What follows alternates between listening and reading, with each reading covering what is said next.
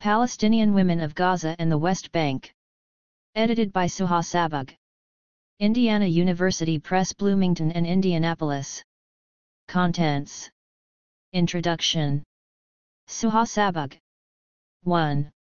Part 1, Defining the Role of Women. 1. The Women's Movement during the Uprising. Justar Hilterman. 41. 2. Patterns of relations within the Palestinian family during the Intifada. Islajad. Translation by Majidah Abu Hasabo. 53. 3. West Bank Women and the Intifada, Revolution within the Revolution. Philippa Strum. 63. 4. The development of the Palestinian women's movement in the occupied territories, 20 years after the Israeli occupation. Zahira Kamal. Translation by Ramla Khalidi. 78. Part 2, How Culture Recorded Women's Role. 5. Gender in the Poetry of the Intifada. Ilham Abu Ghazali. 91. 6. Women in the Legends of the Intifada. Sharif Kanana. 7. An interview with Sahar Khalifat, feminist novelist. Suha Sabbagh. 136. 8. 2 short stories by a Palestinian feminist. Hanan Mikhail Ashrawi. 145. Part 3, The Double Burden of Women. Tradition and Occupation. 9. Women in the Intifada. Robin Morgan. 153.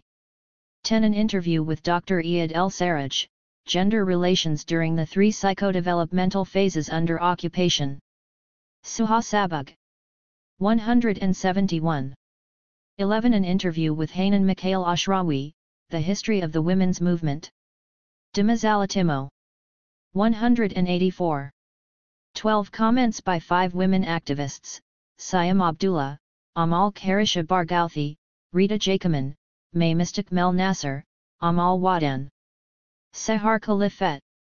Translation by Nagla El-Bashiani. 192. 13. Intifada Year 4, Notes on the Women's Movement. Rita Jacoman and Penny Johnson. 216. Part 4, Anticipations after Oslo. 14. Palestinian Women's Activism after Oslo. Amalka War. 233. 15. The Declaration of Principles on Palestinian Women's Rights, An Analysis. Suha Sabbagh. 1. Introduction. Suha Babak. Palestinians have been fighting Israeli occupation of the West Bank and Gaza since December 1987.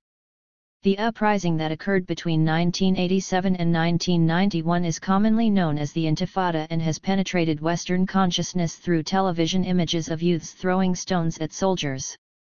The term Intifada is the only Arabic word to enter the English language in the last decade. In the Arab press, the Intifada was likened to the tremors of an earthquake, a metaphor that implies future political and social transformations in the region. Media analysts, reporters, Arab intellectuals, and commentators had much to say about the role of the hidden forces, the unified national leadership of the uprising, UNLU, and the outside leadership, yet most failed to assess accurately the contributions of women's institutions and the spontaneous support of middle-aged traditional women who sometimes formed human shields between the youths and the soldiers. What will be the effect of the politicization of these traditional women on the social change that some predict will transform the area and impact on the emerging Palestinian state? Will the women seek to alter their role in society, and what will be the response to that? This multidisciplinary work, written from an insider's point of view, seeks to answer these questions. Television images of the Intifada generally focused on youth. In part, the youthful image of the Intifada reflects the age distribution of the 2. population on the West Bank, where 50% of the population is under 15 years of age and 70% is under 30 years of age. 1. Yet it is not correct to assume that youths were the only participants. The Intifada encompassed all sectors of society, and women's participation in particular is well recognized by the community. Laborers bussed daily to Israel bore the brunt of the psychological stress, because the Shabab, youths, of the Intifada did not recognize their contribution. Through their wages, laborers sustained the youths and made it possible for them to participate in the resistance. Shopkeepers and businessmen sacrificed profits as they complied with the directives of the UNLU and upheld all commercial strikes. Camp dwellers, responding to the tension and poverty in the camps, mounted demonstrations and confronted the soldiers. 2 Urban and rural dwellers alike assisted their neighbors by providing the needy with food supplies during times of curfew. Others rushed the sick to hospitals, in spite of curfews, at the risk of their own safety. The assistance once extended to needy members of one's extended family was extended to one's neighbors. Some have argued that the general atmosphere in which men were required to express cooperation, caring, support and nurturing, compassion and empathy for one another, all traits generally attributed to women in a traditional culture, had a feminizing impact on society that augmented the appreciation for women's contribution and role.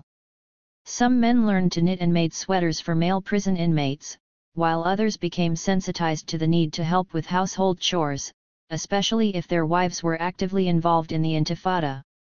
These ideas were new to a culture in which male and female roles were clearly demarcated. Many uprisings against the Israeli occupation took place on the West Bank and in Gaza after 1967. But what distinguished the Intifada was the mass mobilization of women from all walks of life.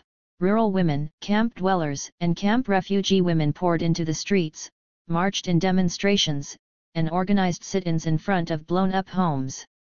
This was the first, spontaneous phase of the Intifada, when mass demonstrations were formed as an expression of anger and frustration. Women initially went into the streets to tear their children from the grasp of the soldiers. They were acting in accordance with their traditional role as protectors. However, women soon came to realize that the position of the youths was a valid one and that occupation could end only through resistance. Women then began to assist the youths by breaking up stones for them. Many women decided to try the liberating activity for themselves, as some photos show. The initial impetus that drove women out of the private sphere of the home and into the public sphere of the street, to the extent that the 3 terms private and public are applicable to life on the West Bank and Gaza at all, was simply the desire to protect their children. But women also expressed their willingness to question traditional values. Their very participation indicates a transformation of consciousness. Through the spontaneous act of participating in the confrontation with Israeli soldiers, women have challenged their traditional role, which requires their exclusion from the public sphere.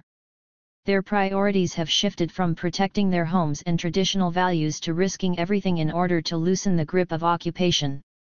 Given the influence that these women traditionally exert within the home, it is not difficult to imagine that the challenge to some patriarchal norms will have long-term repercussions for gender relations within the family, the exact nature of which remains to be seen. Analysts have noted that women's participation dwindled in the same measure as the Intifada began to lose its spontaneous nature and became institutionalized. The exact reason for this decline has been hotly debated in women's circles. Islajad, in a discussion in this volume, blames the UNLU for failing to give the women's issue the necessary attention and consequently for failing to attract women as the Intifada became subject to the directives of the UNLU. Justar Hilterman, on the other hand, argues that while not all the women who poured into the streets became mobilized, many did join the ranks of the women's work committees and other women's organizations as a result of their participation in the Intifada. He further points out that these women had been courted by women's groups prior to the Intifada with less positive results, because women were afraid to support what seemed to them to be a political program. The fact remains that the number of women who joined women's organizations during the Intifada rose, although not enough to meet the goals and hopes of some intellectual and activist women. The most significant effect of the Intifada on women was the transformation that took place in women's consciousness of their roles.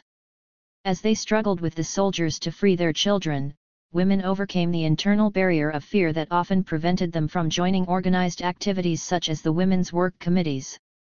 Further, this development enabled them to challenge their position in the patriarchal structure. Women came to dominate the streets, though their very presence there had previously been deemed improper. They were able to freely challenge certain traditions because the rest of society supported and recognized this challenge in the name of the national cause, that cause temporarily offered women an umbrella of protection against criticism that they were transgressing against age-old traditions. 4. In the early phase of the Intifada, women challenged nearly every symbol of male domination. They organized and joined street demonstrations, they worked side by side with men guarding each quarter, and they provided food to homes in times of curfew. But the protection afforded women against social criticism in the name of working for Amal al-Watani, the national agenda, was a mixed blessing. Although women trespassed against the symbols of patriarchal domination with the blessings of society, they were simultaneously required not to question the central patriarchal paradigm, the power that men have over women's lives, until after the occupation ended. The argument against such a confrontation was that the direct questioning of this power could destroy the social fabric of the family, which was holding society together in the face of occupation. As in most Third World struggles, Palestinian women were being asked to put their agenda on the back burner until national liberation had been achieved. But women's groups had studied the experience of Algerian women who fought side by side with men yet made very little progress after independence, and they were determined not to meet the same fate as their Algerian counterparts.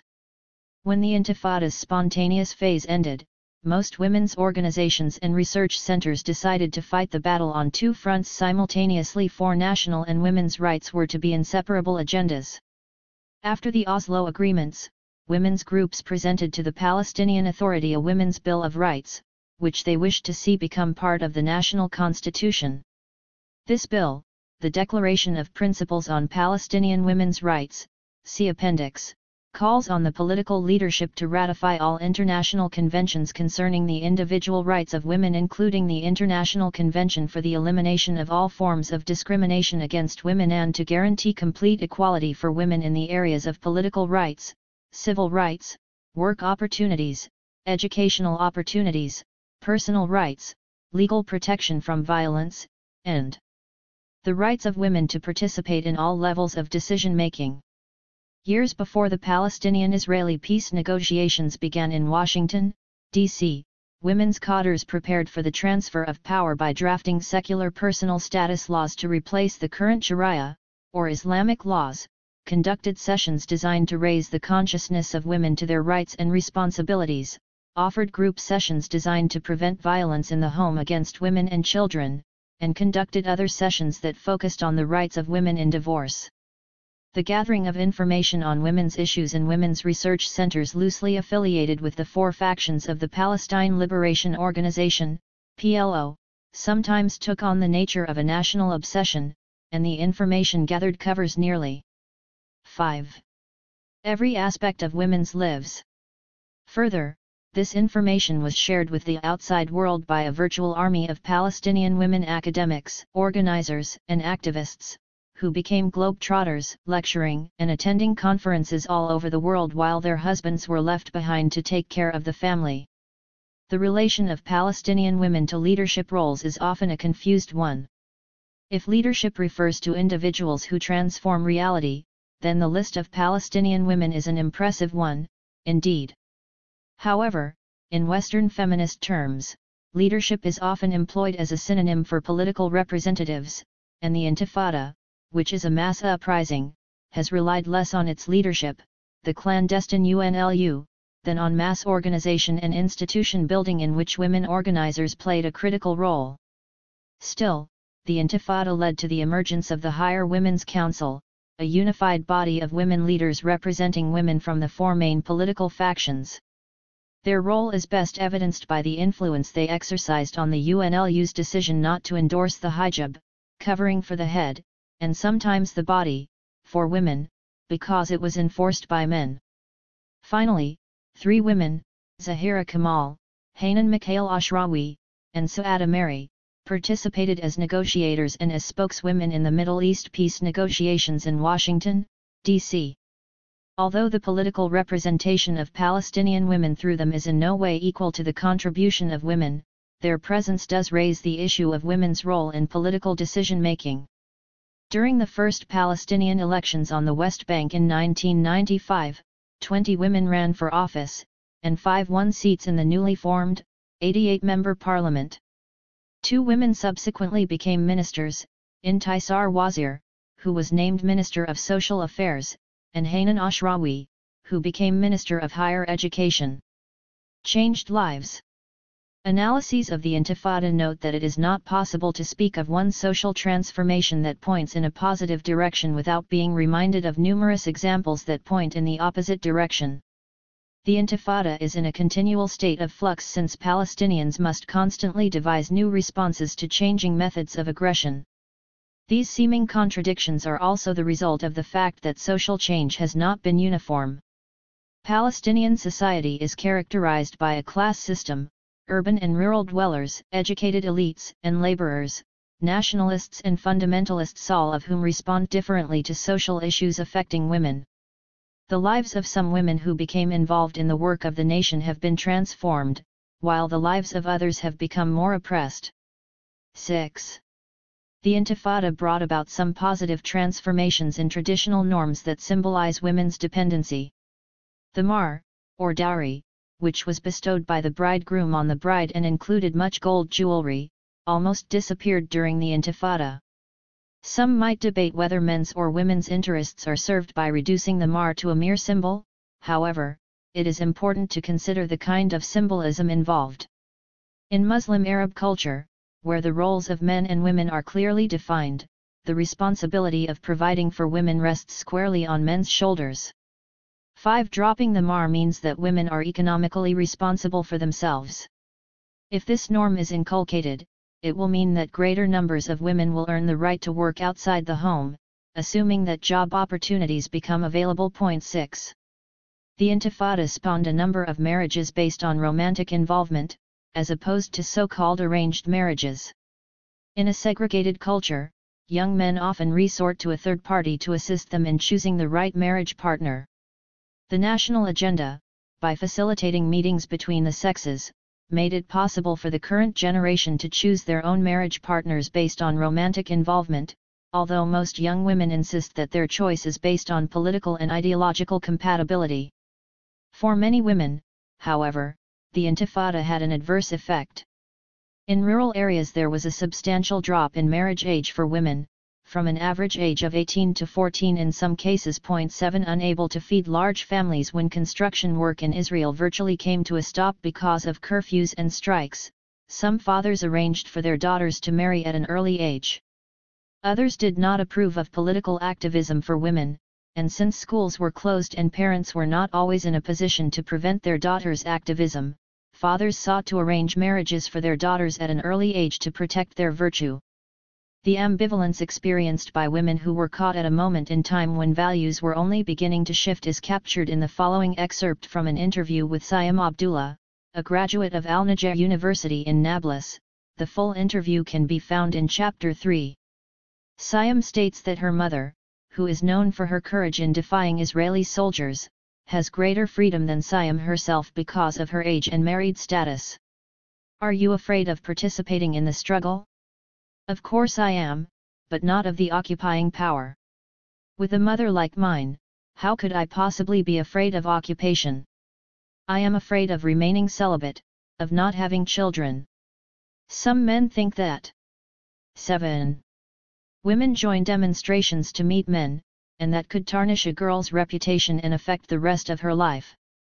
Frankly, I am afraid of injury and of prison, because if I am maimed, there is very little chance of finding a man who will ask for my hand in marriage.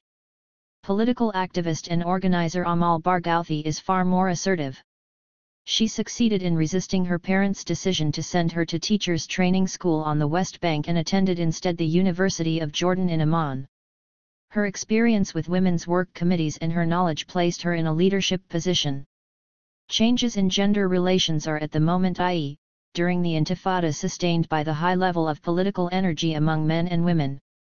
Women are delighted with the recognition that they are getting, but there will be a serious regression in gains made so far unless women organize by joining existing structures. The dilemma now facing activists is how to convert into tangible results the gains women made during the spontaneous participation of women in street demonstrations. The idea of working simultaneously on both fronts, nationalist and feminist, was entirely new. it was introduced by the women's work committees when they began to emerge in the late 1970s. Here their views were reinforced in the course of time because women came to realize just how important their contribution to the struggle really is. 8. Women's organizations and cooperatives. The first form of women's organization that emerged immediately after the 1967 war were welfare-type organizations. Raymonda Tall's book My Home, My Prison is one of a few sources that offers information on the way women organized following the occupation in July 1967 as a reaction to the punitive measures imposed by the military government. 9 Tall offers important details about specific events, such as women's active involvement in preventing changes imposed by the military government in the school curriculum and demonstrations carried out against the demolition of homes. She describes the conditions of the refugees evicted from their homes and settled temporarily around her house during the 1967 war. 10 The emphasis then on saving lives and providing sustenance carries through in women's welfare organizations to the present day. By and large, these early organizations were built around women's nurturing role. Any problems touching on the 8.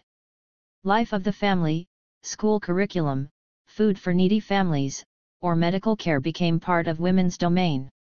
Welfare organizations. The Society for the Rejuvenation of the Family, in Ash al-Yusra, headed by Sabbagh Khalil, was founded in 1965, 2 years before the Israeli occupation of the West Bank and Gaza. In 1965 the budget of this small organization was $500. Shortly before the organization was forced to shut down on the grounds that it was teaching the slogans of the Intifada, it was the largest organization of its kind in the West Bank and had a budget of $420,000. The organization was helping 15,000 women, including 4,800 women employed in traditional Palestinian embroidery projects in their homes, 152 full-time employees of the society, and 200 young women registered each year in its vocational programs. 1,500 families were receiving sponsorship aid of $500 a year, including military prisoners and their families. In Ash al-Yusra was not the only organization of its kind. 11 During the Intifada, Palestinian society had a high percentage of women who were single heads of households, either because their husbands were in jail or employed in Gulf countries. Women have to rely on each other through a networking system to increase their income, and their welfare organizations play a very important role by providing financial, medical, and scholarship aid programs. 12. Women's work committees. A new form of women's organization emerged in the late 1970s with the 4 women's work committees, affiliated with the 4 factions of the PLO. 13 While the welfare organizations were run from the top down, generally by urban, middle-class women who wanted to help women with lower incomes, the new organizations were more democratic and stressed self-help over welfare programs. The younger generation of women leaders felt that welfare organizations did not stress survival and self-help programs. The founders formed classes to provide health education, training in embroidery, office skills, and food processing, and to increase literacy. They also provided women with daycare centers. Women felt secure that their children were within reach while they were improving their survival skills. Most importantly, they engaged women in political discussions that soon turned into discussions about women's issues and women's rights. 14. At the beginning of the Intifada, when directives were issued by the UNLU calling for strikes or marches, women's work committees would 9. Translate them into a call for action by women and pass them on through their networks. They organized marches in which women called for the liberation of the land and for equality for women in a new Palestinian state headed by the PLO. At the beginning of the Intifada, Israeli soldiers hesitated to use force against women, and women turned this constraint to their advantage. In more conservative villages women's participation was smaller, yet it signified a shift in what constitutes women's territorial domain. The women's work committees also benefited from the increased political awareness of women by drawing many new members into these institutions. They attracted women by offering classes in first aid and health education to compensate for poor access to medical centers in times of curfew. They also increased their daycare hours to make it possible for women to participate in the Intifada. Popular committees. The Intifada saw the emergence of a mass base in an informal system of organizations called popular committees, which were designed to meet the needs of the community and enable them to resist. The committees consisted of both men and women working side by side. Members of the women's committees also joined the popular committees and transferred to them their institutional know-how. The two types of committees were able to supplement each other's programs. The popular committees were based on the principle of extending the care and support once reserved for members of one's extended family to all members of one's community. Under curfew and under restricted forms of mobility, one's neighbor is at least as important as a cousin who lives in the next village. Each neighborhood had a committee to deal with emergencies and ongoing services and supplies, serve food and baby milk, guard the neighborhood, maintain the clandestine education system, visit prisoners, and develop and staff the so-called defense system. This last committee, the most visible one, consisted of the Sabbagh, who engaged the army by throwing stones. With the exception of the defense committee, all committees had more than 50% female members. It is not difficult to see that women are more efficient in assessing the food and baby food requirements of households, first aid needs, and the need for urgent medical care, especially in cases of childbirth. The committees sought to meet these needs as best they could. Because schools were closed, women developed a clandestine education system in their basements and in community buildings. Since it was illegal, teachers, if discovered, risked a prison sentence and a heavy fine. Pupils who attended had to hide 10. Their destination and their books from soldiers, and because of the surrounding anxiety and tension, many were not able to show the same concentration as they might have in a regular school. Women's work committees matured in the process of lending their skills to the Intifada. Before the Intifada, competition was the norm between work committees affiliated with the different political factions. This sometimes led to duplication of the services offered in certain villages. During the Intifada, all committees learned to work together and to coordinate their activities, a step that brought together activists from the various factions. Some analysts have argued that the agenda of the popular committees constituted a regression in women's rights because it represented an extension of women's traditional role of caring for the sick and the needy, something that was vital to the resistance but did not necessarily benefit women. 15 others argue that while women's position was not significantly altered, their participation has earned them a stronger role in family decisions, including greater control over finances, their own mobility, and the education of their children. Women's food cooperatives. In an attempt to meet the directives of the UNLU to boycott Israeli goods, the women's work committees established food cooperatives to produce jams, fruit juices, canned fruits, pickled vegetables, biscuits, and breads. Women did not have to learn new skills since canning is practiced in most Palestinian households. Methods of food preservation had to be improved, however, and the products were sold through shops or directly to customers. The effectiveness of the cooperatives in providing an alternative to goods imported from Israel was limited, but the experience afforded women a taste of economic independence and set an example of how women can contribute to the market while creating jobs. In a published interview, Khalid, a 48-year-old female worker in an agricultural cooperative in a village near the city of Ramallah, where she worked with 12 village women, had the following to say about her work and her new sense of self: "Now I feel that I'm able to fight for my full rights as a woman and as a human being. I am no longer just a housewife. No, I'm part of the workforce that is creating direct change in my society. By being productive, I can also be a full partner in establishing the structure of our society." 16. Another successful cooperative called Our Production is Our Pride Cooperative, had 2 branches on the West Bank and was formed. 11. Shortly before the Intifada, its 22 women workers attended a course in marketing, production methods, and bookkeeping. Decision-making was shared and so were the profits. Their jars of pickled cucumbers, olives, and stuffed eggplant were popular products in shops in the Jerusalem area. Many cooperatives gave women work that could be performed at home between household chores, for example, embroidering of articles of traditional dress and other items. Assessment of the impact of cooperatives and other forms of home economies on women's lives indicates that increased income did not automatically alter the gender gap. Women still do their household chores in addition to their work outside the home. Yet participation in the cooperative decision-making process seems to have altered their perceptions of themselves. As one female worker put it, "As rural women, we have been working on the land all our lives, but we did not take a role in the decision-making and we never dared to ask to be paid by our husbands or fathers. Now we can work as we did, but with more organization and taking part in the decision-making." 17. Women's Research Centers. In the assessment of most research institutions, women did not make substantial gains despite their hard work. And despite women's growing political activism, their status in society has not greatly changed.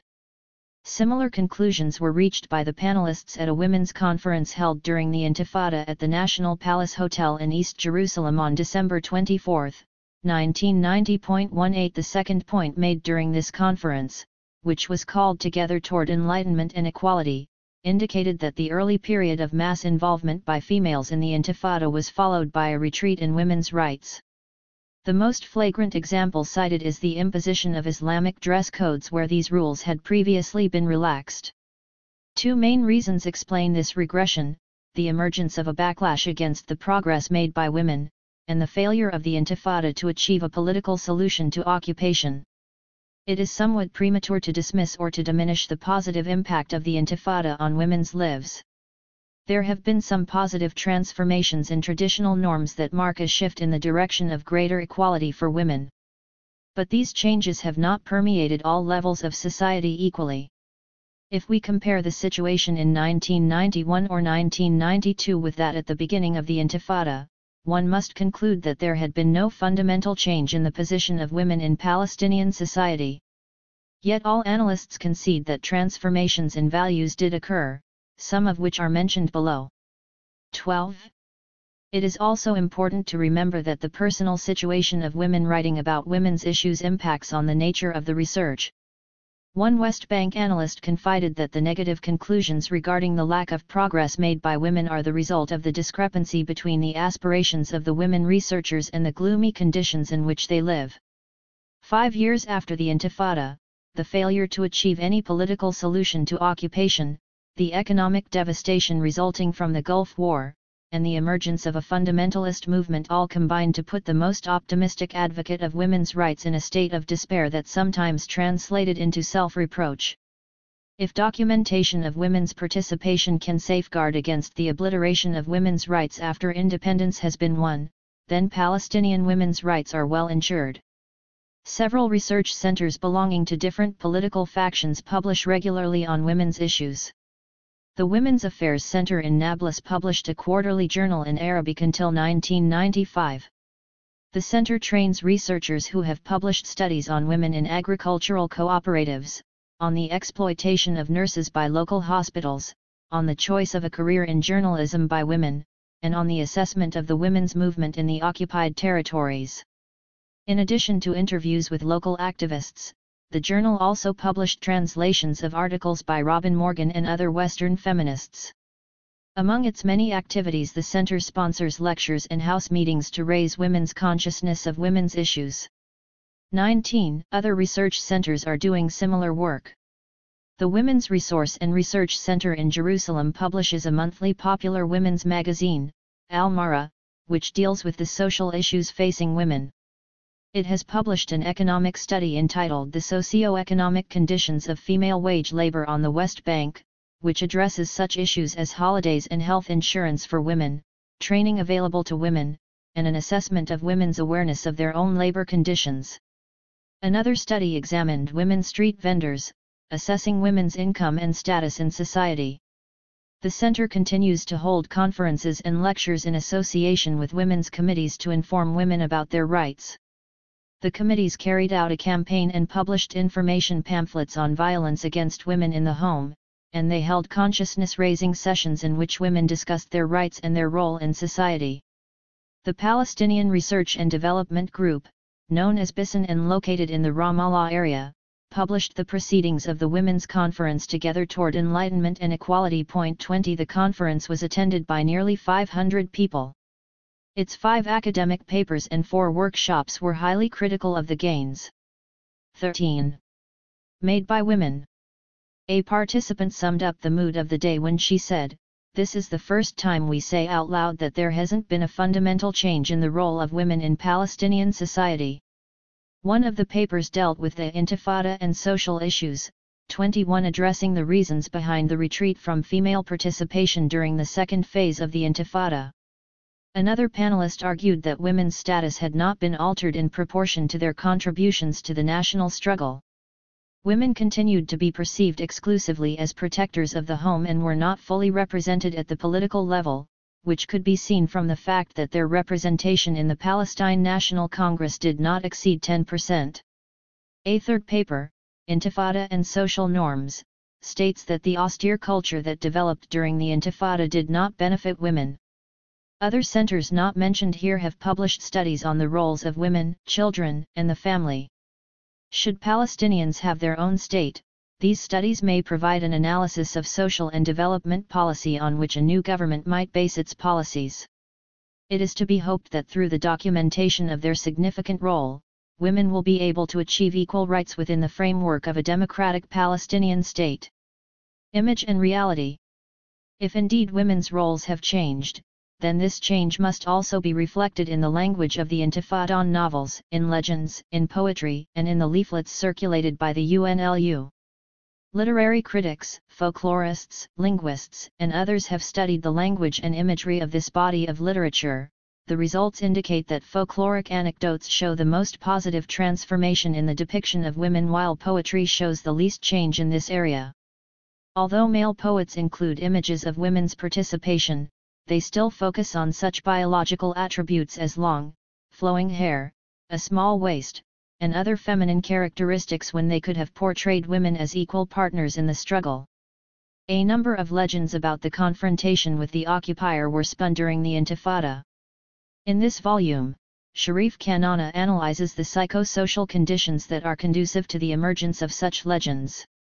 He notes that stress and rising nationalism are 2 areas that constitute fertile ground for these stories, which portray local or national heroes and heroines as accomplishing extraordinary feats against the enemy. 22 Some legends show a transformation in women's role, while others continue to cast women in the role of mythical mother and protector. In the body of oral literature called legends, women's role is more 14. Positive than in the poetry written during the Intifada. This is the conclusion of Alam Abu Ghazali in her essay, and it is not surprising since the canons of Arabic poetry generally take a long time to change.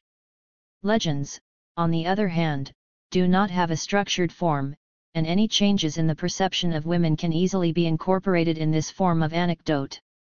Even prior to the Intifada, Palestinian women have always perceived themselves as the stronger sex, according to the feminist novelist Sahar Khalifat.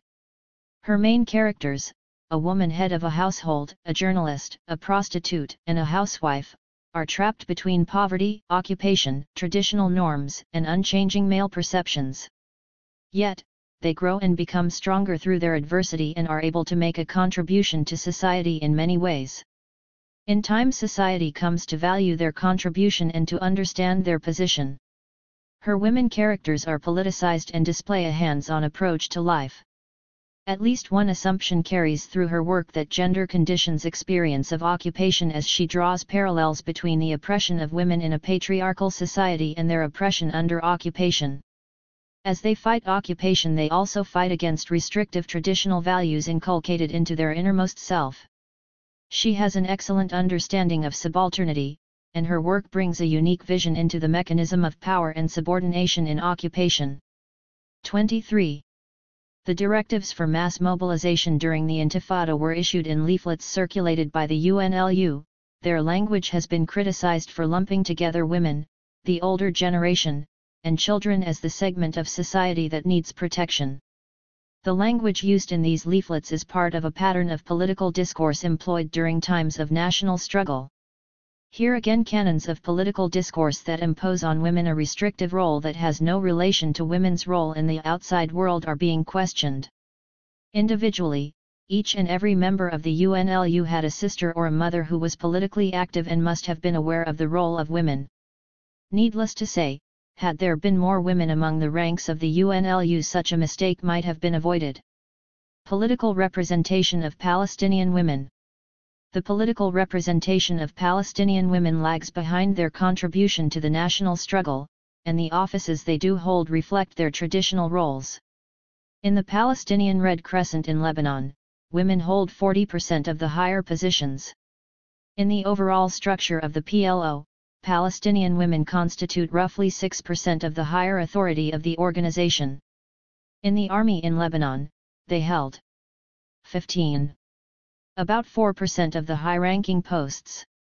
Of a total of 301 members in the Palestine National Council, the Palestinian Parliament in exile, 37 are women. In the structure of Fatah, the largest faction in the PLO, Jihad and Ludaf were the only two women members of the Revolutionary Council. In mass unions and syndicates, Isam Abdelhadi is the only woman in a top position, heading What Else, the General Union of Palestinian Women. 24 Several Palestinian fighters, such as Leila Khalid, became known for their militancy, however, the majority made their contribution in traditional ways. While the political representation of Palestinian women compares favorably with other Arab countries, this does not mean that Palestinian women are anywhere near close to achieving a measure of equality in political representation. Many believe that the women's movement will be in a position to negotiate like the other factions of the PLO once sovereignty is achieved, but this will depend on the level of democracy and political participation within the apparatus of the new Palestinian state. A phase of regression. Comparing Women's Day in 1988 and in 1991, a prominent woman author has written, "In the wake of the Gulf War and in the midst of continued curfew and restrictions on the Palestinian population, Women's Day 1991 passed almost without notice in the occupied territories. The contrast to Women's Day 1988, during the first year of the uprising, was stark. On that day middle-class women in high heels, teenagers in jeans, and village women in traditional dress marched through the streets of Ramallah and other towns and villages throughout the West Bank and Gaza. Many women had tears in their eyes, not from the inevitable tear gas but from the exhilaration of a new spirit of women's solidarity and defiance." 25. In the fourth and the fifth years of the Intifada, the potential for a mass women's movement with the ability to address national and social issues was beginning to decline along with the declining figures in women's organizations. However, the number of hardcore women activists and women intellectuals was not affected, and many conferences were held in an attempt to analyze the three primary factors that were contributing to the decline in the women's movement: a. the failure of the Intifada to bring about a political solution to occupation and the failure of the US-sponsored peace negotiations to produce any tangible results after 1 year, b. the emergence of a religious fundamentalist movement that succeeded in imposing the hijab on women. 16. And restricting their mobility, especially in the Gaza Strip. c. a sense of economic insecurity and personal vulnerability, generated, according to some, by the Gulf War, that brought women back into the fold of the extended family, reinforcing its patriarchal structures and values. The first phase of the Intifada had been accompanied by a sense of euphoria because people felt that they were finally reclaiming their own destiny. Many social ills such as drug addiction, wife beating, and divorce nearly disappeared from the scene. These issues are addressed in this volume in an interview with Dr. Iyad El-Sarraj, a psychiatrist from Gaza. During this period, women's organizations flourished and more men came to support women's rights. The second, more pessimistic phase of the Intifada set in roughly during the third year with the realization that tangible political gains were few. All other institutions were also affected. The financial situation was worsening because laborers either refused to work, or were refused work, on construction sites in Israel. Many institutions that commissioned women's embroidery in the past were now closed down by the occupation because of political activism. Many families had lost a child or a relative, others had relatives in prison, and in this general atmosphere a call for gender equality seemed less urgent than the question of daily survival. At that point, the failure of the Middle East peace negotiations to achieve any tangible progress toward ending occupation generated a pessimism that drew many women away from the political arena. In Gaza, women were being coerced to wear the hijab and to conform to an Islamic dress code that does not have its roots in the indigenous traditional culture. Rima Hamami has argued that imposing the hijab constitutes a backlash against women's changing roles.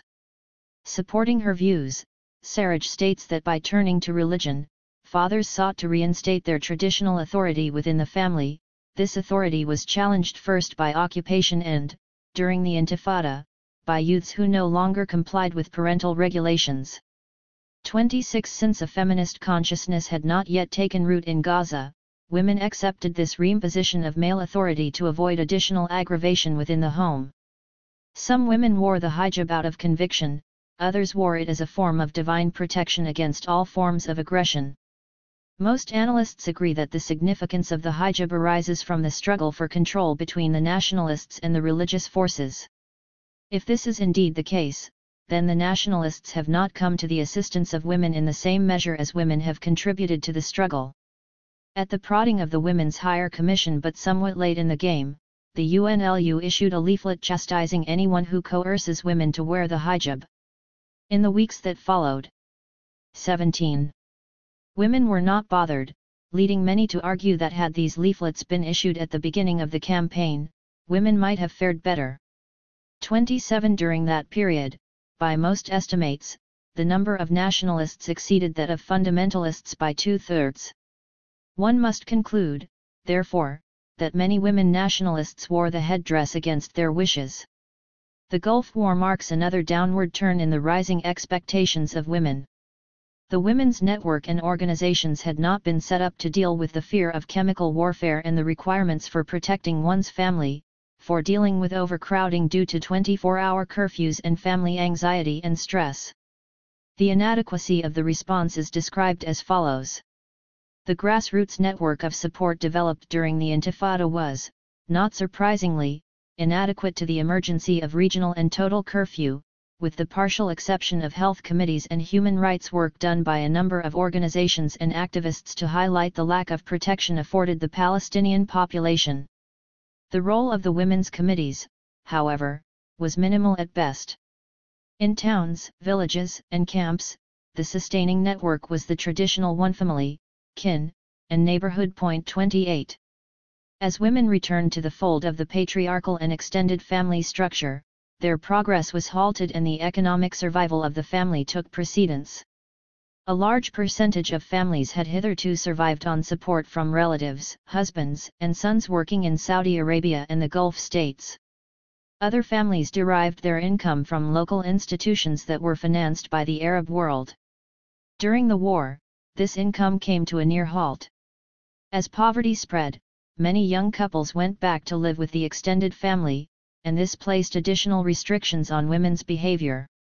A young man from Rajah refugee camp in Gaza viewed his wife's predicament as follows. After the Intifada, I lost all hopes of having a separate home.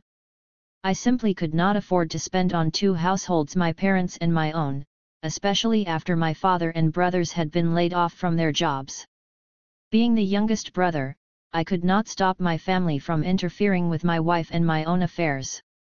They even went to the extent of forcing my wife to wear the veil inside the house. 29. Finally, the fact that the women's movement was so inextricably linked to the nationalist movement meant that the women's movement suffered when the nationalist movement was in decline. And during the Gulf War the nationalist movement lost its centrality. Reflecting on this, Jacoman and Johnson write that 18. Just as the Intifada in its initial stage offered remarkable opportunities for the development of the women's movement, the obverse is also true. The women's movement in the occupied territories, inextricably tied to the national movement, reflects each twist and turn of the national fortune. 30. The shape that the fledgling women's movement will take in the future depends on the political future of the territories occupied by Israel.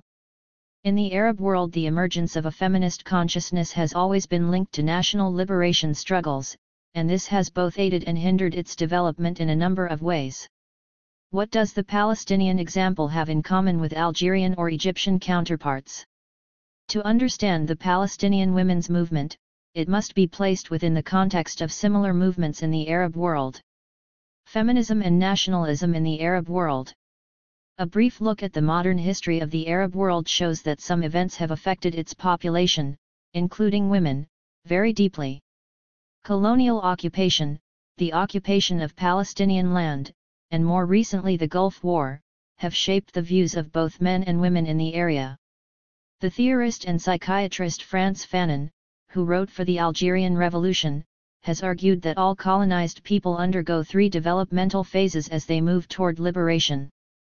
I would argue that the phases identified by Fanon are rather three political and intellectual currents that sometimes exist simultaneously. A glance at the modern history of the Arab world shows that these currents constitute three possible responses to A. Western policies in the Middle East, and B. Economic and regional problems affecting the area.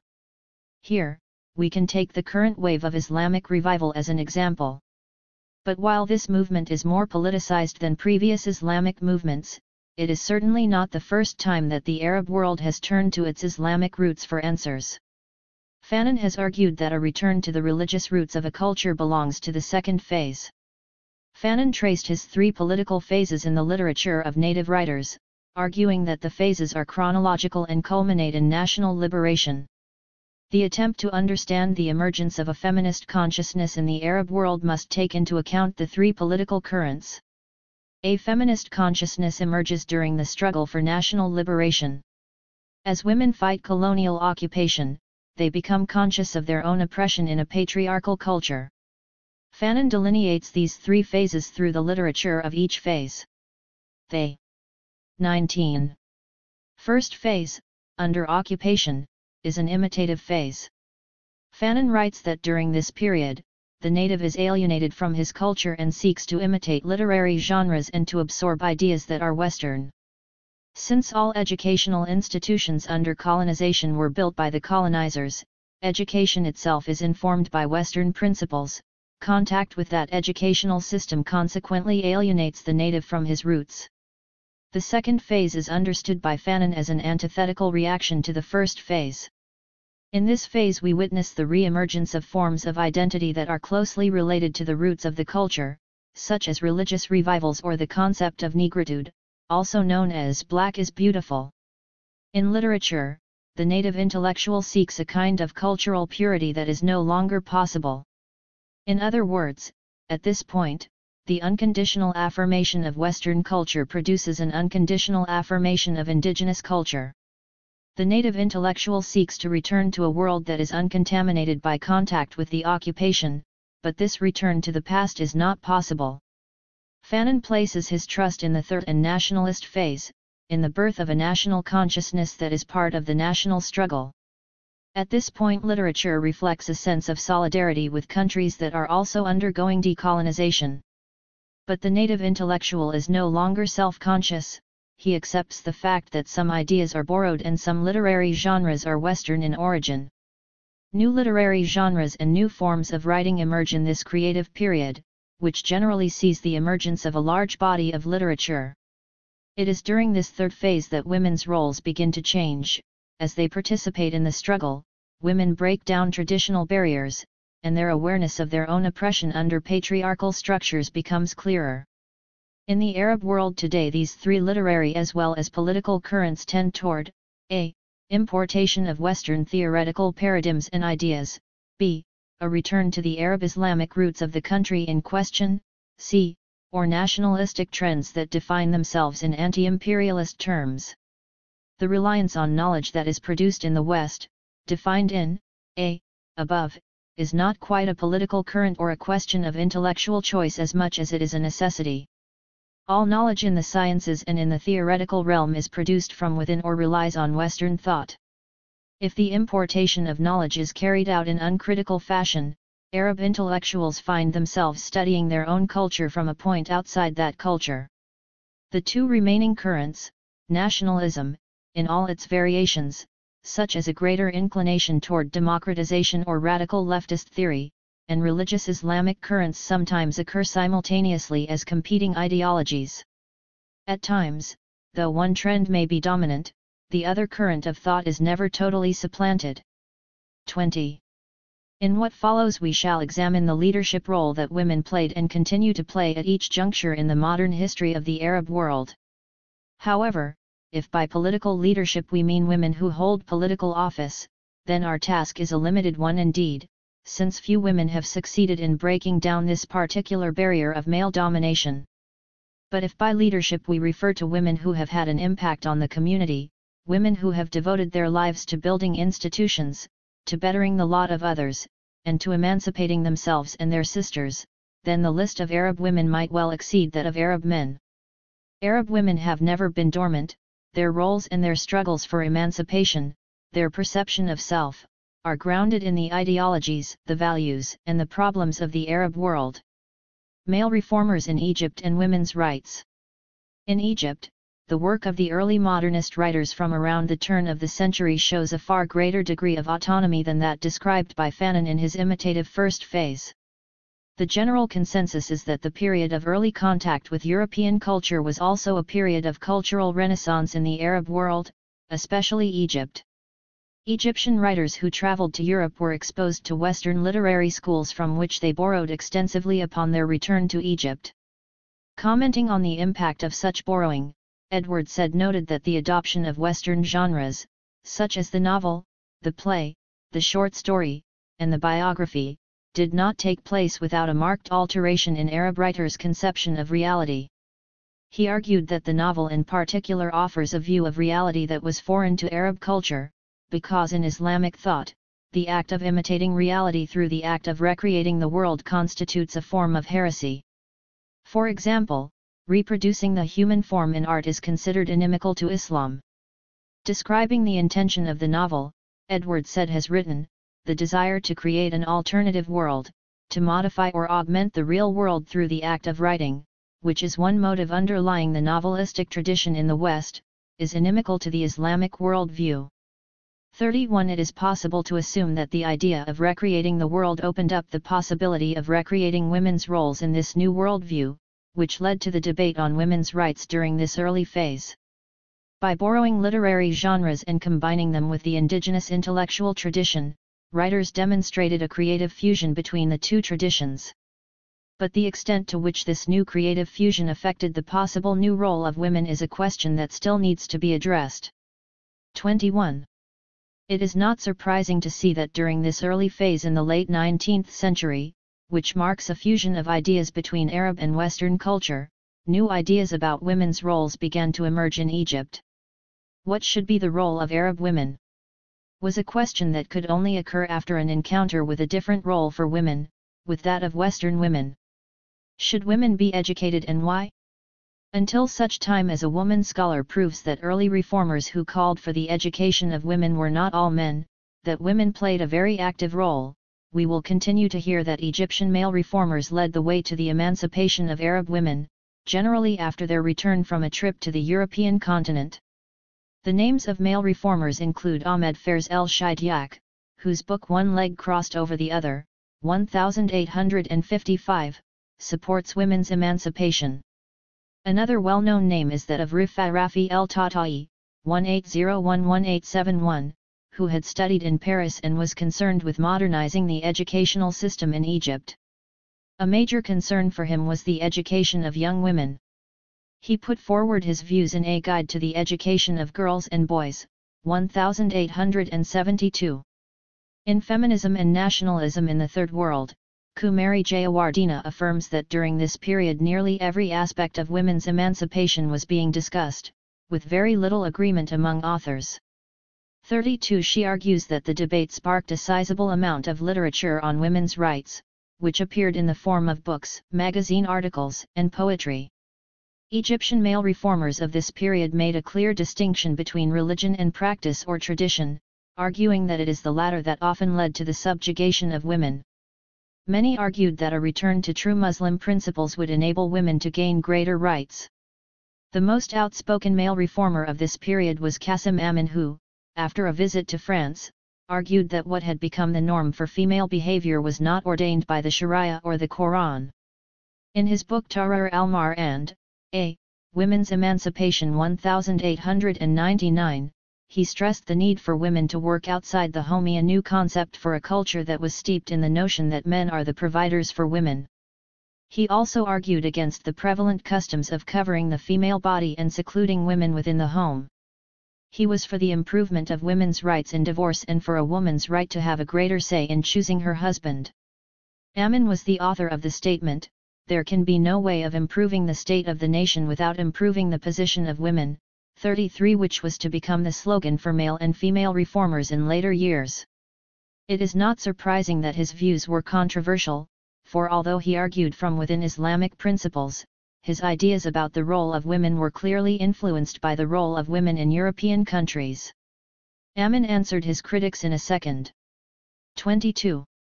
Book entitled Al-Mara al-Jadida, The New Woman 1900, in which he developed his concept of equal rights for men and women.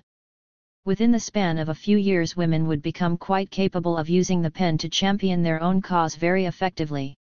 National liberation and the emergence of a feminist consciousness. Fanon places his trust in the third phase, the process of decolonization that brings about the birth of a national consciousness. National consciousness is, according to Fanon, reflected in national culture, which includes both literature and folklore.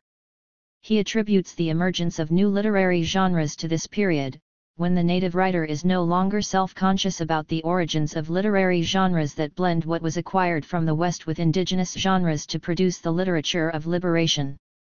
Implicit in Fanon's concept of national culture is the emergence of a feminist consciousness that seeks a greater degree of equality with men.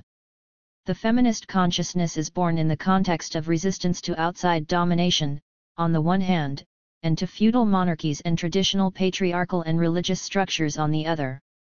The initial impetus that drove women to participate in the national liberation struggle is often a traditional motive, the spontaneous outpouring of anti-imperialist feeling, as was the case with Egyptian women who demonstrated in the streets of Cairo against British occupation, or, more recently, Palestinian women's desire to protect their children in the early days of the Intifada. However, in the process, as women moved from the private sphere of the home and into the public sphere of the street, women express their willingness to question traditional values that require their exclusion from the political sphere. Their participation in the national liberation struggle indicates that their consciousness has been transformed. Women have started to question age-old values that require their seclusion in the home. Their priorities have shifted from being the guardians of tradition to risking everything in order to loosen the grip of colonization. It is at this moment that a feminist consciousness seeking greater equality with men begins to form. The struggle therefore often takes place on two fronts simultaneously, feminist and nationalist. In the modern history of the Arab world, three countries come to mind with regard to the issue of women's participation in a national liberation struggle: Egypt, Algeria, and Palestine. Many people remember the images of the Intifada on the evening news, images that showed 23 middle-aged women in traditional dress forming human shields between their children and the army in the streets of their towns on the West Bank and in Gaza. As early as 1919, Egyptian women demonstrated in the streets of Cairo, chanting nationalist slogans through veils covering their faces. Algerian women passed messages and transported arms at greater risk to their personal safety during the struggle for decolonization. 34. Nationalism and the women's movement in Egypt. Women's participation, at the turn of the century, in growing political resistance to colonial rule in Egypt has had an influence on the emergence of a women's movement that has called for the education of women, for bettering women's position within marriage, and for the right of women to work outside the home. The turn of the century saw the emergence of an educated elite, including lawyers and teachers, who, along with landowners and peasants, called for the expulsion of the British from national soil. This group, headed by Saad Zaghloul, in time became the Wafd Party and had the backing of many intellectuals who supported greater rights for women. Saad Zaghloul had been a staunch supporter of women's rights to education, and his perspective was secularist. By 1922, when Egypt gained its independence from the British, political activism and street demonstrations in which many women participated had led to the emergence of a political movement that also recognized the rights of women. A number of women, now considered to be early Egyptian feminists, rose to prominence through their writings at this time. 35. One of the most influential women writers of this period was Malik Hifni Nassif, 1886-1918. She used the pen name Ba'isat al-Badi'a, meaning researcher from the desert, at the edge of which she lived during her married years. She was vocal in her criticism of all the institutions that form a woman's life, veiling and seclusion, denial of education, polygamy and divorce, and denial of the right to work outside the home. It is assumed that her unhappy marriage had some influence on her writings. However, she had the opportunity, unlike many other women of her time, to receive an education. And she was among the first women in Egypt to qualify as a school teacher, though her marriage prevented her from practicing her profession. In 1911 she was asked to present her views on the emancipation of women to the Egyptian Legislative Assembly. She set forth an impressive program that included compulsory elementary education for women. Some of her program was implemented. 24. Equally important is May Ziada, who had a literary salon in her home. Her writings were well received in the circles of male literary critics. At a time when most women were still veiled, she mixed freely with male intellectuals. In Egypt this period saw the emergence of 15 journals that published on women's issues. May Ziada was a regular contributor. In the West, Huda Sha'ara'i, 1882-1947, is known for her theatrical gesture of throwing her long veil into the Nile after returning from a trip to Italy. In the Arab world she is best remembered for opening a school for girls and for her participation in anti-colonialist activities. On several occasions she petitioned the British High Commissioner to stop the use of violence against street demonstrations. Huda Sha'ara'i is remembered for forming, together with other middle-class women, the Egyptian Feminist Union. This organization fought hard to achieve education and other social benefits for women, including changes in personal status laws. Sha'ara'i was also the founder of a journal for women published in French, El Egyptian, which dealt with the issue of polygamy and other infringements of women's rights from a perspective that remained Islamic. The nationalist struggle in Egypt offered women the opportunity to voice their demands for greater equality and to be heard. This early period also saw the emergence of many publications in which women's issues were hotly debated.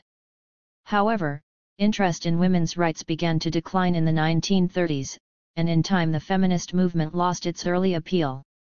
Women and the Algerian struggle for independence. Frantz Fanon, who was sensitive both to the use of language and to all forms of oppression, lapsed when he named his concept, born out of the struggle, the new man, thus excluding from the concept Algerian women whom he admired precisely because of their contribution to the liberation of their people. In his essay Algeria Unveiled, Fanon places a great deal of emphasis on the inner struggle of women who, in order to pass messages, found themselves walking for the first time without the protection of a veil. 36 He also writes about the dilemma of a woman who had emancipated herself from the veil but found it necessary to don it again in order to smuggle arms.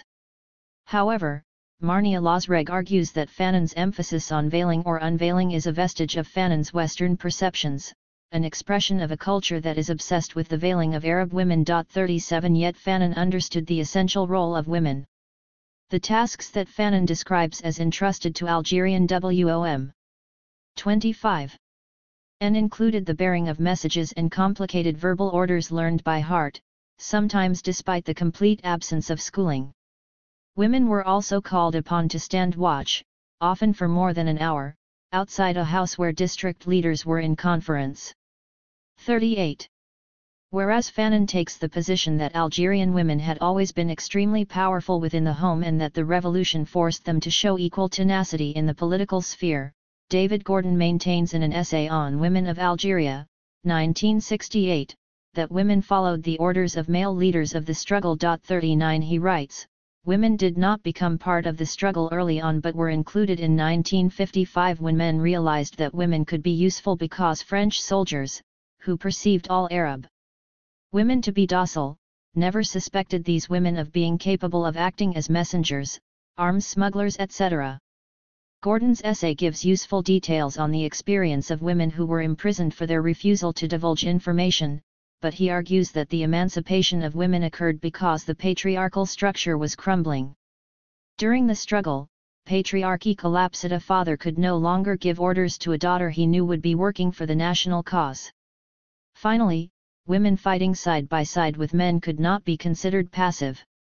While Gordon maintains that the struggle did not raise the issue of liberation for women since Arab women followed orders given by the male leadership, Fanon argued that Algerian society was outwardly patriarchal while underneath a matriarchal structure had always ruled, and the anti-colonial movement simply released the power of women.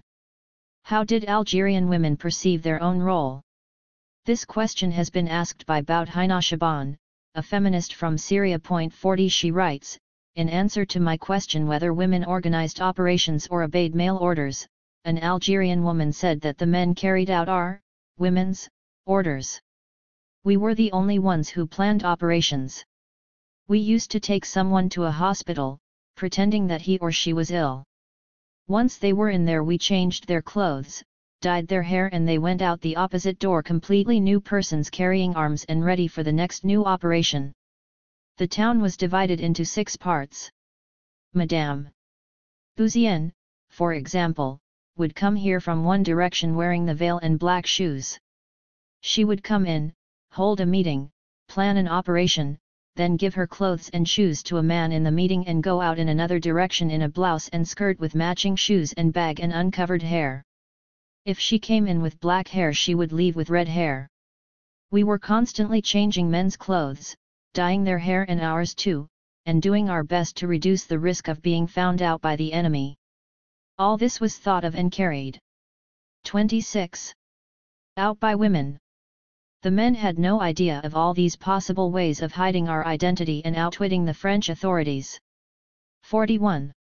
Contrary to Gordon's views, Shaban shows that Algerian women believe that their struggle against colonization emerged in 1930 rather than during the struggle for independence in 1954. In the 1930s they launched their first serious campaign for educational reform and sought to reintroduce the generation educated in French schools to their Arab Islamic cultural roots. They also believe that they were the ones who thought up the operations and that men followed their orders. It is difficult to establish the exact number of Algerian women who participated in the struggle, according to the records of the Ministry of the Mujahideen. Since Algeria's independence, only 10,949 women have claimed status as former militants. 42 This figure is considered to be far below the number of women who actually participated in the struggle, since the many thousands of women who provided shelter and food for the militants did not always report their contribution. While the world remembers the name of a militant woman such as Jamila Bouhired, who took up arms and conducted several operations against the French before she was jailed and severely tortured, a vast number made their contribution in more traditional ways. For example, nearly half of the 205 women militants on whom accurate information has been obtained were nurses. What was the male attitude of the FLN to women's participation? According to Marnia Losreg's study, which is by far the most detailed work on Algerian women and which appeared in 1994, 32 years after independence had been won, the participation of women brought out men's ambivalence toward women's roles in society as well as in the struggle against colonial rule. She refers to a woman who participated in the revolution and who noted that a notable guerrilla leader lectured women on the need to devote themselves to the care of the civilian population and to spare themselves the risk of battle. 43 The attitudes of the PLO leadership in Lebanon was similarly ambivalent toward women's participation. The failure of Algerian women to make serious strides toward equality after the new state was established is addressed in both Losreg's work and by Boudhaina Shaban, who has argued that there is no more telling indicator of the vast dialectic between tradition and modernity than the position of women. 44. Based on the Algerian experience, Shaban advances an interesting thesis that in the post-independence state, feminism and fundamentalism emerge as two conflicting forces directed against the corruption and the failures of the secularist nationalist state. She views these two conflicting movements as pioneering. 27. Forces in Algeria's political democratization and notes that in the 1980s, the state clamped down on fundamentalist Islamists and on feminists because both had demonstrated their disapproval of the power elite's ambivalence toward their status. Feminists were detained for demonstrating against a reactionary personal status bill.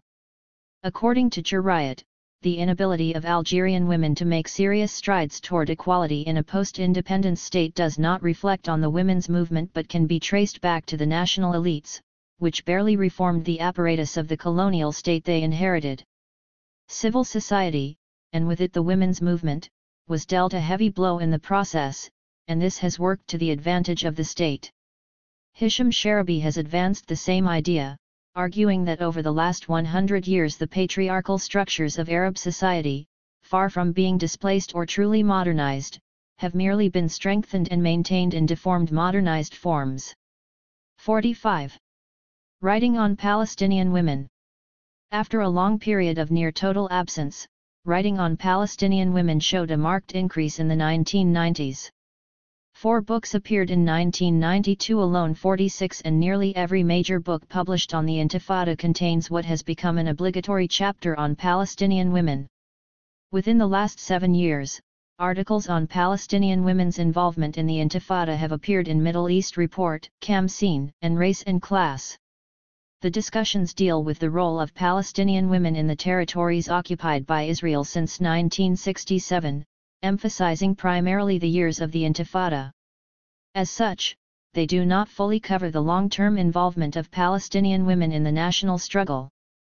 The literature on Palestinian women is still far from complete. The studies discussed below complement each other both in their theoretical perspective and in the material they present. Written in the form of a journal, Philippa Strum's The Women Are Marching offers a comprehensive view of women's emergence into leadership roles and the ensuing transformations in gender relations. It offers the reader a glimpse of daily life during the Intifada from the perspective of an empathetic American Jewish visitor. Oraib Aref Nayyar's Portraits of Palestinian Women offers intimate interviews with women activists, intellectuals, homemakers, and professionals.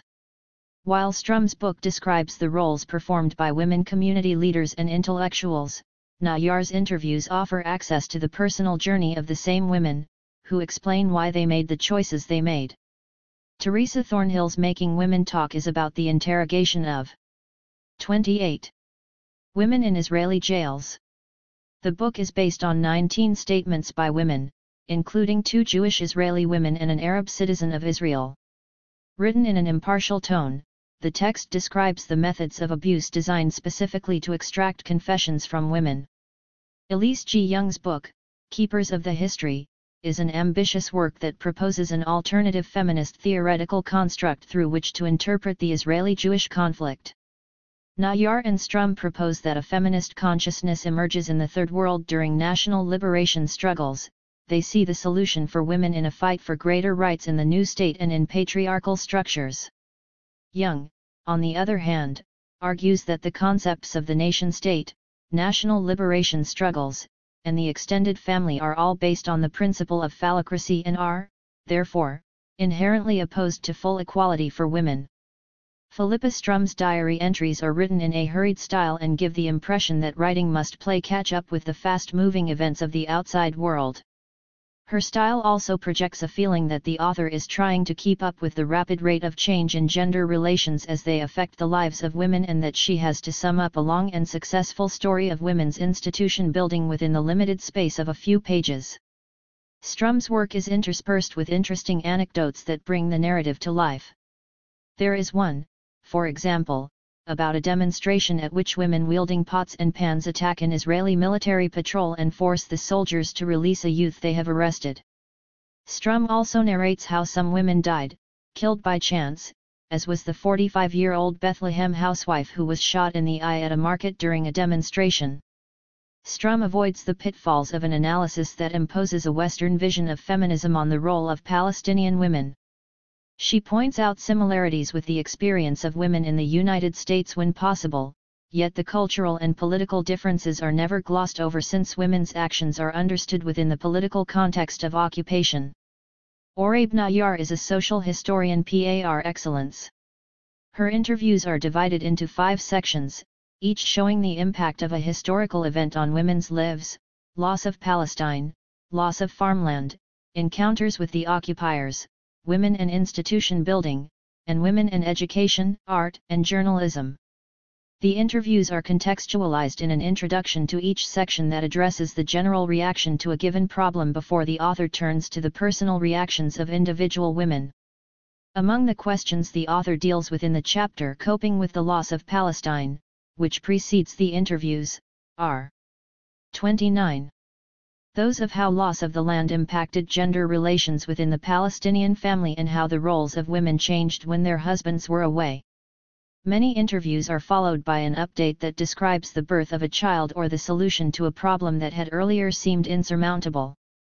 The book is a monument to the resilience of Palestinian women, many of whom were able to overcome incredibly difficult personal lives and a great deal of adversity. Whereas interviews with women prisoners in Nayar's book reveal the psychological impact of their ordeals, the purpose of the interviews in Teresa Thornhill's book is to show the methods of interrogation employed by the Israeli security apparatus. The interviews reveal that all forms of torture are acceptable as long as they do not leave detectable marks and can, therefore, be labeled moderate. The courts, which are also part of the military system, consider moderate torture to be acceptable. And as attorneys Felicia Langer and Leah Tsemmel argue here, it is only a short step from there to accepting statements made under moderate torture as admissible. Elise G. Young's book proposes an alternative feminist theoretical construct for interpreting the Arab-Israeli problem but also has far-reaching ramifications for our understanding of all forms of violence against women everywhere. While the works of Strum and Nayar in particular argue that national liberation struggles bear within them the potential for the emergence of a feminist consciousness and that this promise was partially fulfilled in the occupied territories through the new roles assumed by women, both of these authors are aware that the control men exert over women's lives, whether in the patriarchal structure of the extended family or the equally patriarchal structures of the Palestine Liberation Organization, PLO, will not disappear overnight. Young, on the other hand, argues that all forms of nationalism, including national liberation struggles and the modern Western nation-state, are based on the principle of phallocracy and are inherently opposed to full equality for women. Women's relationship to the land, she argues, is different than that of men, which is generally one of domination, similar to their relationship with women. Young concludes that whether from the perspective of the invader or the invaded, the ruler or the ruled, the nationalist struggle for control of land is not the same struggle for women as it is for men. It is possible to see here how Young arrives at her premise, which states that violence against women is linked to violence against nature and violence against race. Within this construct she draws interesting correlations between a woman raped in Central Park in New York, a woman shot on her balcony in the Intifada, and the Holocaust. She, 30. Traces the roots of the control over women to the early days of the three patriarchal religions, showing how in the Bible the story of Sarah and Hagar is also the story of the triumph of patriarchy over matriarchy. At this point, however, it is possible to see only that the three forms of violence against race, against class, and against gender share the same paradigm. I do not think Young has shown, or that anyone else can prove conclusively, that colonization, violence against race, and violence against nature have their roots in violence against women, although similarities do exist between the three forms of violence. Palestinian Women, Identity and Experience, edited by Abba Augustin, is a book that bridges the gap between academia and a general readership, offering a unique gender perspective on the social history of the Palestinians in the occupied territories. 47. In contrast to the dominant historical discourse, social history considers the way in which individuals react to major historical change. The contributors to Augustin's volume, All Women, view their social history from a feminist perspective. At least one underlying assumption carries through all the contributions: gender conditions the experience of occupation. All the authors write from a position in which the questioning of patriarchal norms is mediated through a national agenda. The contributors were chosen from all walks of life and include an activist, Yusra Berberi, from Gaza, an artist, Vera Tamari, a housewife and the product of an upbringing between Palestinian and German culture, a clinical psychologist, Najama Nazra, and many others. All narrate their experience in an eloquent, personal style without ever losing sight of the experience of the group. This is achieved by weaving back and forth between a third and first-person narrative that emphasizes the solidarity between the speaker and the group, a technique that does, at times, give the narrative a rather self-conscious quality, as if the women interviewed were conscious of being spokeswomen for Palestinians. Yet the narrative is never apologetic, and it maintains a critical feminist standpoint throughout as the various authors narrate their experience of occupation and of the constraints and challenges forced on them by tradition, as well as the victories and fulfillment they have experienced. The role of Augustine goes well beyond that of the average editor, since some of the contributors no doubt experienced, to varying degrees, the barrier of language. Yet the text as it appears, while faithful to the privileged insider's viewpoint, reads smoothly and maintains the personal and eloquent quality of the narrative. Amal Kawar's Daughters of Palestine is based on interviews with women leaders in the PLO. 48 Her investigation focuses on the women's 31. Leadership and how it evolved in conjunction with developments in the history of the Palestinian struggle after the establishment of Israel in 1948. This is the only examination of the full history of women's involvement in the Palestinian national movement from the revolution in the mid-1960s to the Palestinian-Israeli peace process in the early 1990s. The importance of this book lies in the author's ability to explain how these women were able to overcome some of the social barriers that traditionally prevent women from entering the political arena. 3 excellent essays on Palestinian women appear in Arab Women, edited by Judith Tucker. 49 The perspective they adopt challenges a monolithic view of the Arab world while avoiding the pitfalls of a defensive position. This collection of essays assumes that, in spite of diversity, the Arab world constitutes a cultural and historical unit that provides a shared context for women. The role of Palestinian women is understood here through the relationship between feminism and nationalism in the articles by Julie M. Petit, Swed Dajani, and Rosemary Saei. Taken together, these 3 articles raise the question of how diasporan women's experience compares with women's lives inside the occupied territories. Swed Dajani's essay, Palestinian Women Under Israeli Occupation, addresses the conditions for Palestinian women under occupation and the implications for future developments. 50 Dajani writes that the West Bank has been transformed into a colony for Israel's economy and that the situation of women reflects the economic exploitation that has led to the destruction or transformation of indigenous structures such as the family, to land expropriation, and to the proletarianization of the population. Dajani's article draws on statistical data available since 1967 and shows how the subjugation of Palestinian women to Israel's economy has operated on 2 levels: indirectly through unpaid housework, with Palestinian women assuming the role of reproducing the labor force for the Israeli market, and directly through wage labor. A number of important issues are tackled in this informative essay. They could easily serve as an outline for a book on Palestinian women in which issues of development are addressed at greater length. The work of 3 Palestinian women writers, Sahar Khalifat, Raymonda Tawil, and Soraya Antoni, uses the subject of my article Palestinian Women Writers and the Intifada. 51. I consider their work to be a national allegory of the Palestinian situation. It differs, however, from that of male writers, since the allegory takes place between 2 poles and the questioning of patriarchal norms is therefore mediated through the national agenda. 32. About this work. The intention of this collection of essays is to add to the discourse on Palestinian women within the tradition of writing on women in the Third World. The aim is to accommodate both women's nationalist and feminist concerns, without selectively stressing one form of victimization over another. Academic research in the United States has not yet shown a genuine interest in the theoretical implications of the emergence of a feminist consciousness from within the folds of a national liberation movement. Women's struggle is correctly defined as one against a patriarchal paradigm, against the principle of phallocracy, as Elise Young has called it. What are the implications of this dialectical relationship between feminism and nationalist concerns for the emergence of the Palestinian women's movement and, by extension, for all Third World women's movements born of the process of decolonization? The problem is most urgent at present for Palestinian women as they fight to include their demands in the constitution and in the structures of an emerging Palestinian state. Therefore, it is important to pose the following question at the scholarly level: how can we develop new feminist paradigms capable of accommodating the feminist and the nationalist components without giving priority to one over the other? Study of Palestinian women's roles during the Intifada provides an opportunity for addressing these theoretical issues. Failure to address them would mean that the study of Third World women's movements would continue to suffer from a one-sided view that focuses exclusively on either feminist or nationalist content. The essays presented here examine women's participation and its relationship with the regional conflict, including recent political factors and the internal psychosocial dynamics of the culture.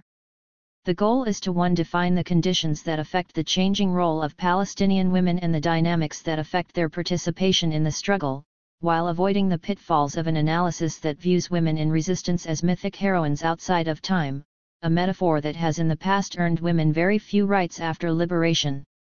The second goal is to examine the way in which the culture has recorded the role of Palestinian women in the literature and language of the Intifada. The majority of the essays are by academic women and men living in the occupied territories. Two American women, known for their deep concern about conditions for Palestinian women, write about their encounters with women they knew before and during the uprising. Most Palestinian women authors are engaged in the production of knowledge about themselves, while the constraints imposed by the use of a foreign language and Western 33 paradigms must be acknowledged. The work as a whole seeks to define the experience of women from a perspective that is internal to the culture and that reflects both the feminist and the nationalist aspirations of women in the territories occupied by Israel in 1967. Part 1 deals with women's active participation in the Intifada, which often took the form of institution building, and the ensuing transformations in gender relations. Joost R. Hilterman's essay deals with the development of women's organizations and the women's movement and focuses on their role during the Intifada.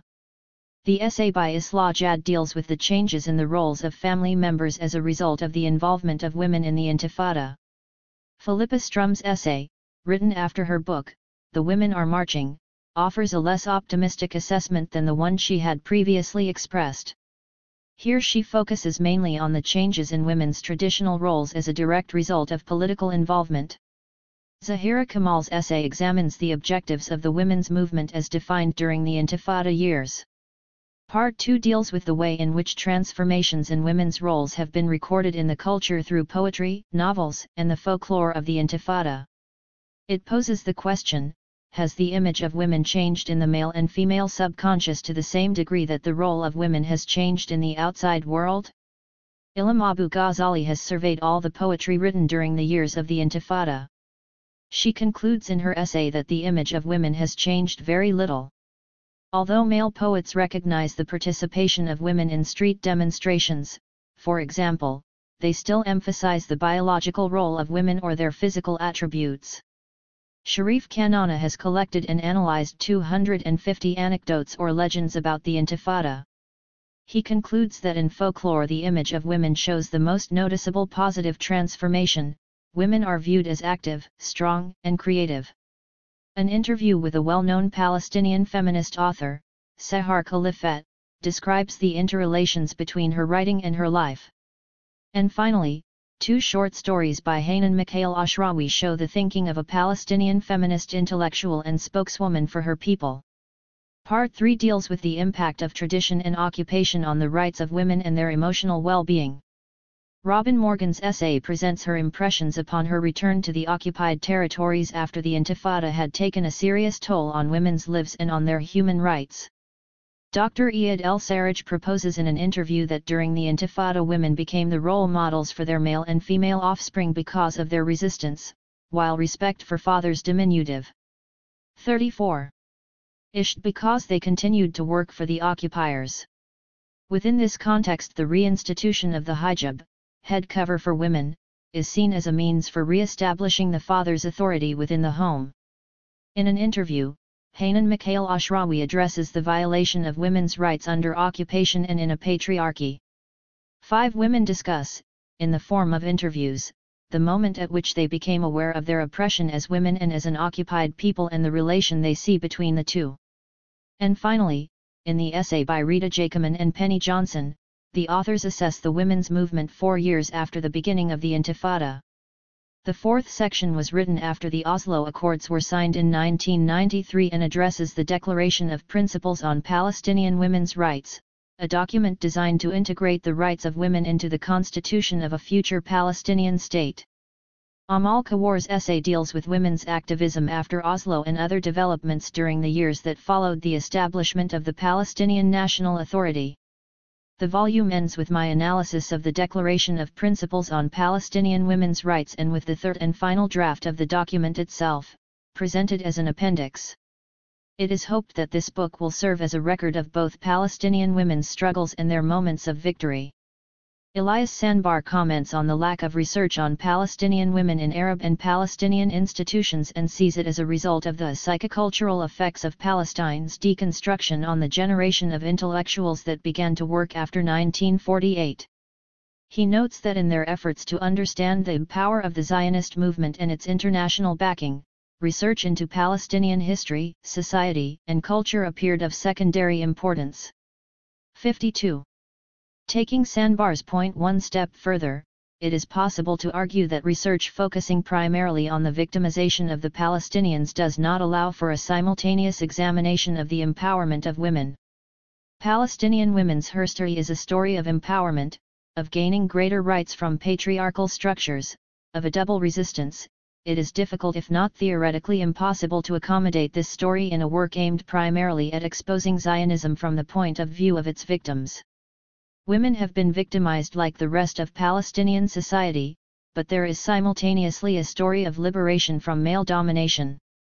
While conceding that it is difficult to include both moments, these theoretical constraints should in no way prevent us from telling the story of women's struggles and their moments of victory. 35. Part 1. Defining the role of women. 41. 1. The women's movement during the uprising.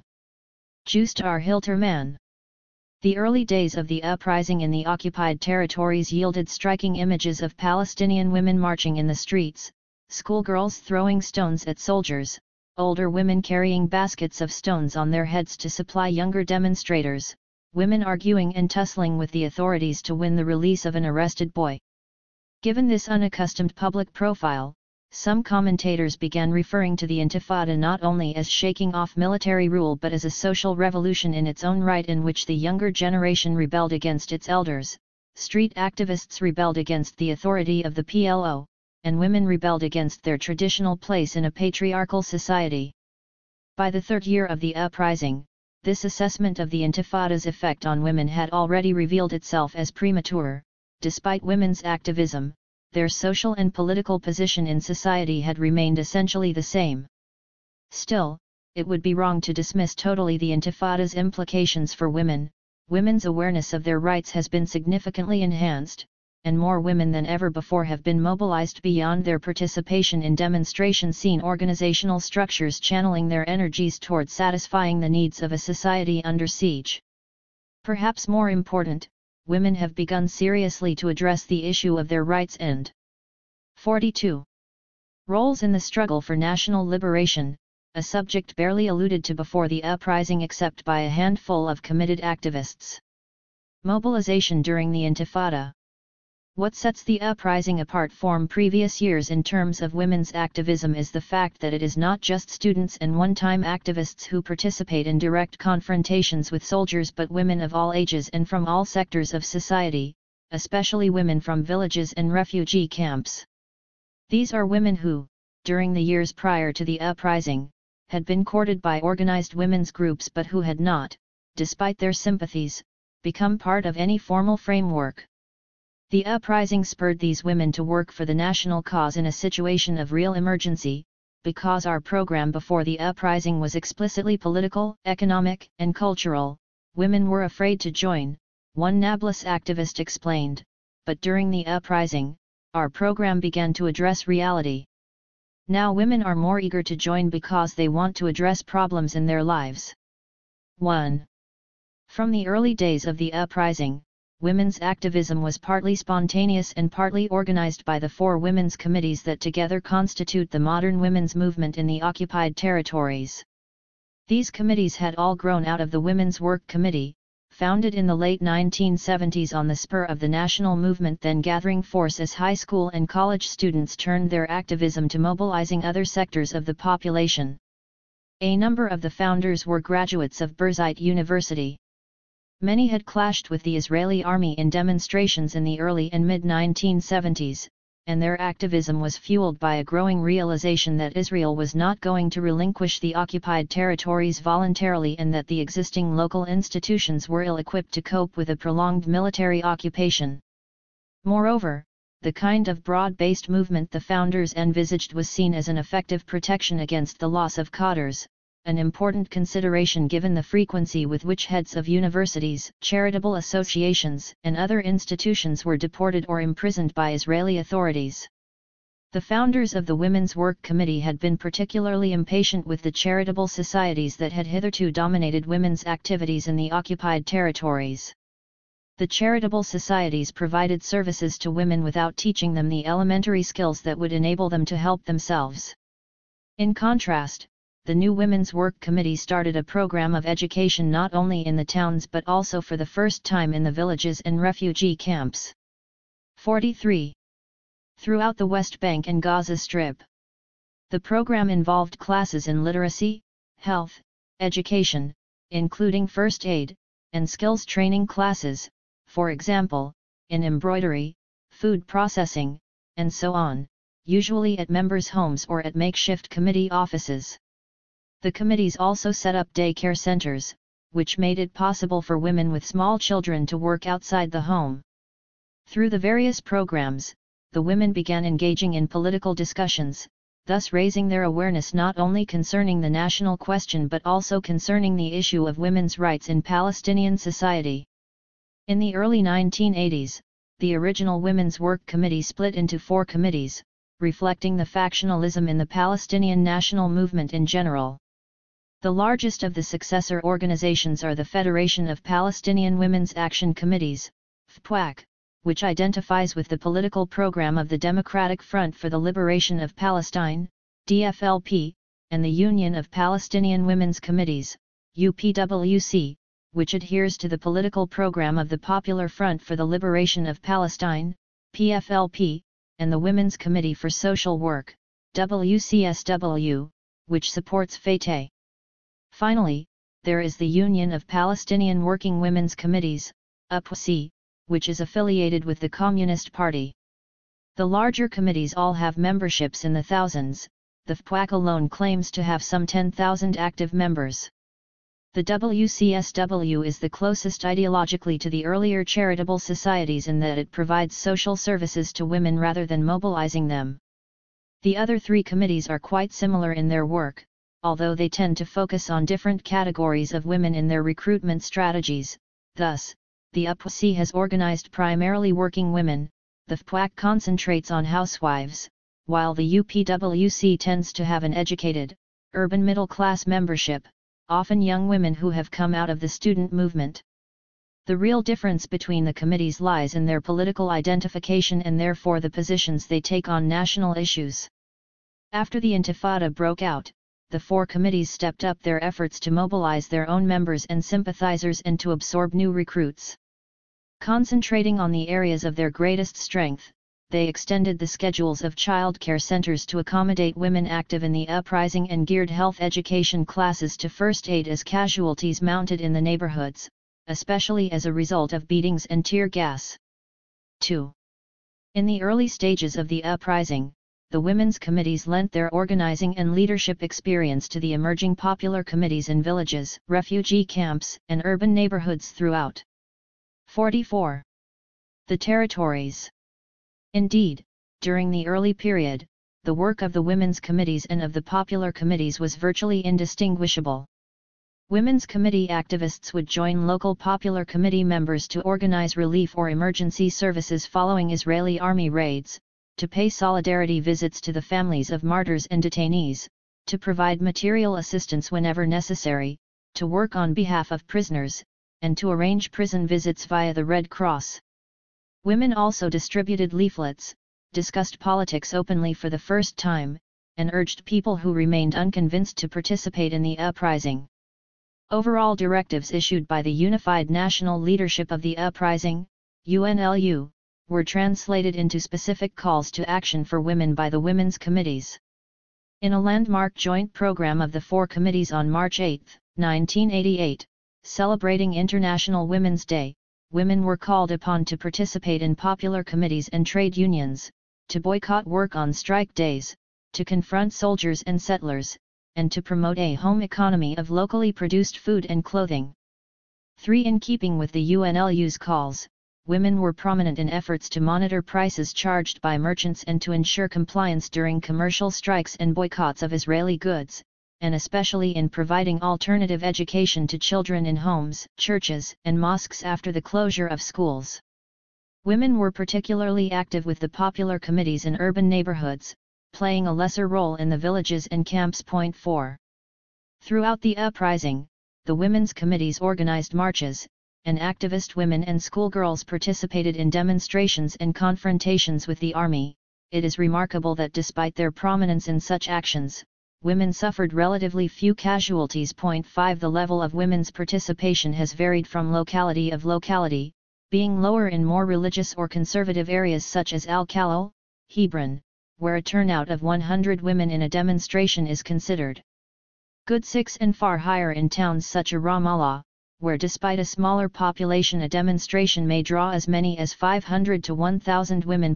7. Slogans have included not only demands for an independent state but for women's liberation as well.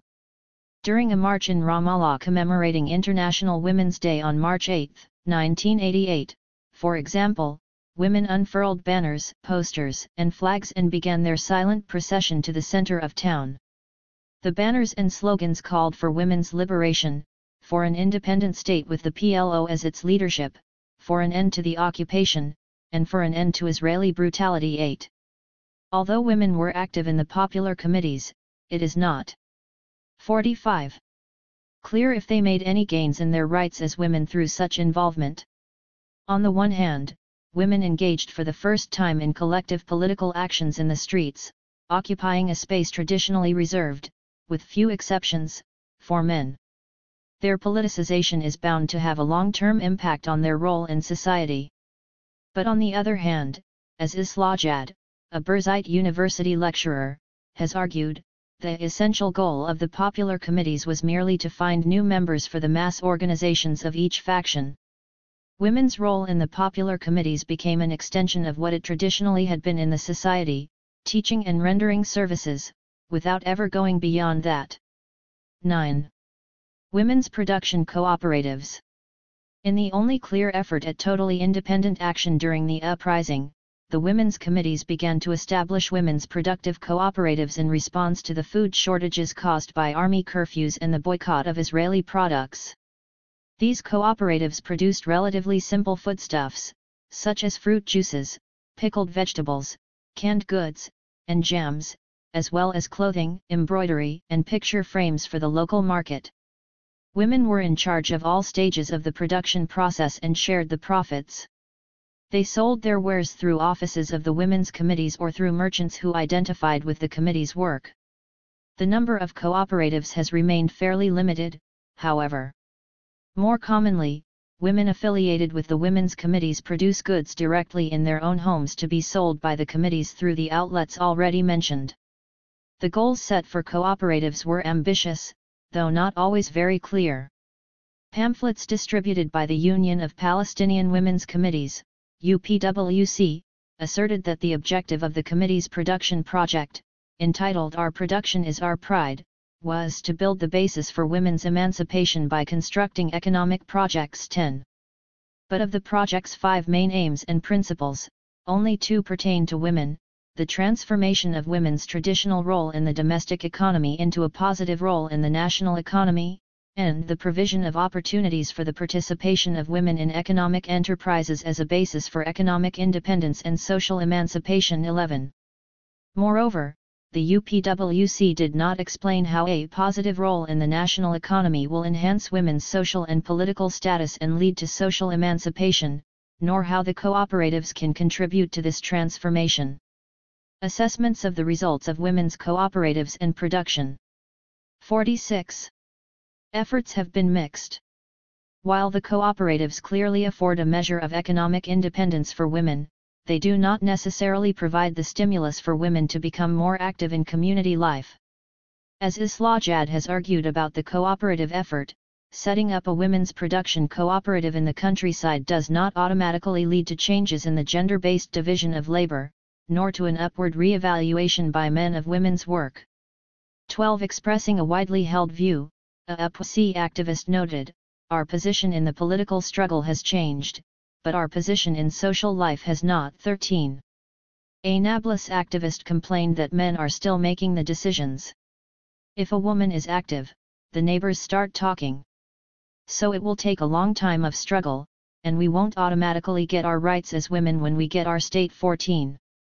Nevertheless, cooperatives have had positive results and probably constitute one of the more significant achievements of the uprising.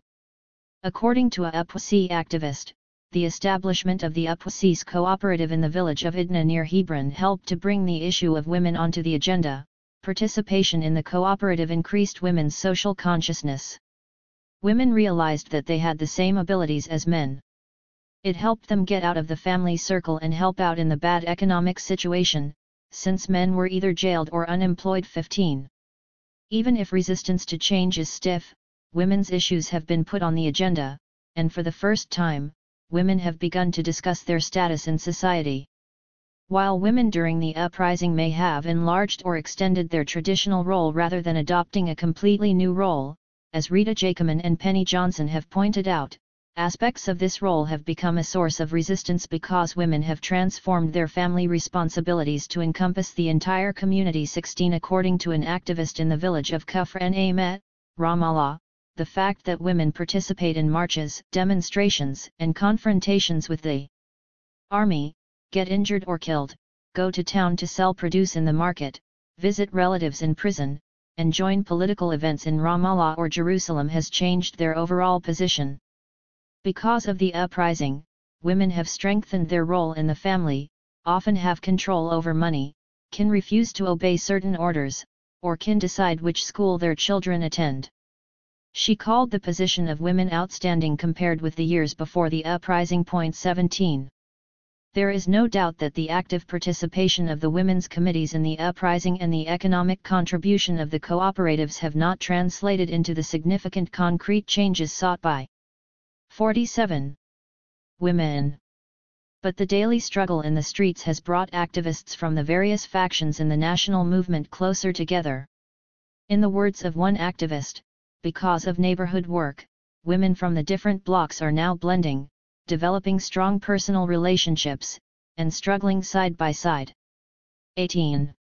In the women's movement this has led to greater formal cooperation, which eventually crystallized in the establishment of the Higher Women's Council, HWC, in December 1988. The council united the four committees in one forum. Women leaders felt that only through the joint action made possible by such a body could the crucial issues of education and the legal situation created by the religiously based family law be addressed effectively. 19. The Council's aim was to unify the women's movement around the twin themes of women's social struggle and the struggle for national liberation. It also strove to find a proper balance between the two so as to prevent the return of women to their traditional social roles following the national victory. In this regard, activists repeatedly reminded their peers of how Algerian women, who had played so important a role during the revolution, had fared following Algerian independence in 1962. In terms of national struggle, women activists have been unable to take a more prominent role in the leadership of the uprising. Although it is likely that the UNLU has at one point or another included women, its members have generally been men, as the language of its communiques and the pattern of arrests and deportations suggests. 20. An examination of UNLU communiques reveals not only a striking disregard for women's issues and the role of women in the uprising as compared to the attention paid to other sectors of Palestinian society but also an attitude toward women that is profoundly traditional, patriarchal, and condescending.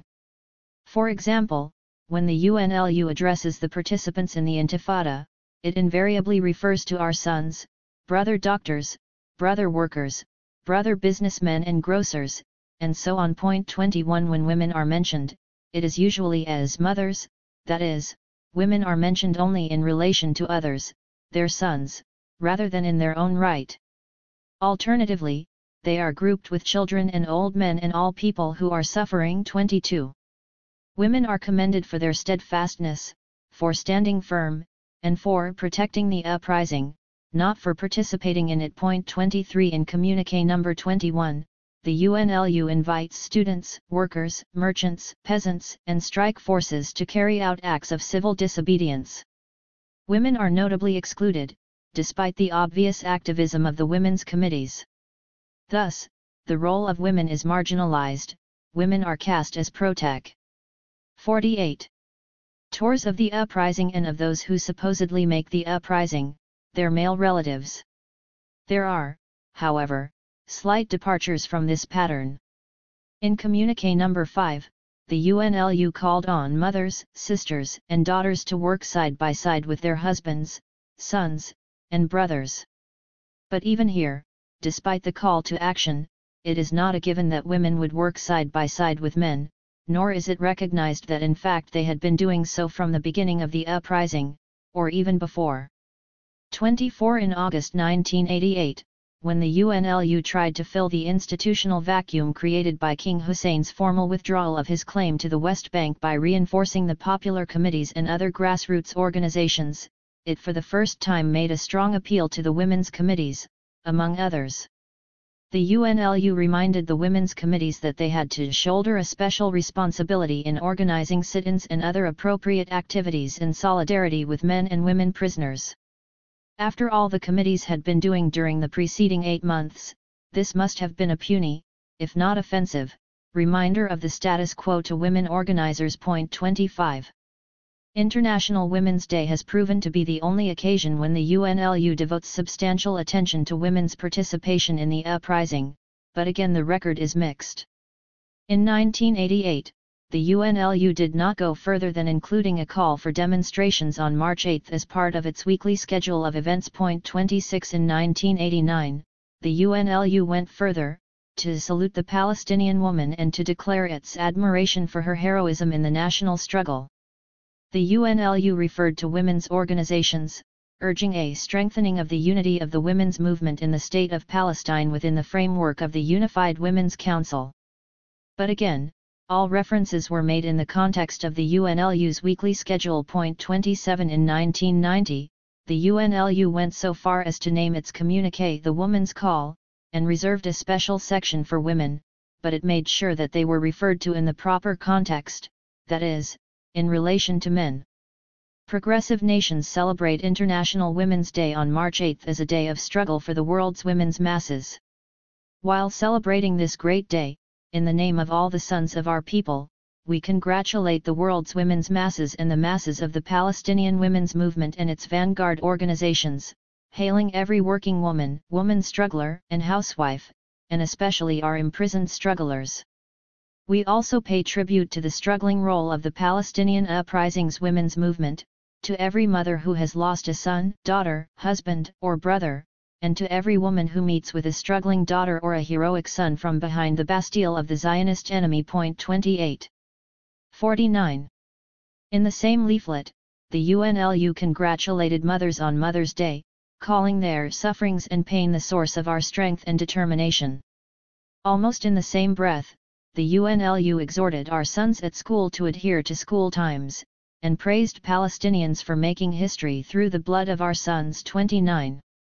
Palestinian women activists do not appear to have publicly challenged the leadership's approach to the women's question. To the contrary, they occasionally provide interesting rationalizations for the approach. An activist in Araba, Jinan, contended that the UNLU preferred not to focus on women in its communiques because it did not want to draw attention to them, with a view to protecting them, because it understood women's important role in the uprising. 30. On the other hand, the women's movement has sought to capitalize on the Declaration of Independence by reminding women that they are entitled to preserve all the gains already achieved on the national level, but that they must also continue fighting for their liberation and for a radical and comprehensive solution to their economic, social, and gender problems. Most importantly perhaps, women were told that they must participate in developing legislation and a constitution, which will give women equal rights with men. 31. The word entitled suggests a certain defensiveness, but the overall tone is assertive, as the committees seek to translate political gains into concrete steps toward furthering women's rights. Conclusion. In September 1989, the UPWC put the following questions to its membership. Has the Intifada changed the perception of women's role in Palestinian society? Has it changed the way women themselves perceive their roles? These questions have to be reckoned with by the Palestinian women's movement to enable it to keep pace with the fast-moving events of the Intifada. What assurances do women have that they will not be asked to return to their traditional, domestic roles if and when national independence is achieved? 32. The UPWC reports that members in branch meetings frequently raise the question, when can we have birth control? 33. The UPWC concludes that if the Palestinian women's movement is to grow and develop, it must address itself to women's issues. 34. The two other progressive committees, the PFL peer-related UPWC and the FPWAC, the ideology of which is close to the DFLP, have echoed 50 such sentiments. In lectures, meetings, and publications, women activists set off a lively debate on the relationship between the women's struggle and the national struggle. One UPWC representative said, "We haven't had a feminist agenda. We have been preoccupied with political concerns, and as a result we often became traditional in our approach, because we didn't want to become alienated in our society.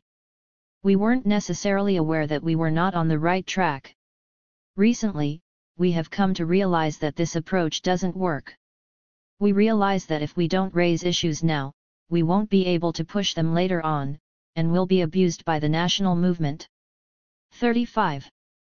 The UPWC therefore started holding lectures about early marriages, divorce, personal status law, the division of labor at home, and other social problems relevant to the lives of women.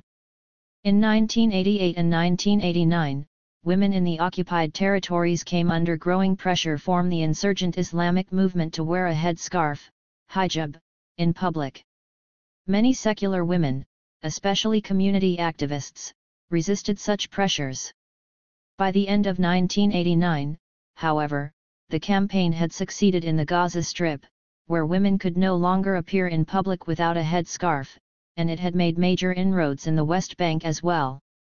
Neither the UNLU nor even the women's committees were effective in countering the practices of the Islamic resistance movement, Hamas, and this may have contributed to the success of the hijab campaign in Gaza. 36 Some women activists later tried to explain the national leaderships and their own action by claiming that we couldn't act earlier in Gaza, because the time was not right. The Intifada was at its height, and we didn't want to create internal differences while fighting the occupation. Because Hamas will throw stones at us, we will throw stones at them, and the army meanwhile can take a break.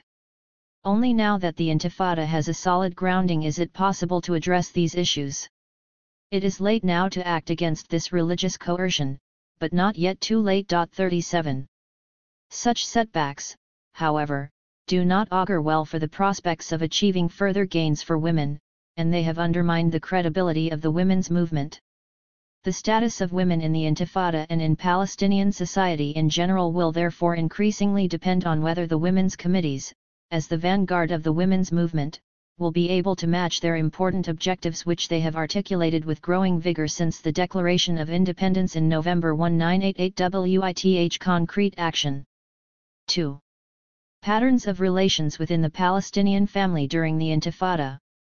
Islajat. Translation by Majidah Abu Hasabo. As a basic unit of society, the Palestinian family is influenced by the political, social, and economic changes that affect the society as a whole. In turn, these transformations reflect on the ability of the Palestinian family to fulfill its traditional role of providing economic, political, and social support to its members. The changes that affect the family influence its members in different ways. This chapter will look at the changes in the role of women, traditionally revered as wives and mothers. It will examine the ways in which the position of women within the family structure have been affected by the Intifada and by the rise of national consciousness in the occupied territories since 1967. The underlying question that will be asked is, has the Intifada fostered the development of new roles for Palestinian women? During the first 6 months of the Intifada, women played a dynamic and active role in determining the course of the uprising against occupation. In its 4th year, the Intifada changed in character, and the transformation brought about a decline in women's participation. The spontaneous popular uprisings that characterized the first 6 months of the Intifada, and that often involved the participation of an entire camp, village, town, or a whole area of a city, were no longer the major forms of public expression. In the later phase of the Intifada, the masses became organized around the united leadership and were guided by its policies and directives. The Intifada lost its early spontaneous nature. 54. As it became guided by the directives of the clandestine united leadership issued through bayonat or written releases distributed to the population. This does not totally eliminate the spontaneous reactions to the frequent provocations by the Israeli army, such as the events of Beit Sahur, Beta, 2 and other similar offensives on camps and villages in which women, and all other members of society, continue to participate. It has generally been noted that after the first 6 months of the Intifada, women's participation began to decline. It is, therefore, possible to propose that there is a connection between women's early participation and the spontaneous nature of the first 6 months when women poured into the streets, breaking away from their traditional role. It is also possible to see a similar connection between women's waning participation and the emergence of a more organized and less spontaneous form of resistance during the later phase. In other words, women showed less willingness to participate as the Intifada responded to the directives of the united leadership.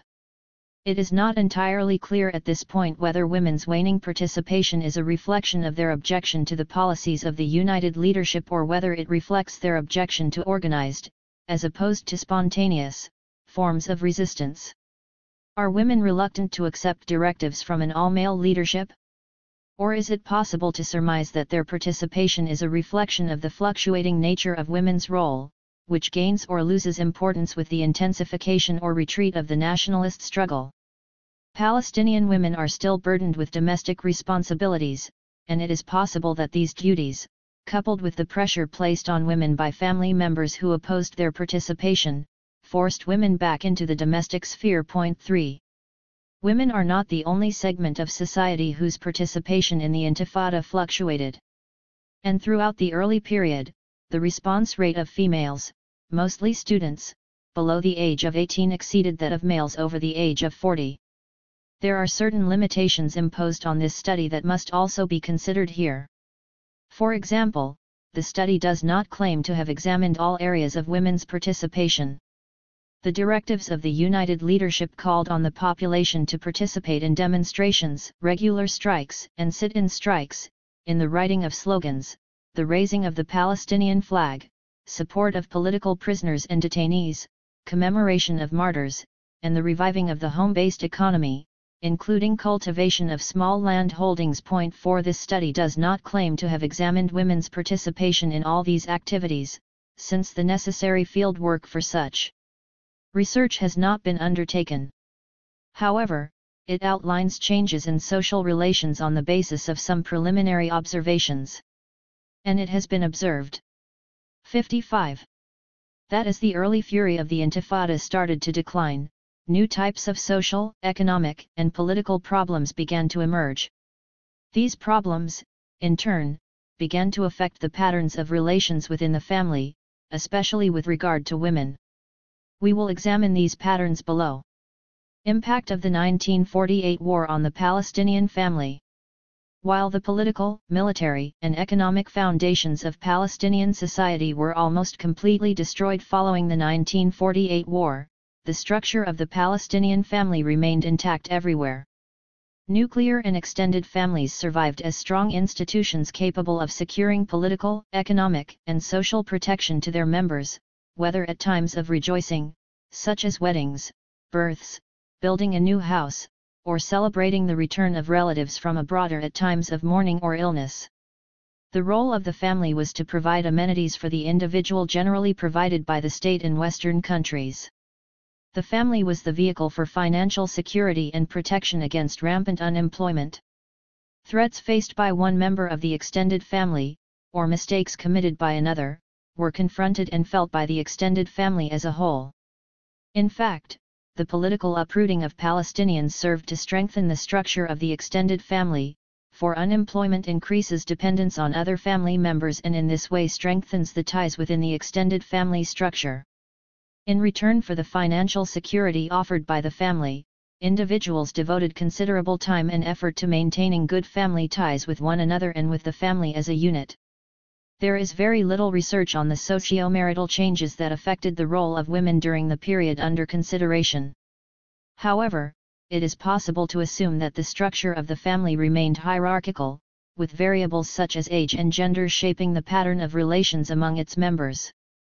5. The father represented the top of the hierarchy, with central decision-making authority, especially in cases of marriage, divorce, and inheritance.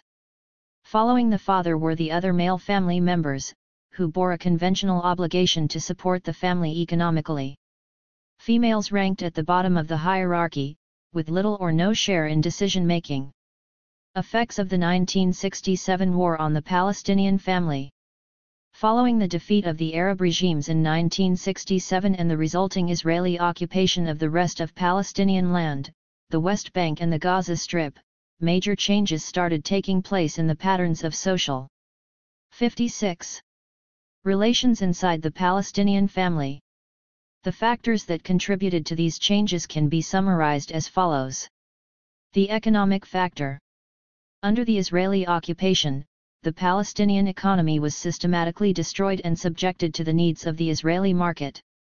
Vast lands in the West Bank and Gaza Strip were appropriated either for military purposes or for expanding Israeli settlements, a process that subsequently led to the marginalization of the agricultural sector. This in turn led to a mass migration of Palestinians, especially the younger generation, and to an increased dependency on Israeli-controlled labor. In other words, young Palestinians were forced to shift from agriculture as an independent means of existence to wage labor under an alien economy. 6. This significant development had serious implications for the patterns of social relations within the Palestinian family. The new setting was characterized by the following: 1. A tendency on the part of young Palestinians to show greater independence from their families by moving to separate housing after marriage. 2. A marked decline in the number of arranged marriages and, to a lesser degree, in the number of marriages between relatives. More room was allowed for girls to have a say in choosing a husband, even though customs attached to the marriage ceremony remained unchanged. 7 and 3. New modes of living and consumption attitudes. This process accompanied the introduction of electricity and water supplies to traditional households, thus cutting down the amount of domestic work done by women but at the same time placing new demands on them to attend to their households and families. Despite these changes, the emerging nuclear family was only nominally independent. 8. In practice it still retained strong economic and social ties with the extended family because the economic changes mentioned earlier were not fundamental enough. The commitment of wage laborers to their land, their unstable working conditions, and the continuation of the private ownership system, were all factors that hindered the development of a new social structure. Nevertheless, there was an evident decline in the role and influence exerted by the extended family, especially in serious decisions such as the choice of a marriage partner. 9. Education. Education became another major factor in changing the patterns of social relations within the Palestinian family. As the advantages of education started to be reflected in better economic and employment opportunities, Palestinians began to encourage their sons, and often their daughters, to pursue higher education. Schools and universities became important means of communication with the world, outside the family, the village, or the camp. In time the emphasis 57. On education was to contribute to the emergence of a national consciousness among students. It is a development that has contributed to liberating women from certain traditional constraints on mobility and the segregation of the sexes, as we shall see below. Subsequently, women gained new freedoms that allowed them to choose their future husbands from outside the family circle, though the final word still rested with the family. Impact of the Palestinian national movement. The demands of the post-1967 war period channeled the society's sense of commitment from the smaller needs of the family to the greater cause of national struggle. Moreover, by offering equal opportunities for struggle and by enhancing people's socio-political consciousness, the national movement allowed a new and a more democratic environment to replace the traditional family setting. This was especially evident in the case of women. Palestinian women who participated in the movement developed a new social awareness that was best exemplified in their attitude toward marriage. They assumed a more positive role in limiting and generally defining the expenses traditionally associated with the marriage ceremony, for example, the large bridal dowry, or the purchase of excessive amounts of gold jewelry for the bride.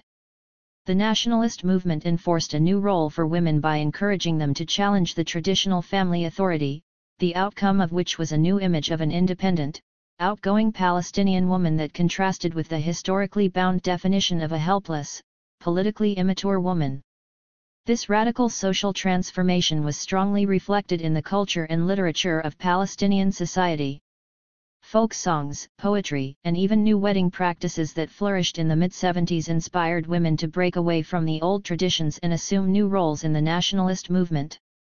With such dramatic developments sweeping over Palestinian society, the old family structure could not remain unchanged. A less centralized and more democratic set of relations started to materialize. This was exemplified in the diminishing role of the father as the head figure and sole decision-maker, and the incorporation of the opinions and political ideologies of different family members, sometimes including females.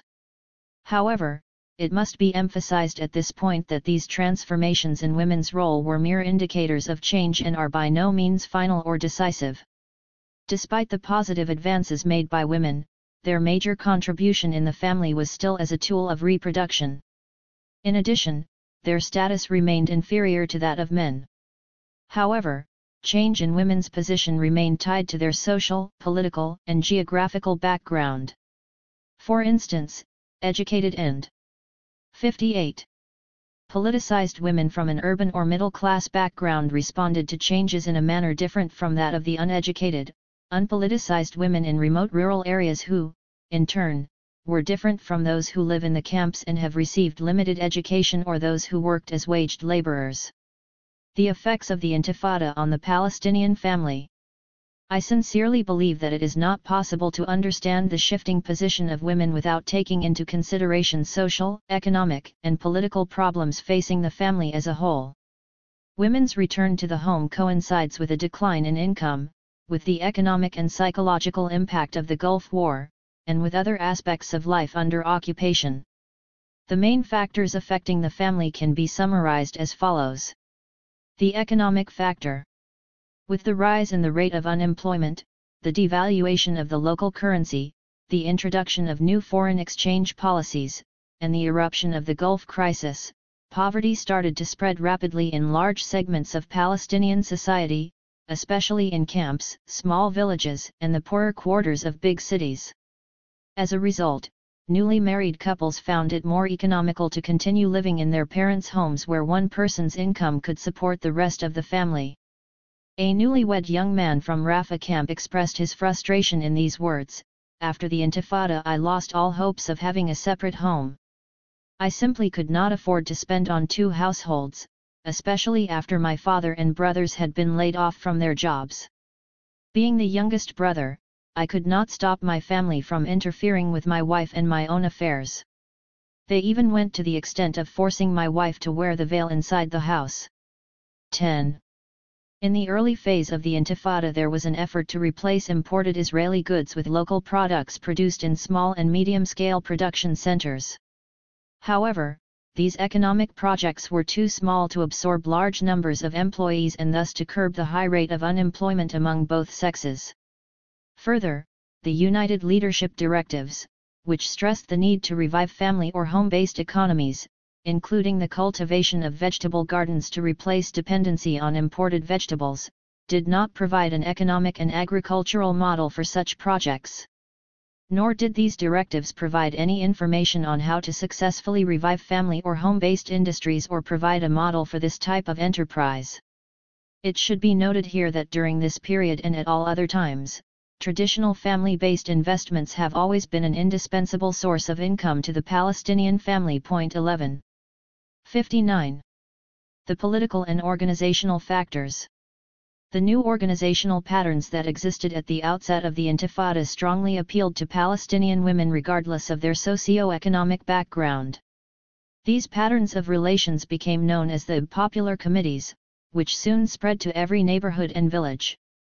The fact that these committees were open to everyone on a purely democratic and nationalist basis and regardless of sex or age gave them special significance as tools of social change.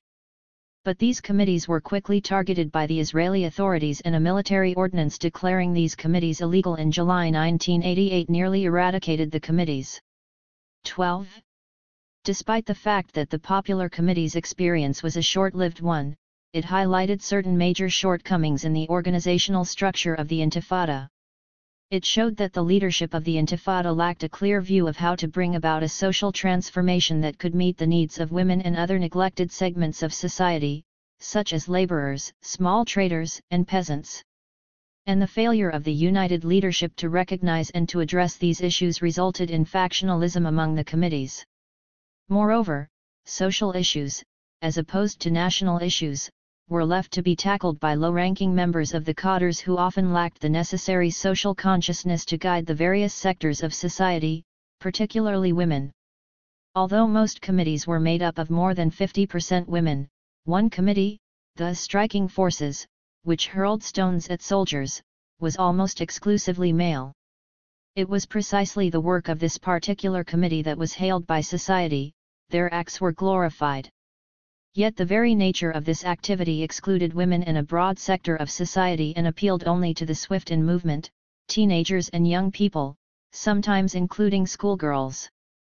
Occasionally, disorder in the ranks of the striking forces would lead to infringements on individual rights or even to mistaken killings. This created an atmosphere of alarm among the people and occasionally led to the isolation of the national movement from the people. The development had serious implications. Individuals were forced to resort to the family for protection, and this in turn reinforced the traditional role of the family at the expense of the political organization and reversed the process of democratization that had started to take place inside the family. Women, in this case, had the most to lose. The social factor. A major setback for Palestinian women was the growth of fundamentalist movements whose ideologies advocated traditionalism in family relations, re-establishing a more authoritarian attitude toward women. As a means of controlling women's behavior, these movements promote segregation of the sexes and force women to wear the hijab, Islamic head covering, and the jilbab, traditional long 60 gown. Further, fundamentalism reinforced the traditional paternalistic setting where the father is fully authorized to control the conduct of his family members even by violent means. In some areas, watch groups were set up to observe women outside their homes or when their families failed to exert such control. The spread of fundamentalist ideology was accompanied by a new type of oral and written literature that concentrated on revealing Israeli methods used to corrupt Palestinian women and to force them into collaboration by sexual blackmail. Although this literature was intended to alarm women to these methods, it caused a wave of panic, especially in villages and popular residential areas, where some families went to the extreme of preventing their daughters from going to school. 13. This was partly due to the excessively detailed accounts of how women were corrupted by sexual means. In a culture that places a high emphasis on the concept of family honor, which is directly associated with the sexual behavior of women, this kind of literature is bound to have a long-lasting impact on the mobility and freedom of women. The emergence of fundamentalism provided the climate for challenging the national and democratic concepts of the new political and cultural institutions. It also provided the Israeli authorities with a great opportunity for fostering factionalism and for spreading confusion among Palestinians. Toward the end of 1988, the West Bank and Gaza Strip communities were shocked by the circulation of leaflets with fake accounts that targeted the reputation of leading female figures in the nationalist movement. One of these circulars depicted them as embezzlers and traitors. 14 Another fabricated statements by political detainees, contending that 15 Only when our homes, wives, and daughters got assaulted, robbed and even raped, only then did the PLO regain its moral consciousness, only then was an investigative committee set up by Yasser Arafat. The circular clearly targeted the leadership of the nationalist movement by questioning its sincerity in guarding the people. 16 Another circular listed names of Palestinian men and women who were said to be agents for the Israeli Authority and instigated people to track them down for execution. The fifth point of the same circular calls on all Palestinian women to abide by religious modes of dress that require covering the head, and concludes by citing the words of the Prophet Muhammad, "The best women of my nation are those with the most shiny faces and least costly dowries." The cultural factor. The closing down of universities and schools over long periods of time reinstated the authority of the family as the sole higher institution and increased its authority over its members, especially women, for whom schools and universities were the only alternative to home. Men also came to be confined to the home because of 61. Curfews or because their sports clubs and other male gathering places were partially or totally shut down. The atmosphere of constant mourning in addition to frequent strikes all led to the presence of men and children inside the house for longer periods of time, which burdened women with new housework and limited their movement. During the later part of the Intifada there was a drop in the marriage age of women to below the age of 18, the reasons for which are not entirely clear. Some Palestinian families may have been encouraging their daughters to marry at an early age to lessen the financial burden of the father or because schools and universities were closed and women were unable to find employment.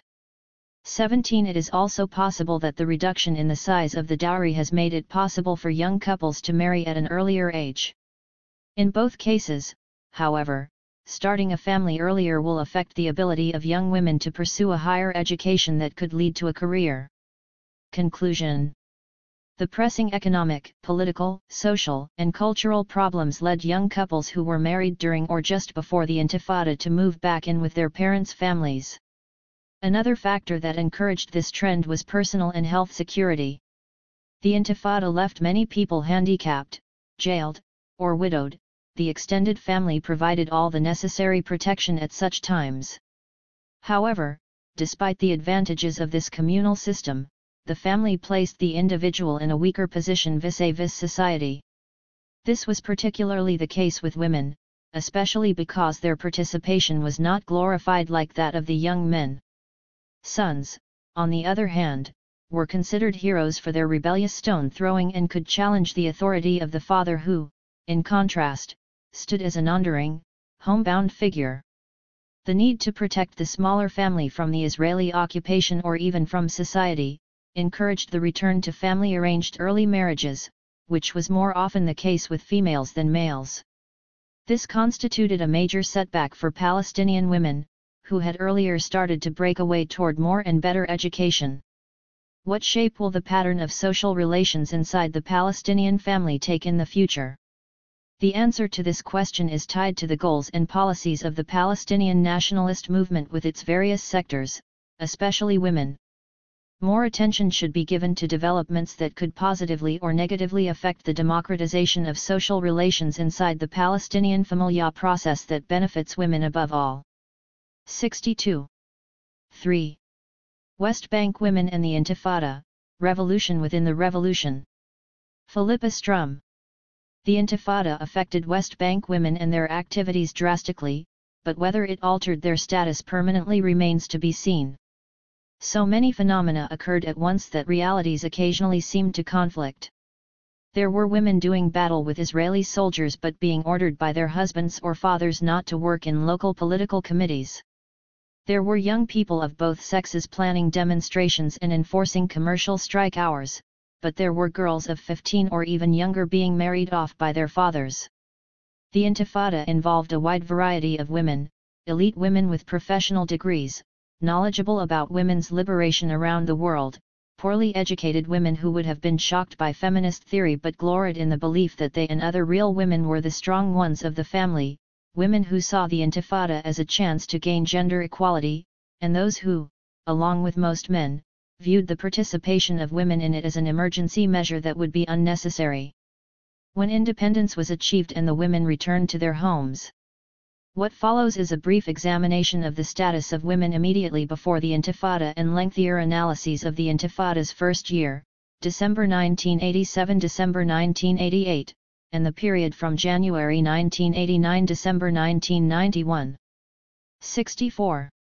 Before the Intifada, West Bank society, like many Mediterranean and largely Muslim entities, adhered for generations to the ideal of women as almost completely private and apolitical. This stereotypical woman was secluded in her home, remote from the political and paid economic spheres. It was men who went into the paid workforce, men who mingled in cafes and played backgammon after work, men who socialized outside the home. 1. The ideal differed from reality for many women. While the genders did not normally mix outside the home, it was mainly middle and upper class women who were secluded and segregated from men. The majority of West Bank women were and are rural. The field work that was part of their lives did not lend itself either to seclusion or to another ideal, the veiled woman, or, in the 20th century, one whose head and forehead are covered with a scarf. Even in rural areas, however, there was usually a clear gender-based division of labor. Rural women fetched water and men herded flocks, for example, while some seasonal jobs, such as picking olives and harvesting, were done by men and women together. Women occasionally did men's work, but West Bank men, like those everywhere, normally played no role in the women's work of child-rearing, cooking, and housekeeping. Men controlled money no matter who earned it and were viewed as the primary breadwinners. 2. Palestinian women of all classes are expected to be chaste, and men's honor has depended on their being kept that way. A woman has always been the responsibility of a man, with marriage formally transferring the responsibility from a woman's father to her husband. Couples traditionally have not met in advance. The bride was irrelevant to the marriage contract, which was signed without her presence or participation. It was her father's obligation to get the best possible mahr, bride price, which was both compensation to her family for loss of her labor and her means of support should she be divorced. Traditionally, a low value was placed on female literacy, considered irrelevant to marriage and the production of children. 3. An emerging core of elite women challenged this ideology. They had studied at universities in Egypt or Lebanon or at the relatively new West Bank universities, participated in the voluntary work committees organized by municipalities after the election of 1976, and drew on both experiences for discussion of gender roles and the place of women in the national liberation effort. Beginning in 1978, they established the 4 women's work committees that, along with a number of leading non-65 partisan women primarily from academia, constitute the women's movement. The committees created literacy classes with newly written materials instructing women about their rights, child care centers, vocational training classes, and production teams designed to enable women to gain at least some economic independence. A governance hierarchy was established so that the committees were controlled from the bottom up. The emphasis was on bringing committee members into the national liberation movement and empowering them by making them part of the decision-making process. Thus local subcommittees were in place when the Intifada began. 4. The first year of the Intifada. The physical involvement of women in the first year of the Intifada meant a major change in activities considered permissible for women and shook the old ideas of dependent women whose honor lay in their remaining hidden from the public eye. Although the early Intifada revolved in part around the demonstrations by the Shabab and their consequent emergence as street leaders, the spontaneous nature of many demonstrations, such as those at funerals attended by massive numbers of people, meant that a cross-section of the population was involved from the start. Women quickly became a mainstay of the demonstrations, both as participants and as protectors of their men when the IDF, Israel Defense Force, attempted to arrest them. The bulk of the violent casualties of the uprising, people killed, badly beaten, tear-gassed, came from refugee camps, villages, and poorer neighborhoods of cities, precisely the areas most highly populated by families whose men were working abroad or in Israel, as well as the places that had seen a disproportionate share of pre-Intifada IDF violence. Some urban women claim that they, too, took to the streets before men did. 5. Women from all areas rushed out to take on a public political function, throwing themselves between soldiers and the young men they were trying to seize. One day in the old city of Ramallah, a poor village within a small city, women wielding pots and pans attacked a patrol of soldiers in order to release a youth being arrested.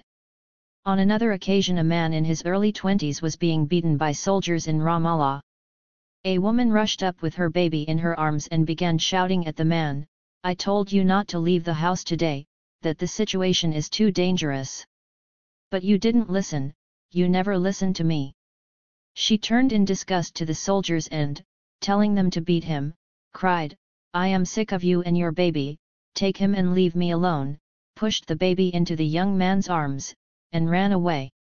The confused soldiers soon left. 66. The scene. In a few minutes the woman reappeared, retrieved her child, and wished the young man safety and a quick recovery. They were total strangers. The degree of women's success in protecting men from the IDF is indicated by one scholar's comment that it has become dangerous for men to participate in demonstrations or marches in the absence of women. 6. The women not only protected the men around them but also engaged in spontaneous demonstrations of their own, expressing their outrage at violence by soldiers or Jewish settlers, at arrests or killings, at the deaths and wounding of women and children, and at the miscarriages attributed to tear gas released from canisters thrown into homes or hospitals. By March 1988, 3 months after the Intifada began, reactions of women in the territories to these incidents had resulted in a weekly average of 115 women's marches. 16 women died in them. There were numerous marches and sit-ins by women on March 8, International Women's Day. In Nablus, about 150 women marched behind Palestinian flags, carrying posters calling for the end of Soviet immigration. Close to 200 Beit-Zahar women were joined by about a dozen Israeli women peace activists when they took the authorities by surprise by holding their Women's Day march 3 days early, carrying Palestinian flags, singing and chanting slogans. They were dispersed by tear gas. A 12-year-old girl was struck in the head by a rubber-coated bullet and 18 other women were injured by tear gas when police broke up another Women's Day demonstration in Jerusalem's Old City. Troops beat 3 girls, one of whom was hospitalized, when 400 women carried flags and anti-immigration posters through the Nablus Kasbah. 10 women were treated at Ramallah Hospital after rubber-coated bullets were fired at about 100 women marching near the Old Quarter. In Jenin, a 17-year-old girl was injured in the head by a rubber-coated bullet in one of 4 processions of women and girls. Similar marches, also broken up by rubber bullets and tear gas, were held in Tulkarem, Bethlehem, Hebron, Hal-Hol, and elsewhere. 7. Women were beaten and shot even when they were not participating in demonstrations. Al-Haq, the Palestinian affiliate of the International Commission of Jurists, noted that most women subjected to violence during the Intifada were in their homes at the time, frequently attempting to protect male relatives from physical assault or arrest. Some of the women who died during the Intifada were passers-by killed by chance, on their way home from school or market during a demonstration. By the end of 1989, 67 women had been killed in the territories, and Al-Haq had evidence proving that at least 46 of them had been killed by the IDF. 8. 67. Some women began assuming more active roles in mixed-gender demonstrations in 1989 and 1990 as the nature of demonstrations changed. There were fewer and smaller spontaneous demonstrations. Instead, there were well-organized marches by young people, including women, who were no longer willing to subject themselves to jail and therefore masked their faces with the keffiyehs traditionally worn as head coverings by men. On the 1989 anniversary of the founding of the Popular Front for the Liberation of Palestine, for example, it was young women as well as men who masked their faces with keffiyehs or with hoods bearing the colors of the Palestinian flag and marched in Birzeit. Some of those in a women's demonstration that took place in the Nablus Kasbah and in which 25 people were shot and wounded were wearing keffiyeh masks. 9. In a situation of war, women are always confronted with the threat of sexual violence, and men are always tempted to use such violence as a threatened or actual method of punishment and control. Traditional mores made it unthinkable that Palestinian women hearing sexual acts even mentioned by men would do more than cover their ears or shriek with horror. The Intifada changed that. Al-Haq documented numerous cases of soldiers using obscene language. There were also cases of soldiers exposing themselves to women. Women probably shocked soldiers as much as themselves, not only by resisting physical assaults but by returning the soldiers' sexual taunts and using explicitly sexual language to question their manhood. The reliance upon women for protection may have begun as an extension of a traditional role, but the forms it took were new. Numerous racy stories were told early in the Intifada about village women hiding unrelated men wanted by the IDF, doing such things as bathing them and thereby convincing the soldiers that they had to be family members rather than the wanted men. Whether or not such stories were true is less important than the fact that they could be recounted, with laughter, and implicitly accepted by an insistently protective patriarchal society as appropriate behavior in a time of emergency. Palestinian women face sexual threats and sometimes fondling of their bodies by soldiers. Before the Intifada, a woman contaminated by rape or other sexual abuse, whether by soldiers or men of her own society, might well have been ostracized if not killed by her family. Women who were prisoners during the first year or so of the Intifada, however, were treated as heroines by men as well as by women. This led Birzeit professor Eileen Kutab to suggest that the honor of the women has a more political and nationalist context now. The women feel that their honor is really in protecting people, not their own bodies. Hanan Mikhail Ashrawi of Birzeit University added, the whole system of 68 taboos, and the definitions of honor and shame, have changed. Now it is the national issue that determines what is shameful and what is not the social issue. 10. Beginning roughly in March/April 1988, when the need for long-term planning became clear, Palestinians began consolidating and extending the new kinds of committees that had sprung into being early in the Intifada. These were the neighborhood or popular committees, which gradually acquired an entire and highly specialized infrastructure. Some provided emergency medical treatment, blood-typed entire neighborhoods, or taught first aid. Education committees replaced the schools as the authorities began to close schools on the grounds that they were indoctrinating and rallying the protesters. The committees also provided an education different from that in government-run schools. There were committees to stockpile food and other necessities that were distributed when curfews, sometimes lasting for weeks, were imposed. Others collected money for families that lost their incomes because of the imprisonment, deportation, death, or wounding of wage-earning men. There were committees to aid in planting home gardens, to clean the roads, to ensure proper disposal of garbage, to provide information to the media, in short, to maintain an entire societal infrastructure. Although these were mixed-gender committees, it was women who were most active in almost all of them. The women's committees were a model for, cooperated with, and in some cases overlapped the popular committees, and they provided a mechanism for women wanting to increase their involvement in the Intifada. Women's committee activists were among the first popular committee members, marching, building barricades, smuggling food and other necessities to communities under curfew, and supplying rocks to the Shabab as soon as the Intifada began. The Intifada also brought a dramatic rise in the variety of women's agricultural and food production projects and the number of women involved in them. Such projects, a key element of the Intifada's drive for self-sufficiency and creation of an economic infrastructure, contributed to the empowerment of women. 11. The reaction of men and women to working together in the neighborhood committees is instructive. One young woman, asked whether her activism in a neighborhood committee had led to problems, responded, "Not at all, although my community is conservative. I think that in the uprising, many people have put their conservatism aside. I am respected by my neighbors.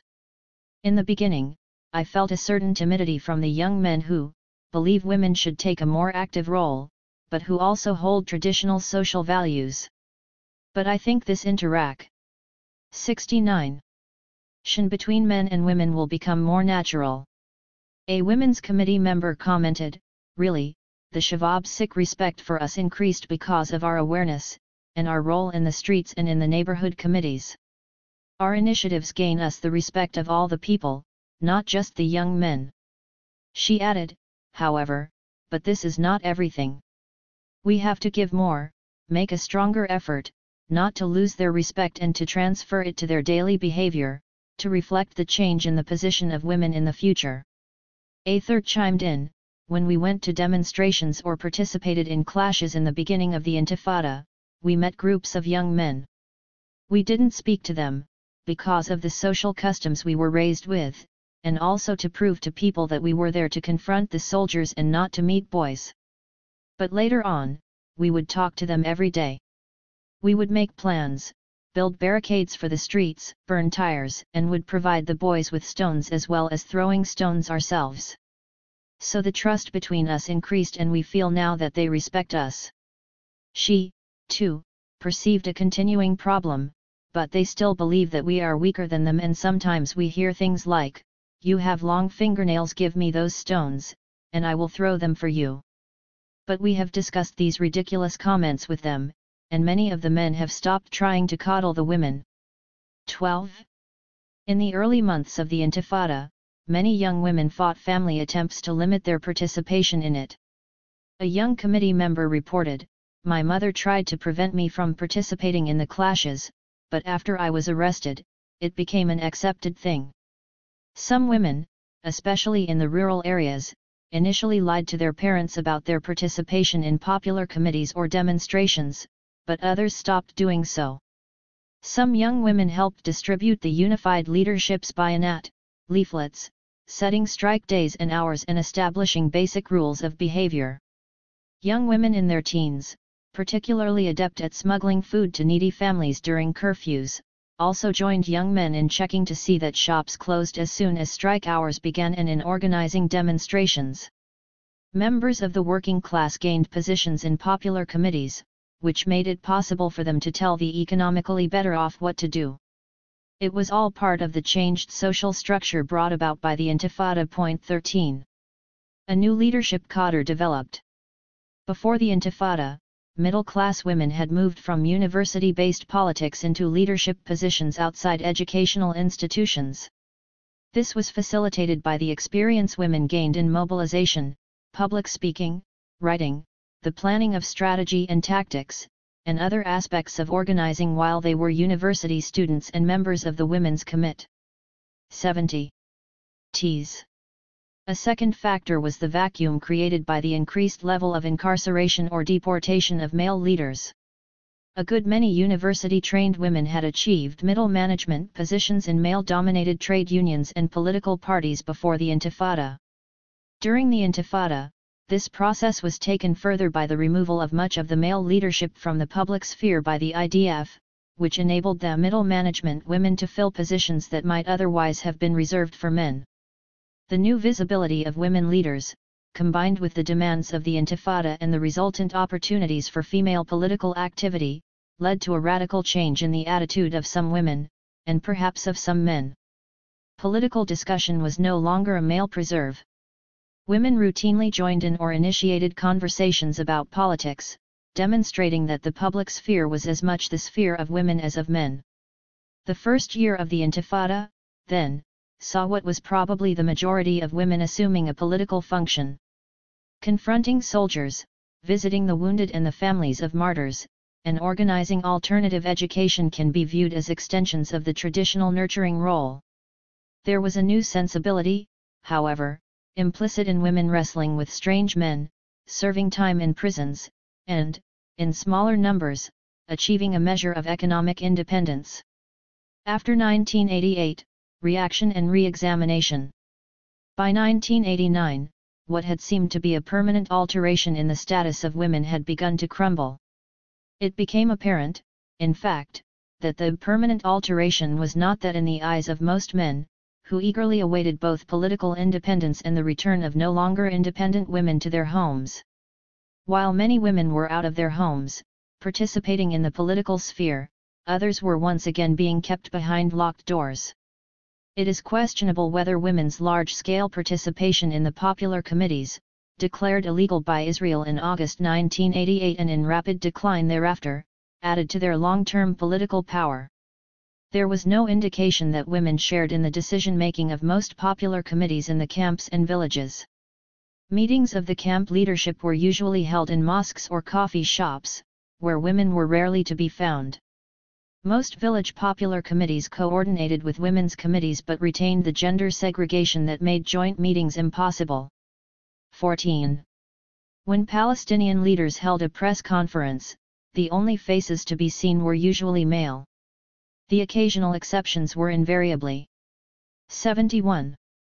Women's Committee leaders Ahira Kamal and Hanan Mikhail Ashrawi.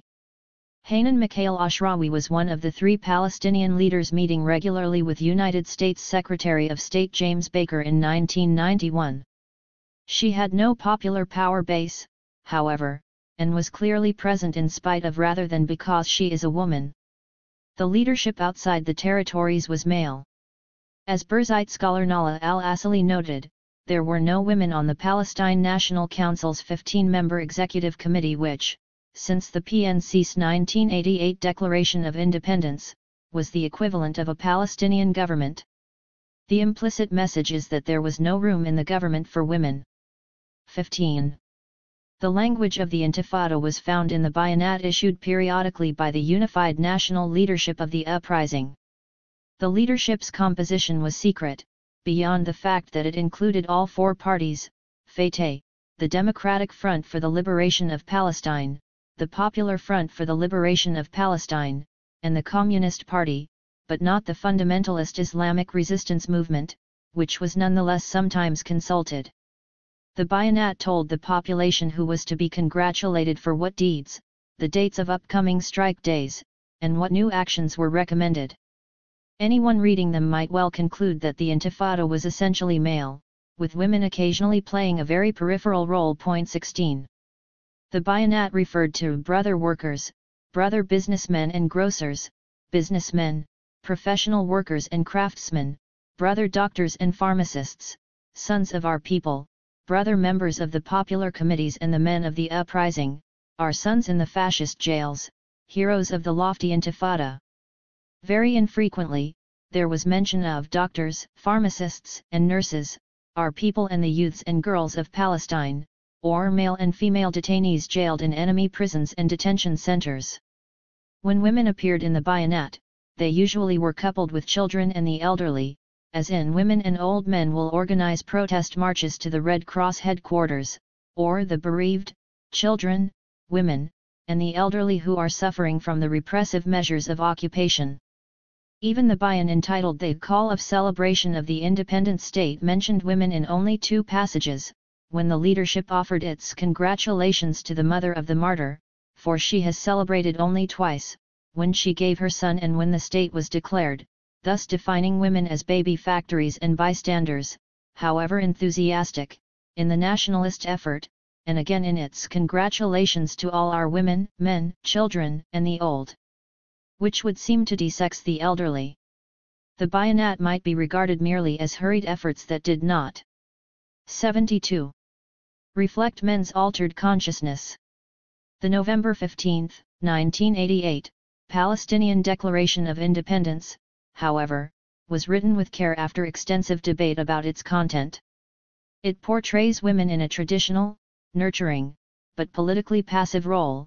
We render special tribute to the brave Palestinian woman, guardian of sustenance and life, keeper of our people's perennial flame. The declaration also says that governance will be based on principles of social justice, equality, and non-discrimination in public rights on grounds of race, religion, color, or sex. But the accompanying PNC political communiqué reverts to defining the Palestinian masses as the unions, their vocational organizations, their students, their workers, their farmers, their women, their merchants, their landlords, their artisans, their academics, thereby excluding women from the categories of students, workers, farmers, artisans, and academics, where they could already be found. 17. Papers presented by Palestinian scholars at a conference held in Jerusalem in December 1990 suggested both that the nature of women's participation in the Intifada had changed and that the alteration in values was short-lived for much of society. The scholars pointed out that after the popular committees were outlawed, party-based popular armies, in which women had at most a minimal role, came into existence. Many women turned their attention to production projects that were extensions of the home economy. Parents, who had ceded much of their power over their children, had begun to reclaim it by the end of 1988. The ensuing years witnessed the resurgence of forced early marriages and the old concept of shame. Marriage and the early arrival of children were viewed by many as a way of keeping single men and women out of political activities that could result in imprisonment and the subsequent unmarriageability of women, and the permanent wounding or death of men. The appalling rate of unemployment that existed after late 1990, which was exacerbated by the total curfew during the 1991 Gulf War and the replacement of Palestinian workers by new Soviet immigrants to Israel, as well as the limitations on territories' residents entering Israel, made fathers eager to turn the burden of supporting their daughters over to potential husbands. The tendency toward forced early marriages moved from the villages and camps to the cities. 18.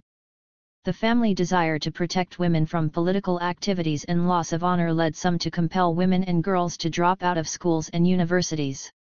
Women ex-prisoners began to be treated as contaminated, regularly being denied jobs and having difficulty in finding husbands. The few exceptions were members of women's committees, which continued to be supportive. The culture of the Intifada, which downgraded 73.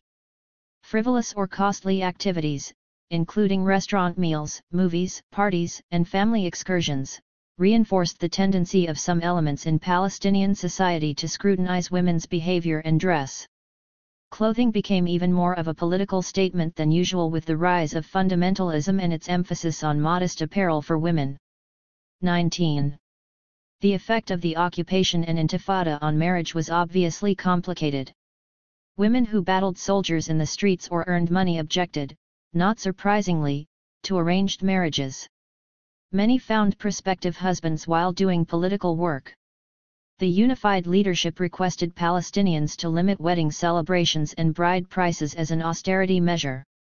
Some women refused the mahr entirely, either as a patriotic gesture or because they had come to view it as offensive. But not all women spurned the mahr, either because they continued to adhere to the older ideas, were under pressure from their parents, or because they wanted the security a mahr offered in case a marriage ended.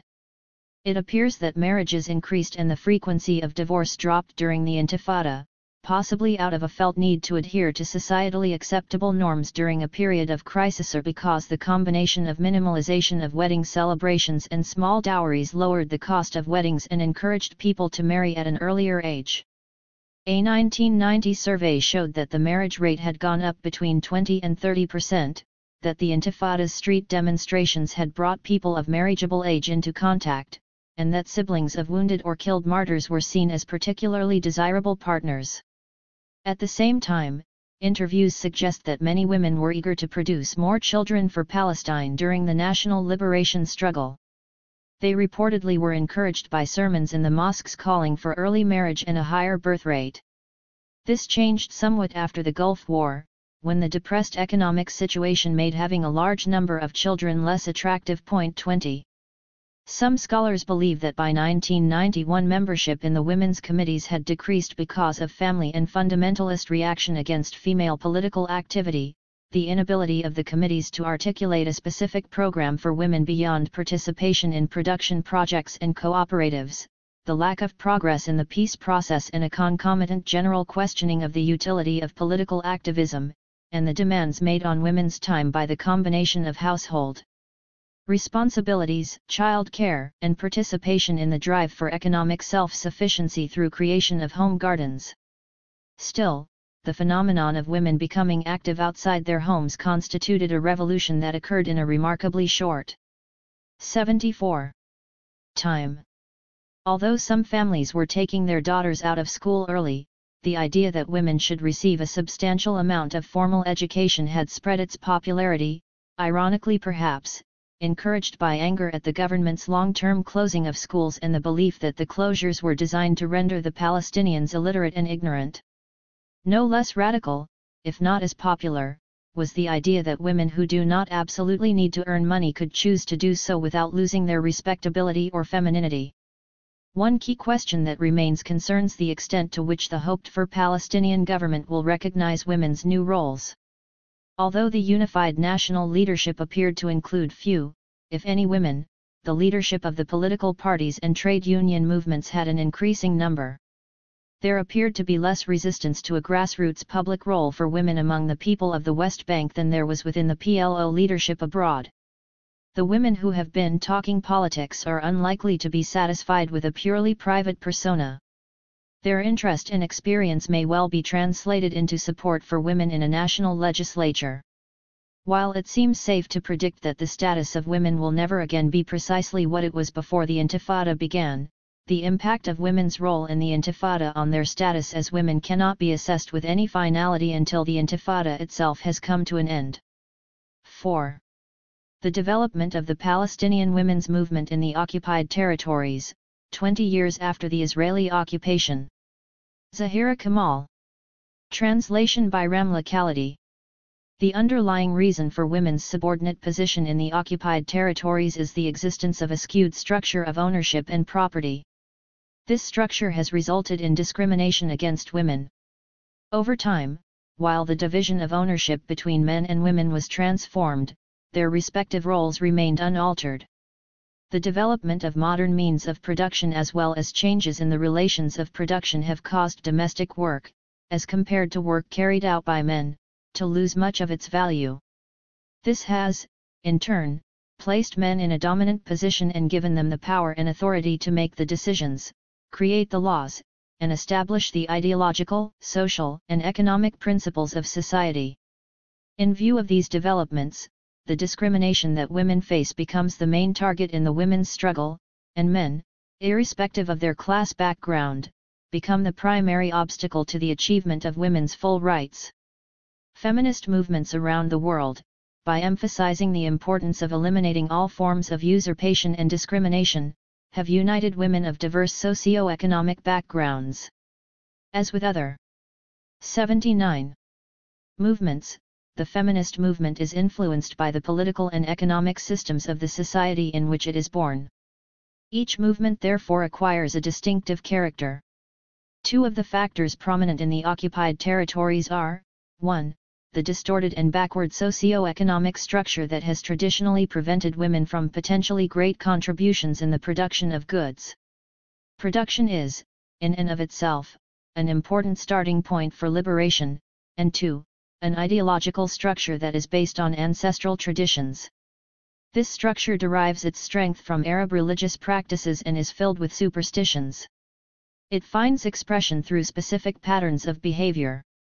One result of this structure is that Arab women are denied basic rights, including education and employment. They are considered weak, incapable creatures, mere shadows of their men, their main duties being toward their husbands and toward the preservation of the species. Arab society embodies all of the characteristics of underdeveloped societies politically, economically, socially, and culturally. Since Palestinian society is an integral part of the Arab world, it would only be natural to assume that the women's movement in Palestine resembles those in the Arab world. The Israeli invasion of Palestine, the establishment of the State of Israel in 1948, and the consequent loss of land and dispersion of the largest segment of the Palestinian population into the diaspora have, however, given Palestinian women's liberation special importance. There is a heightened awareness of the necessity for popular participation of women alongside men in confronting the imperialist, Zionist invasion of Palestine. Unfortunately, however, the importance of liberating women from the shackles of tradition and social customs that have effectively barred their participation in various aspects of life has yet to be recognized. The rights of Palestinians in the occupied territories have been severely curtailed by the colonial policies of the military authorities. Land confiscation, establishment of settlements, continuous attempts to destroy national institutions, and suppression of civil rights and national culture are all tactics aimed at destroying Palestinian identity and guaranteeing that self-determination and the legitimate right to return are not achieved. It is thus the national and revolutionary path taken by Palestinian society more than economic factors that has influenced the women's movement in the occupied territories. The impact of occupation on Palestinian women. The Israeli occupation of the West Bank and Gaza Strip caused many dislocations in the Palestinian economy, including a precipitous drop in 80. Family income. As a result of the deterioration in the standard of living, many Palestinian women were forced to seek employment in order to supplement the family income. The occupations most commonly taken up have been in the traditional sphere, sewing, teaching, and nursing, as well as in industry and agriculture. But working women, whether in the occupied territories or inside the Green Line, have experienced flagrant discrimination in terms of remuneration. In addition, they have often been deprived of the benefits of Social Security and health insurance. Thus, most women do not qualify for paid maternity leave or work relief for breastfeeding, nor do they have access to daycare centers and kindergartens for their children. The problems faced by women who have had to take on paid jobs in addition to their household chores at a time when the cost of living is rising have been exacerbated by the Israeli economic crisis and its repercussions for the occupied territories. The Israeli occupation created many hurdles for Palestinian healthcare institutions and their efficient functioning. This in turn has led to a marked deterioration in health, especially that of mothers and children. The infant mortality rate, for example, has risen to 84 deaths per 1,000 live births. The absence of health insurance, coupled with an increase in the cost of medical treatment and the erosion of public health facilities, has placed a heavy burden on low-income families on the West Bank and in the Gaza Strip. The Israeli policy of annexation and the deterioration of economic conditions in the occupied territories have forced a number of husbands to immigrate in search of work outside the territories. This has acutely affected the women left behind, burdening them with additional social, economic, and educational responsibilities. Over time, this has led to an imbalance in society, as witnessed by the number of early or incompatible marriages and a rising divorce rate. However, while this new situation is a burden to women, it also opens up new opportunities for them to strengthen and reinforce their role and their position in the communities. The socio-economic changes in Palestinian society, including a shake-up of traditions and values and an increase in the number of Palestinian universities and institutions of learning, have served to improve women's educational level. The illiteracy rate for women has declined dramatically.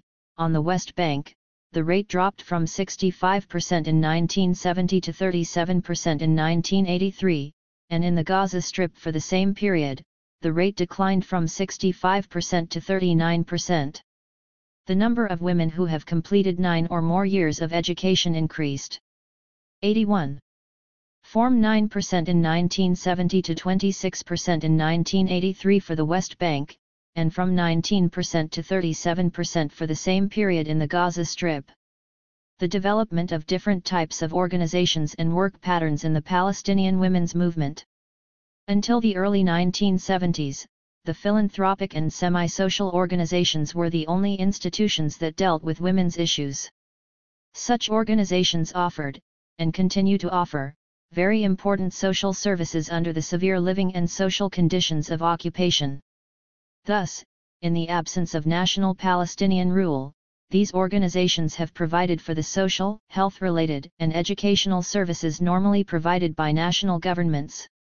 For example, they have provided kindergartens, nurseries, and centers for mother and child care, and they have opened centers for the eradication of illiteracy. One of the leading organizations is the Society for the Development of the Family, which has worked speedily to reorient its activities and to circumvent the obstacles created by the occupation. The level of coordination between organizations and institutions that provide the same services has also greatly improved. The formation of specialized committees to supervise the work has been invaluable in this process.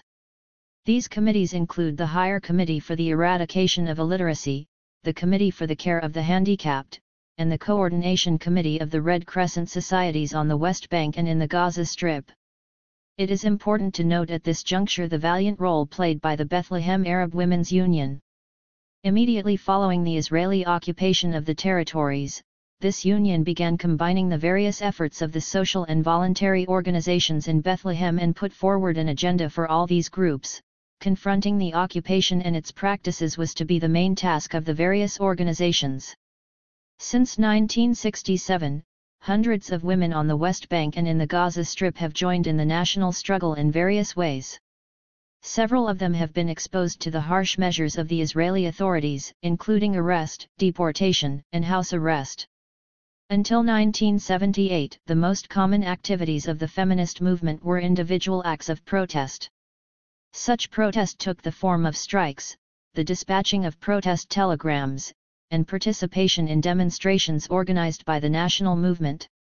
The most important of these activities were centered around the conditions of the detained men and women in Israeli prisons and Israeli repressive activities, including collective punishment of refu. 82.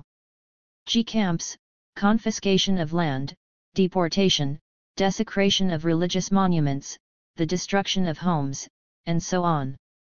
The number of women participating in these activities remained limited, however, and in most cases involved only the wives, mothers, and sisters of detainees. The vast majority of women were in fact not involved at all in any political work. Philanthropic organizations and semi-social societies remained, for the most part, the only framework within which a limited number of women agitated for change and sought solutions to some of their problems. Because of the narrow social base of these organizations and the dominance of upper-class women among the leadership, these organizations were never able to meet the demands of the majority of women, nor were they able to mobilize the mass of average women. In addition, because their activities were centered in the cities, they were unable to provide for the needs of a large percentage of women in the rural areas. For all of these reasons, the traditional women's organizations were unable to effect any qualitative changes in the status of Palestinian women. Similarly, existing women's unions, such as the Arab Women's Union in Jerusalem and the Palestinian Women's Union in the Gaza Strip, remained closer in their methods and programs to the philanthropic societies. They lacked a broad base of support and were unrepresentative of the cross-section of women. This rendered them incapable of accurately defending the rights and interests of Palestinian women. Assuming, on the one hand, that the feminist goal is to attain full basic rights for women and, on the other hand, that the liberation of women is inextricably intertwined with the national struggle, it stands to reason that women must take their place in the front lines. Thus, the United Women's Movement must confront the repressive policies of the Israeli occupation to the best of its ability. It can, and indeed it must take its position as an integral part of the national movement. Through these channels, Palestinian women in the occupied territories could develop and establish their role in society. What is needed is a framework for the efforts of tens of thousands of women who are willing to contribute to the struggle for women's rights. New organizations should be formed that tie their programs to the national struggle as well as to needs arising from the social, economic, and cultural position of the Palestinian woman. In March of 1978, the Union of Palestinian Women's Working Committees, UPWC, was established in the occupied territories. It has worked toward uniting the different women's groups into one united popular feminist movement. Since its founding, the organization has 83.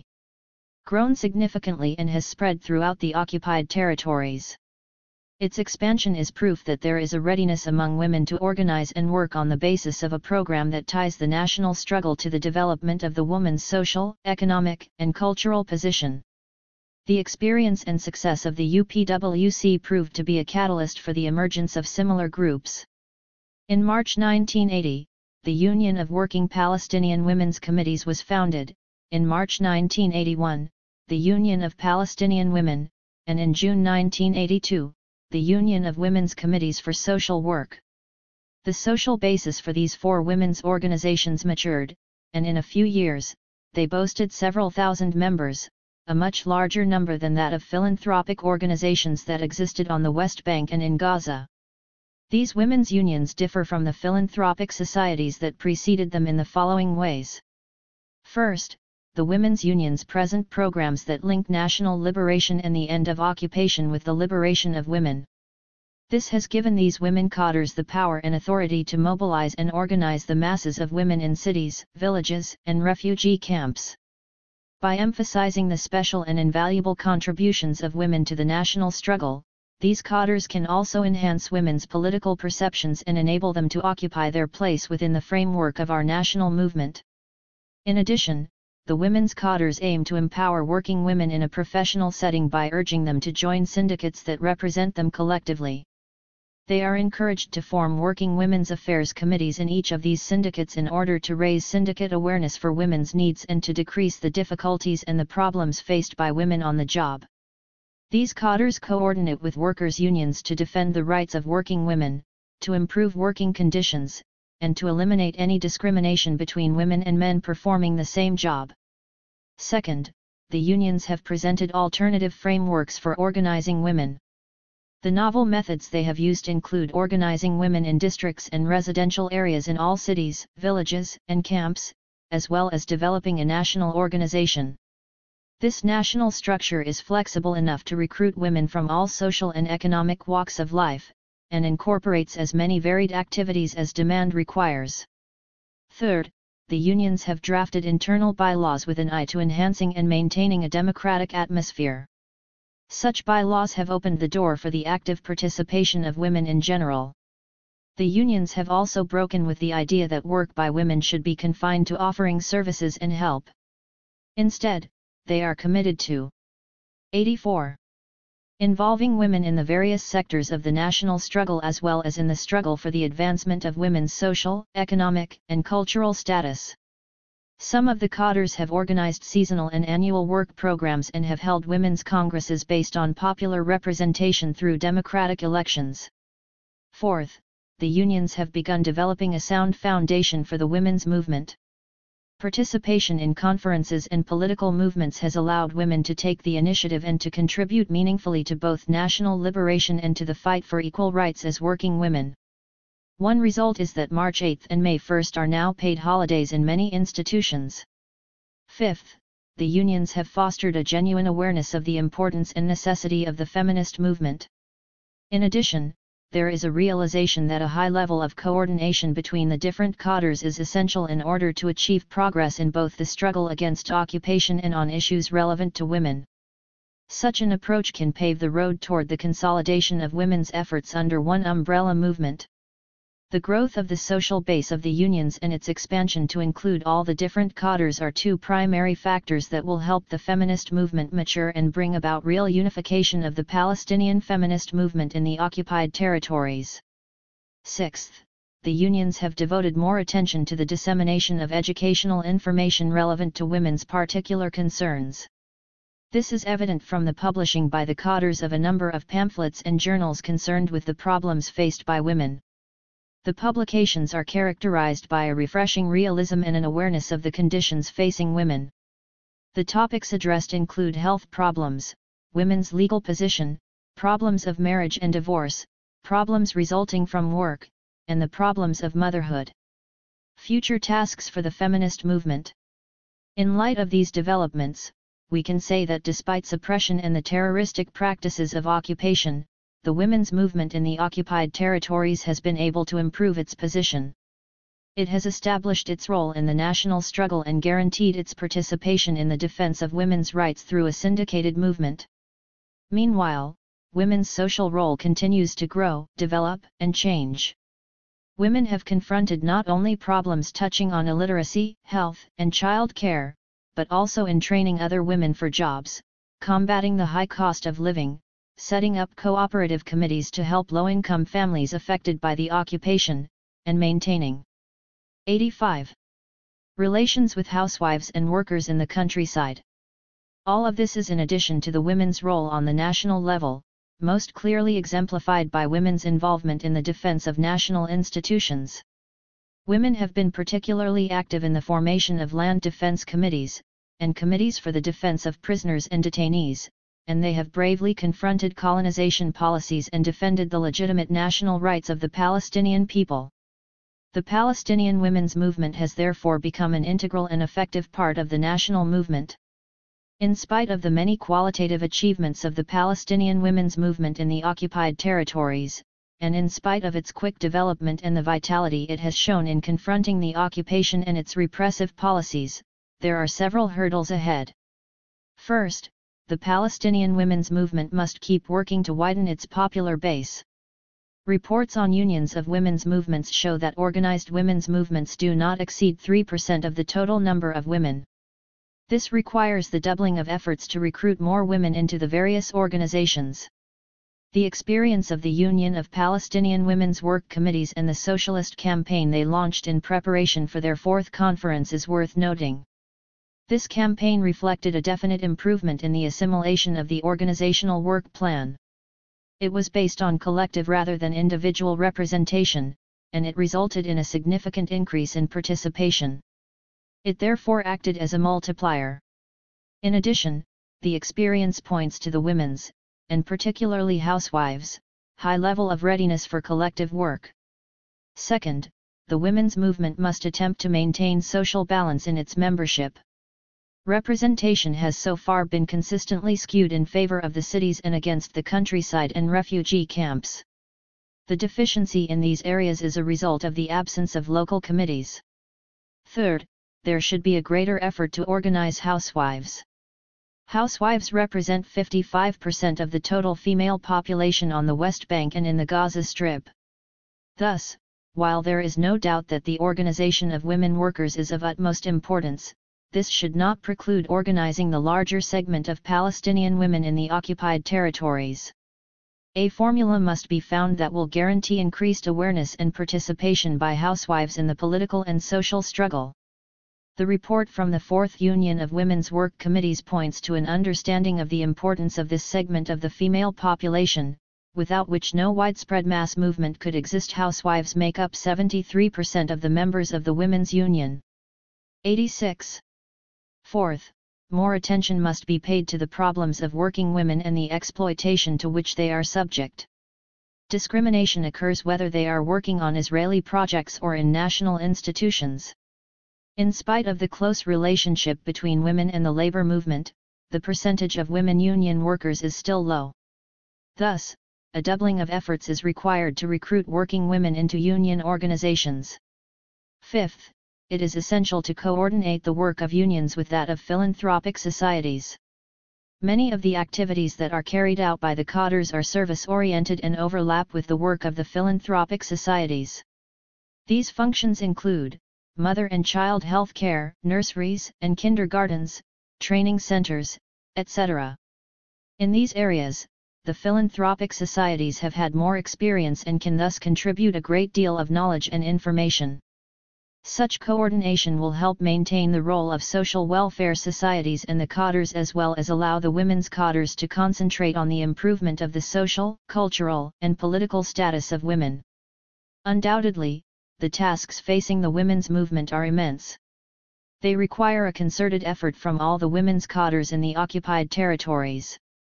The main concern put forward by the Union of Palestinian Women's Work Committees is that an effort be made toward the achievement of a unified popular women's movement. This would require that all women's cadres, unions, and institutions, including the philanthropic societies, work under a unified umbrella group with one program that is responsive to the needs of Palestinian women. The women's movement is an indivisible part of the Palestinian national movement. It carries with it the commitment to fight toward the right to return, the right to self-determination, and the establishment of an independent Palestinian state on national soil. Epilogue 1990. Like feminist movements elsewhere in the Third World, the Palestinian feminist movement has been inextricably intertwined with the national liberation struggle. The ties between the two movements stem from certain universal truths: no man is free in an enslaved land, and no nation is free when half its people are bound. Based on these principles, the Palestinian women's cadres have linked their fate with that of national liberation. In 1990, the steadfastness of the Palestinian people in their fight for freedom, the feminist movement in the occupied territories has come to the fore in the national struggle. As the Intifada took on the occupiers. 87. Women of the West Bank and Gaza Strip became more active than ever. They expended their time, energy, and dedication in an invaluable effort to bring about the success of the uprising. As a result of their activism, Palestinian women have suffered heavily at the hands of the Israelis. Palestinian women did not await any directives to join the Intifada. On the contrary, many women acted on their own initiative and assumed positions of leadership. Among the activities in which women have been involved are street demonstrations, setting up barricades, and working with committees on emergency healthcare and education. In addition, women have played an active role in the local popular committees and have contributed to national decision-making through neighborhood and regional groupings. While women's participation in the uprising evoked much admiration and public respect, no fundamental social change has taken place in Palestinian society. Women's social position has indeed remained unchanged despite their participation in the national struggle. At this juncture one must question why no change has taken place and what role the Palestinian feminist movement has played to further the advancement of women's rights. The feminist movement has as its primary goals to change women's traditional roles and to work toward gaining social and political equality for women. One might argue that the feminist movement cannot attain civil and political rights for women in the occupied territories given the situation on the ground and the absence of a national government and a constitution. However, the Palestinian government that was declared on November 15, 1988, must have a blueprint.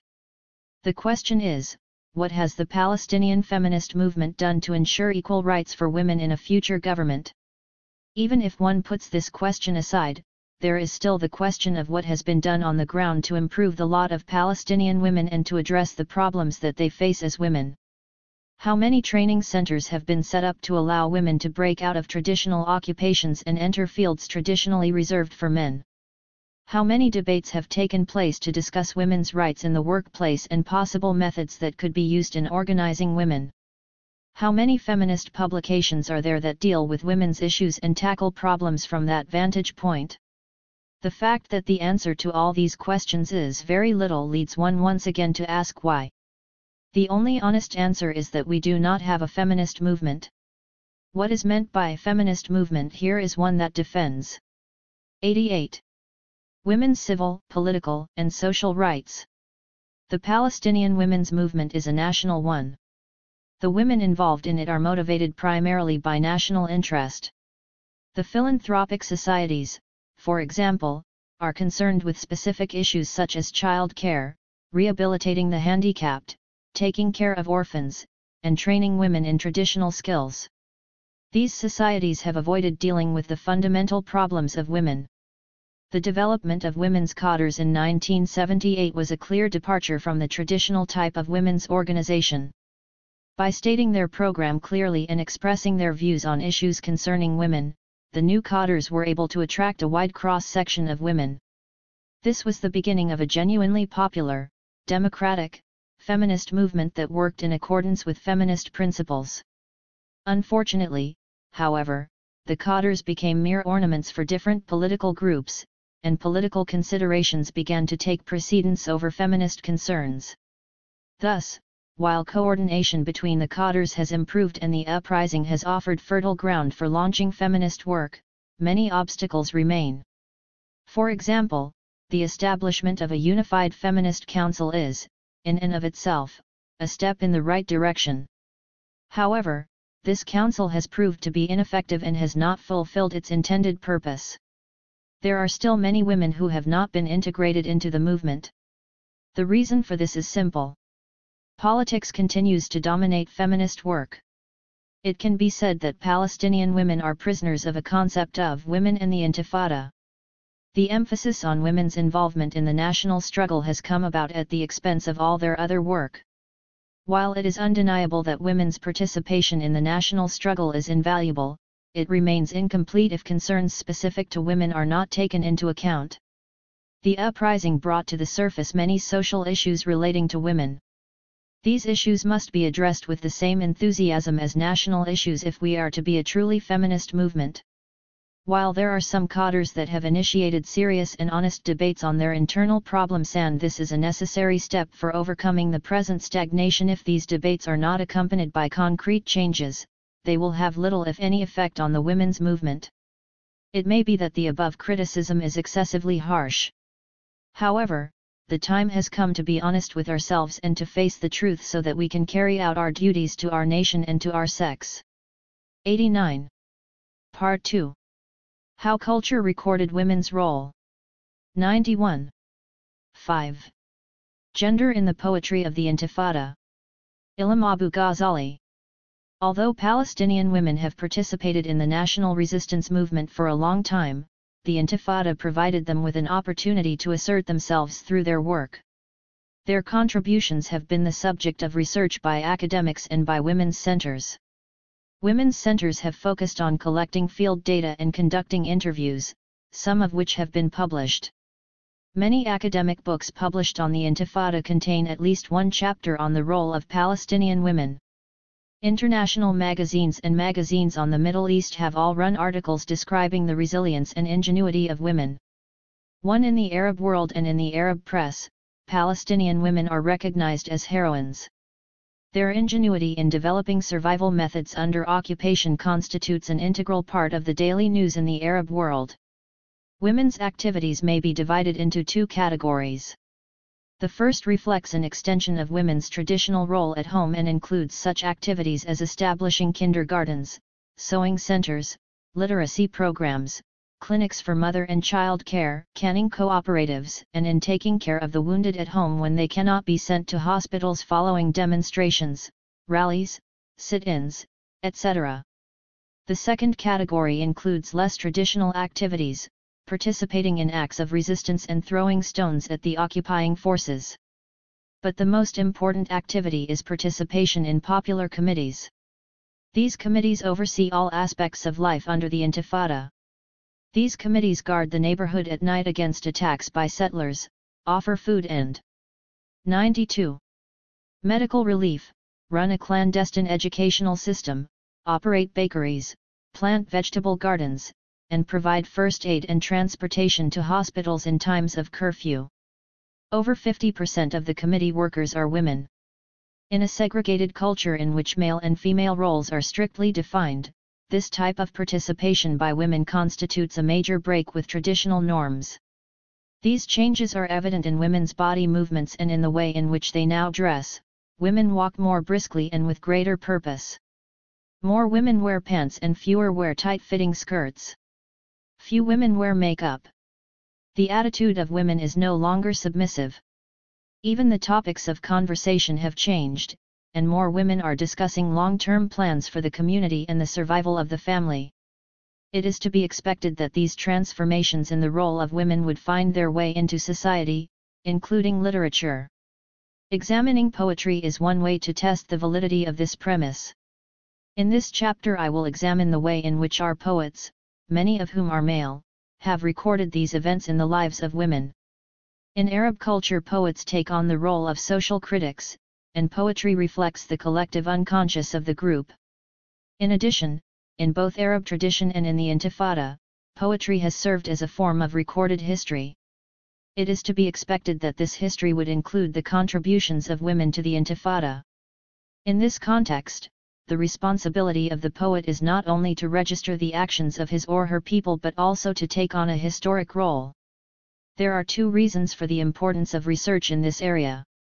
During the Intifada, there were more females than males residing in the occupied territories, and this was reflected in their participation.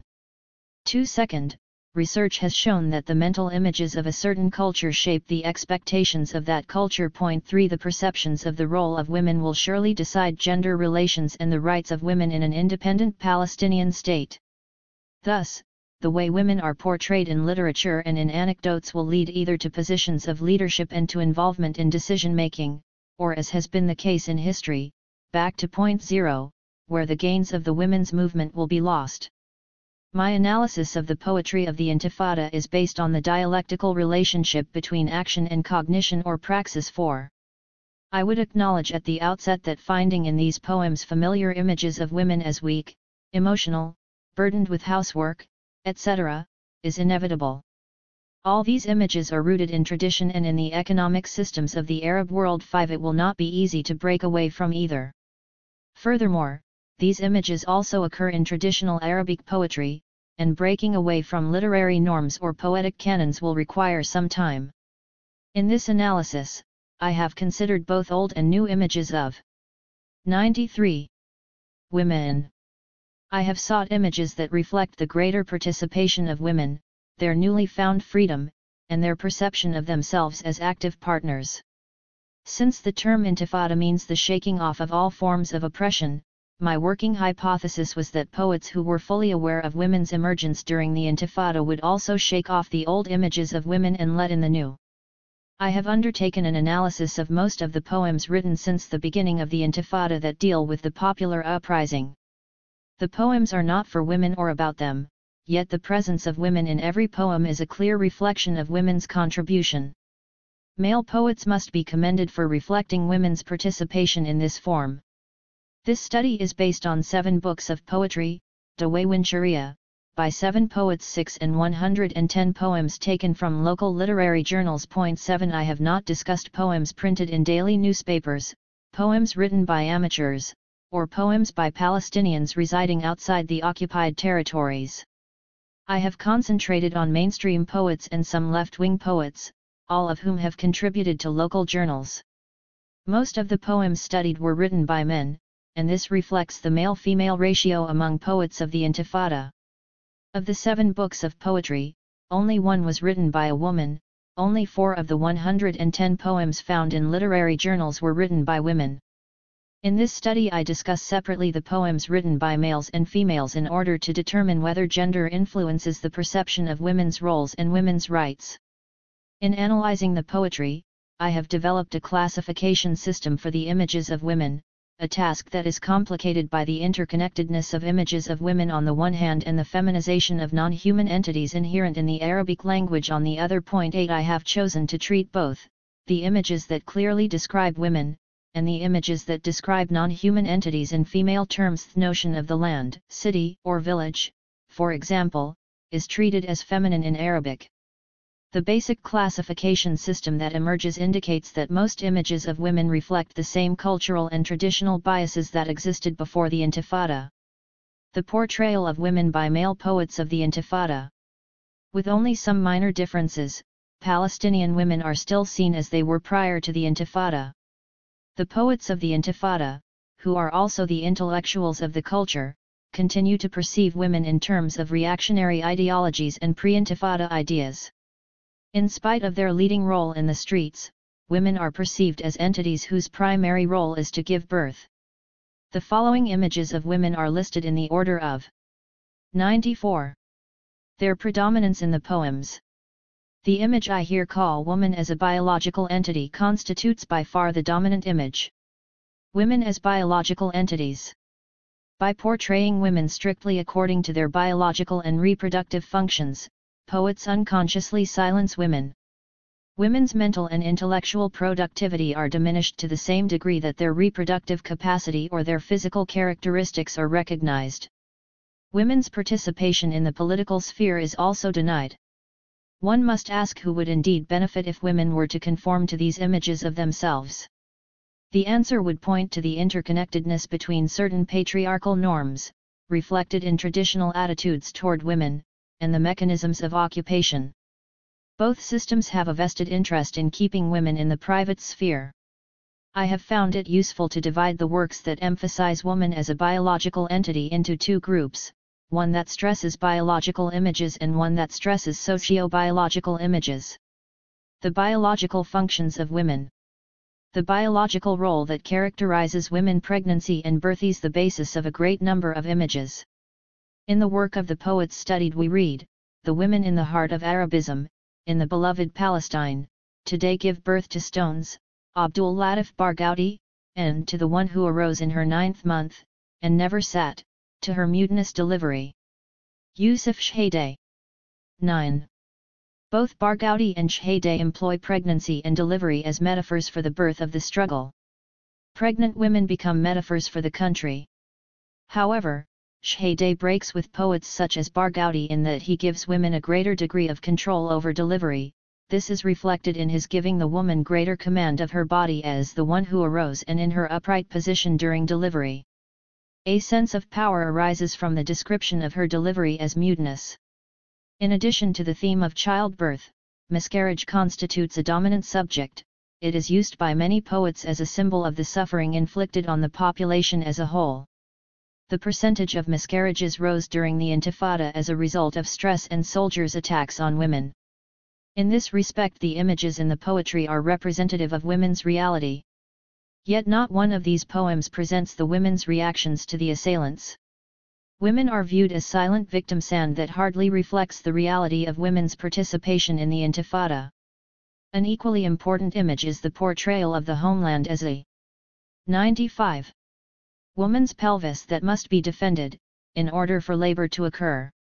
10. In all of the preceding instances, woman is seen in terms of her biological reproductive function and not in terms of her intellectual and physical activity in running the Intifada. The image of the pregnant woman or the mother is highly revered in Arabic poetry and culture. But the pedestal on which male poets place women deprives women of an active voice and a proud existence in which they can be something other than a symbolic object. 11. There are no images that represent women working on an equal footing with men to achieve a better future.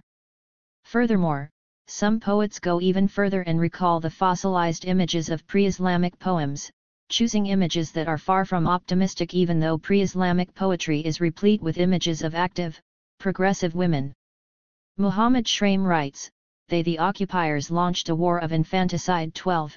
The reference here is to a practice that preceded Islam and according to which female infants were buried alive. Along with motherhood, chastity, and virginity constitute further male preoccupations in these poems. While no verse refers to women as fighters or as builders of the future state, many verses address women as chaste virgins. Muhammad Shraim writes, "The singing of the birds, the secrets of the virgins belong to me." Isa Hussein Rumi writes, "O Virgin, don't go away." Anachan Zaktan notes the reward of virtuous years. 13. The importance of chastity or virginity is also reflected in the title of a poem by Isa Hussein Rumi, The Virgin. 14. Here the author uses the definite article, al, which in Arabic refers to the absolute. Moreover, the title does not reflect the subject of the poem, which is about stone throwers. The poet might have considered giving the poem the title The Stone Throwers feminine form. But by placing the emphasis on sexual chastity, the author emphasizes the traditional cornerstone that holds back the participation and development of women in Arab culture.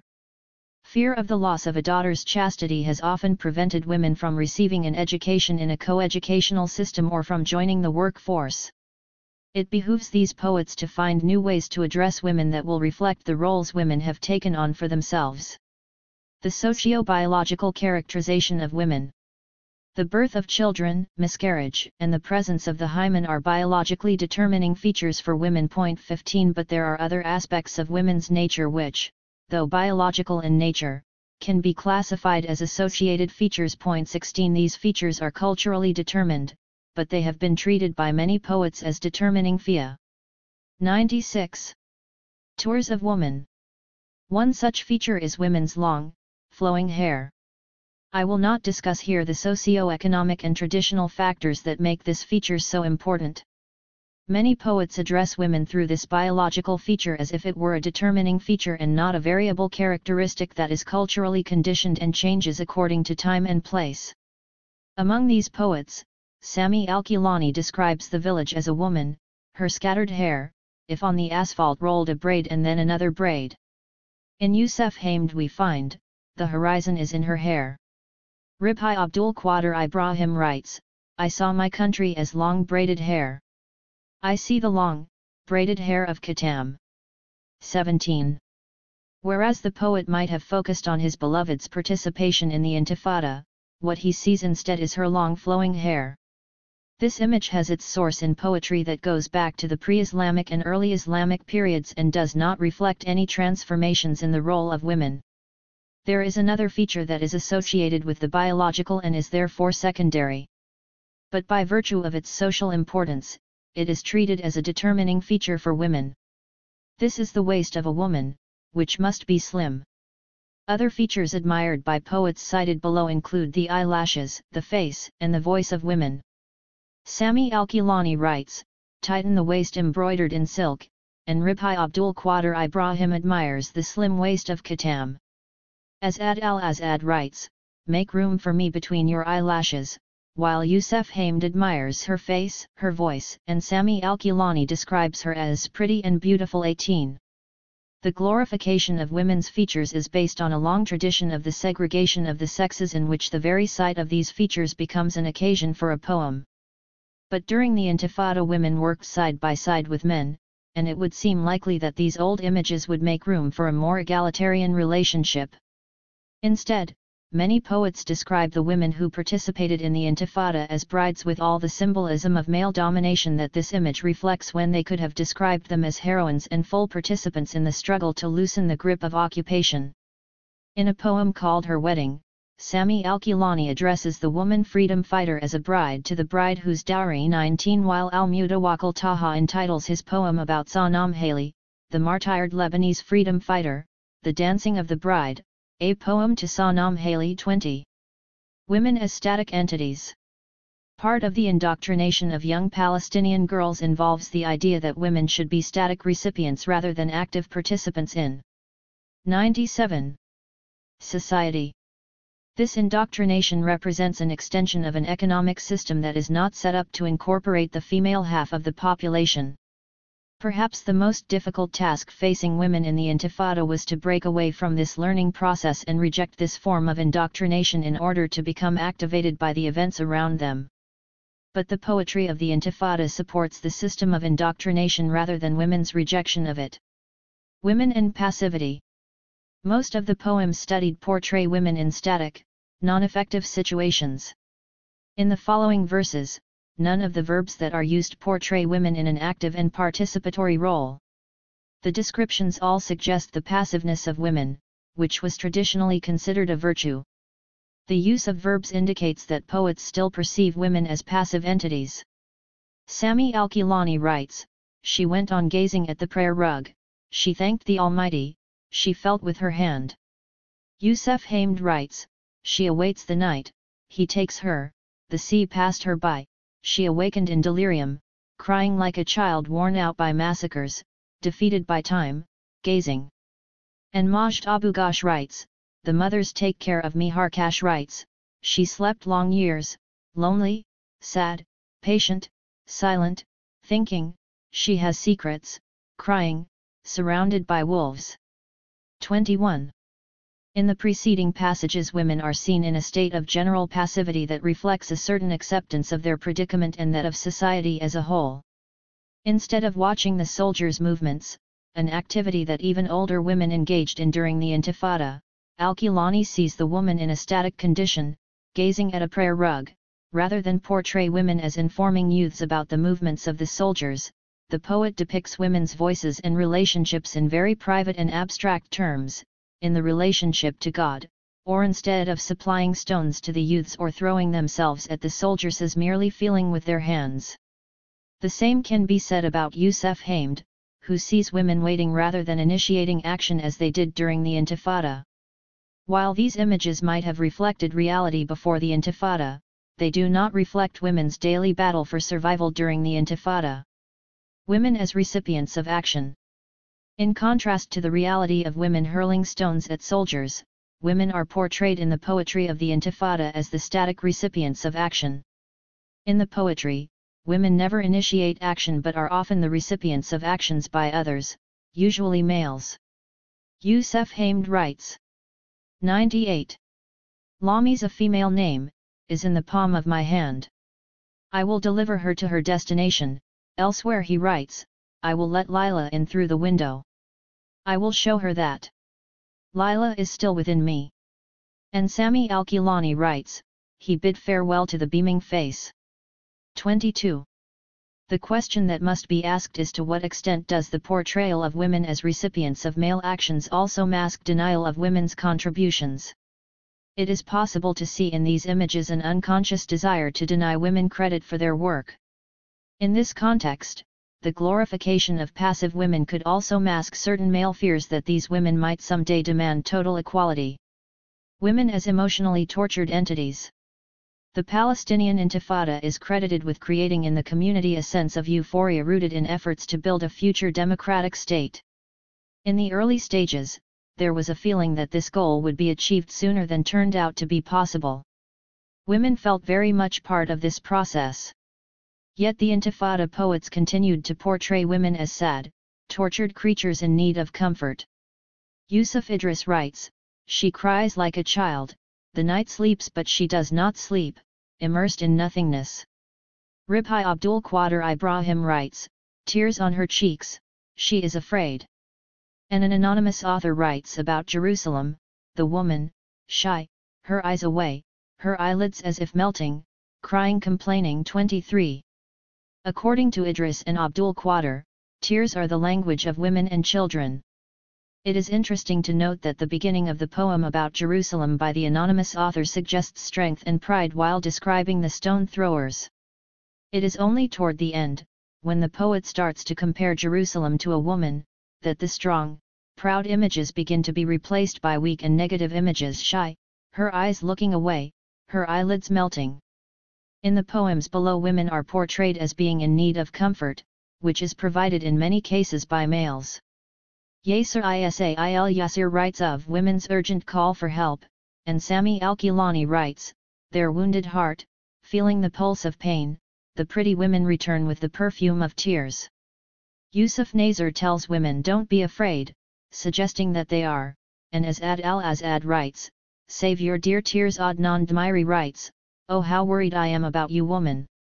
Yusuf Hamd writes, "God will inflict pain on those who inflict pain on you." 24. It never occurs to Hamd that women could perhaps inflict pain and are indeed inflicting pain on the soldiers through their daily activity, instead he takes recourse to God's assistance. 99. In analyzing these images, I became aware that they often project a reversal of the cultural images of women with which we have become familiar. In many anecdotes of the Intifada, women are portrayed as strong, dominant entities capable of extracting children from the clutches of the occupation by shoving the soldiers aside. 25. The weak woman described above exists in diametrical opposition to the woman that emerged in the Palestinian Intifada. Poets seek to portray the weak, fearful side of women while bringing out the fearlessness of men. Women and housework. According to the male poets of the Intifada, housework is the only area in which women excel. While it is true that in the poetry of the Intifada housework receives some degree of recognition because it is now associated with a contribution to the national labor, al-amal al-watani, this recognition is something of a mixed blessing for women. While women's chores are given some importance, poets see no other role for women. Sami Al-Kilani writes, "Take care of the unborn child, O mother, and women knead the dough."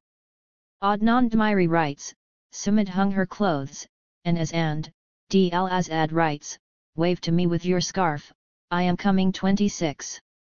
Elsewhere poets praise women for cheering to them, especially for their ululating when men go to battle. 27. These male poets praise the supportive or cheerleading role of women when they could be emphasizing their independent role. Furthermore, all of the preceding verses reinforce the role of women as nurturers and mothers. They do not describe their newfound sense of themselves as activists and liberated women. Two poets provide what might have been a departure from casting women in a passive role by including women in street action. Unfortunately, the opportunity is not totally realized. While street action first includes men and women, it is soon limited to men only. Harkash writes, "The young men and women of the neighborhood came, this one masculine form with burning tires, the other masculine form with slingshots and stones." 28. Had Harkash continued to include women in the action of barricading the streets and burning tires, his portrayal would have reflected the true role of women, and it might have initiated a new vision in the poetry of the Intifada. A similar abortive effort occurs in the poetry of Sami Al-Kilani, where the participation of Zoya, the poet's daughter, in resistance is expressed through her songs. However, according to the poem, she sings in the Ukrainian language and not in Arabic, the language of her culture. Al. 100. Keelani is unable to conceive of his daughter's resistance from within the confines of her culture, he must therefore transform her songs into the language of another culture. Only then can Al-Keelani accept her resistance. Women and the act of speaking. The male poets of the Intifada seem to think that the greatest action that women can perform is to speak. 29 verbs that denote the act of speaking are the verbs most often used for women: she said, she says, she told, she asks, she called, she ululates. These verbs denote either the woman speaking for herself, direct speech, or the poet speaking for her, indirect speech. In both cases the poet portrays woman as speaking about things she already knows, no new experiences are recounted, in spite of the ardent transformations taking place in woman's role through the Intifada. Sami Al-Keelani's work is full of references to women's past and present knowledge, but as might be expected, this knowledge is static and not an ongoing learning experience. She said, I knew the steps. I knew. She shouts, preventing me. 30. In Kate Abu Hashish's work, the woman stands as a witness and gives testimony. Even the old woman said, saw, testified, she said, they feminine form heard, my mother said, etc. 31. Each one of these acts of saying is embedded in the other in an intricate web that gives the impression that, for women, the general act of speaking takes the place of action. Speech attributed to women also appears in the form of inquiry, denunciation, of the occupation, or asking for help. Abdul Ghani Mijher attributes the following question to his female, she asked, why were you late all these years? 32. Men act while women inquire about the actions of others. Such is the view of male poets, even when they write about a woman who was killed while resisting Israeli soldiers. Youssef Hamd chooses to describe the death of Galia Farhat, killed by Israeli soldiers in Lebanon, by praising her last words denouncing occupation, to the ululation uttered by the martyred Galia Farhat. 33. And the female voice often seeks help from the male, as in this line from an anonymous poem, I think she said, help. Enter. 34. Furthermore, women are told of the events taking place in the streets, and they are often informed how to interpret events. The tone indicates that women are thought and capable of making such judgments. Sami Faraj writes, that day rubber was good, O Kadiga female name, and today's bullets are glory, O Amina. 35. The examples given above are only a small sample of the speech. 101. Attributed to women and addressed to them. However, this area deserves more research, for it constitutes one of the most pronounced qualities attributed to the female persona in these poems. Women and gender relations. In the reorganization of the world according to male perceptions, the poetry of the Intifada reflects a certain relationship between men and women that merits further investigation. The views can be categorized as follows. The nullification of women.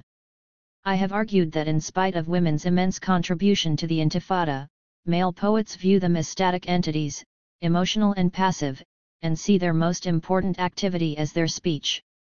When poets describe action, achievement, planning for the future, physical resistance, all of which are male activities, there is no place for women in these descriptions. We can infer that women are nullified in some images of Intifada poetry. This nullification is complete in those verses that glorify men and action. Muhammad Hnihen writes, my country, O mountains of manhood. Men in these times are my wealth. And Yusuf Shahideh writes, we won. All victories and glory are for the men. 36. It would seem that these poets are writing in accordance with poetic traditions in the Arab world that associate men with wars and with victory, and not in response to the present scenes of women defiantly struggling against the army of occupation. Some poets, for example, Hussein Barghouti, manifest a greater degree of sensitivity to the present, yet the total picture has changed very little. Barghouti writes, when streets are flooded with women. 37. Here the nullification of women stems from the verb used. In Arabic the word denotes streets being filled basically with non-human or animal forms. It also derives from streets being made the subject of the sentence and not women. The alternative would be to describe women as agents of action, to write, for example, when women take to the streets. 38. Women as non-actualized entities. In the poetry of the Intifada, women are actualized in an abstract way only. In verses where they are not nullified, women are mentioned as non-concrete entities. Isa Hussein Rumi writes, "I dreamed, my darling, that you descended from heaven, a huri, a bride in white, a virgin." Yusuf Shahideh writes, "I named you feminine form many." 102. Names in discrete whispering. 39. There is a non-specificity to the woman's persona in Rumi. She is a huri, a bride, a virgin. Here, woman is an abstraction, one that takes its meaning from the poet. Furthermore, the woman is not one of flesh and blood but a dream, part of the imagination of the poet. For Shahideh as well, the woman is named by the poet in a whisper, not in public, and the non-specificity of women is thus reiterated. Women as semi-actualized entities. Male poets seem to be unable to perceive a woman as existing on her own. They always see her as dependent on a man for all her needs. Such dependence must be distinguished from the mutual support that constitutes positive relations. Here, support is given in the form of guardianship, subordination, which presupposes a hierarchy in human relations. As such it must be deemed negative. In the poems under consideration, the woman is treated as a semi-actualized entity in need of guardianship. Al-Mutawakkil Taha writes, "O handle a male name, who will care for Fatima female name after you depart?" Ribhi Abdul Qadir Ibrahim writes, "How will she survive if I die?" And Jamil Michael writes, "A widow is walking behind me." 40. In this verse, widow is used as a term of dependency. There are few poems that portray the male in a state of dependency on the female. In these cases the man is ridiculed and made fun of, as in the following verse by Harkash, "Your husband, O sister, the name of God be on him." 41. Defining the male through the female, your husband is reason enough to make fun of his manhood. Women through blood relations. When women attain full recognition and respect from male poets, it is only as a result of blood ties to men. When women's achievements are celebrated, women are referred to as sister, mother, or daughter. They thus become part of the male world and system of blood relations in which the position of the mother is the most highly revered. Al-Mutawakkil Taha speaks of the sister of my soul, and Sami Faraj writes, "Sister wrap, and spray him." 42. As part of the extended family system, women are an appendage to men. In the verse cited above, Taha describes women prisoners, who are very highly regarded in the culture. His esteem is expressed by linking women with the male persona through the term sister. Faraj is referring to female activists, also recognized in the culture. Esteem is trans. 103. Lated here into a physical association with the male, also based on blood ties. All these descriptions reflect the ideological position of the male, who dominates the culture through patriarchy. Women and sadistic/masochistic relationships. Many male poets see their relations with women in terms of a masochistic/sadistic relationship in which woman is the torturer. Arabic literature is replete with images of women who torture their lovers by their absence. Here we see images of women whom the poets love and admire for their long history as sufferers. Why is it that these poets are not able to portray love as a relationship of equals, in which both men and women are quite happy? 43. Yusuf Hamd writes, "I love a woman whom sleep has forsaken, while I sleep through the nights." Al-Mutawakkil Taha writes, "We curse women in the morning while we walk on their bosoms."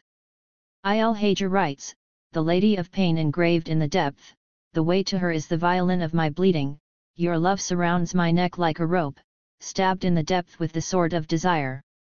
Ribhi Abdul Qadir Ibrahim writes, "All that remains are my tears and my wounds." While Yusuf Hamd writes, "How could love come to a mad person, all that he desires became unlawful." 44. These verses indicate that the male poets are dissatisfied with the segregation dictated by tradition. Hamd sums up this view by saying that madness is the result of the restrictions when all that is desired is unlawful. Women and uneven relationships. Rarely do we find a relationship of equality between men and women in the poetry of the Palestinian male poets. A woman is often perceived either as a superior entity and placed on a pedestal where she quickly becomes a metaphor for the country, the symbol of giving and selflessness, or she is considered subordinate to the male. In the following verse, Ali al-Khalili elevates the woman by giving her the position reserved for men. He writes, "My lady, my female master." 45. But there are numerous instances when the poet places himself in a position of authority over women, assuming the role of guardian or father, as in the following verse by Hussein Barghouti, "I am the sheikh, my daughter." 46. The same kind of authoritarian relationship is also expressed through the use of the imperative form of the verb with women, see below. 104. Women as targets of the imperative verb. The imperative verb is used to issue orders or requests. Orders indicate a hierarchical relationship in which the person receiving the orders is lower in the hierarchy. The poetry of the Intifada is replete with examples in which the imperative is used in addressing women, with all the hierarchical structure this implies in terms of male-female relations. Very rarely is the imperative verb used by poets in addressing other men. Sami Faraj writes, "Sister, here we come. Wrap, sprinkle, shake." Yusuf Nazar gives the following order to a woman, "Don't be afraid, stay by my tomb." Yusuf Hamd writes, "Do not be afraid." Sami Al-Kilani writes, "My little girl, follow, tighten the waist, get up, baptize me, bestow on me, absorb my spirit." Hussein Barghouti orders the woman to brighten up, open. Hamd orders a woman to come back, and as D. Al-Azad writes, "Leave, ask, keep." 47. The patriarchal hierarchy is clearly manifested in the use of the verb form. By using the imperative, the poets have placed women in an inferior position. It should also be noted that the kinds of action required of women are an extension of their traditional role. Positive attitudes toward women. There are some positive images of women in the male poetry of the Intifada. However, in quantitative terms the preceding categories far exceed this one. What constitutes a positive image? Obviously it must be a new image that reflects the new roles that women have taken on. It must also be an image that recognizes cultural oppression and seeks to eradicate it. It must be an image that supports women's struggle to assert themselves. Empathy with women is a good start. Finally, this image must be one of a woman of flesh and blood, an image that reflects women's current desires and aspirations. The following verses come closer to describing this new female persona. Yusuf Shahideh writes, "She is the sun, the shores, honey and olive trees." While it is fairly common to see a woman equated with all these qualities, it is the next line that sets Shahideh's work apart. This is because he condemns in it all those who resort to writing about the long eyelashes and the lean body. Wasim al-Kurdi writes, "We fill the heart of life and the heart of women with fresh pure air." 48. Al-Kurdi recognizes the double circle of oppression exercised against women when he recognizes the need to allow women to breathe freely fresh and pure air. Here he makes reference to the oppressive conditions that women endure under occupation and also under a patriarchal system set up to make life easier for men. 105. Furthermore, he calls for transformations that will make women breathe more freely, equating their freedom with the freedom of life itself, the heart. He makes himself male responsible for making this happen, thus acknowledging the role of the dominant male in such female transformations. Taha writes, "Shall I ask your soul how the mountains erupted in it?" 49. In Arabic poetry the image of the mountain symbolizes pride and strength, and Taha deserves mention for recognizing these as female qualities. Hussein Barghouti addresses a female, saying, "Light your Babylonian window with the old candle, engraved with old designs." 50. Barghouti uses Babylonian civilization, an image of a rich culture, to describe the contributions of women. Babylonian culture is known to have given the world one of the first alphabets, the laws of Hammurabi, and the Hanging Gardens, one of the 7 wonders of the world. The poet is here asking women to step out of the darkness and to light up these qualities, making them visible to the rest. It is a positive image that reflects his deep concern for the periods in which women were dormant in Arab culture and an acknowledgement of their rich past history. Most of the verses in this category describe women through images and symbolism. Yet these are positive images that encourage women's development. What we have not seen yet is a woman who really reflects the desires and aspirations of the woman in the street. The portrayal of women in the work of female poets. Far fewer women than men were writing poetry during the Intifada. While there have been many female poets, poetry has traditionally been a male domain in Arab culture. During the Intifada in particular, women's activities focused on the basic need for survival in committee work and in the more traditional women's institutions. Their work made the Intifada possible. It is therefore disappointing that women poets do not show a marked difference from men in their perception of themselves. The image of women in poetry written by women can be classified roughly in the same categories as those defined above. It is possible to conclude that these women poets still perceive themselves through the eyes of the male other. The poems mentioned below were written by women. Yet in spite of the gains made by women during the Intifada, the female voice in these poems reflects the same sense of alienation and dependency that characterizes male poetry about them. It is possible that women activists are not the ones writing poetry, yet it is also possible that women have 106. Not begun to free themselves from the poetic standards set before the Intifada. The annulment of women in women's poetry. The grammar of Arabic exhibits gender inflection of the noun, the adjective, and the verb. This means that a speaker can indicate his or her own gender as well as that of an addressee and a third person. The gender inflection for the male, however, is employed by some as generic. One might expect that women who are trying to assert themselves would be sensitive to the use of the female gender in denoting females. But the women poets discussed often use male gender as generic. I consider this to be a manifestation of self-annulment. Such examples can be found in the following verses: loving you, my country, taught me to be strong masculine form and enduring masculine form, Najla Shawan, my veins bleed Palestinian, Palestinian masculine form, Hanan Awad. Elsewhere she writes, to the mothers of lovers masculine form. Khadija Abu Arkaub writes, I masculine form am leaving. 51. In the verses cited above, female authors address themselves in the masculine voice. It would seem that in order to break the silence in which women were engulfed for so long, they must use the male voice. This also indicates that when women take on an active role, the female poet sees them through the cultural prism of male behavior. The annulment of the personal. Female poets do not treat the problems women face. Instead, they focus on national issues. There are two reasons for the absence of the personal voice. First, the occupation is taking a severe toll on the population as a whole, and women's first priority is to be rid of occupation. However, fewer women now believe that they should postpone their struggle until the national struggle is completed. The second reason has to do with traditional attitudes to women, which dictate that women should deny their own feelings and conform to the perception of them in the culture as selfless, giving entities, demanding little for themselves.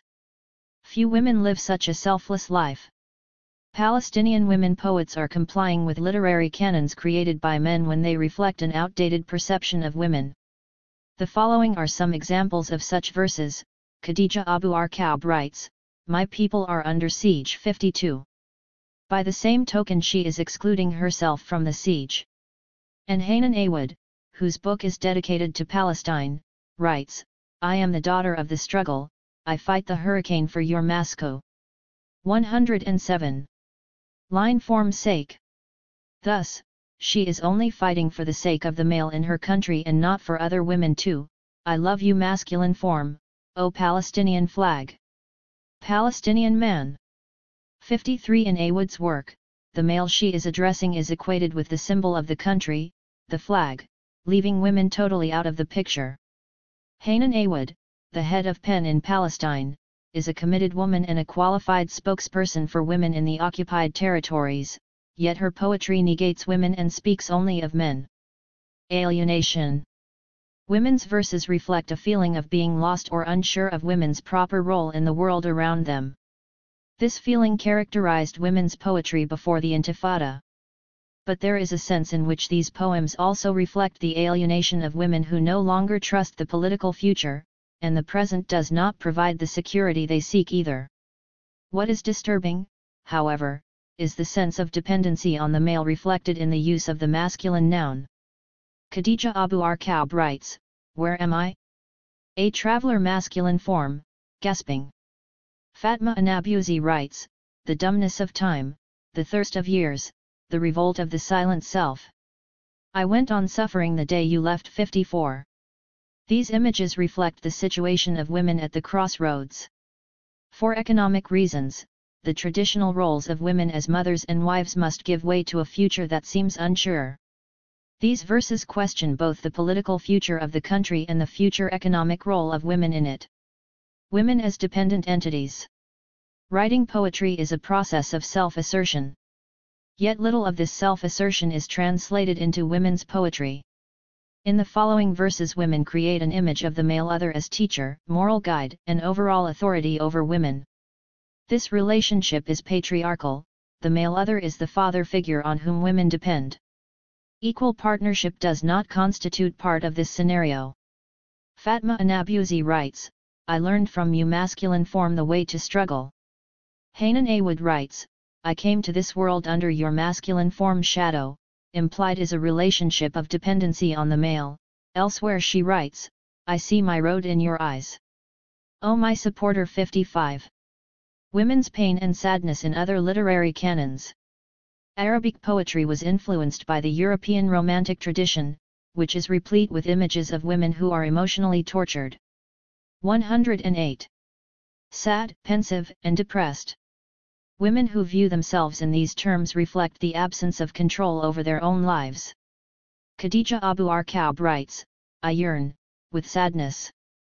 Fatma Anabuzi writes, "Did they understand the pain in my heart, my great pain, and the fire that burns my inside?" 56. Hanan Awood goes so far as to speak of herself as a wound. But her pain is not the physical pain inflicted on some fighting women. Rather, it is reminiscent of the victimized woman. Women's time. Poets seem to evaluate the way in which time has been spent. Time is always perceived as negative in terms of its devastating effect on youth, a woman's most valuable asset. Hanan Awood writes, "I might lose some of my youth." Fatma Anabuzi writes, "All my coming days are of waiting," and elsewhere she notes, "I started to count what remained of my life 57. In these verses women seem to be constantly waiting in a world where death is the reference point of life. Here women are passive participants in the passage of time that constitutes their lives. The passage of time as a source of enrichment is not considered. Conclusion. Analysis of the body of Intifada poetry discussed above reveals very few changes in the images of women. I believe that the poets remained bound by literary canons and images that characterized pre-Intifada, non-commit poetry. It is clear that while women's role has changed markedly in the outside world, this transformation is not reflected in the poetry of the Intifada. The inability of poets to question fossilized images of women and poetic canons has its roots in the inability of the same male poets to consider as individuals a challenge to the patriarchal system, to their authority and autonomy, in the text. The ability of poets to question literary norms is a reflection of their ability to challenge and question the superstructures of the culture, including the patriarchal paradigm and the semi-tribal institutions that reflect this paradigm. The poetry analyzed here indicates that although the poets are using their poetry as a tool for resisting foreign occupation of their country, they have not yet resisted their own reactionary acculturation toward women. It is not within the confines of this analysis to investigate the extent to which novels have reflected the changing role of women. Yet it is possible to point out several novels that have focused attention on the double burden of oppression facing women, that is, the novels by Sehar. 109. Khalifa that deal with precisely this issue. Further research is necessary to investigate the differences between the novelistic tradition and the poetic tradition under the Intifada. The inability of poets to challenge poetic canons and fossilized images has been linked to their inability to challenge the system of patriarchy. However, this conflict has its roots in the conflicting situation under occupation.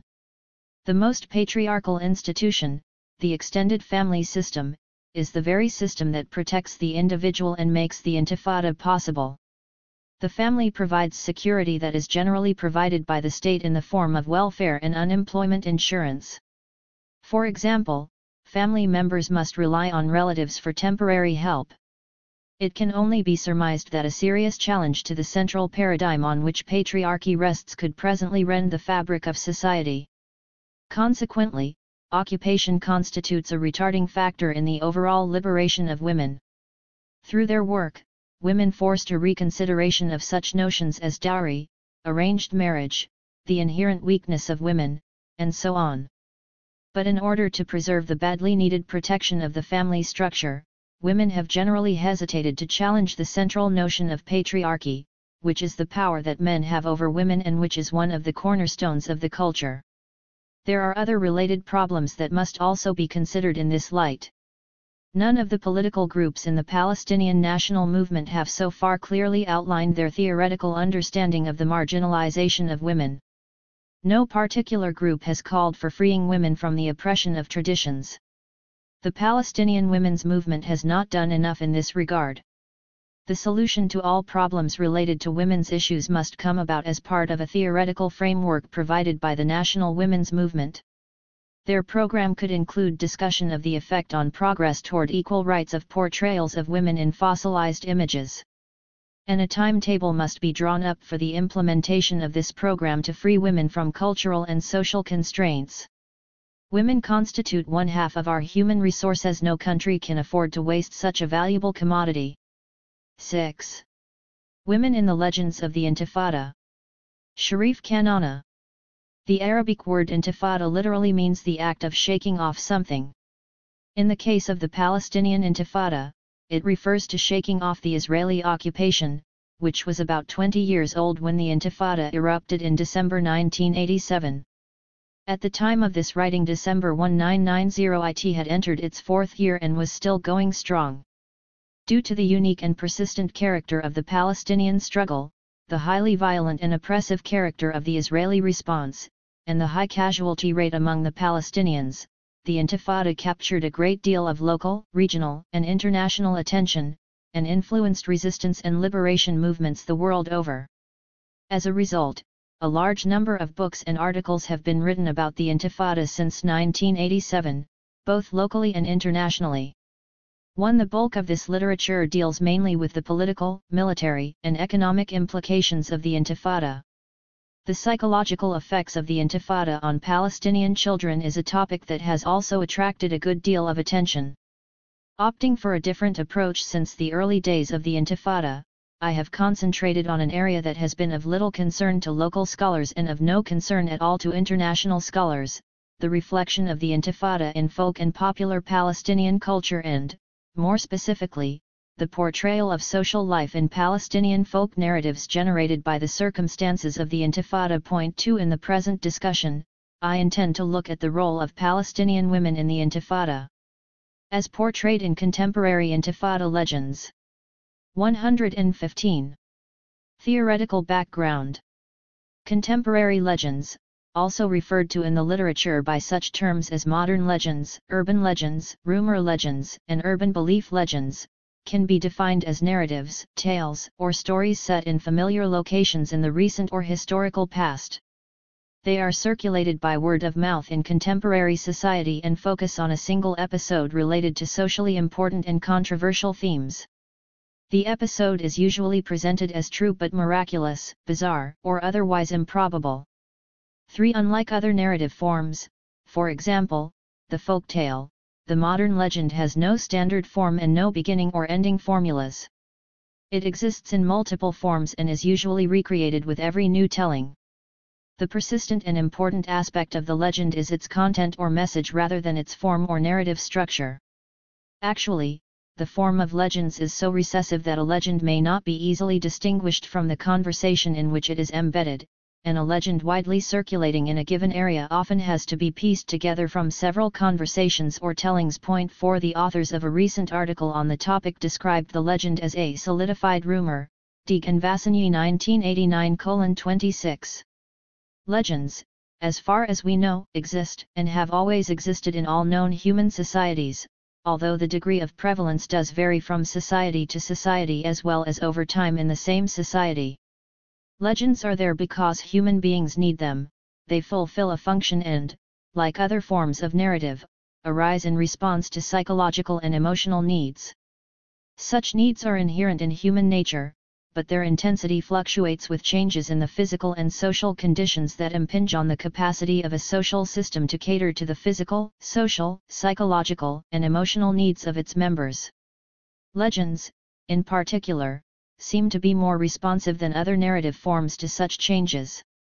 As Linda Deeg puts it, social and historical changes may influence the nature of the legend more than they do any other genre of folklore. Deeg 1971:60. Two types of socio-psychological conditions or climates, when they prevail in a society or community, seem to be especially conducive to the emergence, growth, and persistence of modern legends. The first of these conditions is that of collective stress, fear, and anxiety. Carl Jung, for example, contends that the belief in UFO legends is rooted in an emotional tension having its cause in a situation of collective distress and danger, or in a vital psychic need. This condition undoubtedly exists today, Jung 1969:24. Max Luthi specifies some of these sources of collective fear and distress when he states, the legend looks fixedly. 116. At the inexplicable which confronts man. And because it is monstrous war, pestilence, and especially often a numinous power, be it nature, demons, or spirits of the dead, man becomes small and unsure before it. Luthi 1976:24. Under such circumstances, legend explains, rationalizes, confirms, denies, negates, distances, derides, ridicules, or in some other way helps man in coming to terms with the monstrous powers that cause the collective distress. The other type of climate conducive to the emergence of legends is the climate of rising nationalism, especially when accompanied by struggle for national liberation against an outside invader, occupier, or oppressor. Under such circumstances, most legends tend to portray local or national heroes accomplishing extraordinary feats against the enemy. At times, these feats are accomplished with the help of supernatural forces. More often, though, the heroes triumph by carrying out heroic, courageous, clever, or imaginative deeds that are extraordinary but realistic, and without appealing to supernatural forces. Such legends provide symbols that embody the social aspirations of the group and help in welding the varying elements of the group into something like a common consciousness, as Paredes puts it, Paredes 1971:101. Paredes thinks that such legends are ego-supporting devices. They may appeal to the group or to individuals by affording them pride, dignity, and self-esteem, local or national heroes to identify with, for example, or place name legends giving an aura of importance to some familiar and undistinguished feature of local landscape. Ibid. 98. Whatever the circumstances that give rise to a legend may be, a legend always functions as a wish-fulfilling fantasy. But, as Alan Duns points out, there is something special about the fantasy of the legend. One does not escape the real world into legend, rather, legend represents fantasy in the real world, an important point psychologically speaking. It is true fantasy, not to be confused with the false or fictional fantasy of folktale. Duns 1971:24. The Palestinian context. The climate among Palestinians in the occupied territories under the Intifada combined both the element of collective stress and that of rising nationalism. On the one hand, the Intifada marks the culmination of the Palestinian nationalist movement, which started at least as far back as the second decade of this century. It is the highest point of the Palestinian struggle for national liberation thus far. The Israeli occupation authorities, on the other hand, responded to the Intifada by increasing their oppression, terrorization, and victimization of the Palestinian people under occupation. 5. 117. Details of Israeli terrorization and intimidation of the Palestinian people dominated news broadcasts all over the world for a large part of the period from 1987 to the end of the Intifada, and the scene of Israeli soldiers breaking the bones of Palestinian children on the outskirts of Nablus, which was photographed secretly by a CBS newsman, has become a classic. It is sufficient here to state that Israeli practices resulted in a great deal of fear, stress, pain, and sorrow to the approximately 1.5 million Palestinians under occupation. More than 1,000 people were killed between 1987 and 1990, tens of thousands were injured, maimed, deformed, and handicapped, and tens of thousands were arrested, detained, and imprisoned. 6. Considering the presence of all these elements, collective distress, rising nationalism, and sustained struggle for liberation, it is no wonder that thousands of rumors and rumor legends, heroic, horrific and humorous, emerged among Palestinians in the occupied territories during the Intifada. Clearly, not all of these legends were original, new, or unique to the Intifada. Many of them were adapted to the Intifada situation from previous Palestinian uprisings, especially that of 1936 against the British Mandate and the Zionist invasion in the 20s and 30s. Many of the legends about martyrs and those containing religious or supernatural elements are recognizably derived from publications of, or about, the Islamic resistance movement in Afghanistan. Yet others derive from oral or written Arabic and Islamic traditions that are thousands of years old. However, as they circulate now among Palestinians by word of mouth, all of the legends carry distinctive Palestinian and Intifada flavor. This flavor comes from the mention of familiar names of Palestinian individuals, families, or places, or by some form of association with some familiar but factual incidents of the Intifada.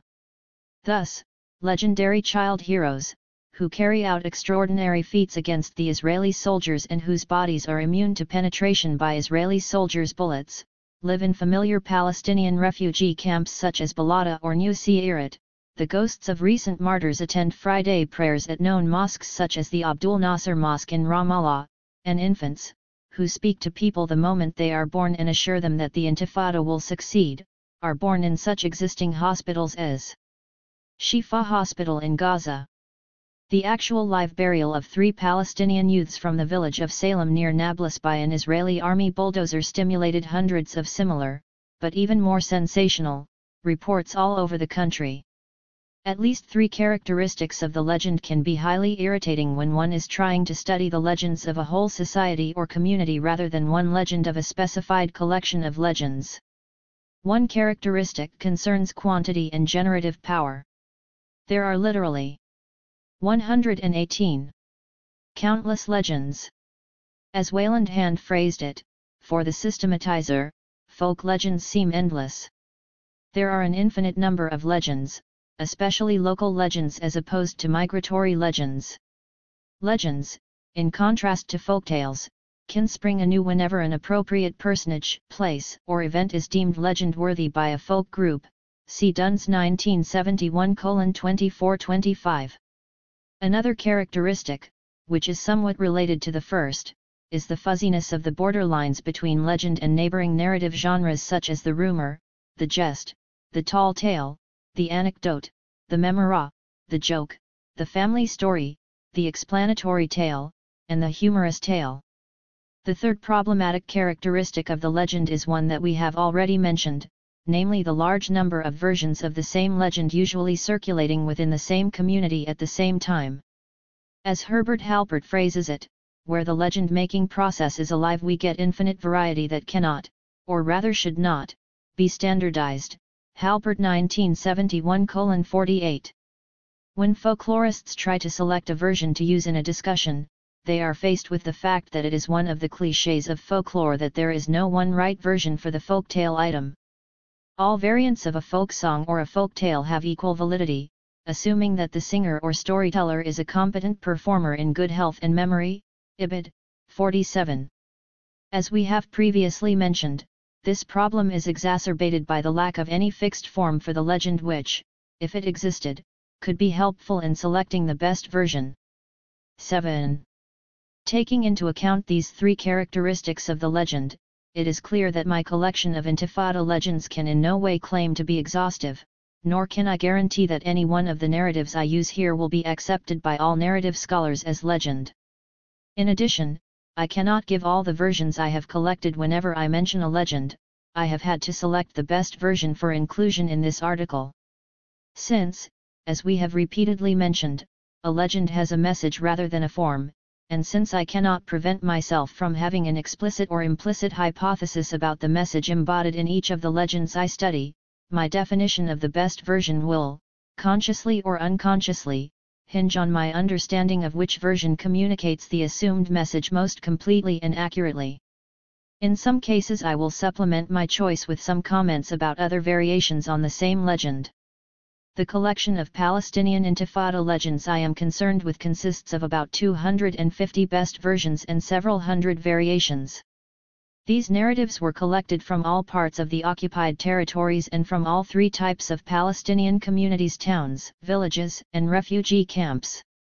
All the material used here was collected between 1988 and 1990 by 119. Myself and some of my students from folklore classes at Birzeit University on the West Bank. Most of the narratives were collected on tape during simulated legend swapping sessions, each consisting of either a group of young males or members of both sexes of an extended family and close relatives. The tapes were transcribed in handwriting by the person recording the session. Some legends were heard in natural settings and written down later from memory. The same young males who contributed many of our narratives also form the backbone of the Intifada, at least the more active and publicized aspects of it, such as demonstrations, tire burnings, stone, bottle, and firebomb throwing, and other forms of active confrontation with Israeli soldiers. Other members of Palestinian society are involved in what may be called passive or peaceful resistance, such as striking, abstaining from going to work in Israel, refusing to pay taxes, boycotting Israeli products, and so on.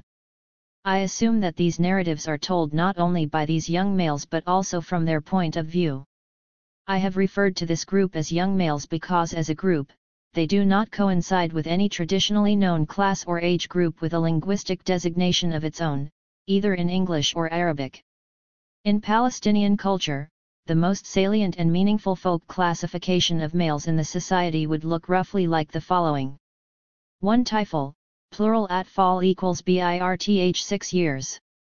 2 Walad, plural alad equals 613 years. 3 Shib, plural shabab equals 1425 years. 4 Islam or Rijal, plural Rijal equals 2560 years. 5 Kishariya equals 60 plus years. According to this classification, the actual age of the youth groups that form the active elements of the Intifada cuts across two of these stages. This situation has actually created a language problem for Palestinians when talking about this group. In Arabic newspapers, political speeches, social science articles, and other formal settings using classical Arabic, the term atfal is used as the officially recognized translation of the English children. It is defined to cover both males and females from birth to 16 years of age, and it therefore covers the young males we are discussing. Thus, in formal Palestinian culture, especially in poetry and other literary forms, such terms as atfal el-hijri, literally, children of the stones, meaning stone-throwing children, are in vogue. These poetic forms have great appeal for Palestinians and Arabs in general because, even here, the term children has connotations of a younger group of adolescents than it denotes in actuality. As a result, the Israeli enemy is portrayed with all its armies and military power as 120. Failing to subdue the mighty little Palestinian children after several years of Intifada. On the other hand, Palestinians, using colloquial language and discussing their daily affairs under the unstable conditions of the Intifada, are usually confused about how to refer to these youths and often vacillate between the three terms atfal, alad, and shabab, but they do not feel comfortable with any of them. Atfal and alad would be insulting particularly to older youths, because of their age, and to all youths because it detracts from the seriousness of the role they are playing in the Intifada. Shabab, which is the term preferred by the youths themselves and which causes many of the adults within earshot to snicker, is suitable for the role but too dignified for the ages of most of them. A compromise solution has been reached by some people in an attempt to resolve the contradiction between the ages and roles of these youths. They refer to them as Shabab Asghar, or Little Shabab. This, I expect, will become the permanent colloquial linguistic designator for the new perceptual category created by changes in the reality of Palestinian society. A body of narratives, like ours, can be analyzed in many ways and can produce a variety of answers depending on the angle from which we approach it, the dimensions along which we classify it, and the questions we pose about it. In this discussion I am interested in the types of characters that appear in these legends and the types of roles these characters perform in the legends. In particular, I am interested here in the Palestinian female characters appearing in my collection of Intifada legends. In folk legends, as with all traditional genres of folk narratives, there is always the tendency for only two characters to be on stage at one time, or even for a complete tale to have no more than one or two characters. Williams 1984:217. The legend, as one of the shortest narrative forms and usually having only one episode, tends to be of the latter kind. The major reason for this tendency in folk narratives in general, and in the legend in particular, is that folk narratives typically convey a struggle or conflict between two parties or forces, each represented on the stage by one person at a time. When more than two characters appear simultaneously, two of them are usually the major characters of the narrative, while the others are supporting characters on either side. 8. When a complete tale has no more than one character, it is usually because the other party to the struggle is an intangible or supernatural force. The legend normally consists of one single episode that takes place in one location or within a small area. The episode typically ends with the 121. Resolution of the struggle in favor of one of the contestants, usually the party by whom or among whom the legend was created.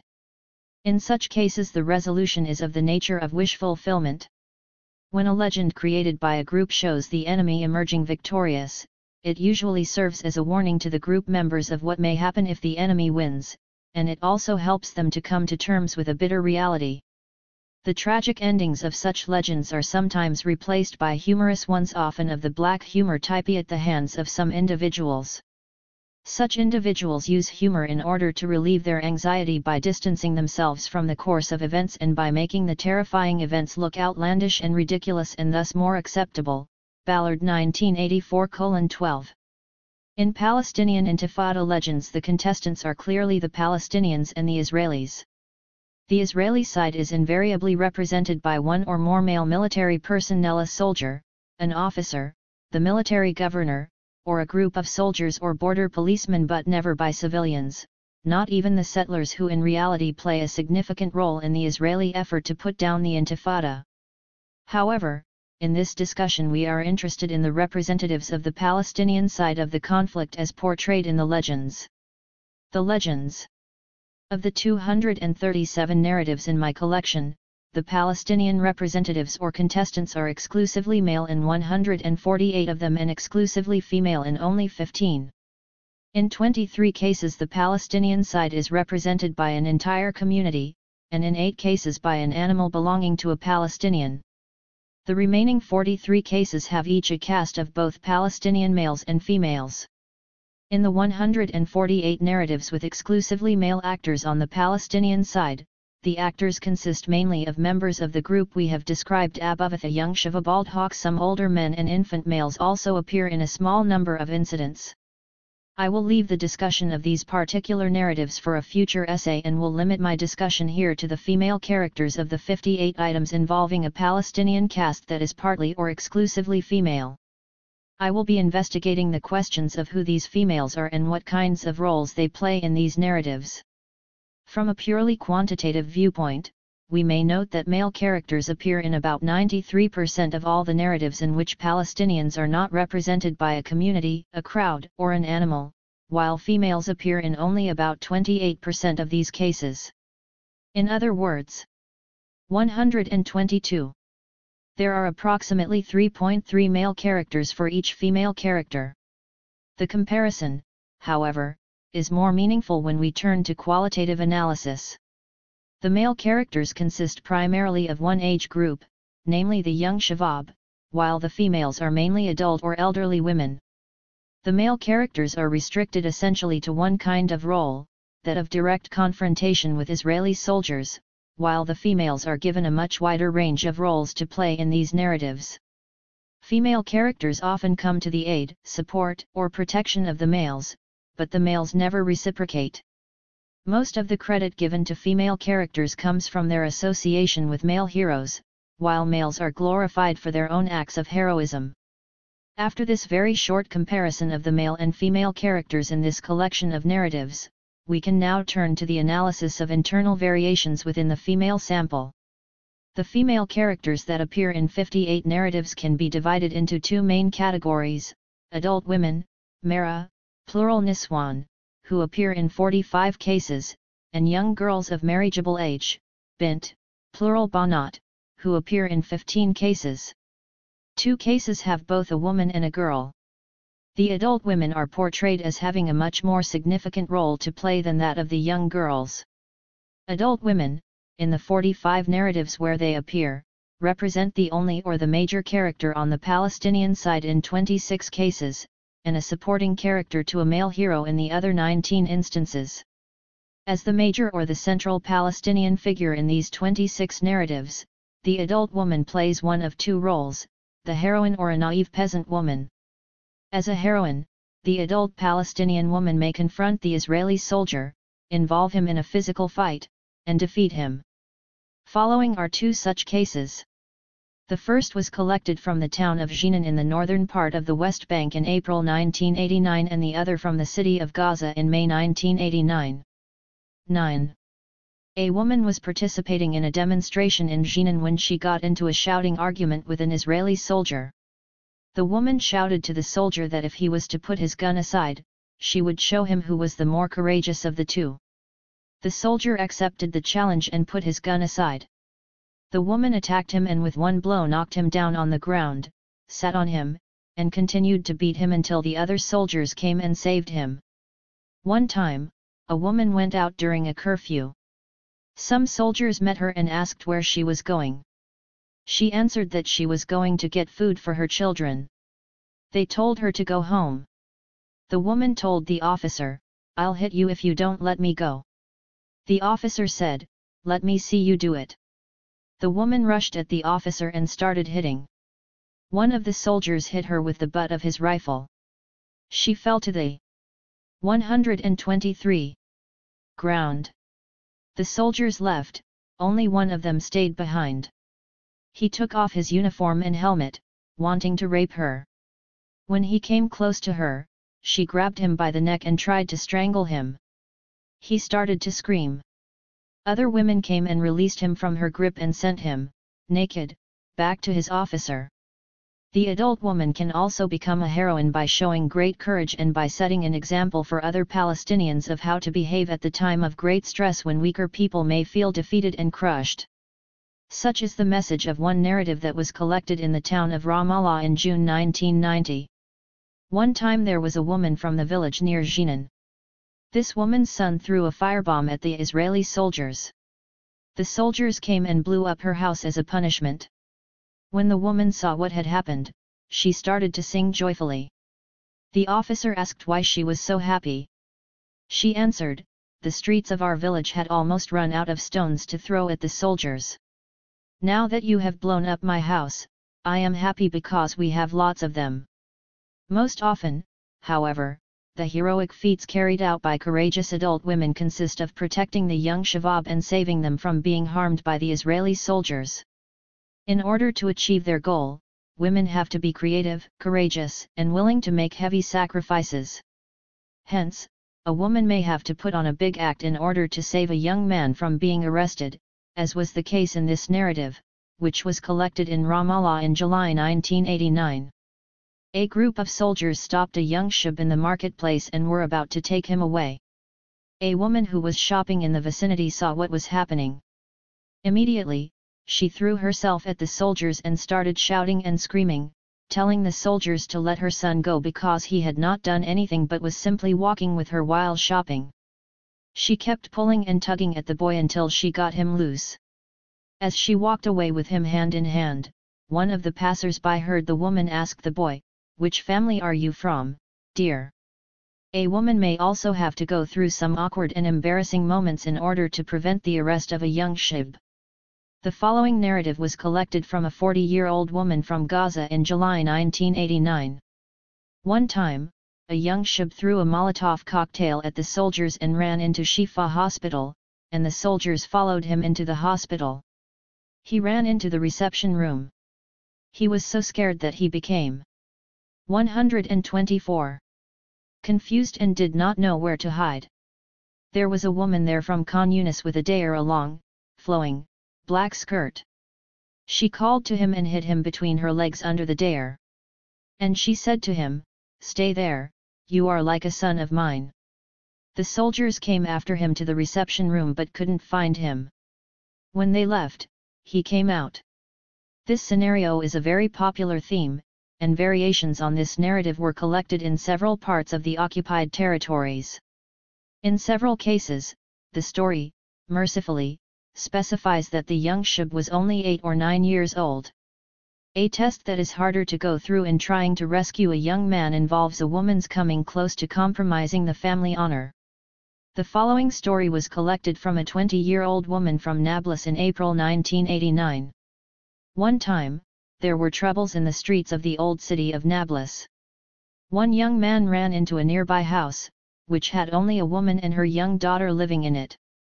The girl was, at the time, sleeping in her own room.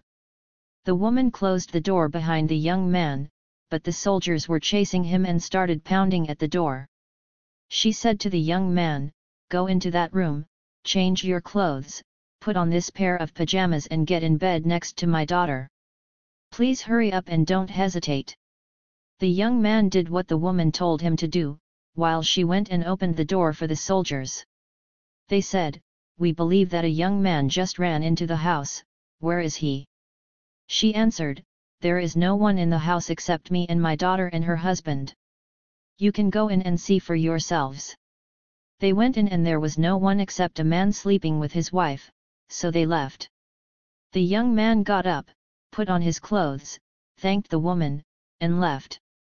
2 days later the young man came back and told the woman, "You trusted me with your daughter, and I lived up to your trust, and now I have come to ask for your daughter's hand to be my wife." We are left to assume that the mother and daughter agreed to his proposal and the couple lived happily ever after. However, try as they may, women cannot rescue all the young shabab, and some of them inevitably get killed and become martyrs, shaheed, plural shahada. But even in the case of a shaheed, the woman can still try to prevent the body from being taken to the Abu Khaber Medical Center, where it would be dissected by army doctors, or worse yet, have some parts of the body stolen for organ transplants. The following is a story in which a woman's efforts paid off and the body was rescued. The story was collected from a 25-year-old housewife from Gaza in July 1989. 125. One time, one of the shabab was killed. One of his friends carried the body on his shoulders and started running and shouting, "Shaheed! Shaheed!" He did not know where to take the body to hide it, and bullets were falling all around him like a hailstorm. A woman saw him and called to him. He went to her and said, "Hide him! Hide him! We don't want the soldiers to take him to Abu Khaber." The woman had to burn an outdoor clay oven for baking bread, and next to it there was a large pile of dried branches used for fuel for the oven. She made an opening in the branches, placed the body in it and piled more branches on top of it. In a little while, the soldiers came into the house and searched for the body but could not find anything, so they left. According to the narratives in our collection, besides the heroic role portrayed in the narratives thus far, a woman occupying the center stage as a representative of the Palestinian Party in the struggle may play only one other role, the role of a simple, naive peasant woman. This role is similar to that of the wise fool, which is usually portrayed by the lovable character of Haja in Turkey, Kuja in Persia, and Yoha in the Arab world. The wise fool character usually makes naive or foolish statements that turn out to reveal, unintentionally and unknowingly, some wise and profound truth. In the following narrative, a village woman from the Ramallah district, naive and inarticulate, gives an answer that on the surface appears to be ignorant and meaningless. At a deeper level, however, it seems to portray the essence of the new order of things in the occupied territories after the outbreak of the Intifada. In the early 80s, the Israeli authorities sealed off a house in one of the villages near Ramallah because one of the family members was involved in anti-Israeli military activity. In the early days of the Intifada, the young Shabab reopened the house, fixed it up, and returned it to the family. One day, the soldiers realized what had happened. They came to the house and asked the housewife living in it, "Who gave you permission to reopen this house?" The woman answered, "Our village military governor, meaning the Shabab, gave me permission." In another narrative, this time from the Jenin area, a woman ignorantly directs insults at an Israeli officer by giving him a name that to most Palestinians conveys a great deal of truth. In Jenin, when children want to tease the soldiers, they shout at them, "Ya homo! Ya homo!" From English through Hebrew. One time, a boy was caught by the soldiers and taken to prison.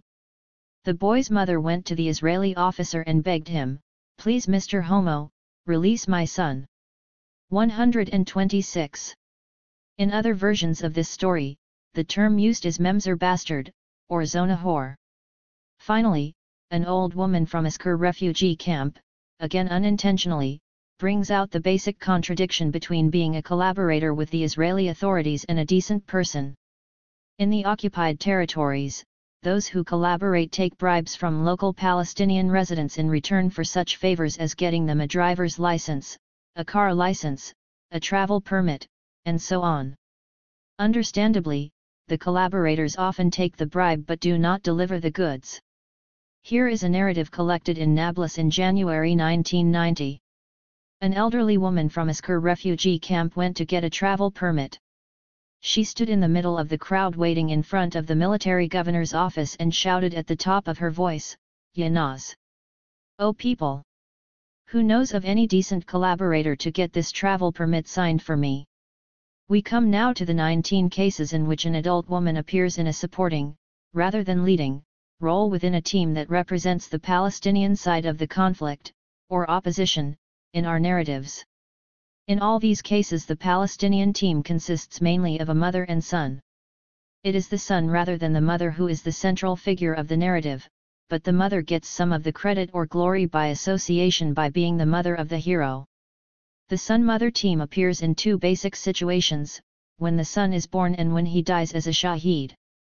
To start with, it is no mean feat to give birth to a male Palestinian infant who, it is assumed, is destined to become a mulathem, one of the Shabab who wears a headdress mask, plural mulat heman, as can be seen from a humor narrative collected in East Jerusalem in June 1990. Two women, a Palestinian and an Egyptian, were in the maternity ward of a hospital. The Palestinian woman was shouting and screaming while the Egyptian woman stayed very calm. Then, the doctor came and said to the Palestinian woman, "What is all this screaming about? Here is another woman right next to you, and she is in the same situation but is not screaming." The Palestinian woman replied, "Well, giving birth to a mulathem is not as easy as giving birth to a belly dancer." 10.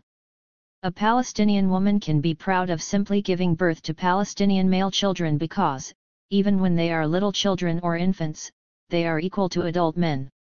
A woman from Gaza had 7 sons, 2 of whom became shahada, and she had 5 left. One time the soldiers pounded at the door and 127 shouted, "Where are the men? Are there any men in the house?"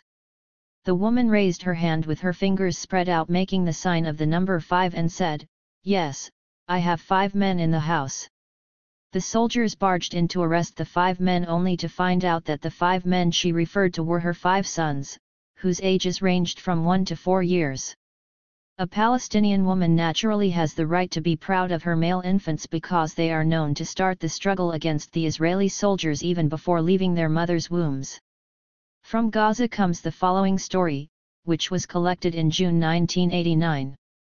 One time when the town Gaza was under curfew, a pregnant woman started to have labor pains. The soldiers took her to a military hospital to give birth there. It turned out that she was pregnant with twin boys. The head of one of the babies came out, he looked around and saw all these Israeli military uniforms, turned back to his brother and shouted, "Ahmed! Ahmed! We are surrounded, get some rocks." Anyone who, after hearing all these stories, still doubts the courage of these Palestinian male infants may check with the enemy's own soldiers. They acknowledge this fearlessness, as happens in the following story from Gaza. A woman was going home after having given birth at the hospital. There was a curfew, and she wanted to get home. A doctor who had a permit to drive during the curfew took her with him. On the way home, a group of soldiers met them and stopped them.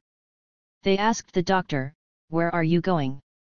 The doctor said, "A woman has given birth and is going home." The officer turned to the woman and asked her, "What did you give birth to?" "A boy," she replied. He said, "Oh, a boy. Where are his hands?" "Let me see them," she asked. "What for?" He replied, "I want to find out if there are any rocks in them." The second standard situation in which the mother-son team appears in the narratives is one in which the son, who is the major character, is a shaheed. The mother comes into the picture through several types of relations or associations with the shaheed, all of which spring from the implicit assumption that the strongest ties a young shub can have are with his mother. In our narratives, the shaheed is often portrayed as having previous knowledge of his death, sometimes down to the exact time and location. He faces his death intentionally, knowingly, and heroically. The shaheed usually does not reveal this secret to others, and it becomes known only after his death through retrospective analysis of the shaheed's behavior or comments during the last days or hours of his life. But if any shaheed is ever to give away his secret before his death, it is to his mother, as did this shaheed from Gaza. 128. There was a young man whose sister had just returned from outside the country and had brought him some new clothes. He put on the new clothes and in the evening did not take them off. He came to his mother and told her, "Mother, I have a feeling that I am going to die tomorrow, and therefore I would like to sleep next to you tonight." The mother exclaimed, "May the name of Allah protect you. What is going on with you?" He answered, "As I told you, tomorrow I must become a shaheed." He slept next to her that night. In the morning he had his breakfast, washed up and stayed in his new clothes. He said to one of his friends, "Today we will show them the Israeli soldiers." The confrontation started, but despite the heavy shooting none of the Shabab was injured except for the young man. He was hit and became a shaheed. During the funeral procession, the coffin started to move on its own, showing that he was a real shaheed, and people started running after it. However, even if the shaheed fails to inform his mother about what he knows is written for him, the whole community, including the Shabab, know that the one person the shaheed would want to see and be seen by before his death is his mother. The following anecdote was heard in Ramallah in July 1989. Shaheed Muhammad Sami from Kadira refugee camp near Ramallah died on 10 May 1989. The Shabab confirmed that he was dead. The Shabab took the body to the shaheed's home so that his mother, the family members, and close relatives could see him. His mother, his relatives, and some of the Shabab who were then in the room confirmed that the shaheed opened his eyes and looked at his mother for a few moments, then closed them again. Clearly, the closest and dearest person to a shaheed is his mother. The shaheed, however, seems sometimes to be torn between wanting to live for the sake of the real mother or to die for the sake of the figurative mother's country. The mother in the following narrative, collected from East Jerusalem in January 1990, resolves the problem for her son by devising a symbol that incorporates both mothers almost equally, a symbol the shaheed son can take with him into the second world. One time, a shaheed brought his mother a large Palestinian flag and said to her, "There is a demonstration in town in which I am going to participate, and if I die do not forget to wrap my body in this flag." As soon as he left, his mother tore up the flag and burned it because she was afraid the Israeli soldiers might come into the house and find the flag there. About half an hour later she heard of the death of her son. She wondered what to do about replacing the flag. She gathered some of her own personal clothes, tore them up into pieces and sewed 129. A Palestinian flag out of the pieces, and she used the flag as a shroud for her Shaheed son. The communication and communion between a mother and her son does not end even after the Shaheed is buried. Death is not a strong enough barrier. The soul of the Shaheed son keeps in touch with the mother in her dreams, as is the case in this short narrative collected in Nablus in April 1988. A Shaheed's mother from Nablus relates that the morning her son died he got up, bathed, put on his wedding suit, splashed on some perfume, chatted with his wife and other family members, then left home for the downtown area. It was not long before he was hit by the occupation force's bullets and killed.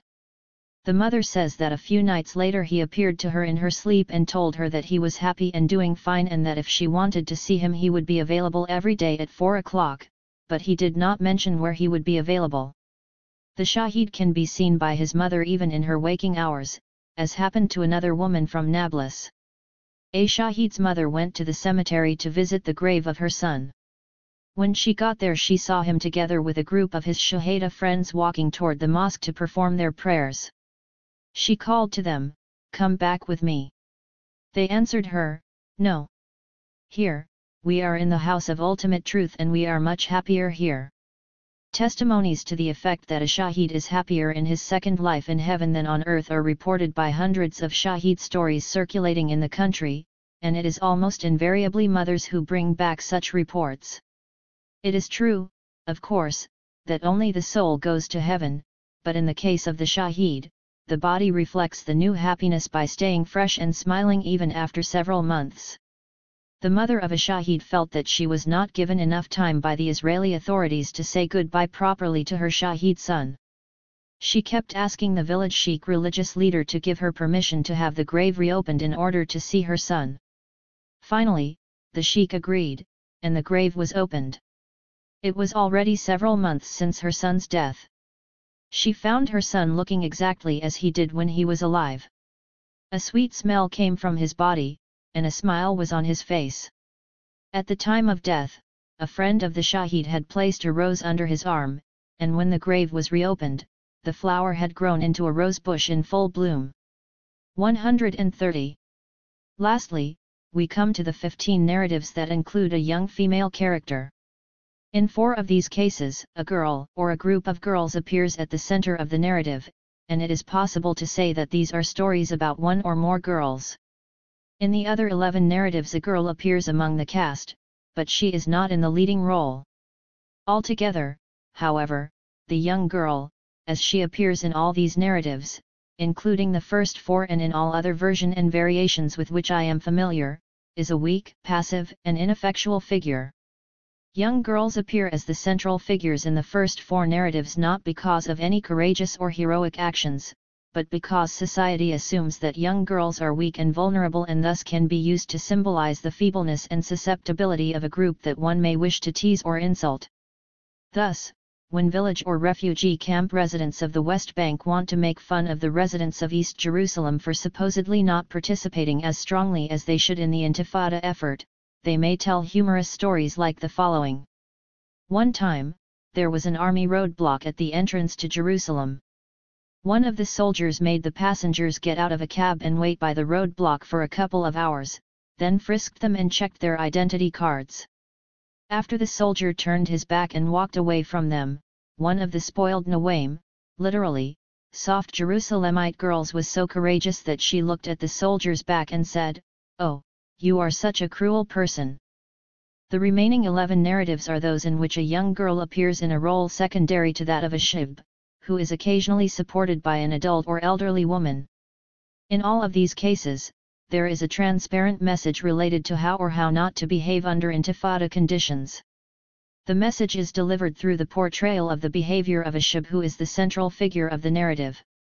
A young girl appears in the narrative not because she is significant on her own, but because the setting needed to deliver the message requires the simple presence of a young girl. 2 types of message seem to be intended from these 11 narratives. One of the 2 messages concerns weddings under Intifada circumstances.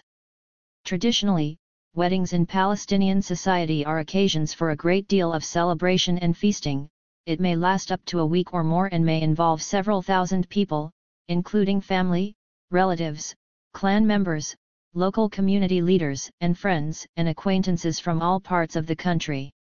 At the beginning of the Intifada, instructions were given several times by the Intifada joint leadership that weddings should be carried out without any celebrations. It 131 was explained that since so many people had been killed, the mood of the nation was one of national mourning, and it would be improper to celebrate and be merry in the midst of suffering and death. People were also urged to save all their resources for the Intifada effort, and consequently, the splurging that usually accompanied wedding celebrations was highly discouraged. Several of our stories simply deliver this same message, but in narrative form. A young girl appears in each of these narratives because a wedding requires the presence of a bride. The message is quite clear in the following narrative, collected in Ramallah in April 1989. In Hebron, a young man was to get married. The bridegroom's family decided to sing while taking the bride from her family to the groom's family. The young Shabab had come to see the groom's family several days before and warned them against singing, out of respect for the prevailing Intifada conditions. The groom's family refused to listen, so the Shabab decided to teach the groom a lesson he would never forget as long as he lived. After the bride had been brought to the groom's family, some of the Shabab pretended to be coming to congratulate the groom. They asked him to step out of the house with them and took him to a faraway place, beat him, tore up his wedding clothes, and kept him all night long, while the bride stayed at his parents' home. The next morning, they brought him back, and he went into his bride with his clothes all torn up. In this case it was the groom who paid because his family refused to respect the prevailing conditions. In another narrative it is the bride's mother who is inconsiderate and the bride who suffers. This time, the punishment comes at the hands of the Israeli soldiers, but the message remains the same. 11. A bride in Jalazoun, a refugee camp near Ramallah, did not want to wear a white bridal dress, but her mother insisted that she had to wear a white dress. Finally, the bride agreed, bought a white dress and wore it. They gave a small party and invited only the neighbors. While the bride was on her way to the bridegroom's house on foot, 3 army jeeps came by. They told the bride, the strike forces of the Intifada forbid people to have fancy processions with decorated cars, but we are going to give you a big one, to spite them. They set her by force on the hood of one of the jeeps and drove around the streets of Jalazoun until they got all the way to the Unruh school outside the camp. These 2 cases tell us what should not be done in a wedding during the Intifada. What, then, should an Intifada wedding be like? Well, we do have a couple of examples in our collection. Here is one. 132. A young man from Ed-Duhaisha, a refugee camp near Beit al-Lam, was instructed to come to the military governor's office for questioning. It was his henna day the day before the wedding. They kept him there until 1 o'clock. Immediately afterwards, a big demonstration broke out. He went out to look for his little brother among the demonstrators. The soldiers caught him and put him in jail. By that time it was 2 o'clock. The people of Ed-Duhaisha found out that the groom had been arrested. They also knew that on 3 previous occasions he had been arrested on the day before the date set for his wedding, causing it to be postponed. So they decided to go to the military governor and ask him to release the young man because it was the eve of his wedding. After a lot of arguing and haggling, the jail authorities agreed to release him for that night only. It was already 7 in the evening. Ed-Duhaisha's people intervened and got the bride's family to agree to have all the formalities taken care of at the same time. They brought a large metal tray with some sweets, coffee, cakes, and cigarettes to treat those present and carried out all the necessary official ceremonies. After 1 hour, everything was completed. The bride and the groom went to Jerusalem to spend the night so the groom wouldn't be arrested during the night. The next morning, they returned to the refugee camp, and the groom was soon arrested. The other message contained in the stories in which young girls appear concerns the behavior of the young Shabab toward young women who may participate with them in Intifada activities. Palestinian society is predominantly conservative and Muslim, and there is normally a distinct division of labor and almost complete separation of the sexes. With the beginning of the Intifada, many young girls, particularly those from high schools and colleges, started to participate in demonstrations and other Intifada-related activities.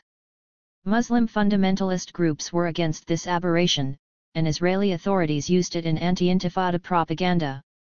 The dominant message in the few available and relevant narratives seems to be, any relationship should lead to marriage. This was the message in the previously quoted story about the woman who hid the shib in her daughter's bed. The young man returned a few days later and asked for the girl's hand in marriage. The same message comes across in the following narrative. A girl from a refugee camp, 18 years of age, lost one of her eyes when she suffered a direct hit to her eye by a rubber bullet during a confrontation with the soldiers. This caused her to lose her beauty, which in turn led to her fiancé leaving her.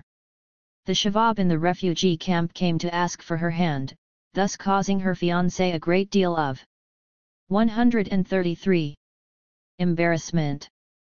So he went back and apologized to her, and they married shortly thereafter. Now they are always seen together during confrontations with the Israeli soldiers. Conclusion.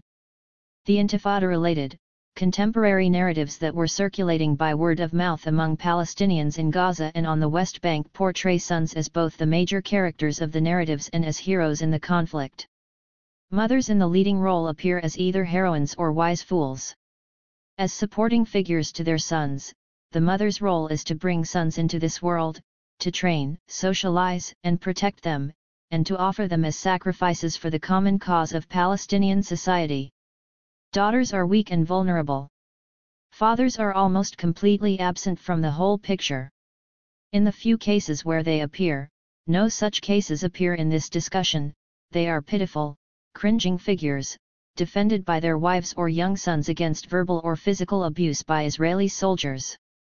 Despite the fact that sons and young males appear in the largest number of these narratives and play the role of the heroes who challenge the enemy and engage him in deadly battles, it is the adult women or mothers who, upon surveying the whole collection of Intifada narratives, appear to be the strongest figures, the pillars of the Palestinian Arab family. Thus, young men often need the moral and physical support of their mothers or mother figures. The mothers gladly and capably offer such support to their sons and to all the other members of the family but never seem to need help or protection from the others. It is a Middle Eastern/Arab if not universal rule of social interaction that one who gives is stronger than one who receives. In this sense it is the Palestinian mother who seems to be the strongest and most solid member of the family. However, there is yet another aspect to these narratives. It is true that young men are the army of the Intifada, they pay with their very lives to keep the struggle going. But in another sense they are tools used by society to guarantee the survival of the group in a manner reminiscent of the juvenile males who make up the outer circle of a feeding primate group. In other words, they are the most disposable. It is the adult mothers who give birth to mulathimen, raise them, and train them to be men from an early age, offer them as martyrs when society needs them, and even makes sure they are happy in the house of ultimate truth. Thus, ultimately, it is the mother who guarantees the continuity of the group. 7.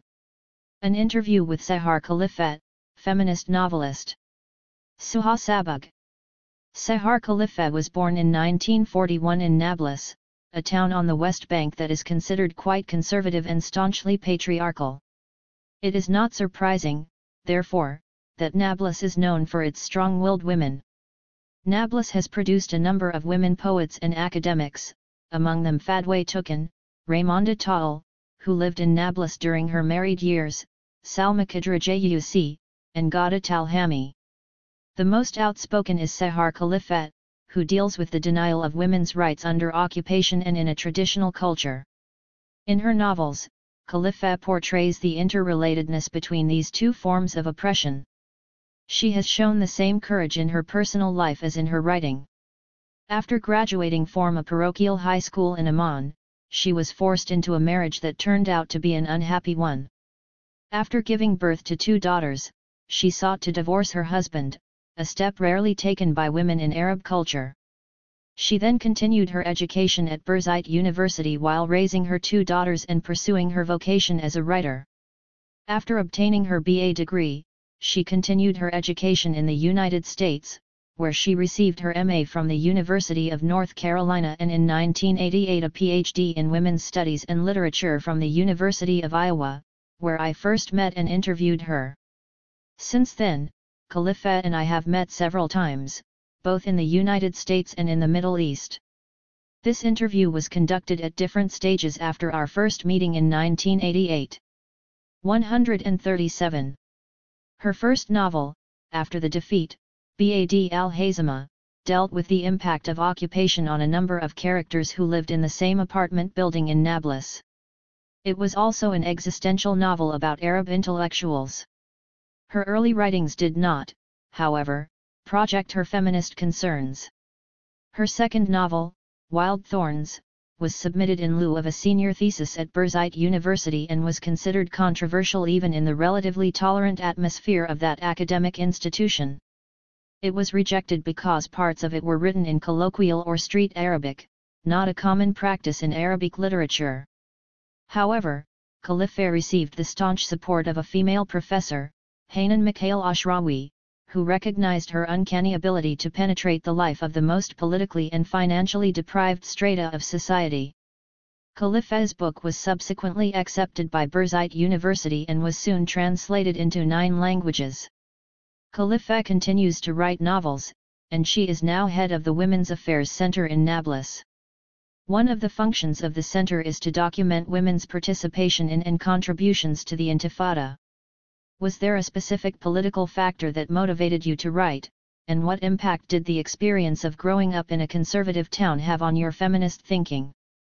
I began writing after the 1967 invasion of the West Bank. I was married then and living in Libya. The tensions in my marriage had stifled my creativity.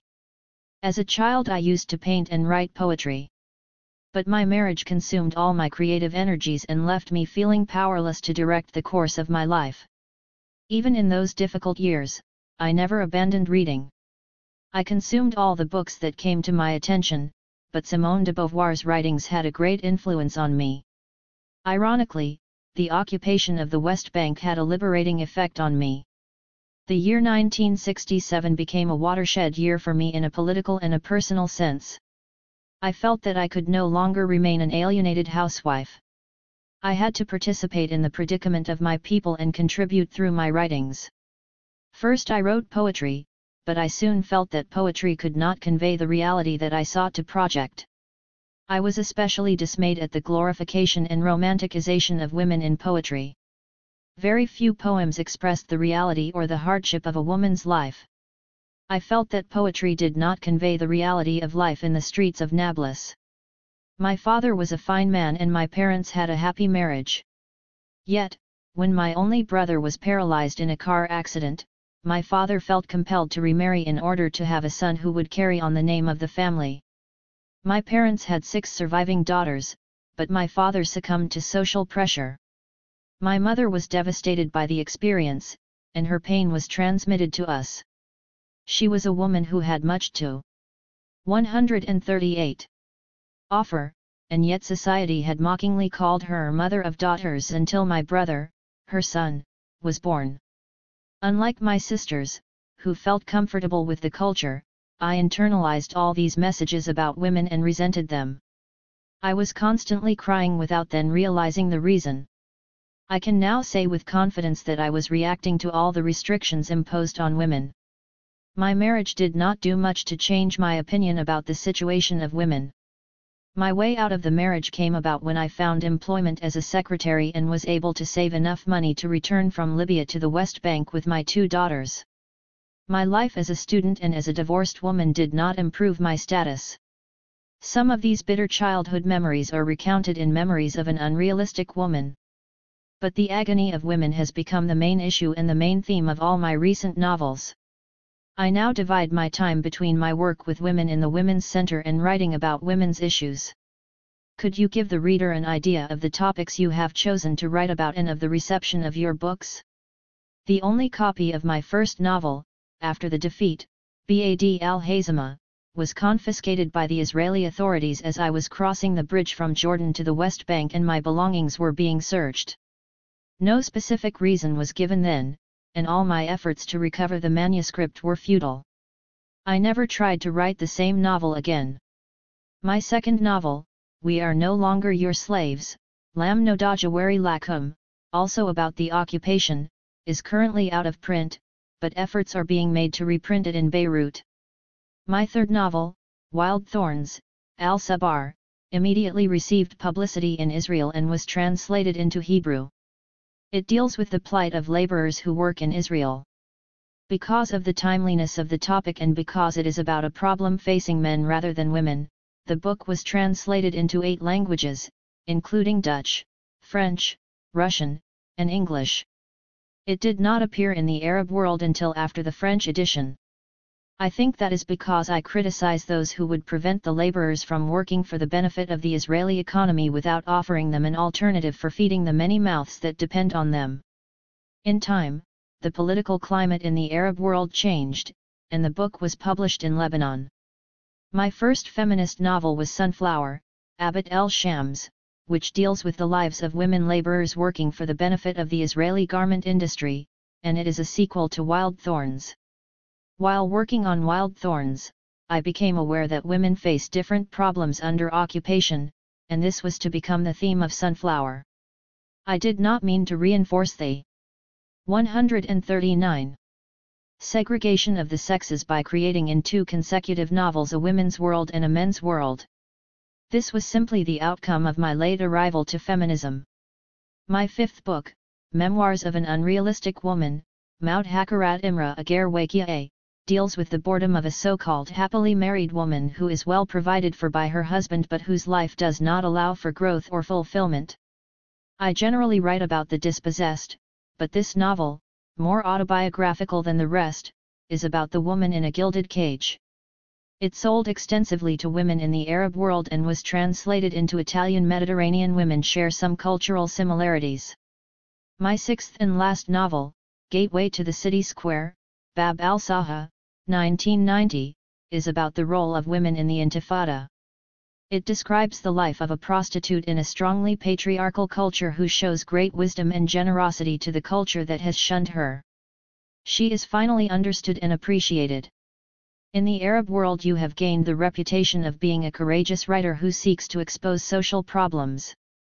How are your novels different from those of male social critics, and do you consider yourself courageous? My primary task is to liberate women from the confines of an image imposed on them by male writers. In political poems and novels written by men, women are a symbol for the land, for procreation, for endless and unconditional loving and giving.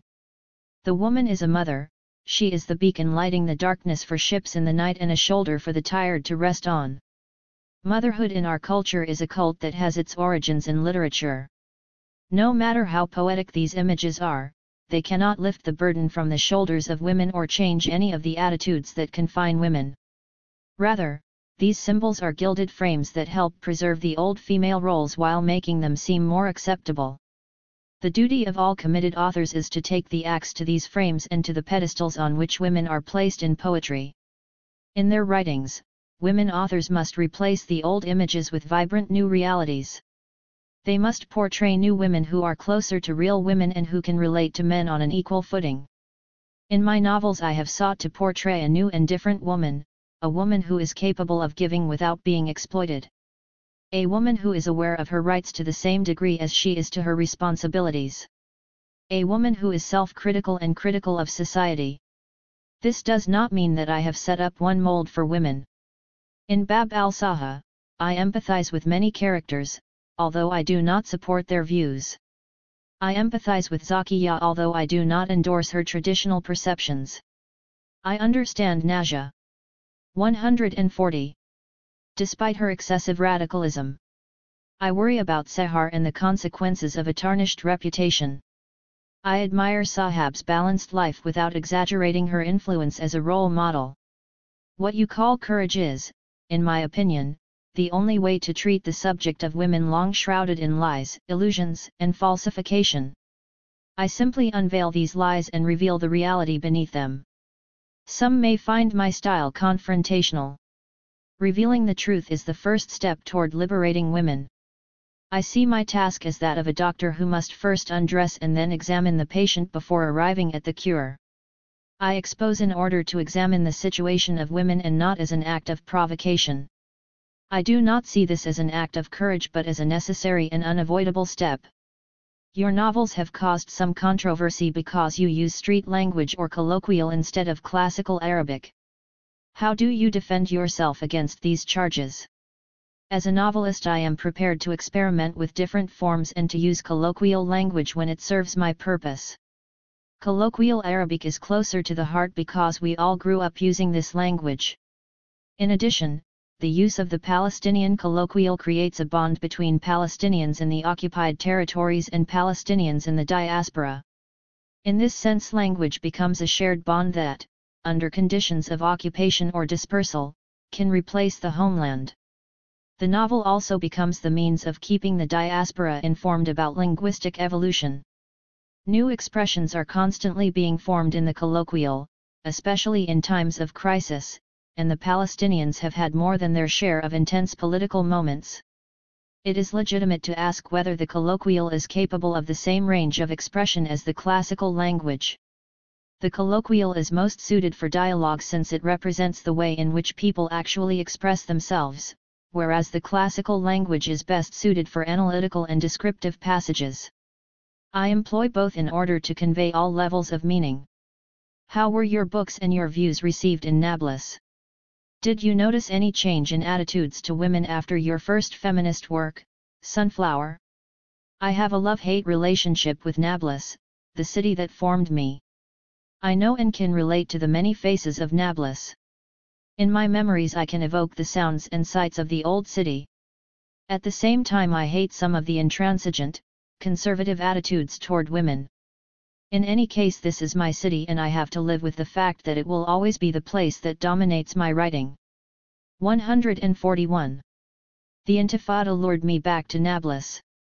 In the early stage, the uprising had a mesmerizing effect on many Palestinians.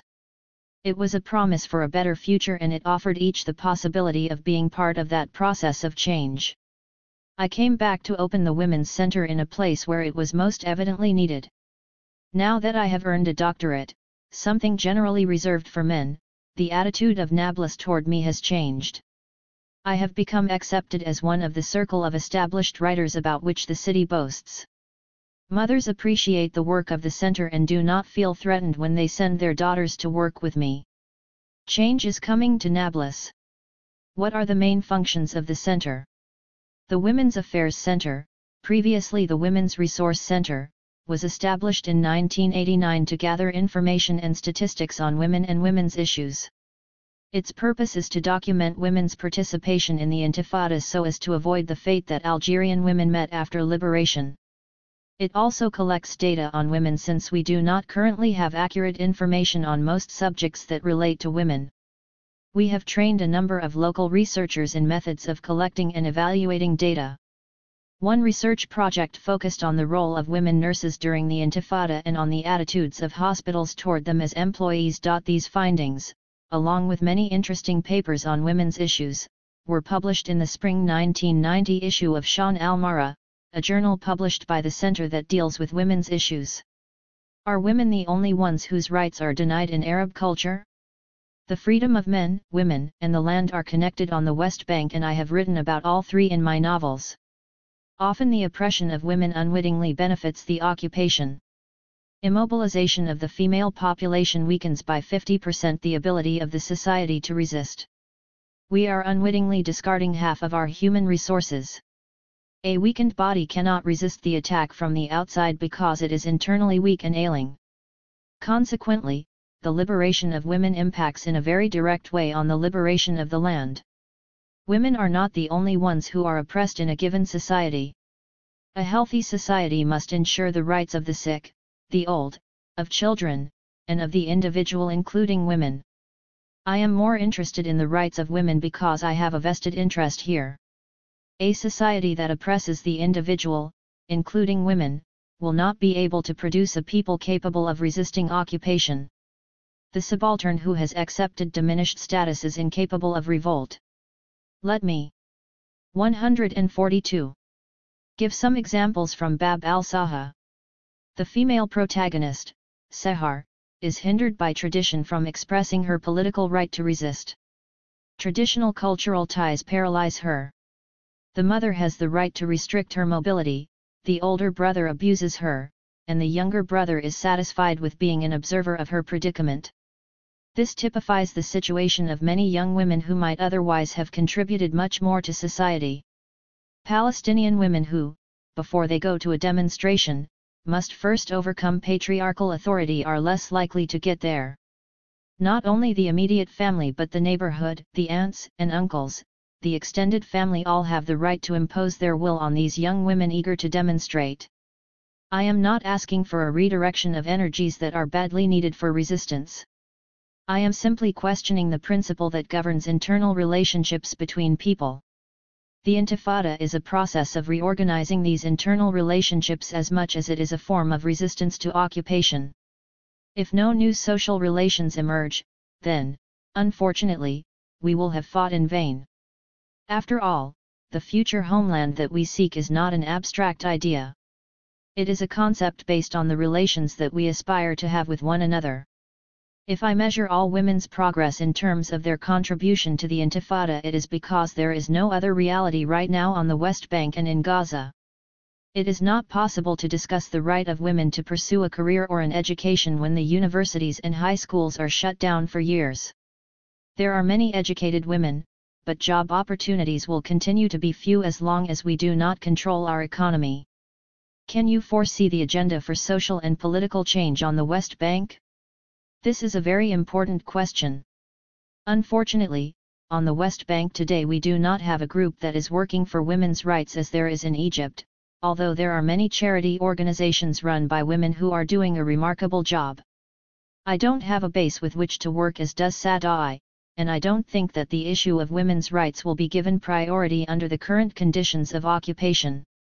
The following should happen: women's participation should be recorded at the present time. When a political solution has been reached, we could then negotiate for greater rights in much the same way as the numerous political factions. We will simply say we helped with the national agenda and now we need to participate in the decision-making process. Unfortunately, no one is recording the activities of women, and I am afraid that all the work done by the charity organizations will be forgotten in time and women will lose what few strides they have made so far. Statement made July 1988. 143. This trend is similar to what has happened in most third world countries. Khadija Abu Ali wrote in 1974 that during times of national struggle, women go out and participate in the national agenda. However, when liberation has been achieved, they invariably return to the home. Their actions do not translate into greater rights or more jobs. I believe that this situation can be avoided on the West Bank if women do not isolate themselves but join existing cadres and structures, trying to change them from within in preparation for things to come. Right now women's organizations are exclusive and this trend may have a serious backlash. What are some of the differences, in your view, between feminist concerns in this country and on the West Bank? Most feminists in this country who emerged from the liberal tradition fail to see the relation between political structures and issues concerning women. In the third world this relation cannot be ignored. In my writings I have tried to show the extent to which the two are interrelated. In addition, in this country there is a feeling that men are somehow responsible for all the problems facing women. I believe that in Arab culture it is the system of values that should be blamed for being unfair to both men and women. One of the positive aspects on the West Bank is the relation that binds society together. We cannot afford to turn this into a confrontation between men and women or we will destroy the very fiber of society. Ideally, I would like to see a situation in which men help raise women's issues on the West Bank. The number of women who have gone out to work has not increased very markedly, and one cannot conclude that the status of those who do work has changed. Very often women come home and hand their earnings to the male head of the family. Their work does not automatically translate into greater power in the home. Even in families where women seem to enjoy equality, men make the big decisions, for example, concerning the purchase of property. Would you say that the role of women changed during the Intifada? During the Intifada, women were seen on TV screens beating soldiers, throwing stones, pouring into the streets in demonstrations. Many saw this as a radical transformation of the role of women. But the spontaneous nature of these actions prevented women from achieving any serious political gains. Women's participation should have been the product of organized activity. This spontaneous outpouring of reactions may be the cause of the current religious fundamentalist backlash that has caused women to lose 144 many more rights. We must be leery of spontaneous actions because they can bring about reactionary responses. And we must also be leery of making sweeping generalizations about the gains that women made during the Intifada. While it is true that several women emerged as political leaders, we must ask ourselves whether the situation of the majority has changed as a result. We must rely on field research rather than fleeting impressions. Many young women and many women from all walks of life became conscious of their rights and responsibilities during the struggle, but the majority has not translated their participation into gains at home. Preliminary field research has shown that the early optimistic assessment of transformations in gender relations were premature. This research poses the question of how we can expect women to struggle for national liberation when they are oppressed in every other way in society. As women, we are currently in a crisis situation, and we must re-evaluate the courses of action that we must take. Intifada implies the revamping of a social structure from within as well as resistance to occupation. It may be too early to come to any conclusions regarding the changes that the Intifada will bring to the lives of women. But we must begin to pose certain questions. Has the Intifada delivered the social transformations that it has promised? Did it liberate the individual? What has it done for women? And why did the participation of women diminish during the last phase of the Intifada? Is it because women feel that they have no role to play, or is it because society is torn by contradictions? All the Intifada slogans call for the liberation of the individual as well as the land. Is there a double standard when this individual is a woman? My role as a committed writer requires me to raise these questions in my writings. 145. 8. Two short stories by a Palestinian feminist. Hanan Mikhail Ashrawi. The Gold Snake. I pick up a stone. Clutching it tightly in my fist, I raise my arm. The impulse to hurl it with all my strength rises in my body, through my veins, like a viscous substance, cold and deliberate, starting with my cracked feet and up through my womb, beginning to wither with prolonged childlessness, and my breasts, dry of milk, to my veined arm, for once raised in a clenched fist. The mid-morning sun reflects off the bracelet on my wrist, and the blinding glare freezes all motion. A gold snake, its scales worn by years of scrubbing and cleaning, of embracing and releasing, of dressing and undressing, stares at me blindly with two ruby eyes. I was only 14 when the snake, with new scratchy scales, was wound around my wrist as part of my dowry thmar, partial payment of the bride's price.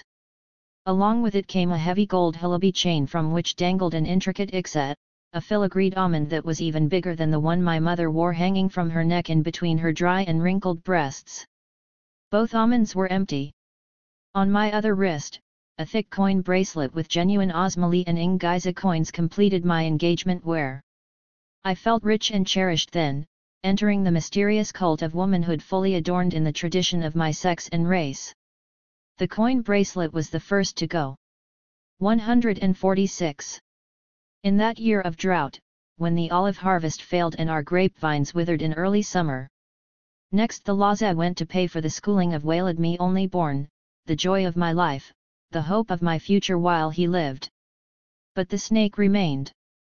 I wore it on my wrist all those 19 years until it wore mewing itself around my thickening flesh, its tail meeting its head in a tightening double circle that refused to slacken. Not all the soap or oil greasing my hand could make it slip off my wrist, until I stopped noticing its existence. We became one. The same ruby eyes stared coldly at me on my wedding night, as I clutched the bedpost frantically praying for the pain to stop, for that monster heaving on my innocent body to disappear, for the comforting embrace of my absent mother to reclaim me. I bit my lips with a fierce determination not to scream, and the sheets turned ruby red with blood of my twice torn body. It was my duty, my fate, and pride as a virgin bride, I was told. But no one warned me or armed me against the pain. On that same bed Walid was born.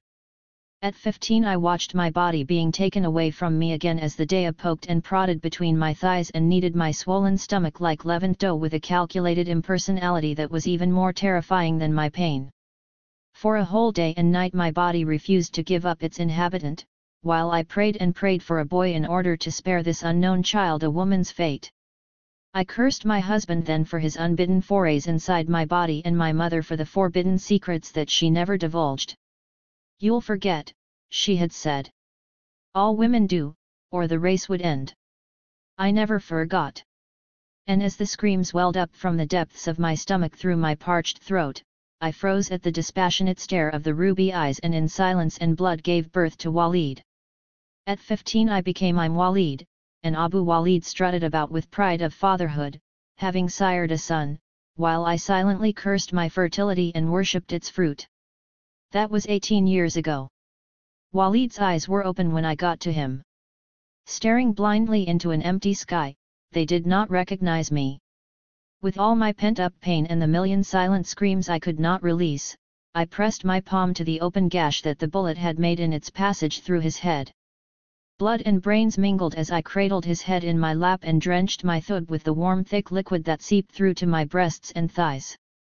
I knew the bracelet was uncomfortable in its cold hardness and I tried to remove it from beneath his head. But he felt nothing. I wrapped his tortured head with the hada he had worn around his neck, it's our national symbol, Yama, and cried searing hot tears, silently, gently singing a broken lullaby, Nam ya Habibi Nam. Abu Walid, the wailed, now stares into space, no longer a father, he. 147. Fingers his beads and murmurs, La ilaha illa Allah. I am the Walda, having once given birth, I claim my right over life and death. The pain of the latter, I swear, is greater and more unforgivable. The soldiers appear and the snake coiled around my wrist glitters wickedly, like an obscene signal. With my free hand I pull at it, twist it back and forth, but it refuses to let go. I pick up a stone, resting my wrist on a rock, I strike at the snake with an almost insane strength. My wrist is bloody but I feel no pain. The snake breaks off. With my mangled hand I grasp the stone damp with blood and with all my strength hurl it at the pointing guns. A pair of shoes. I can't remember where I left my shoes. I remember taking them off spike heels, patent leather, Italian import and carrying them in my hand as we climbed the hill through a cloud of tear gas. My feet are torn and bleeding, my sheer French hose a mess, but never mind. Strange, this delightful, delicious sensation of freedom, to be able to wriggle my toes and feel the roughness of the earth, the jagged sharpness of bare stones sending shocked messages of recognition through the solace of my bare feet. Those same stones I pick up now, rough and heavy, and pile deliberately with uneven thuds onto the makeshift barricade. My soft, smooth hands are blistering, blessed beautiful bubbles that will gradually turn into rough calluses. My husband had spared no expense in preserving the cool smoothness of my hands, a dishwasher, a maid, and expensive hand and body lotions. These hands now hauling rocks were trained to do nothing more arduous than arrange on a silver tray the appetizing cube spheres and delicate spinach fattair that the guests at our bridge parties used to enjoy so much. Sammy always made a point of complimenting me on the delicacy of my ringed hands as well as on my aesthetic abilities at preparing the mazza trays. I always made a point of smiling back, dutifully, mechanically, like the cherished and pampered wife that I was, basking in the glow of my husband's pride of possession. Our guests smiled back, looking knowingly at one another, how lucky Leela was, secretly envious of my, or his, good fortune. A captive of this chain of painted smiles, with words floating like colorful balloons over the green bridge table, I turned inward and cursed myself for my ungracious lack of gratitude. A strange and heavy sensation like a cumbersome rock settled in my chest until I could hardly breathe. Sisyphus rolled his rock uphill in an exercise in futility, while I harbored mine inside with an ever-increasing heaviness that only I could feel. 148. I reach for a rock too heavy to lift. Najwa sees me and quickly comes to my side in her faded jeans and sensible shoes and helps me roll it, then pile it on a rising barricade. We exchange a knowing, somewhat conspiratorial smile, and I feel a lightness of spirit, a sensation of breathlessness, like a delicate silk thread weaving a safe and warm cocoon of recognition to engulf us. How I used to envy her, with the sulky, sullen, deliberate silence, as Sammy and our friends spitefully gossiped about her. She dared live alone, openly flaunting her state of singlehood, bachelorhood, she called it, wearing unfashionable clothes, even pants and jeans for work, unashamedly educated, a PhD scares away potential suitors, and clearly oblivious to the dictates of social ritual and decorum, conspicuously absent from weddings, funerals, and bridge parties. I used to look down at the ruffled front of my silk shirt, ever on the lookout for that slovenly wrinkle or spot that might betray me, passionately resenting all dry clean-only labels on the designer outfits with which my husband's export-import, mainly import, business supplied me. Particularly her shoe show, I longed with the hidden desire of the physically deprived for the indulgence, the pleasure, of sensible shoes to walk in. Not the leather vice and stilts that my husband found so very sexy, but those soft, firm walking shoes that would enable a woman to stride confidently and surely on her way to a specific destination. My shoes made me hesitant, tentative, and ever so feminine in my husband's eyes, and I never walked anywhere. Which is why he blamed me for Lena's beating. "It's all your fault," he said. "You should have taken her to school and back every day, like I told you." But how could I know that it would be that one fateful day, the one time I gave in to her constant entreaties to let her walk home from school with her friends, to release her from that abnormal mechanical prison that transported her from one confinement, at home, to another, in school, without the joy of sunshine and fresh air. I knew about the Intifada and the soldiers' bone-breaking brutality, bullets, and tear gas more than my husband ever dreamt I'd want, yet I dared release my 10-year-old butterfly for a few minutes of freedom. I drove behind them, schoolgirls growing wings, and in that split second between the raised truncheon in the soldier's hand and my breaking and opening the car door, I lived through an infinity of terror. I wobbled on my high heels and clutched her to my breast, blood and streaming hair, taking the blows on my arms and shoulders, shielding that precious vulnerable head with an obstinate imperviousness to pain that can transform a mother into a rock. For 2 days and a night I sat by her hospital bed, holding her hand, staring at the closed eyes beneath the bandaged head, and willing her with all my might to live. She lived, my 149. Lena with the hair of light brown silk. My Lena, who always used to start her drawings with a rainbow and a smiling sun, now draws a Palestinian flag, below which a girl faces a gigantic figure in uniform brandishing a blood-stained club. Her laughter does not tinkle anymore but reverberates with a knowledge way beyond her years. It is this knowledge that I share with Najwa now. On top of the hill, behind the barricades, Sammy does not know where I am. I look down at the soldiers who look like the armed robots Lena used to play with, and I laugh. I don't give a damn about my lost shoes. 151. Part 3. The Double Burden of Women, Tradition and Occupation. 153. 9. Women in the Intifada. Robin Morgan. In 1986, I spent more than 6 weeks with Palestinian women in the UNRWA, United Nations Relief and Works Agency for Palestine refugees in the Near East, refugee camps of Egypt, Jordan, Lebanon, and the occupied territories of West Bank and the Gaza Strip. That experience and the intensely moving first-person stories of those women is detailed at length in my book The Demon Lover. I wrote then that I was to meet victims and survivors, women who by their mid-50s were already great-great-grandmothers, women who bear the societal scars of having refused to marry at all, women who dare to love other women. I was to meet Palestinian women whose sole means of resistance is to wear keys on strings of chains around their throats, keys to homes bombed or razed 40 years earlier. I was to meet highly educated Palestinian women, sophisticated in the ways of patriarchal politics, who had risen as far as possible within the PLO, only to hit the glass ceiling of male supremacy. But the focus of the journey was on the women in the refugee camps who suffer with every breath they inhale. They are former peasants, teachers, ex-guerrillas, artists, nurses, manual laborers, social workers, housewives, doctors, organizers, students, mothers, secretaries, factory workers. I had insisted on women interpreters, knowing that the kind of communication I hoped to inspire would be impossible through male interpreters. This had never been done before. UNRWA had no female interpreters but did manage to find Palestinian women among its own 154 personnel who, although employed as educators, medical staff, or social workers, were able and eager to translate, never having been given the opportunity to do so before. These women were extraordinary, and together we asked questions no journalist had ever bothered to ask of Palestinian women. And we heard answers of such honesty and anger as to shock even the translators.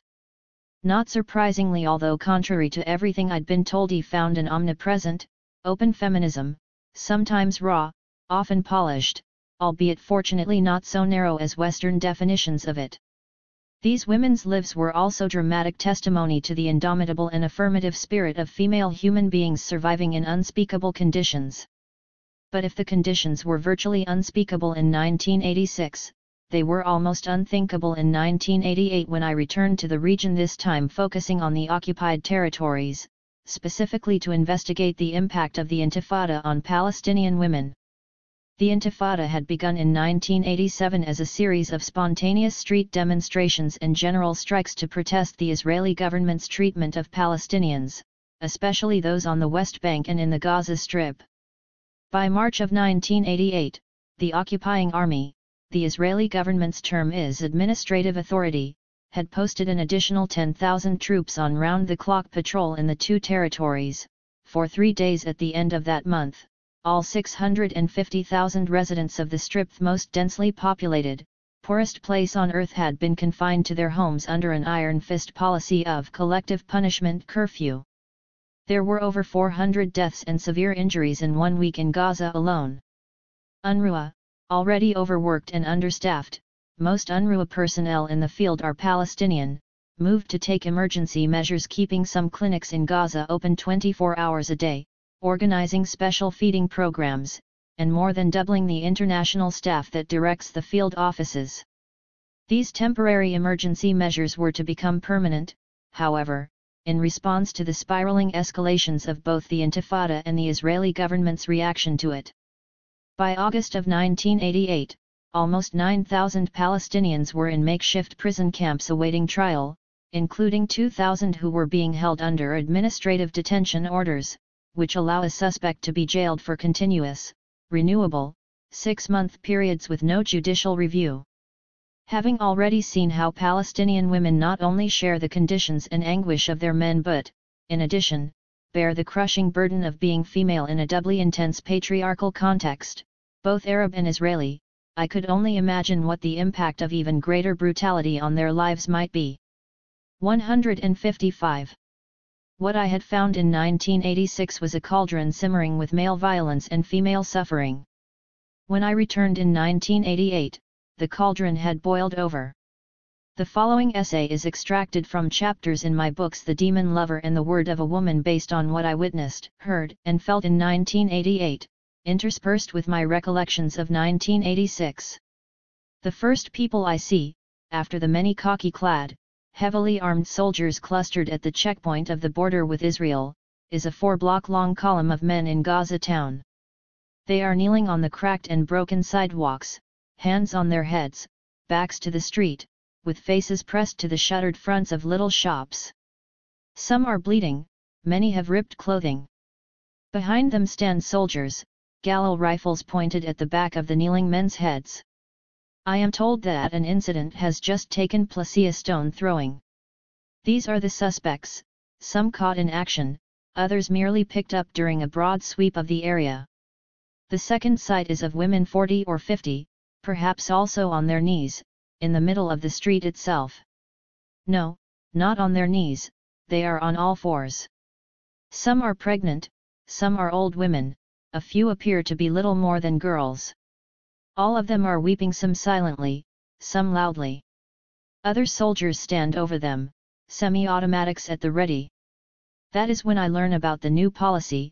After demonstrations or incidents, Palestinian women are rounded up and forced to clear the streets with their bare hands, made to pick up broken glass, chipped bricks, stones, still smoking, noxious tear gas canisters, spent bullets, sometimes a live Molotov cocktail.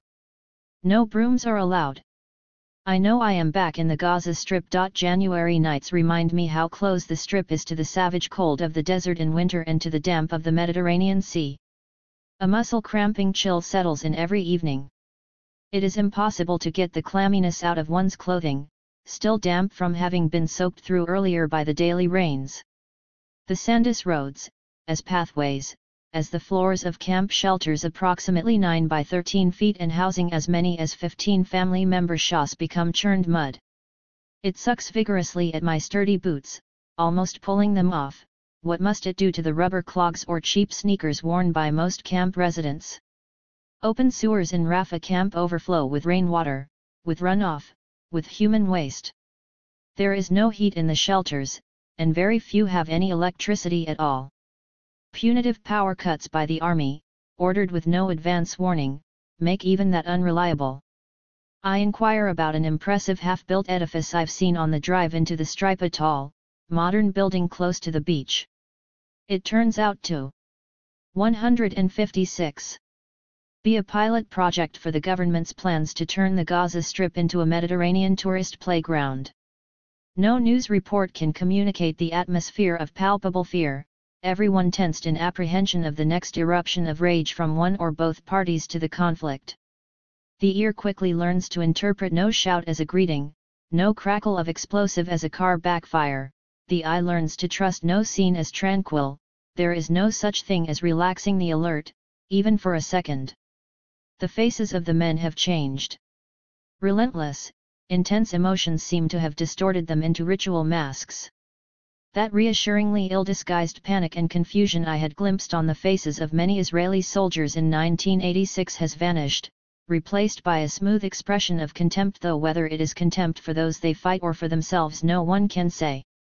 But it is clear that these young men have grown calluses over their feelings over having any, much less showing them, and now wear their discipline with tragic ease. Some do so with the indifference of professionals, others with the relish of fanatics. These expressions are strikingly twinned in the faces of the Sabbagh young male Palestinian militants. Except for the soldiers' array of weapons and the blue jeans, t-shirt, and black and white checked Palestinian kafiyat, neckerchief/scarf, worn by the Sabbagh, one could not tell them apart. I suddenly understand the real reason why uniforms were invented. In 1988, each one of the 400,000 adult Gazans are forced to exchange her or his old green identity card for a computerized, magnetic one issued by the army. The thousands of Palestinians standing in line to exchange the cards are herded past soldiers carrying automatic rifles toward rows of secretaries who punch the identity numbers into banks of IBM computers that instantly reveal all data such as outstanding tax obligations. Each Palestinian must clear up such problems before being issued the new card, without which it is impossible to receive rations, register a marriage, obtain a driver's license or a birth or death certificate, accept a paycheck, do any banking, pass through the omnipresent army checkpoints along the roads, or go to seek employment or work in Israel. There is an official policy of no beatings. Yet everywhere in the camps now I see wounded, bandaged, and badly bruised men, women, and children. Each woman has stories. She or her sister, her daughter, her mother, her aunt or cousin or friend was beaten by soldiers, women in labor, old women, nursing mothers, toddlers, babies. Many point to the bullet holes in the walls of their shelters. The rate of miscarriages has risen precipitously, result of beatings, running after. 157. Children or away from soldiers, of rising rates of hypertension and anemia due to malnutrition, because of food shortages, possibly as a result of the effects of toxic elements in the tear gas, certainly from acute and unremitting stress. The UNRWA clinics, many housed in decrepit buildings, their courtyards even more overcrowded with waiting women and children than in 1986, are as immaculate as they were then with one exception: the smell of antiseptic has been overpowered by the stench of tear gas. It is a common occurrence for the army to lob gas canisters into the clinic courtyards and into the clinics themselves. UNRWA formally protests such acts, the Palestinians denounce them as harassment, the army calls them, alternately, punitive action during the pursuit of a provocateur who may have taken shelter there, or simply mistakes. Used canisters still wreaking acridity are commonplace sights. One sees them on the dirt roads, along the highways, in the muddy narrow lanes that pass for streets in the camps, in the city thoroughfares of Arab East Jerusalem. The United States officially states that it stopped shipping tear gas to Israel in the early 1980s. The canisters I see are clearly marked, USA 1987 issue. Most of the Intifada's daily incidents seem to constitute a war between children and adults. Confrontation after confrontation is between Palestinian boys, many as young as 6 and 7, throwing stones at Israeli patrols, each member of which is bedecked with a helmet, a pistol, a Gallo rifle, an ammunition belt, a truncheon, a gas mask, and tear gas canisters. At Al-Ali Hospital in Gaza, a haggard-looking doctor tells me that these days, when she enters the emergency room, she often thinks for a moment that by error she is in the pediatrics ward. But the little boys no longer see themselves as children, they identify with their older brothers, the Sabbagh, their dead or living heroes. The little boys say they are training for manhood. When one of them has been killed, the others speak admiringly of him as having become a little man. The women, both mothers and teachers, openly deplore this. At New Seirat camp, home to almost 30,000 refugees, I have a reunion with teachers I had met 2 years earlier. I am surprised and touched that they remember me. Oh yes, Wafa smiles, you are the American woman who cried with us. How could we forget that? Embraces, little cups of the ever-present strong Arab coffee, shared confidences. The teachers lament that they can no longer control their male students of any age. The army is not supposed to enter the camps. 158. But you see how, at the gates of every camp, there are soldier entire encampments, tents, tanks. Just waiting. And they come in and patrol. They swagger through, even though they know it will provoke an incident. Sometimes the Sabbagh do the provoking. They stand at the entrance and shout curses across the road. I nod, saying that I have already noticed how proficient the young men, both Israeli and Palestinian, have become in each other's languages, although their vocabulary is restricted to insults. If they studied more, they would know more, one woman dryly interjects. These are, after all, teachers. I am reminded of the Palestinian obsession with education, the pride that Palestinian women have the fastest growing literacy rate of women anywhere in the Arab world. Sabbagh continues, the moment anyone sees them enter the camp, news spreads. All it takes is 4 words: the soldiers are coming, and the boys run out of the classroom. We cannot stop them. More than one teacher had physically interposed herself between the boys and the Durand, literally been run over. And the girl students? They rush to the window to try and see what's happening, is the response. Sometimes they join in, sometimes they lead the demonstrations because the boys have become more afraid of arrests. But basically the tragedy of the girls is different. Do you remember what they used to answer a few years ago when you asked what they wanted to become as grown ups? I remember well. They had said they wanted to become teachers, doctors, nurses, lawyers, architects. Their faces shining with intelligence and hope. They had said they didn't want to have more than 2 children, not like their mothers, who have an average of 6 to 8. Some had said they wanted no children at all, others said they never intended to marry, or, if they did, it would be for love, not an arranged match. This, in the context of Arab tradition, had struck me as an incipient revolution. Sabbagh goes out briefly and returns with a student about 12 years old. The child is solemn, wears the hijab, head covering, has dark circles under her eyes. Ask her that question now, says Basma. I do, and the response comes swiftly, in a flat voice, I want to be the mother of a martyr. But what if there is no need for martyrs by the time you are grown? Wafa puts in. What if there is peace, freedom, statehood? Then what?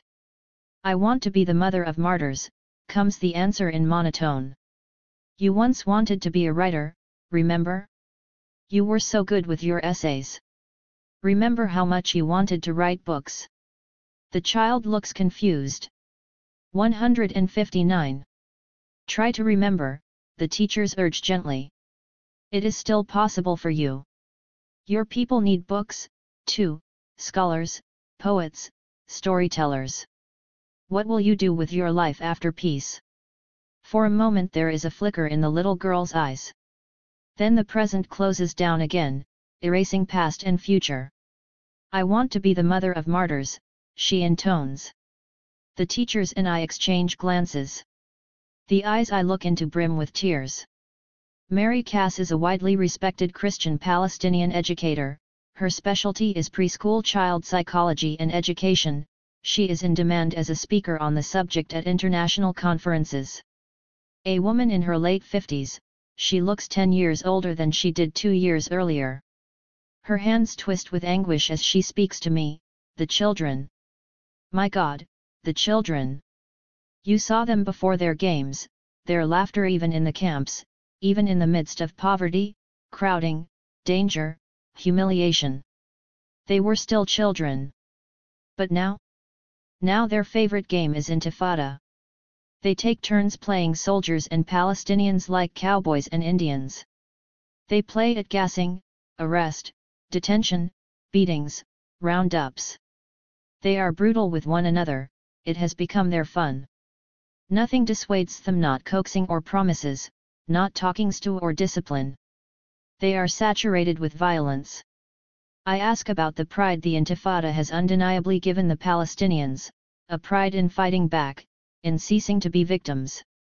In response I am told, the adults may feel the pride. The men, certainly. But what is happening to the children is forming a legacy we will have to live with for generations. The leadership must be brought to understand this, to comprehend that these children are being drenched in violence and vengeance. Many can no longer imagine any other way of living. The adults know that in 5 years, 10 years, there will be a two-state solution. Any sane adult Palestinian or Israeli admits that. But how will these children deal with peace? They no longer have any context for relating to it. These children will carry the scars of euphoria at bloodshed for the rest of their lives. And infect their children. We are creating Northern Ireland all over again, here and now. But the pride is there, too, and fiercely cherished as the sole possession of a desperate people. It differs in its expression. For the men, it is pride in manhood best expressed in martyrdom. For the women, it is pride in keeping alive what little they can. Everywhere they have organized into neighborhood women's committees. The women manage to secure and share food even under curfew. They care for the wounded. They try to rescue and hide children about to be arrested. They help one another survive the newlywed. 160. Ode, the deserted and abandoned, by men who have disappeared to detention or deportation, or to fight or to flee. They share their already overcrowded shelter homes, giving refuge to families whose shelters have been bulldozed. The policy of collective punishment permits the destruction of a shelter if the soldiers think a family member has thrown a stone. In 1986 the Just Budding Women's Committee had focused on adult literacy, on skill sharing, on small, income-generating projects. Now they are full-grown. But now they focus on community survival. And the Intifada has had its own effect on the women. The boldness that was evident in private, with only other women present, has gone public. They no longer ask permission of their men to receive a guest or to go out even at night. They say that the men don't like this but can do nothing about it. Even the men know that women are the lifeline of survival. The women are excited by their newfound relative freedom and amused by the men's reaction. They seem on the whole to have retained a sense of humor that the men appear to have lost. Rula, in Kalandiya camp on the West Bank, is witty in her description of women's plight under the Intifada. Well, of course there is the terror, and the special hardships in getting food, water, basic necessities. But I sometimes think that the worst of it is the presence of the men. Before, the men would leave after breakfast and not return until dark. If they had employment, they'd go to work; if they were unemployed, they'd be out looking for jobs. And there was always a coffee house, no matter how dilapidated, where they'd sit for hours and talk. Meanwhile, the children would be in school. This of course meant that the women could get on with life, washing and cleaning and cooking, and maybe even have a minute to sit with a friend and talk. But now, Rula rolls her eyes in mock despair now, between the curfews and school closing and job firings called for by the Israelis, and the general strike days and school closings called for by the Intifada leadership, there are sometimes days on end when all the men and children are home. All day long. It's a nightmare, they're underfoot all the time, wanting this, demanding that, whining about something else. The woman must cook 3 full meals a day when and if there's food. She has no peace, even for a moment. The neighborhood women's committee near her, Rula says, organized an ingenious solution. There was one battered black and white television set in the area and, whenever the power was on, the women marshaled all the men and children, parked them in front of it, and then went on about their lives. 161. On my first trip to the region, mobility in and between camps had been difficult at times but always possible. I could start out talking with women by 6 a.m., spend the entire day at one camp or visit 2 or even more, and continue until late at night, sometimes changing shifts of exhausted interpreters. This time, mobility is severely restricted. Camps are sealed with absolutely no notice, leaving one at the entrance trying to get in or inside trying to leave for hours, or days. Absolute curfew in the occupied territories is lowered at dusk. The streets in Gaza or in East Jerusalem look like ghost towns. Any vehicle caught driving even with UNRWA credentials may be subjected to thorough stop and search tactics, harangues, threats, and frisking of the occupants. In some of the tiny Palestinian villages, to move at night is to risk yet another danger. The assumption is that car headlights presage an army vehicle. A shower of stones is likely to greet such a vehicle. But there are women I promised to see in one such village, and the only time to do that is at night. Under cover of darkness, they conduct now illegal literacy classes for adults and for children who have fallen behind in their school work because of forced school closings. I do not travel in an UNRWA car. A Palestinian woman drives me in a borrowed, battered private car. And as we pass through the villages, she blinks her headlights in a particular signal. Why don't the authorities pick up on the signal? I ask. I cannot see her smile in the dark, but I can hear it in her voice. They try. But the signal is changed from day to day. I do not ask how. On the West Bank, I go to Ramallah, to the Ramallah Women's Training Center, which I had written about earlier as an oasis of sanity and hope.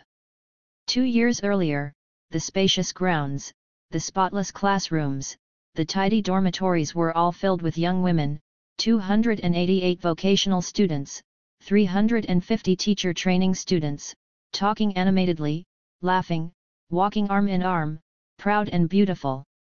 This is the first vocational training center for women in the entire Middle East, and it is a source of enormous pride to Palestinian women. In 1988 the grounds are deserted, the classrooms and dorms empty. I learned from the school's principal, Ms. Lamis El Alami, that the school had been closed by the occupying authority for over a year. All the Palestinian institutions of higher learning like Birzeit University, like this one have been forcibly closed, she tells me, accusations that they were hotbeds breeding student radicalism, you know. The irony is that here, the girls glimpsed a peace they had never known, peace not only from occupation, but from the constraints of their own fathers and brothers. Here they learned skills for the future, and how to pass on. 162. Those skills. From here they would go home questioning everything: violence, religious fundamentalism, multiple pregnancies, arranged marriages, all the patriarchal traditions. For that kind of consciousness, yes, we were a hotbed, a breeding ground. Now, I ask when the school might be permitted to open again. She sighs. Who knows? We petition regularly. It could be next week, next year, never. We try to use the time constructively, even with a skeleton staff. We are fundraising to build a new department, to train women physical therapists. Her eyes begin to gleam with excitement. There is discrimination against female patients who need physical therapy, you see. And, as you know, there are many in need of physical rehabilitation, many wounded, paralyzed from beatings, from bullet wounds, even from the so-called merciful rubber bullets. All the Arab physical therapists are men. But tradition has it that women's bodies ought not to be touched by men other than their husbands. So the male patients get rehab and the female patients usually go without. It's tragic. But this new department will begin to address the problem. Together she and I stroll slowly through the deserted grounds. I comment on how beautifully they are still kept up, the flower beds neat, the grass mowed, the bougainvillea still cascading its crimson brilliance, the climbing white roses perfuming the air, indifferent to whether Arab or Israeli or US visitors breathe in their fragrance. Oh yes, Ms. Alama smiles, volunteers. Mostly women, of course. We will not fold up and go away. We will outwait this, so the girls have us to come back to someday. Her face clouds over. But I grieve for the ones we've lost. Some of the girls refused to leave the dorms. The soldiers dragged them out. They were desperate not to return to the camps, to their families. They knew they were of marriageable age and that their fathers. Many of them are already lost now, married, pregnant, trapped in reliving the lives of their mothers and grandmothers. Still, she sighs, drawing herself up again by sheer will, we will outwait this. We will not go away. 1. In an attempt to meet the demands of the emergency, UNRWA has created a new post in the camps, Refugee Affairs Officer, or RAW. These RAWs, staffed by internationals, not Palestinians, have no actual legal authority to intervene in an altercation, but they exert a moral presence. Totally unarmed, working in two-person teams with Palestinian RAWs, refugee affairs assistants, wearing only UN armbands and carrying a two-way radio to alert field headquarters about a crisis, UNRWA drives or walks through the camps. UNRWA may, for example, stand between advancing army patrols and bands of Shabaab, try to dissuade soldiers from making an arrest, try to calm an enraged crowd. 163. Rush a bleeding child to the nearest clinic if the camp is sealed and no ambulance is permitted in. The previous year, when camps in the Strip had been sealed for as long as a month, with no fresh food supplies permitted in, the deputy field director of the Gaza Strip at the time, a remarkable English woman, Angela Williams, defied the army and ordered in a truck convoy of good supplies on her own authority. She is now based in Vienna, as Director of Relief and Social Services, which means she travels regularly to and through the camps in the field. It was a subtle diplomatic solution. One of Williams's first acts in her new post was to increase the number of women's program centers in all the camps and to create special women's program officers in each field. As of 1992, the number of centers had tripled and the number of women attending them had quadrupled. And in January of 1989, UNRWA got its first woman RAO, a Swede, who worked in the Gaza Strip. Today, 10 of the 21 RAOs in the occupied territories are women. Western newspapers regularly decry the rise of religious fundamentalism among Palestinians, formerly the most secular of the Arab peoples. This rise is said to be most pronounced in Gaza. Yet what I find in Gaza makes this rise eminently explicable. The Israeli government has outlawed any large political meetings of Palestinians, just as it outlawed any flying of the Palestinian colors. Yet the colors appear mysteriously, overnight, waving from the lamp post here, a street sign there. The Israeli government prides itself, however, on freedom of religious expression. Is it surprising, therefore, that hundreds suddenly congregate with impunity in the mosque? To be sure, Hamas, the fundamentalist Muslim group, is delighted at this, takes credit for it, and boasts about attendance. Hamas has tried to challenge the secular leadership, both indigenous and PLO, of the Intifada with its own strikes, hazings, demonstrations. But the bulletins from the Intifada secular leadership, which also mysteriously appear as daily handouts, denounce the mono-religiosity of Hamas, reminding readers that this is not a jihad, not a religious war, that there are Christian and Druze and agnostic Palestinians, and that the fight for liberation is for all Palestinians. I ask woman after woman if she believes fundamentalism is on the rise. And woman after woman admits that Hamas is feared, but as for the reported rise in the number of its adherents, one woman after the other laughs. As I write this, 2 bullets lie in a shallow dish on my desk. These are the much publicized rubber bullets that the occupying authority 164 claims are used even at risk to Israeli soldiers rather than live ammunition. Because they are so safe, they are fired at point-blank range. The bullets are not light, as one would expect from rubber. This is because they are not rubber through and through. I have taken a razor blade and cut slices from each so as to see into the interior. In one, the interior is a solid steel core. In the other, there are hundreds of tiny iron fragments. It becomes clear why a tour of any hospital or clinic in the occupied territories reveals such patients as a woman blinded by a rubber bullet that was shot into her throat when she opened her mouth to scream. How I came by the bullets is simple. In some camps, they litter the ground, there for the taking. How I got the bullets past security at Ben Gurion Airport so that I could show them on television in the United States is another story that will have to wait for a day when I never intended to return to Israel/Palestine.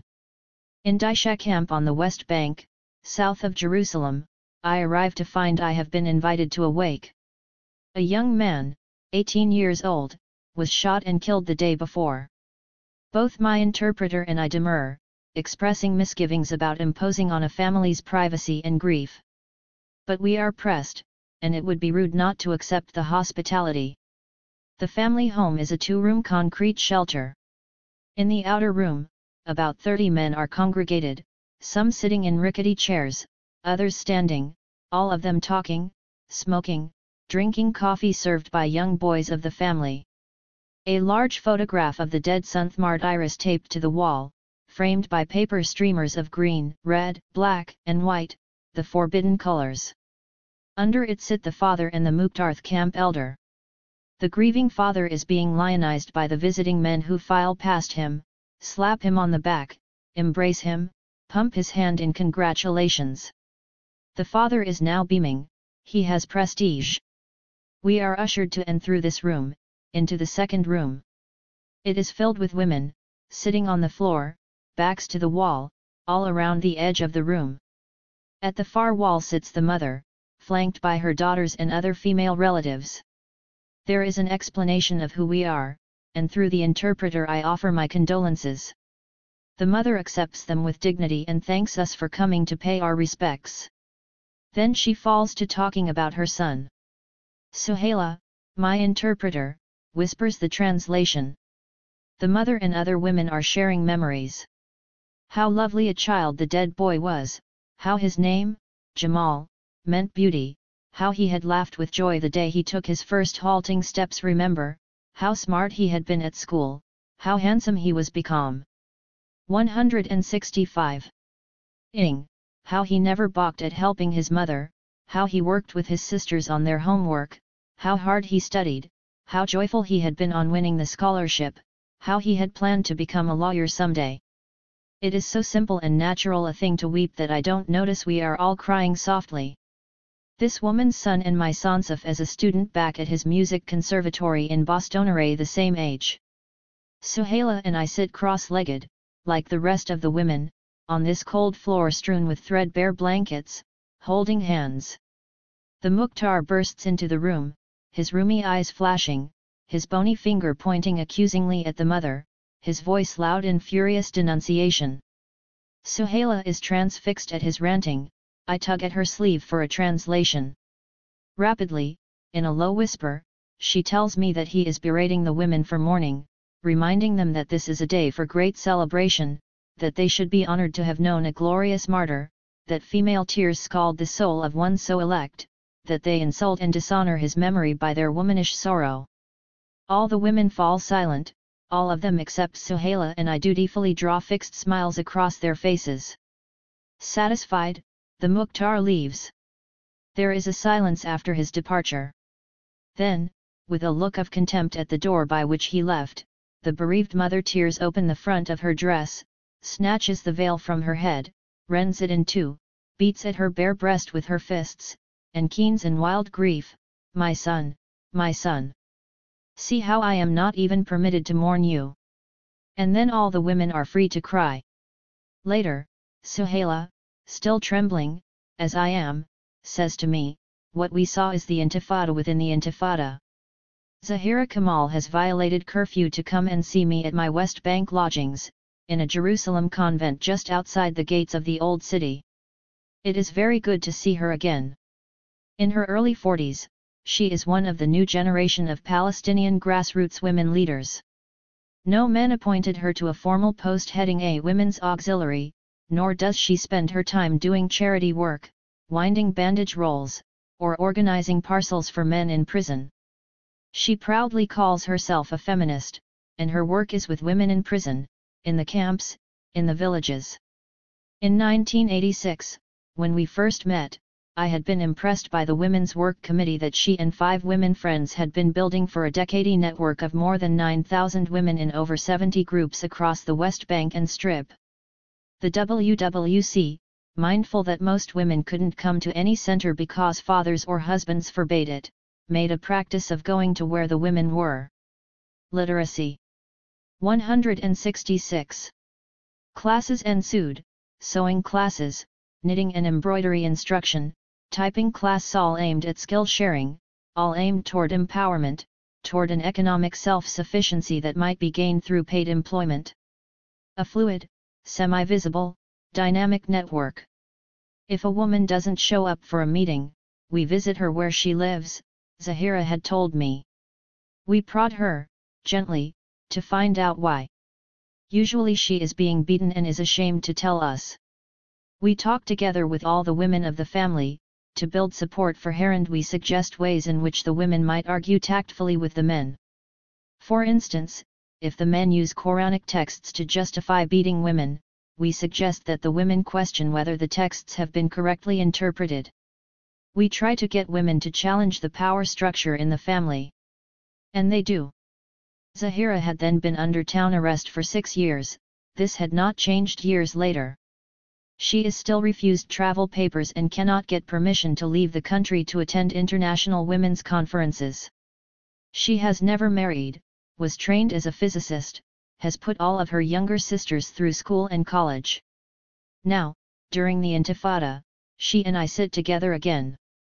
All of the contradictions inform her conversation and show in the new lines of her strong-boned face: pride at the uprising, frustration at Palestinian fragmentation, rage at the Israeli government, fury at the PLO leadership for not always acting wisely, heartache at the violence, the counter-violence, the glorification of death. But now the WWC has expanded into the Palestinian Federation of Women's Action Committees, and she radiates pride about her women. Even more excitedly, she tells me that she and other women have already begun meeting to draft articles for the proposed Palestinian Constitution, toward the someday state of Palestine. Oh, it will be a while yet, I know. But it will come. And when it does, it is vital that women are covered by secular law, not by the Sharia, or religious law. The full impact of this is borne in on me slowly.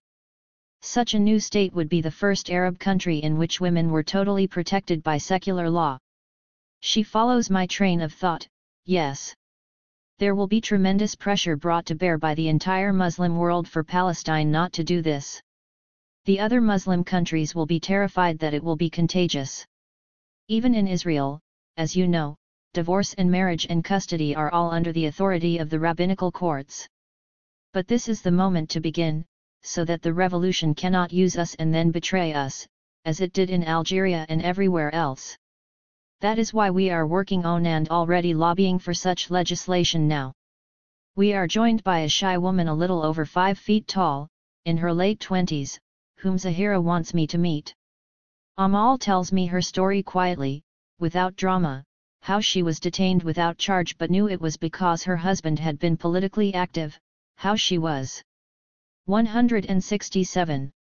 Kept for 6 months in solitary detention, how when she refused to give information on his whereabouts she was tortured, hung by her wrists and beaten on the solace of her feet until she could not stand, how she was kept for 10 days and nights in the cabinet, a compartment so small that even a woman of her size was unable to lie down full length or stand up straight, how they broke her arm, how they would not let her mother bring her baby daughter to visit. As always, there are tears and laughter and embraces. They implore me to write about us, tell the world we exist. Eventually, they take their leave, and I watch them go into the night, risking their safety during curfew to have met with me. But as I turn to go to my room, perhaps because the Intifada has now already numbed even me, the visitor, with its atrocity stories, I find I am thinking not of the woman who suffered torture for the sake of her husband and her people, much as I stand in awe of her courage and endurance. Instead, I find I am thinking of the women who are, against all the odds imaginable, already organizing to ensure the secular, legal freedom of female citizens in an eventual new state right in the heart of the Middle East. 2. Rita Jacoman, only in her 30s, is the leading Palestinian scholar on women's health and an autonomous feminist who has dared reject alliance with any political faction of the male Palestinian leadership. She receives me in her West Bank apartment, despite being late on her deadline for a scholarly paper. She comments humorously on how much time she has on her hands, now that Birzeit University, where she teaches and does research, has been closed by the Israeli government. She speaks with her characteristic rapid energy about the sometimes cynical use of women's neighborhood committees, women's life-saving actions, women's devotion, by the various male leadership factions. There must eventually be a totally autonomous women's movement of Palestinian women, or no matter how we prepare for after liberation we will be betrayed. Such a radical position leaves her very far out on a limb, with virtually no support. Well, she shrugs gamely, a feminist is used to such a position, no? After all, if women on both sides of this conflict held real political power, we probably would have had peace a long time ago. I prefer to recognize the truth and speak it, no matter how painful or unpopular. Perhaps I'm just a little ahead of my time. Indeed. It will not be until December of 1990 in the heat of the Persian Gulf crisis that Palestinian women activists from all 4 factions will meet on West Bank to convene the first conference toward the birthing of such an autonomous women's movement. Events in the Middle East seem to move at once in slow motion and 168. With the rapidity of a vertical curve. But while experts debate the outcome of the Intifada, has it run its course? Can it be contained? Who are the emerging leaders? Has it become counterproductive? Has it degenerated into mindless bloodletting by self-proclaimed militants against accused collaborators? I think of the women and how for them there is no going back. The experts still overlook them, ignoring their deaths as they have ignored their lives. Yet in this oversight resides the real hope for any lasting peace in the region. 1990. Postscript. I have not written here about the way the Gulf War bore down on the already barely endurable lives of these women, how the Israeli government did not send warning sirens about Scud attacks into the occupied territories, how Palestinians on the West Bank could at least rely on principled Israeli peace activist friends to ring them up, those who had telephones, that is, and warn them that the sirens were wailing and they should take shelter, but how there was no such alternative in Gaza at all. Or how even after the Israeli High Court overruled the government's position that gas masks should not be distributed to Palestinians, the masks were not forthcoming. Or how, after 2 children had died, Palestinian teachers and UNRWA personnel in the Strip fanned out even after curfew to warn panicked women in the camps not to put plastic bags over the heads of their children in the hope of protecting them from the rumored Scud gas. I have not written here how, at the height of the Scud attacks when Israeli and Palestinian male reconciliation activists broke off dialogue and returned to their respective adversarial positions, Palestinian and Israeli women held a peace march together, and were gassed not by Iraqi missiles, but by U.S. manufactured chemicals thrown from Israeli army vehicles. I have not written about the much-praised Israeli airlift of Ethiopian black Jews who were immediately housed beyond the Green Line, where they are both out of sight of white Israelis and in sight, and stone-throwing range, of Palestinians outraged that these newcomers are being planted in soil from which they themselves, after generations of living there, have been uprooted. The black Jews, of course, have no idea of the game in which they are the pawns. Nor have I written about how the recent influx of Soviet Jews also much heralded has strained an already fever-sick economy, how peace-oriented Israelis worry that. 169. These émigrés may constitute a new voting bloc for the saber-rattling conservatives who would permanently annex the territories for a Greater Israel, how more than half of the dirty jobs in Israel, once reserved for the Palestinians, are being taken away from them and given to the new arrivals, how Palestinian employment in the territories now is between 35 and 40%, how hunger is a daily fact of life, how there is a growing number of women begging in the streets. I have not written about Rashidiyah camp in Lebanon, where the hunger became so great that, after the rats had been caught and eaten, the men petitioned the mullahs for dispensation to eat human flesh. No one asked who would cook it. Everyone knew that was the job of women, who were already unclean. I have not written about what Palestinian feminists are calling a new male backlash in their own communities, men who, frustrated at unemployment, powerlessness, and continual chaos, and irritated at the newfound independence of their wives and daughters during the Intifada, are taking out their rage on those women, how domestic violence and battery have risen precipitously in the past year, how men are now taking second wives, previously a rarity among Palestinians, how fathers are selling their daughters to be second wives because of the shortage of eligible husbands due to death, detention, and deportation, how honor murders have been spreading in both Gaza and West Bank, cases of brothers killing sisters they suspect of having an affair, or even of dating a man without family knowledge. Whether or not these young women have actually done so is irrelevant, the mere suspicion was sufficient to justify one young man slitting his sister's throat in Nazareth, and another in Gaza's Magaza camp locking his sister inside a large freezer for 5 hours while he sat outside and waited for her to die. But I also have not written of how the women are rising to meet this backlash, of how a new group, Al-Fanar, formed in 1991, has marched publicly to denounce these killings. Such a march by women in the context of the tradition of family honor, and furthermore in the context of required Palestinian solidarity during the Intifada, is itself a startlingly radical act. I think of Maryam, in Beach Camp, who is congenitally blind, the offspring of an arranged cousin marriage, who grinned and told me, "Women, we are as realistic as yesterday and as inevitable as tomorrow." I think of Rita, who has recently given birth to a baby girl, laughed in the face of death, and announced proudly, "Another Palestinian feminist in the world." 170. And I think of Ablat, secretly teaching women and children to read under cover of darkness in a West Bank village, smiling up at me across the frail glow of candlelight and saying, "This is the Intifada, my sister." And beyond it, next, comes the real one at Women's Intifada. Suha Sabbagh. Dr. Iyad El-Sarraj is founder and director of the Community Mental Health Center and Research Program in Gaza. The objective of this program is to offer assistance to a population suffering stress as a result of the Intifada, poverty, and lack of economic security. The center offers rehabilitation programs to women who have been imprisoned during the Intifada and to women who are subjected to violence in the home.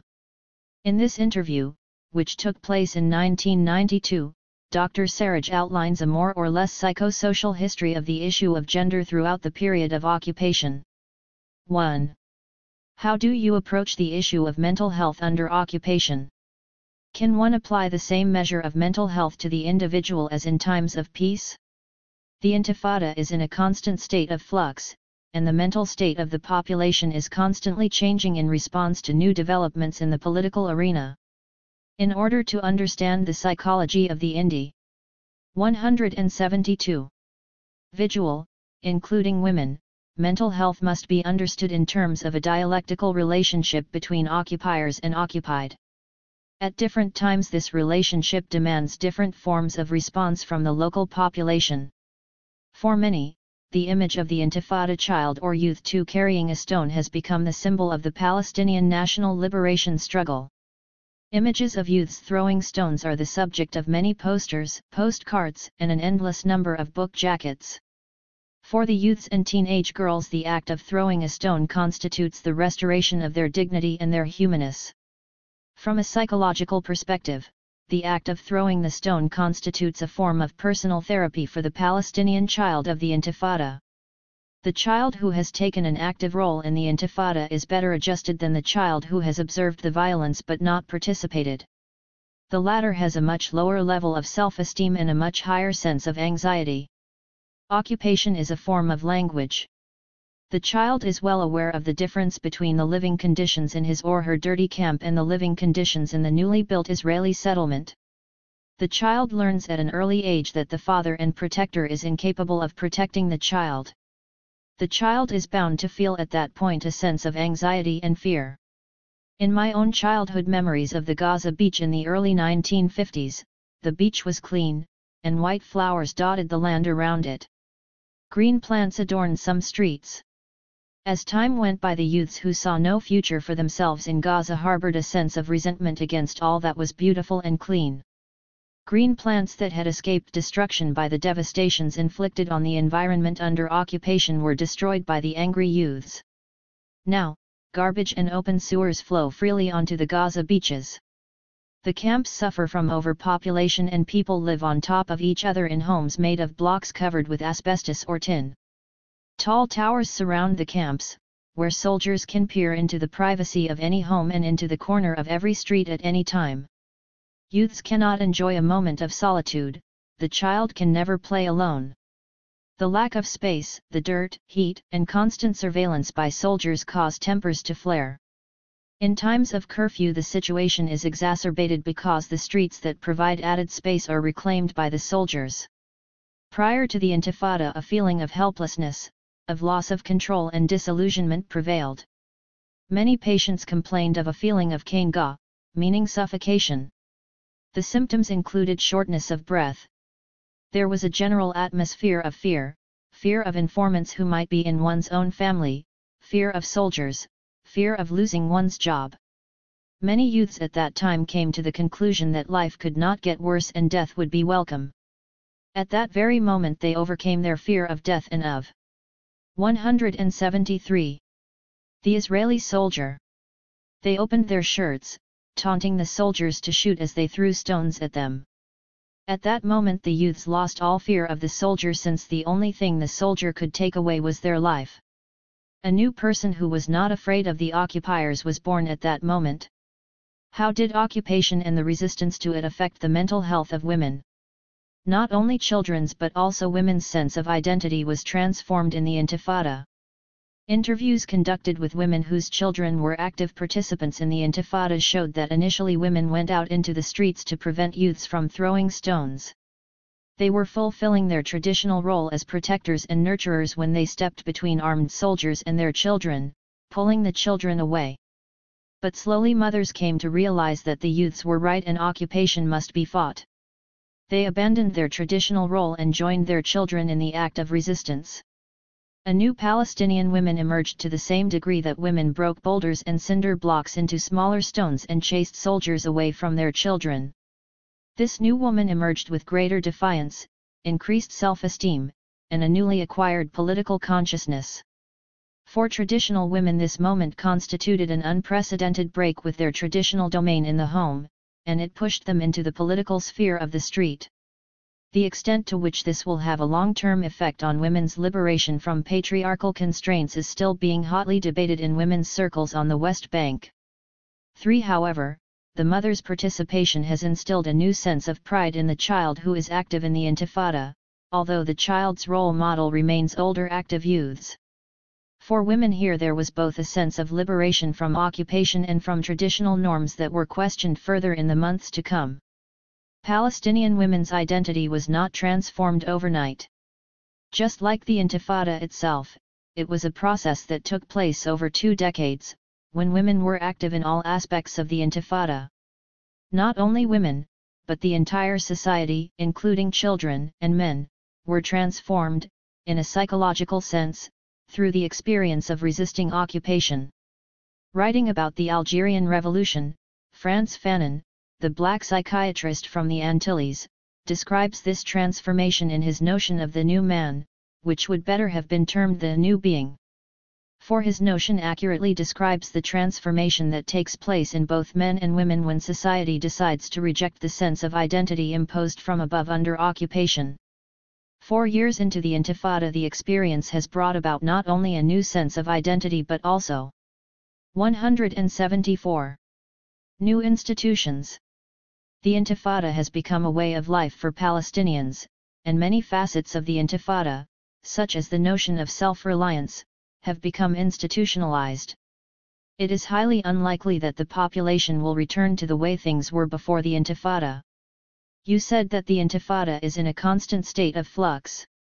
Can you describe the developmental phases that can be discerned in the mental state of the population under occupation since 1967?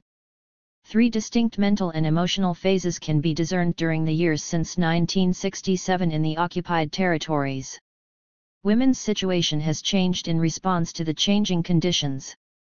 My experience is conditioned by living in the Gaza Strip, which has some special characteristics. Yet these phases also describe the conditions of life on the West Bank. Historically, Gaza has always been more conservative and less urban than the West Bank. It is also more isolated from the international arena.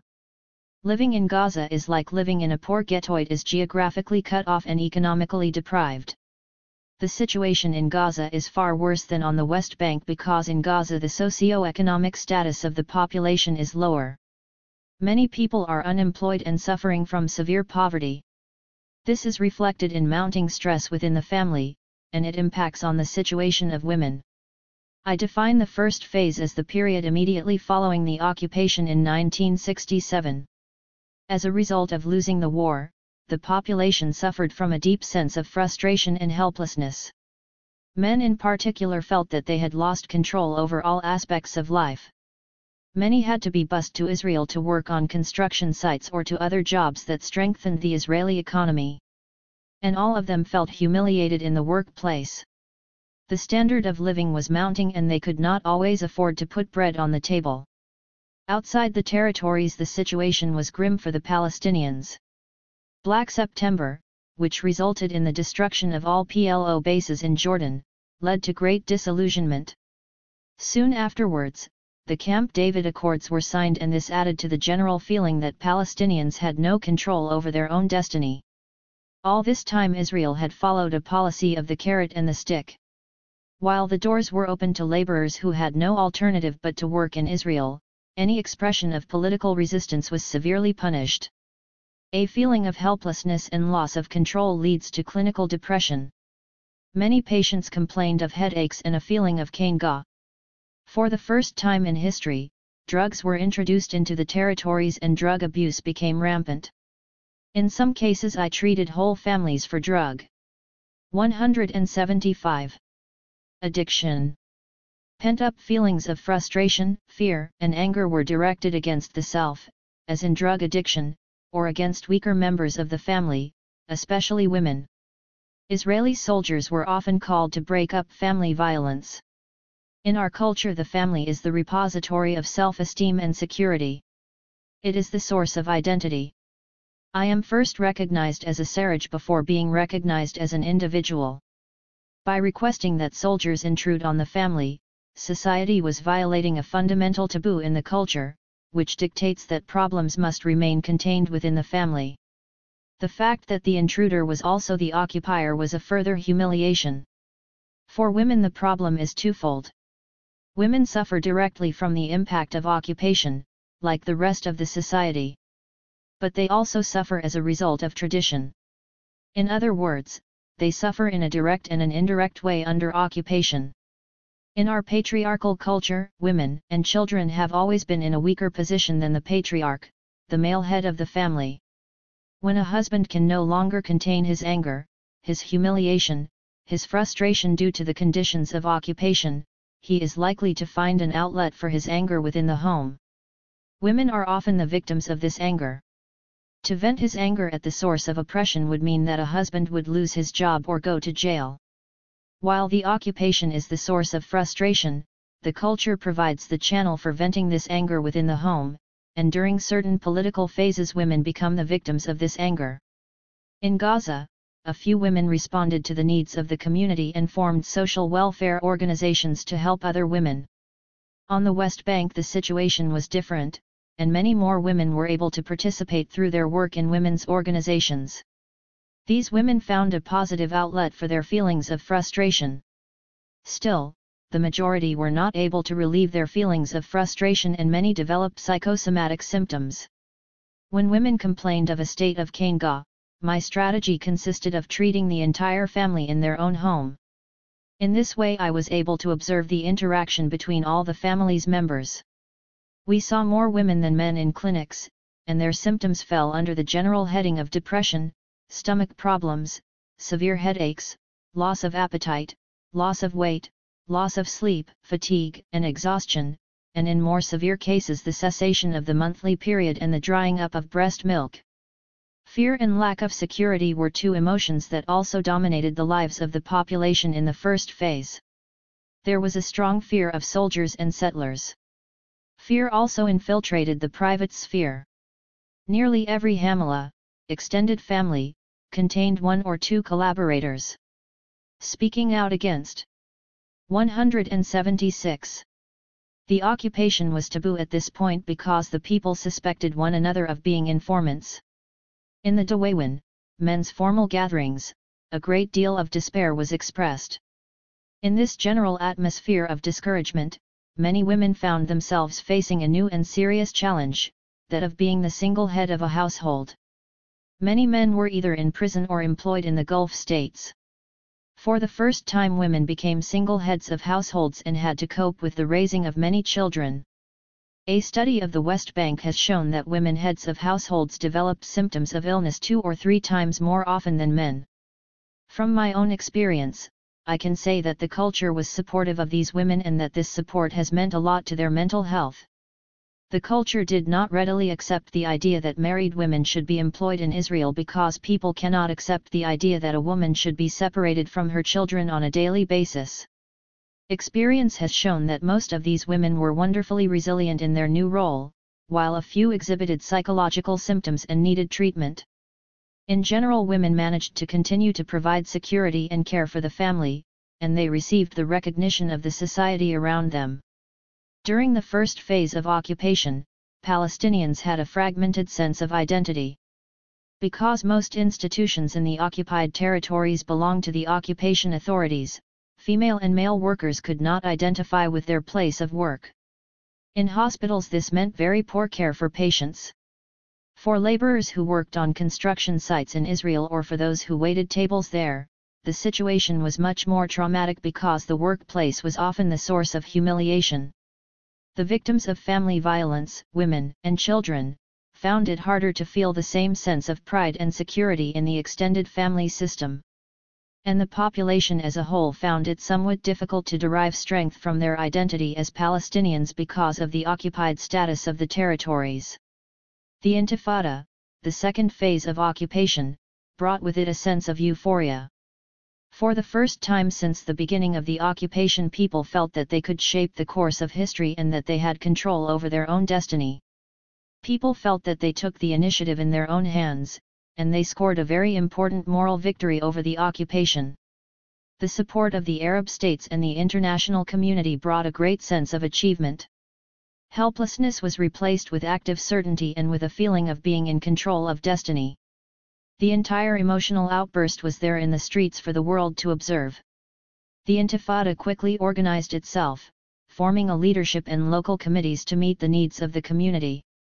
177.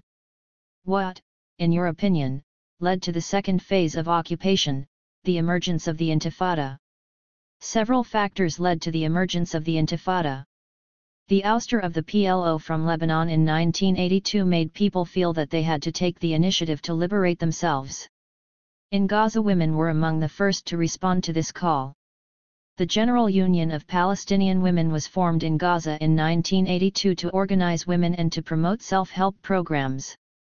The mood that dominated the area just before the Intifada had a lot to do with the beginning of the Intifada.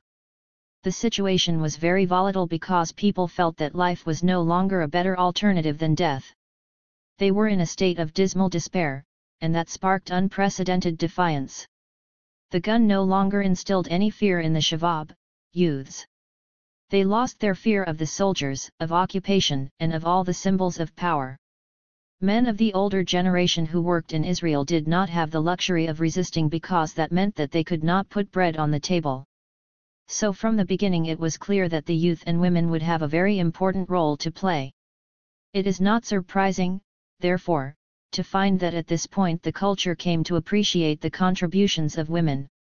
I think that initially women went out into the streets to protect their children, particularly in the camps. Their participation was a result of their nurturing role and not the result of their sudden politicization. It must be stated here that the Intifada first started in the camps, where the entire population including women was more radicalized, only then did it spread to the villages and towns. The Gaza Strip has about 8 villages and towns and about 8 camps. Because of the poverty in the camps, the refugees became more radicalized than the conservative inhabitants of Gaza. Economically and socially they were on the lower end of the scale, and so it was natural that the Intifada would start there.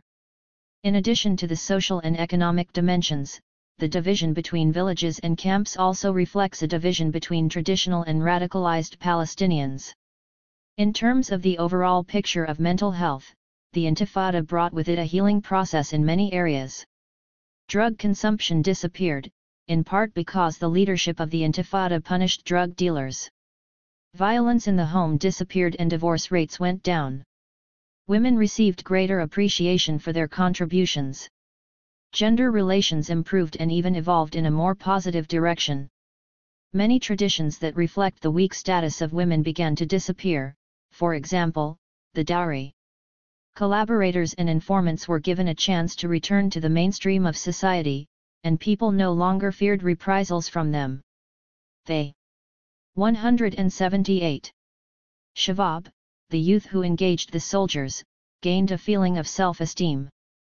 The society as a whole felt that it could affect the course of events and regain a sense of control over the future. These feelings of assertiveness contributed to a better sense of well-being. Briefly described, people used all their resources to meet the onslaught of outside violence. A lot has been written about the contributions of women during this phase. Women demonstrated in the streets in defiance of the occupation and traditional norms. They saved their children time and again from the clutches of the soldiers, and they found the means to feed their families in times of curfew. They have become the cornerstone of the family. The children of the Intifada now look up to their mothers, and women have demonstrated their innate ability to negotiate between soldiers and the youth, between the youth and their fathers. What are some of the negative effects of the Intifada on mental health? Like all historical upheavals, the Intifada also has a negative side. This negative side has also had an impact on the lives of women. First, there was a heightened state of insecurity and we began to see many more people, mostly women, suffering from extreme anxiety. Second, the father figure who was totally diminished under occupation now began to lose control within the home, and a form of backlash was widespread. Before the Intifada, the clinics treated many cases of depression with some anxiety. During the Intifada, the clinics received many more cases of severe anxiety. This anxiety arose from the fact that anything can and does happen to the youth during demonstrations. People were anticipating Israeli raids into their homes at any time of day or night. Anxiety also resulted from not knowing what to do next. People wanted to know where to go from here or what would happen tomorrow. My colleagues conducted a study on the UNRWA clinics in Gaza, and we found that 90% of the attendants were women. Nearly 60% of these women suffered from psychological problems. The physicians diagnosed these women as suffering from physical symptoms. Only 1% was diagnosed correctly.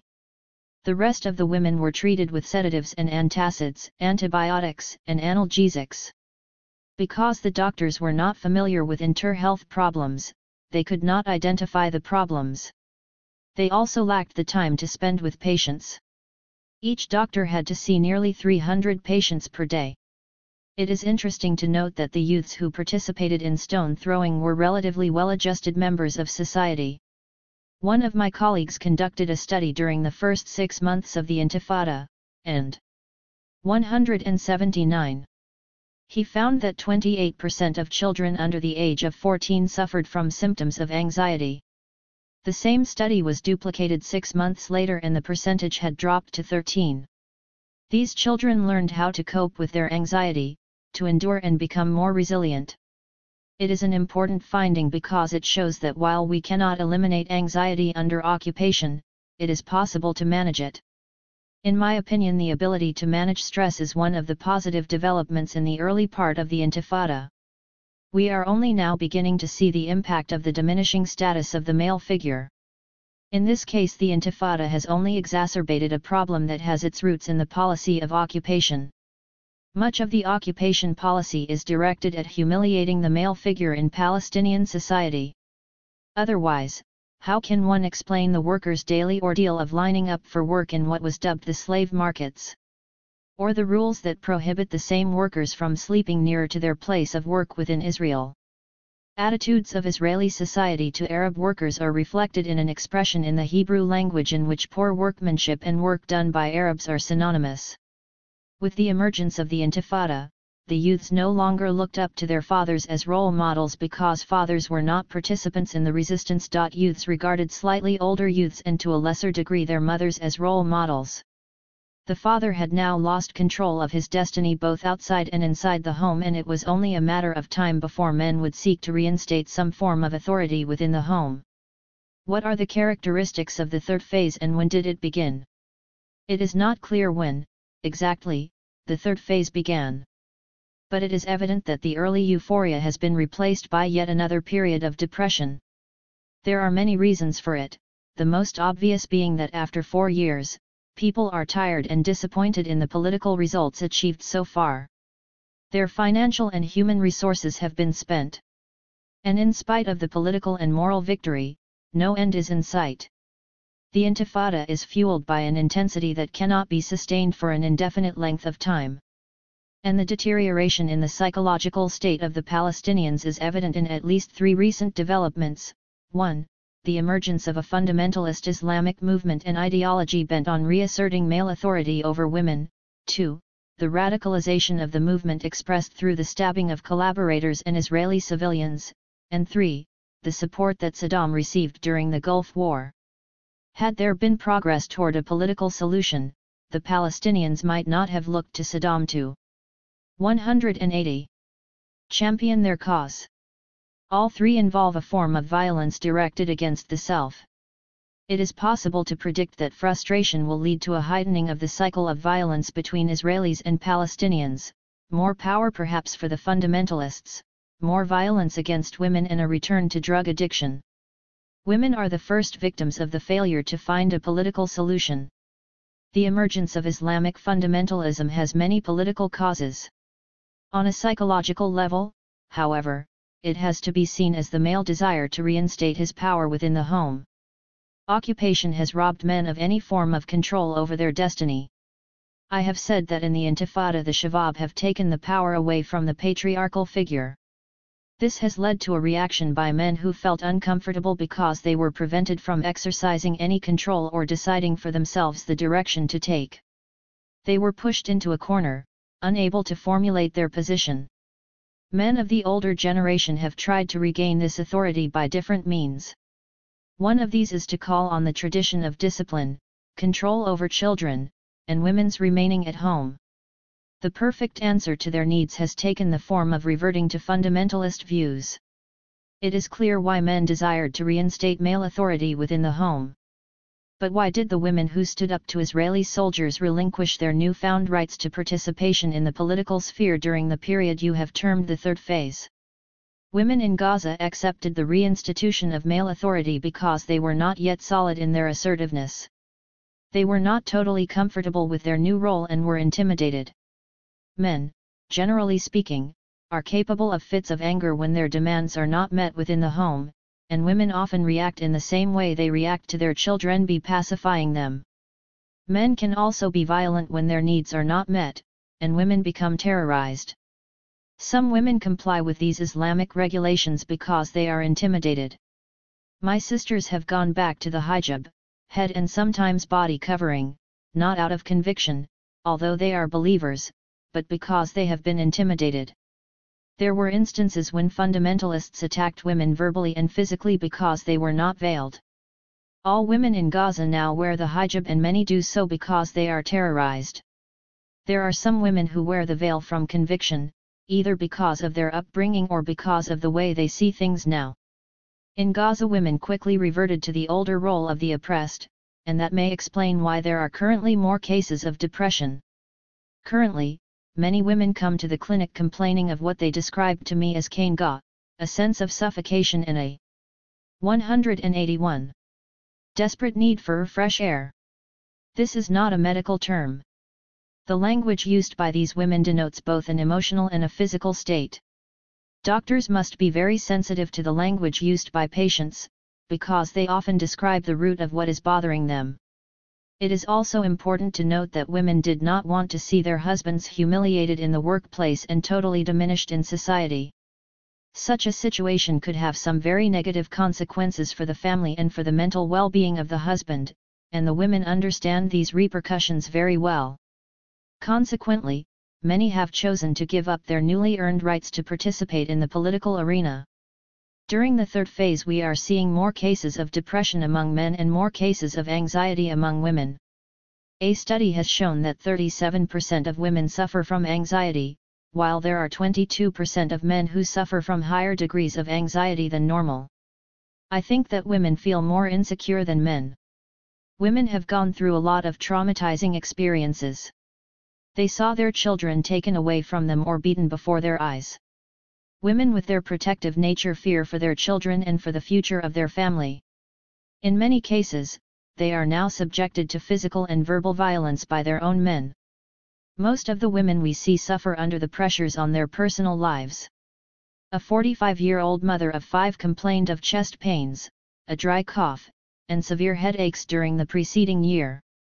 Delving into her background, we found that after her son was hit a year before, her monthly period had stopped. Since then, her husband had been sentenced to 20 years in prison.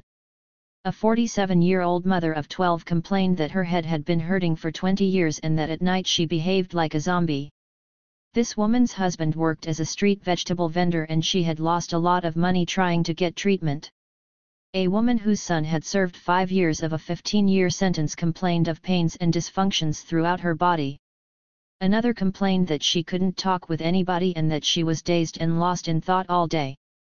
Her son, after being released from prison, insisted on living in the streets and has now been moved to a mental hospital. Any effect on the general situation of adults will be reflected in the situation of children. Usually the family is the transmitter of happiness or misery, security or insecurity. The mother is the most important figure in the family. If she is affected in a negative way, then she will transmit her feelings to her children. In turn, this will affect the mother. Many children now suffer from debilitating phobias. They are afraid to go out of the house, afraid of the soldiers, which is natural, afraid of night because they're afraid of soldiers, they can't sleep alone and have to be cuddled and display clinging behavior. Bedwetting is very common among children 7 to 182. 10 years old. One of the most serious consequences is that these children are growing up without a childhood. Furthermore, because children come to think that violence is a natural means in daily life, this feeds on the natural cycle of violence. Victimized children will eventually seek a victim. The result will be a very violent society. In my opinion, the most important transformation in women is that they now consciously realize how much they are oppressed, individually or collectively. Individually, women have tried to overcome this problem by being active at the community level and sometimes politically, but these are still marginal cases in Gaza. Women are more active on the West Bank because the atmosphere is different, less traditional, and more exposed to international experience. Many women on the West Bank have been educated abroad. In Gaza, the women's movement is still marginal. I am hopeful that this conscious realization of their situation will mean that women will not be oppressed for long. In your opinion, what are some of the long-term consequences for society of the youth's loss of respect for their fathers and by extension for authority in general? It is no coincidence that most stone throwers are male youths in their teens. Defiance of parental authority and the need to establish independence at that age are a normal part of growing up. During the Intifada, the challenge to the authority of the father was transferred to the occupying power, since paternal authority was severely damaged under occupation. The child lost all respect for his father because the father did not stand up to the occupying power and was humiliated by the soldiers.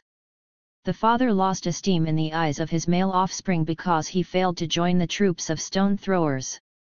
Most fathers are construction workers in Israel, and by participating in resistance activities they would stand to lose their jobs from one day to the next. Yet the mother was and continues to be respected for her cooperation with the youths. We have found that the child who threw stones worked from his defiance of his father in the process of defying occupation, while at the same time he punished the occupiers for humiliating his father. Currently, the child in the occupied territories looks up to older youths in the streets as his role model. For the long-term impact of this loss of parental authority on the child is not clear at the moment. Experience elsewhere, e.g., among black families in the United States, has shown that this may lead to a weakening of the family structure in the future. And if the problem is left untreated, it may affect the way in which the youths will relate to the new Palestinian Authority and possibly the way in which the current generation will manage and run the country in the future. 183. Notes. 1. Dr. Sabbagh worked as a psychiatrist in the Gaza Strip for many years. The Gaza Community Mental Health Program has a network of activity in different clinics, where it provides therapy based on a community concept involving the whole family. The center provides a public educational program and an out-service training program for doctors, general practitioners, nurses, and social workers, and an in-service training program for the mental health workers themselves. The center has a research program that attempts to study and document different aspects of mental health and socio-political aspects of life in Gaza. Dr. Sabbagh received his degree in medicine from the University of Alexandria in Egypt and his training in general psychiatry from the Institute of Psychiatry at London University. 2. The term child is used to describe children up to age 12, while the term youths describes 12 to 22-year-olds. 3. Discussions took place at the Women's Conference held at the National Palace Hotel in East Jerusalem on December 14, 1990. It was organized by the Palestinian Development and Research Group BISAN. See Al-Fajr, December 24, 1990. 4. Interviews conducted with Palestinian women in Jordan. See United Nations Report of the Commission on the Status of Women, the Situation of Palestinian Women in the Occupied Territories, February 26 MARCH 9, 1990. 184. 11. An interview with Hanan Mikhail Ashrawi, The History of the Women's Movement. Demazalatimo. Dr. Hanan Mikhail Ashrawi became known to the world through her numerous appearances on television as the spokeswoman of the Palestinian delegation to the peace process, which culminated in September 1993 in the signing of a peace agreement between Israel and the Palestine Liberation Organization. Before that, she was the head of the English department and dean of the Faculty of Arts at Birzeit University on the West Bank. In the following interview, which took place during the peace negotiations in 1992, she discusses her views regarding the Palestinian women's movement on the West Bank. Is there a Palestinian women's movement? If so, when did it start and where is it today? There certainly is a Palestinian women's movement, and it is one of the oldest women's movements in the Arab world. It was established in the 20s. The women's agenda was to form charitable organizations in which middle-class women would help rural women. Palestinian women always had access to education, to travel, and to what we call a liberal tradition set within a traditional society that was definitely male-dominated. 185. Nagd. However, in Palestine, the oppression of women did not take on the very overt forms of oppression from which other Arab women suffered. Palestine had a tradition of education and openness because it was a center of multicultural interaction, and it did not allow a closed society to evolve. A closed society that is self-evolved and convoluted tends to oppress its own people, particularly its own women. In the period between the 1920s and 1967, women's work developed along traditional lines. Women formed philanthropic organizations, sewing centers, etc. These organizations were gradually incorporated into the infrastructure, becoming part of the Palestinian social fabric itself. In 1967, the shock of the occupation, like the shock of the dispossession, led to the emergence of a more politically aware women's movement.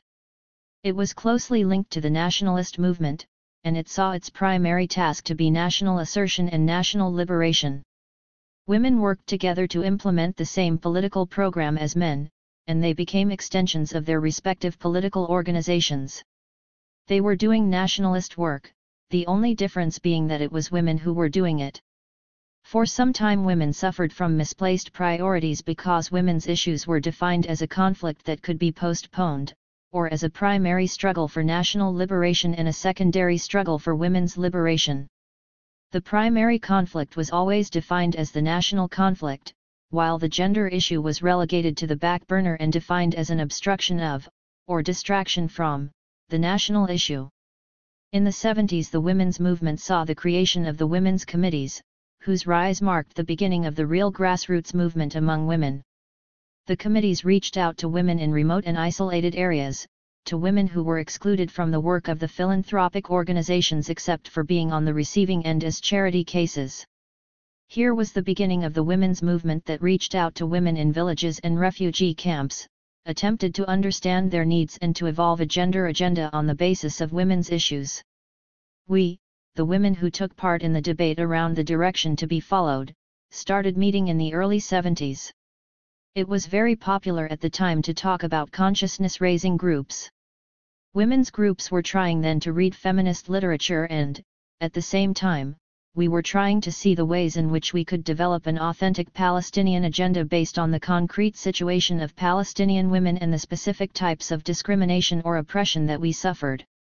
At the same time, we were reaching out to become part of the International Sisterhood of Women and the International Theoretical Women's Feminist Movement. With the formation of the committees, we saw the intensification and the mobilization of women who had hitherto been excluded from political or economic.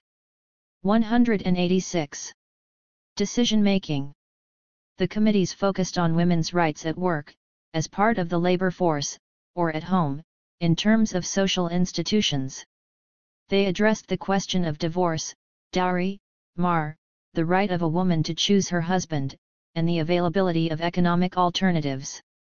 The occupation meant that women had to work, and they did not have a choice in the matter because the economic situation had deteriorated. But women did not use this as an opportunity and as a means of gaining power in the family or at the decision-making level in social institutions. Some women earned a salary outside the home but chose to hand over that income to the men in their household. In time, we developed a women's support system and women's consciousness groups that dealt with these issues. The literature of the committees reflects this stage. When you say we, who are you referring to?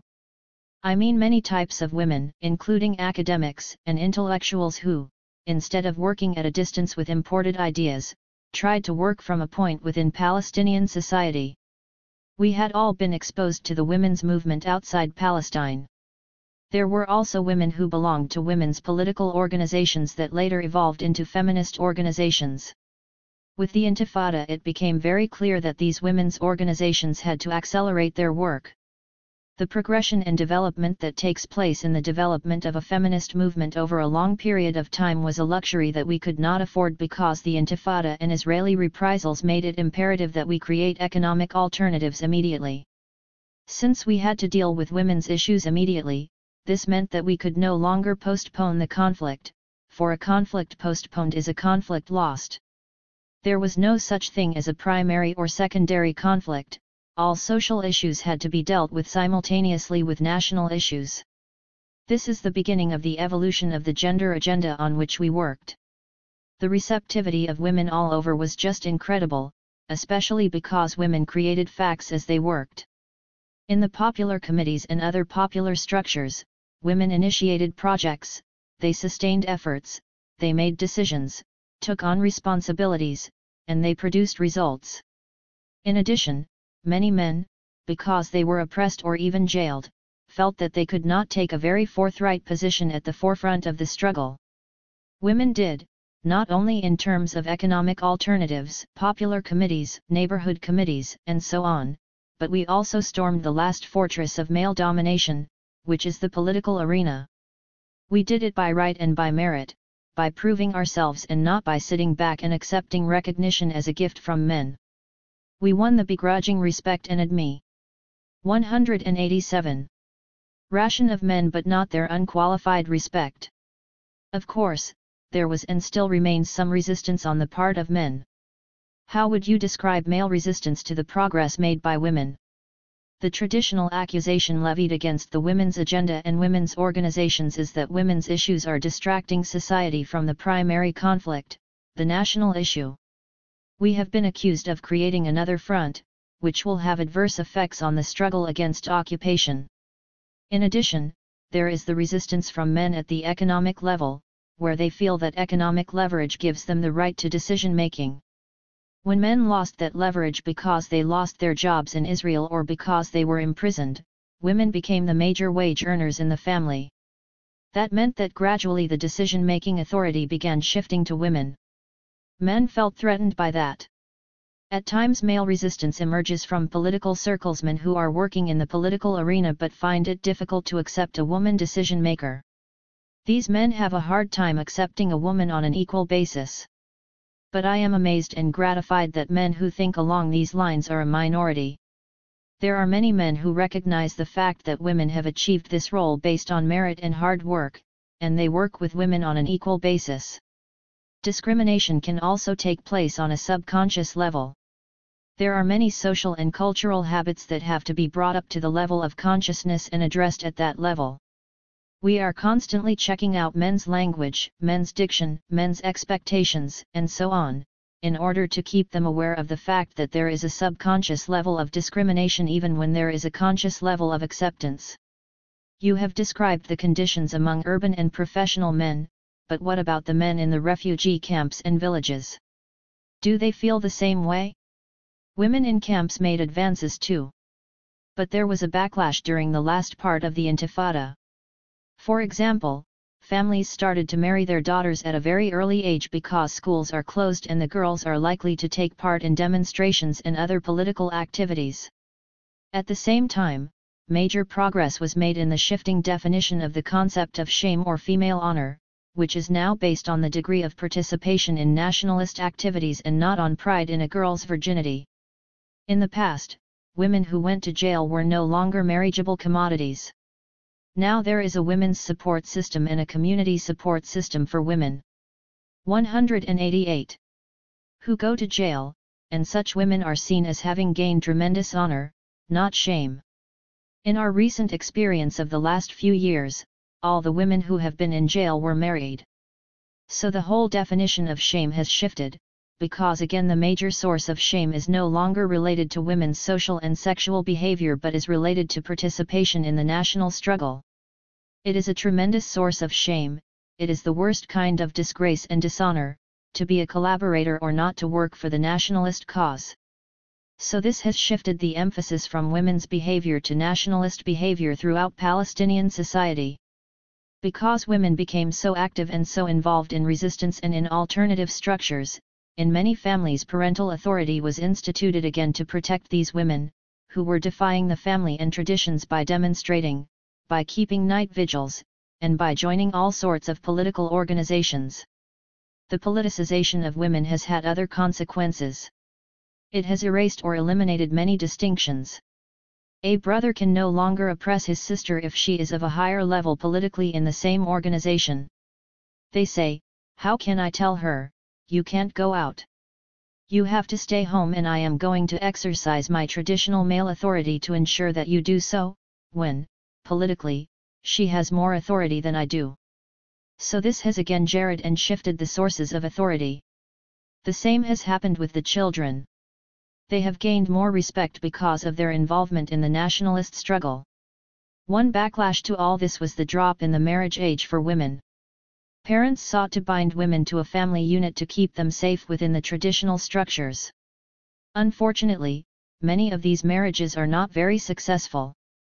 Before the Intifada, women were trying very hard to deal with the question of early marriages, coerced marriages, and arranged family marriages.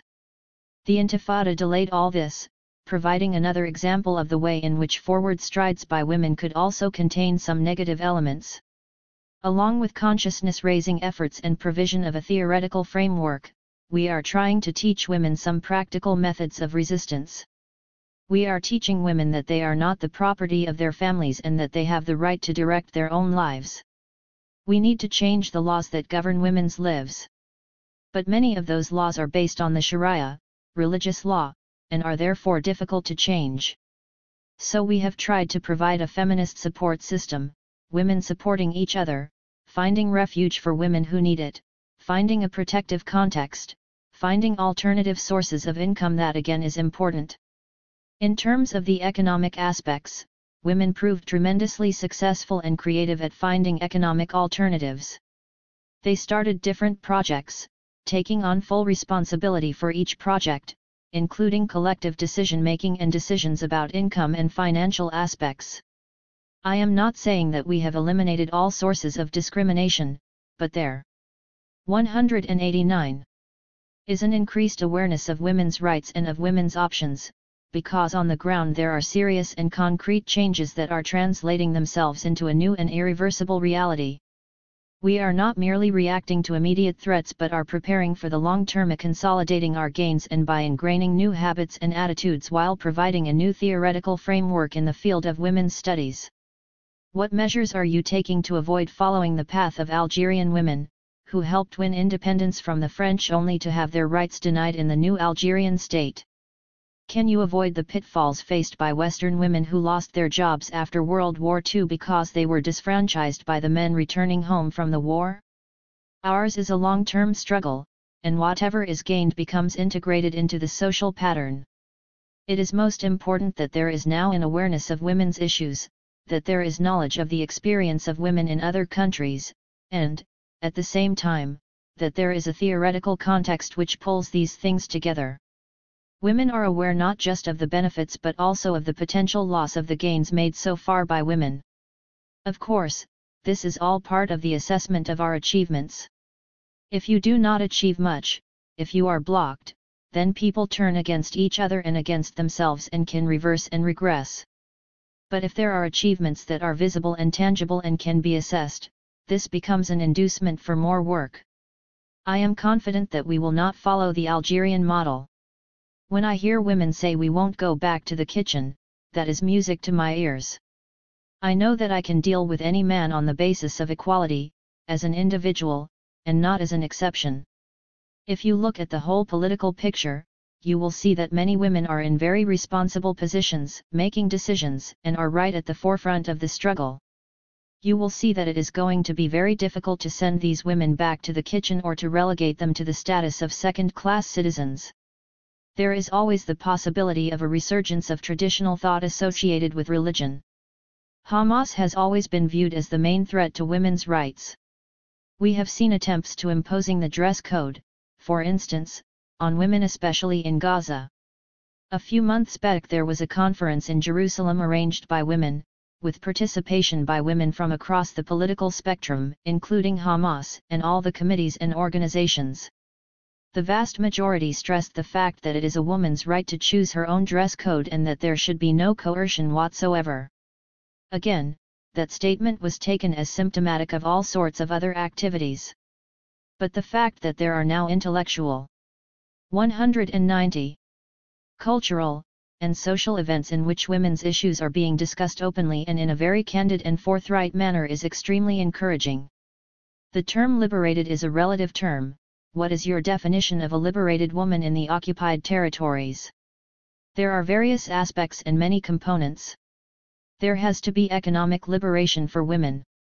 But, at the same time, we must ask ourselves what is the availability of economic or career options for women at the present time under occupation. The opportunity must be present for women to take part on an equal basis in different types of social and political careers. Jobs and pay scale or work within the home must not be based on gender either in the home or outside it. The earning capability of women should not be defined according to gender. We must not consider certain jobs the exclusive right of men or the exclusive right of women, with women getting the menial and low-paying jobs. Women should not have the double burden of working both outside and inside the home. There has to be an equal sharing of work and equal sharing of responsibility and authority. There are so many aspects of equality that we need to deal with. We need to promote a better understanding of women's rights and of the essential equality of all human beings. Do you believe that sisterhood is global? Certainly I believe that there is a global sisterhood and that it transcends political, national, and cultural dimensions. But in order to reach out to a global sisterhood, you have to work in your own context, in your own setting, you have to put your own house in order. You have to create a sense of sisterhood among your own women, you have to deal with your own authentic agenda and not import other people's agendas or perceptions. If you fail to understand your own context, your own reality, and to move with it, to reach out to a global sisterhood, then you have failed where it counts and you will have no credibility and no rootedness. What use is it if you are part of a global sisterhood but you have lost your base? You have to move from your own base. You have to have the assurance of your constituency, of your own sisterhood, in your own society. Would you say that Western feminists are trying to impose their own criteria and agenda on women in the Third World? I think the Western feminist movement has made many mistakes. But of course all movements for national, social, or political liberation make miss. 191. Takes, because there are no blueprints and no sure formulas for success.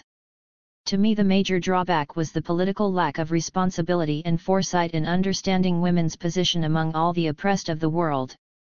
This is an accusation that we level against the Israeli women's movement.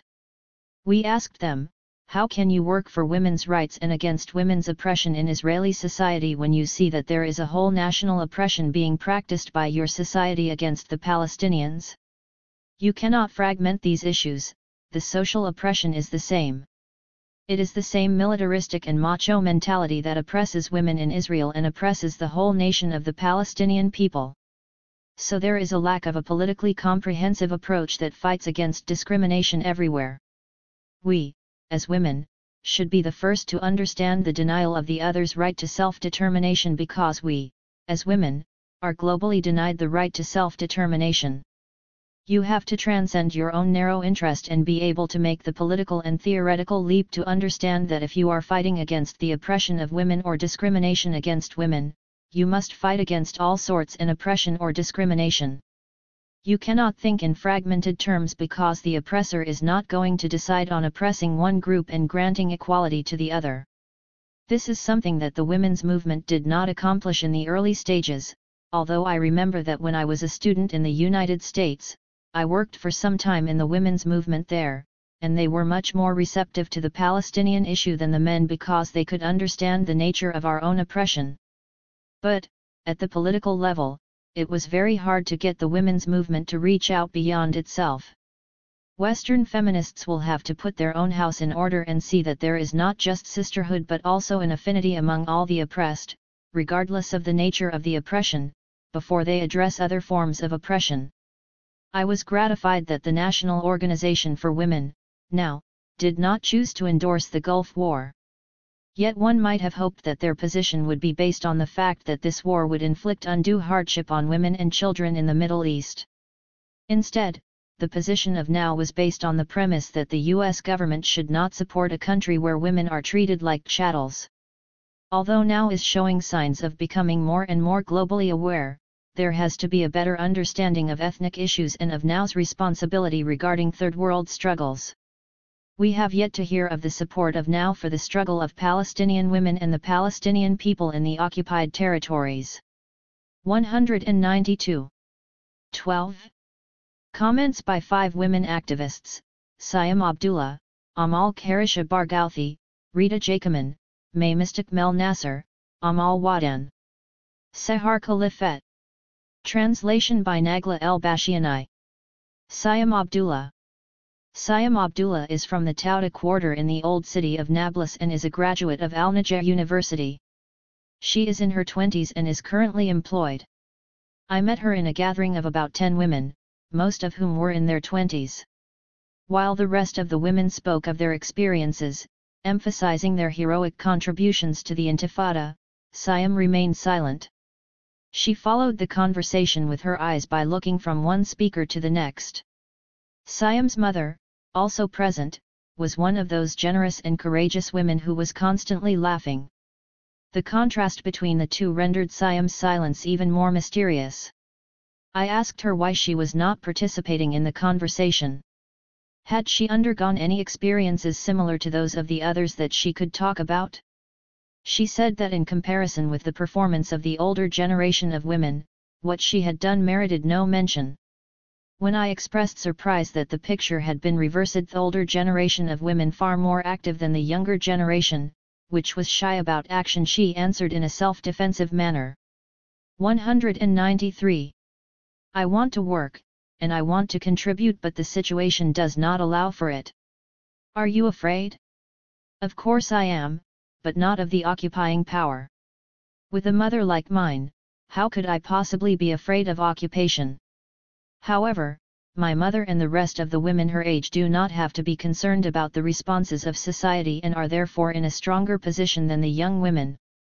Men are afraid of the bullets and prison because they are frequently exposed to both, but you are in the same position as the rest of the women, so what do you have to fear? I disagree.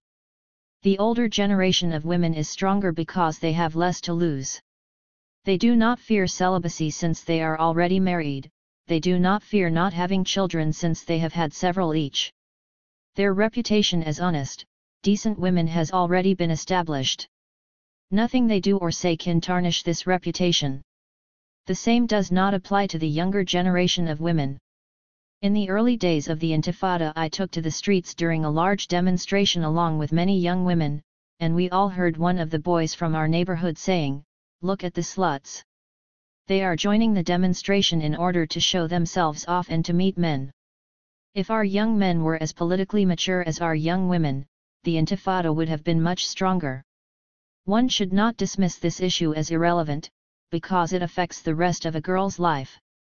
Frankly, I am afraid of injury and of prison, because if I am maimed, there is very little chance of finding a man who will ask for my hand in marriage.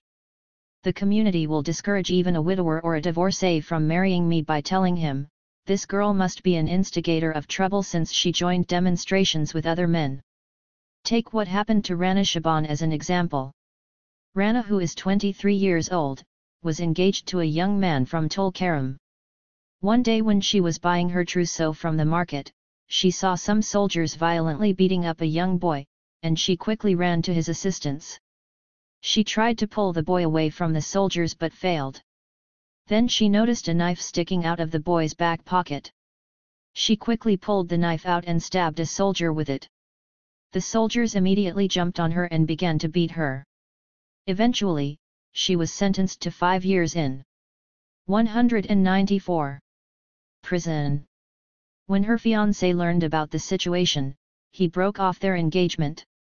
I think that the young men should be more aware of the conditions that surround Palestinian women under occupation and should treat women the same way that women treat men. Women wait for their fiancés when their fiancés are imprisoned. Women are proud of men who resist and treat them as heroes. However, if I am imprisoned I might be treated as a fallen woman. Young women swear, we will marry none other than a boy who resists in the Intifada. The boys marry only superficial girls. Compare the reaction of my friend Nabila, engaged to a young man called Mustafa, to that of Rana's fiancé.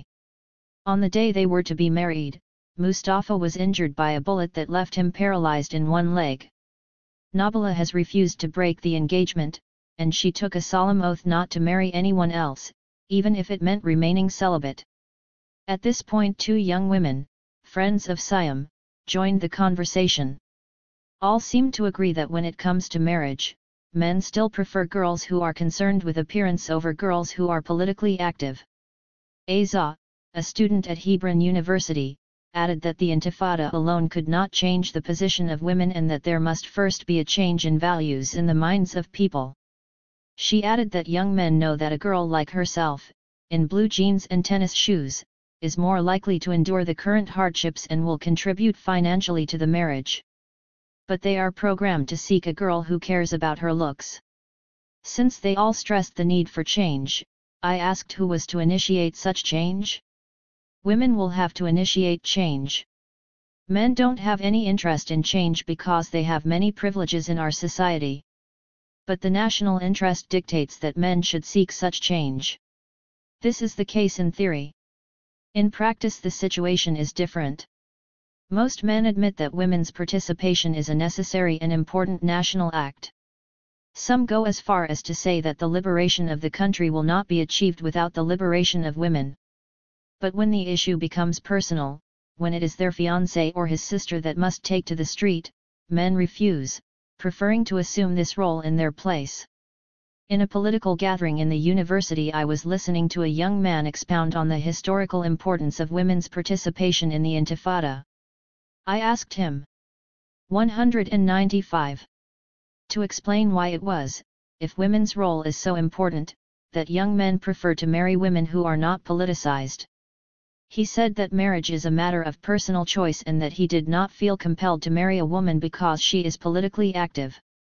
The third woman, Kala, a teacher in the village of Tamaun, proposed that Palestinian society does not take women's political participation very seriously. I protested, all Palestinians in the occupied territories and outside have been singing the praises of women's heroic deeds in the Intifada, how do you explain that? This is true. Women have indeed contributed, but at a high price to themselves. In the media, on television, women's praises are sung, but in the street and in the neighborhood the situation is different. Here women's political activities and their participation in the Intifada are not respected.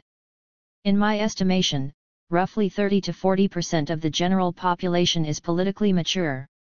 The remainder, including the young generation of men currently in universities, have not changed their values. I understand from what all 3 of you have said that you are against the participation of women in the Intifada. They all shouted together. Of course not. What then? Siam Abdullah answered, the problem is perplexing. Sometimes when I hear all the negative things said about politically active women, I say I will never again participate in a demonstration or any political activity. On the other hand, sometimes you find yourself in situations where you have no choice but to participate. 2 weeks ago I was in the process of taking a bath when, suddenly, my mother opened the door and said, "Quickly wrap yourself in a towel. I want to bring in some men to hide here." I wrapped myself up quickly as 5 young men entered the bathroom. I forced myself to continue singing at the top of my voice in spite of my visible embarrassment while my mother could be heard explaining to the soldiers that they could not search the bathroom since her daughter was inside taking a bath. It never occurred to the soldiers that an Arab mother would allow young men to hide in the same bathroom where her daughter was bathing. The soldiers went away. 196. I was stunned and said, "This episode is far more daring than if you had joined the demonstrations." No, this is a more acceptable form of political activity because it took place in the house and not the public sphere where women are not easily accepted. It is also true that these young men will not admit in public that they had to hide in a bathroom protected by a woman pretending to be bathing. No one will ever know about it. However, if I am seen at night in the street returning from a political meeting, people might question my reputation. These personal stories explain why, in the middle stage of the Intifada, most of the female activists in the streets were older women, married women, mothers, and those who were past the first stage of youth. Amal Karisha Barghouthi. Amal Karisha Barghouthi is director of a women's organization, Ligan al-Mara al-Amila, Committee of Working Women, in Ramallah. In my opinion, national and class consciousness leads to an awareness of feminist issues. My active involvement with the national cause and with class discrimination was preceded by many years of discussing and reading and writing about these subjects in junior high and high school. During my high school days, the Israeli secret police interrogated me for editing a school paper which, according to them, had a liberating and therefore a subversive tone. When I graduated from high school, my parents wanted me to attend teacher training school. When they tried to force me to go, I packed my bags and prepared to leave home, declaring that I was on strike against their decision. My father could not understand my resistance and was very angry, but I continued to reject his decision, so he gave in and let me attend the University of Jordan in Amman. My political consciousness began to develop at the university, where I became active in student organizations and the Writers' Union, which introduced me to the writings of Arab revolutionary authors, Al-Tahir Wattar, Hannah Mina, Ismail Fad Ismail, Mahmoud Darwish, and others. I also became involved in women's groups through the Jordanian Women's Union. Our camp activities were in two camps, Al-Baqa and Shanur. Through our visits there I started to feel the pain of Palestinian women's 197 suffering. When I became involved in the Committee to Fight Illiteracy and the Committee on Women's Issues in the Al-Salt area, I learned about the shared problems of Palestinian and Jordanian women of the same economic background. These were important experiences for privileged university women. The scenes of misery and poverty that we saw made it seem as if these women belonged to a different world, yet this was the world in which most of our people lived. In 1978, during a student uprising on the occasion of Land Day, I led a demonstration with some other women students. Until that time, any form of leadership at the university was traditionally male. I was elected with another woman, who led the demonstration to a student committee to negotiate with the board of directors of the university. All the student committee members, myself included, were expelled from the university. Demonstrations continued and there were incidents with the military secret police and week-long arrests. In response to these arrests, we held a meeting attended by 3,000 students and I spoke in front of this gathering. The women students were asked to select a committee to present to the board of directors the student body's demand that the recently expelled students be reinstated. All 5 women who met with the directors were automatically expelled from the university. But the student body continued to pressure the administration until all those expelled were reinstated after 1 year. This was my first experience of real victory, and I learned much from it. In 1979 I returned to my hometown of Tulkarem and worked in the sewing industry as a laborer. There I became acquainted with the suffering of working women, women less fortunate than myself. Sweatshops are located underground or under staircases, the working hours are long, insults, verbal abuse, and hunger are common, all in return for a meager 25 dinars a month. I concluded that the situation of these women is like that of workers in Europe during the Industrial Revolution, as described by Marx. Through my participation in unions, humanitarian groups, the fight against illiteracy, and organizing women's groups within unions, I learned that women will never be able to achieve real progress without education. I also witnessed a situation that has remained imprinted in my mind. I saw a husband beating his wife because she did not have dinner ready. The wife worked as a hospital cleaning woman, and on that particular day she was late returning home because of transportation problems and had arrived at the same time as her husband. When he found his dinner was not ready, he felt he had the right to hit her. This woman works outside the home, bears and raises the children, cooks, cleans after her husband, cleans her home, and yet she gets beaten. I will never forget the incident because at that moment I became aware of the oppression of 198 women. My work in unions has played a large role in developing my feminist consciousness. In 1981 I met my husband through my work with the union. He came 4 times to ask for my hand, defying his house arrest each time, and each time my parents refused him because he had no university education, was not a professional, and was poor. Although the traditional constraints governing marriages in the northern part of the West Bank are more stringent than elsewhere, I broke all these traditions and insisted on marrying him until my family had to give in. Since my husband is not traditional, our relationship does not fit traditional norms. In fact, during the period of his house arrest, he raised our first baby. He used to claim that he had a job as a babysitter. What changes has the Intifada brought? There have been some changes due to the Intifada, but we should not exaggerate their impact. Changes in gender relations are at the moment sustained by the high level of political energy among men and women. Women are delighted by male recognition for what is generally perceived as their heroic participation, but recognition is not enough. There will be a serious regression in gains made so far unless women organize by joining existing structures and unless we unite our joint efforts. One example of such regression that can be pointed out occurred in 1982 when local municipal workers were asked by the occupying powers to resign. Women distinguished themselves then through their excellent performance, but this performance did not result in any gains for women because their work was not grounded in women's organizations. When the Intifada of 1982 died down, women withdrew from the scene.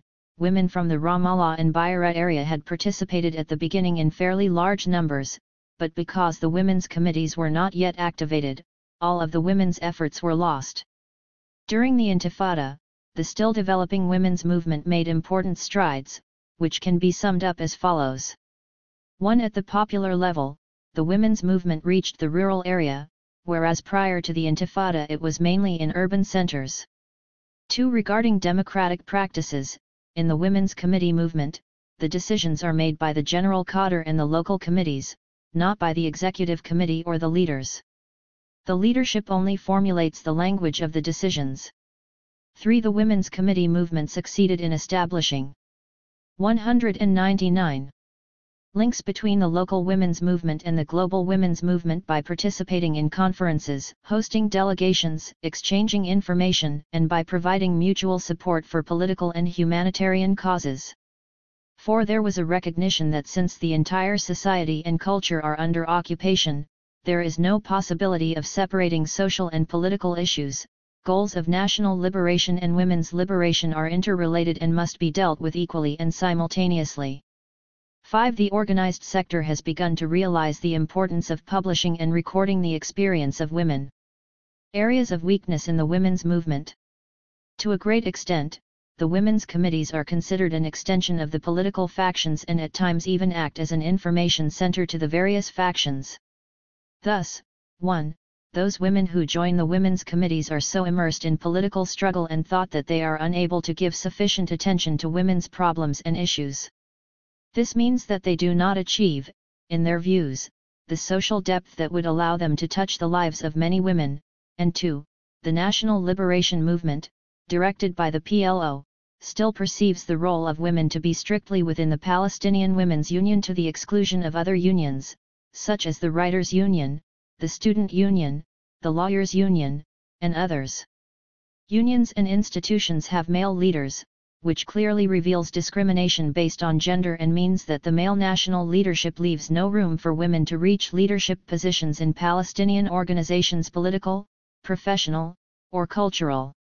It also means that the women's movement itself is still unable to impose its presence and change this political reality. Did the Intifada change gender relations? Neither the Intifada nor any other political organization can recreate the world. Some aspects of gender relations changed for some people, but the change did not take place across the board. In spite of women's participation on a large scale, women are still totally responsible for all the household duties and all the requirements of the husband and children, in addition to their biological role of childbearing and breastfeeding. Whereas the husband comes home from a political meeting or demonstration and becomes absorbed in reading or preparing for his political involvement, the wife with equal political responsibility comes back home to her duties of cooking, cleaning, caring for children, and washing dishes. Believe. 200. Me, when I want to enjoy reading I have to get up at 4 or 5 in the morning, before the rest of the family is up and making demands on my time. The women's movement and the Palestinian state. I am optimistic and believe that our current intifada and our future government will be of a democratic nature. But I would like to make sure women understand that responsibility for the inclusion of women in the democratic process falls on the shoulders of the Palestinian women themselves. If the women's movement is capable of proposing programs and regulations that protect its own interests, women will surely gain their rights. If they fail to do so, we cannot expect that the male leadership will grant us our rights on its own. It is our fear that what happened to Algerian women after Algerian independence is going to happen to us. We all talk about it. Certainly we want to avoid their fate. I believe that what occurs will depend on the programs and the activities that the women's movement is capable of developing and applying. Dr. Rita Jacoman. Dr. Jacoman teaches public health at Birzeit University. My sisters and I grew up in Bethlehem with a confused sense of patriotism and identity and the closed-mindedness of a Christian minority. When we were young, we didn't know very much about our society, partly because we studied in foreign schools. I personally studied with nuns in a private French school. My mother was a strong woman. She influenced my life the most. I loved her as much as I feared her strength and domination. I had an exceptional aunt. She was one of the pioneers of the women's movement in Bethlehem and was a member of one of the women's organizations. She gave a lot to her community, despite the fact that she was raised in a traditional and repressed atmosphere. At 14 she married a cousin and left with him for Nicaragua, but the marriage didn't work out and she returned with a son. Society made her lose confidence in herself and stay home to serve her mother. After my mother got married, strong ties developed between her and this sister. My mother encouraged her to apply to a college in London and to study social services by correspondence, then to live on her own. My mother took care of my grandmother so that my aunt could move away to 201. Have a career. My aunt did brilliantly. Thus my background contained two strong, influential women. Political affiliation and political thought were not a part of the environment in which I grew up. At 18, I enrolled at Birzeit University and became immersed in the process of changing myself. Like all the rest of the so-called Kit Kat girls, this name was given to girls with enough money to afford the candy bars with that name but little social or political consciousness. I isolated myself at first and was afraid of becoming part of this politically changing environment. At that time Birzeit University was beginning to change from an elite private school to a popular institution imbued with political fire. Slowly we began to become part of what was going on around us and to take part in it.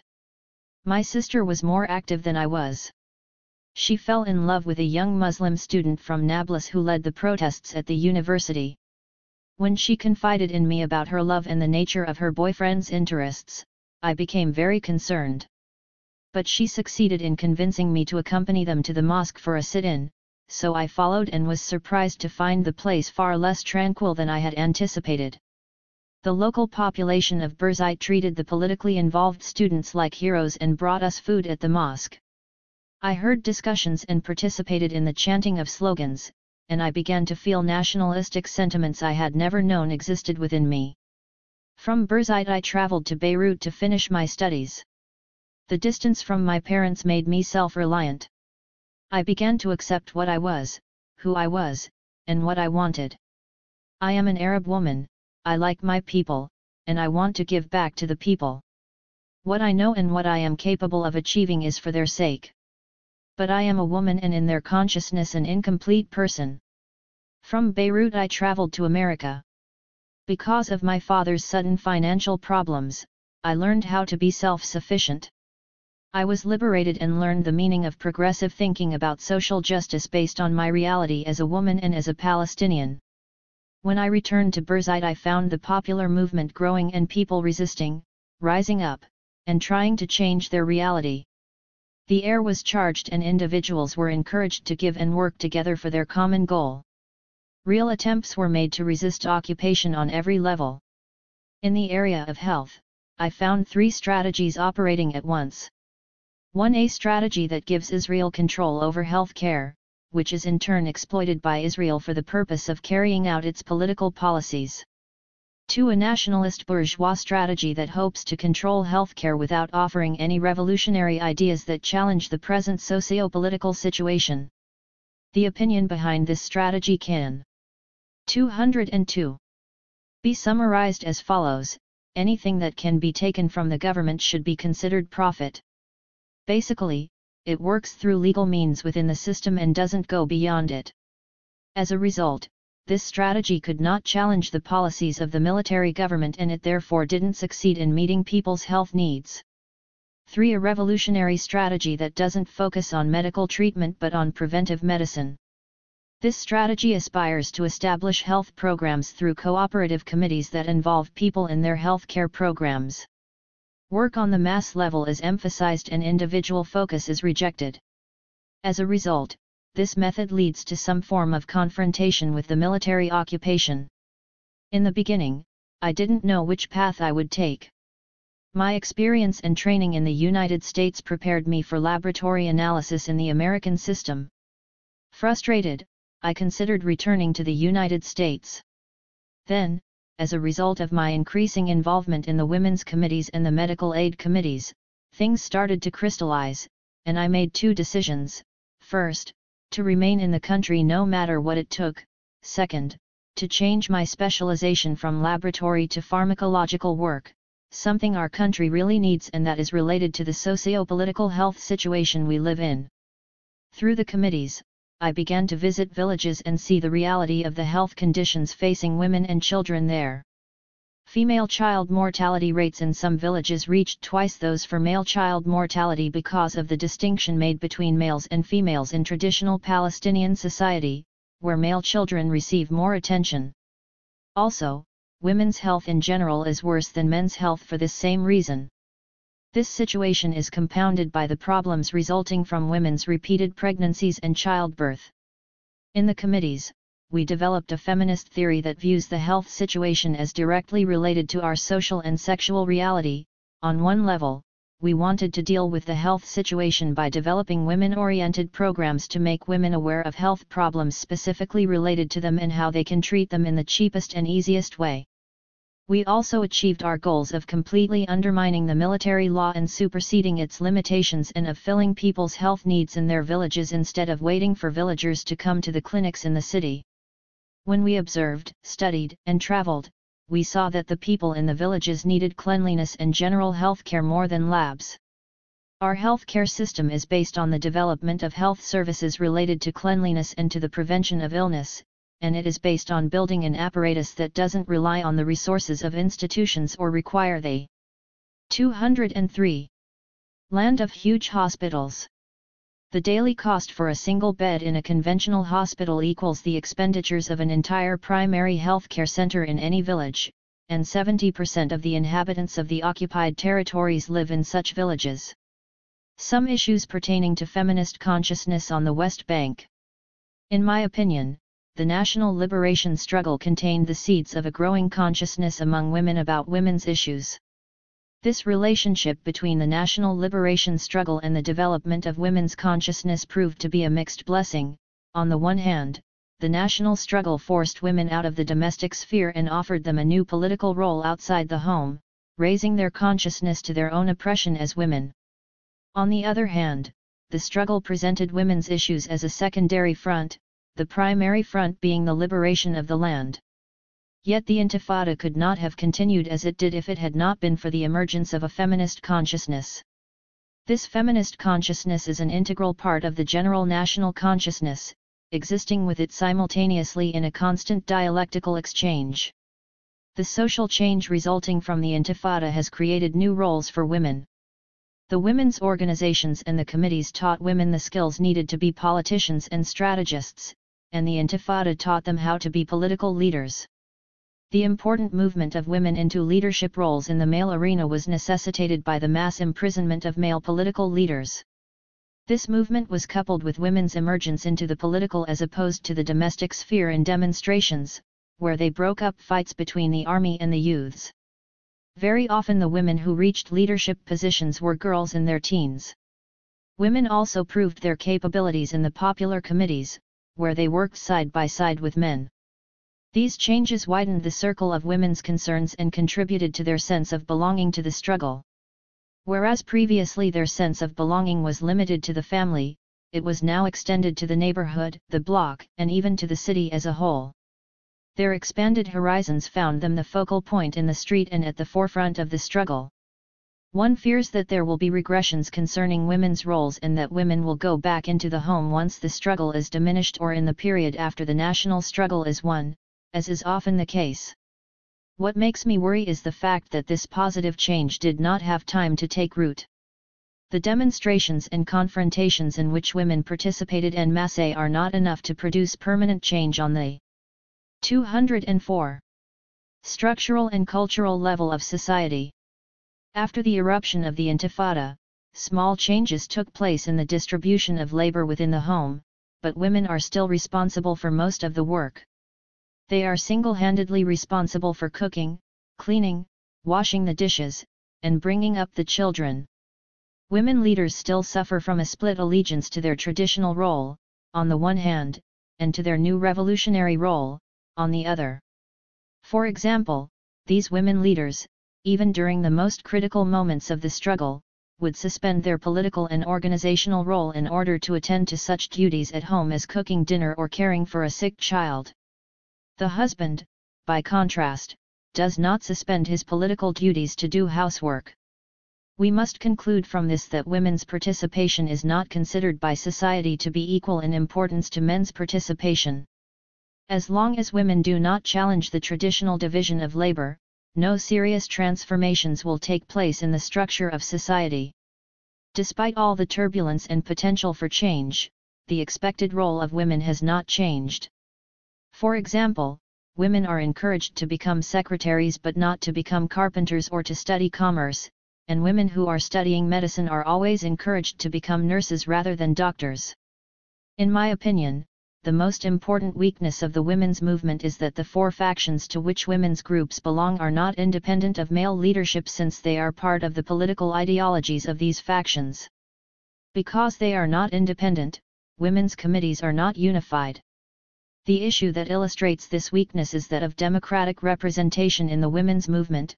The Higher Council for Women, a body that is supposed to make decisions that affect the lives of all women, consists only of members of the four political factions and therefore represents only 5% of women. Is this democracy? I personally do not and never will belong to a political faction. This means that even though I am politically active, I belong to the 95% of women who are not politically organized or represented by the Higher Council for Women. Why is this council incapable of full representation when it is one of the arms of our official leadership, the PLO, whose structure includes independence and ensures their representation? The third point of weakness is competition, which is a waste of time and effort. Before the Intifada, the various factions used to compete with each other over who would establish child care, workshops, etc., in a village, the same neighborhood, or even the same street. The Intifada reduced the amount of competition but didn't stop it completely. Despite these weaknesses, the strengths of the women's movement are clear and numerous.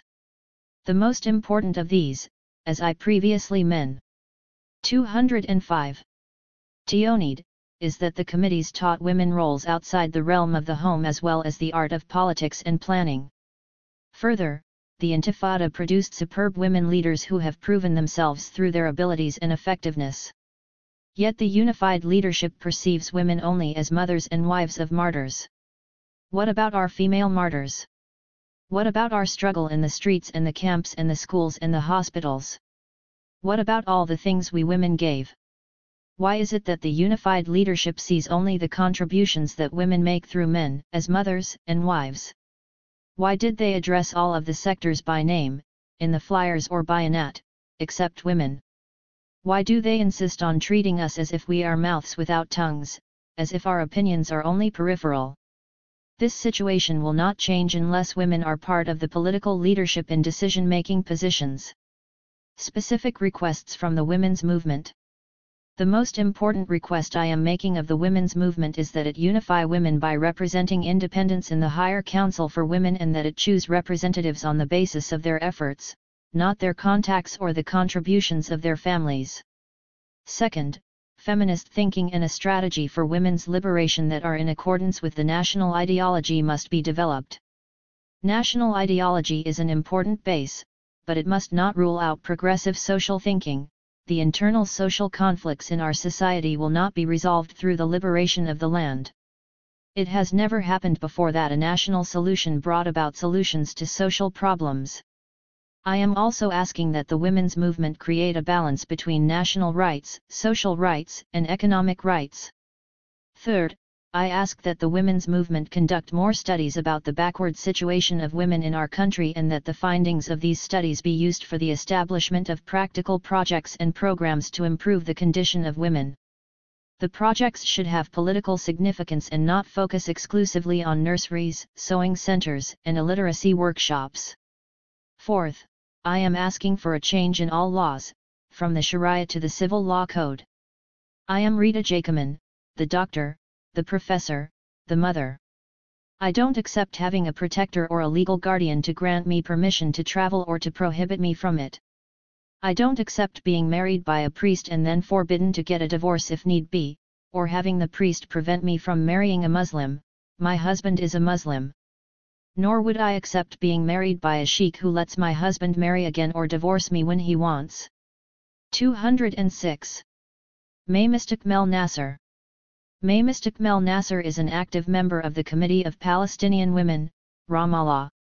I began writing and expressing myself when I was in the 4th grade. The teachers were very receptive to my writings because they addressed national social issues. My father probably deserves the credit for that. He treated all of us equally. I have 2 sisters and 4 brothers. That we were male or female didn't change the way he listened to our ideas and arguments. We had freedom and equality in arguments and in forming our ideas. Males, however, had priority where higher education was concerned, and they had more pocket money than we did, despite the fact that my sister and I excelled at school. The result was that my brothers were the ones who obtained advanced academic degrees, even though we girls were better students and more self-reliant. My intermediate and high school education was in public schools. My presence among girls in public schools played an important role in forming my personality because it gave me the opportunity to experience true poverty and hardship. During my junior year in high school, I was transferred to a private girls' school, where the students came from a higher income bracket. It was there that I began to think of the issues of class. I discovered the large gap that separates me from them. There was a difference in the ideas and the way of dealing with people. I felt that my new schoolmates were not capable of commitment to any cause. I returned to public school, which I felt was my natural environment, where the give and take is not motivated by self-benefit and interests. I had to get financial support from my mother to finish college. Despite financial difficulties, my mother convinced my father of the need for me to finish my education. She would say, "It was our joint mission. Who knows what the future will hold?" An education is a weapon in the hands of a young girl. In college, I was very actively involved in volunteer work and was elected to my first work committee. Later I was elected president of the student council. While I was working in student affairs, my views of sexual equality and the issue of women were idealistic. I rejected the distinction between women's issues and men's issues, and I wanted women to take part in everything men did. I wanted to overlook the specificity of women's situation in our culture. It was after I graduated and started to work that I reached a new level of awareness. We began, as intellectuals, to meet in the libraries of Ramallah and Beirut, and we began to really think about the situation of women. I developed a commitment concerning women's STA. 207. Thus, and I understood the need not to overlook the specificity of women's situation. In the mid-70s, we began to look upon the women's question as a pressing issue. As young women, we started to get together to openly discuss our problems and put them in a general social framework. We began to work exhaustively on issues facing women as well as the other issues arising from our present situation. During my studies I was imprisoned twice. I heard my mother say more than once, if she was a man I wouldn't have worried, but a girl. It's too much. From other women I would hear, women shouldn't have to go through this much. It is understood that imprisonment for political reasons is honorable. But parents and others see it only as oppressive for women. These reactions proved to me just how complicated and sensitive women's issues are. They penetrate even the smallest details of upbringing, customs, and reactions. During my imprisonment, I learned things about women that I couldn't learn on the outside, especially about the situation of women accused of prostitution. Once, 2 or 3 days after a severe interrogation, I needed to talk to somebody. I started to discuss things with an Israeli prostitute who had approached me earlier. I realized that Israeli society doesn't have any more compassion for women than ours does, especially as far as the Sephardim North African or Middle Eastern Jews are concerned. Prostitution among Ashkenazi women. The term Ashkenazi refers to European Jews can be overlooked by their culture, whereas prostitution among Sephardi women would never be forgiven by their culture. As a result, they are left with no alternative for making a living.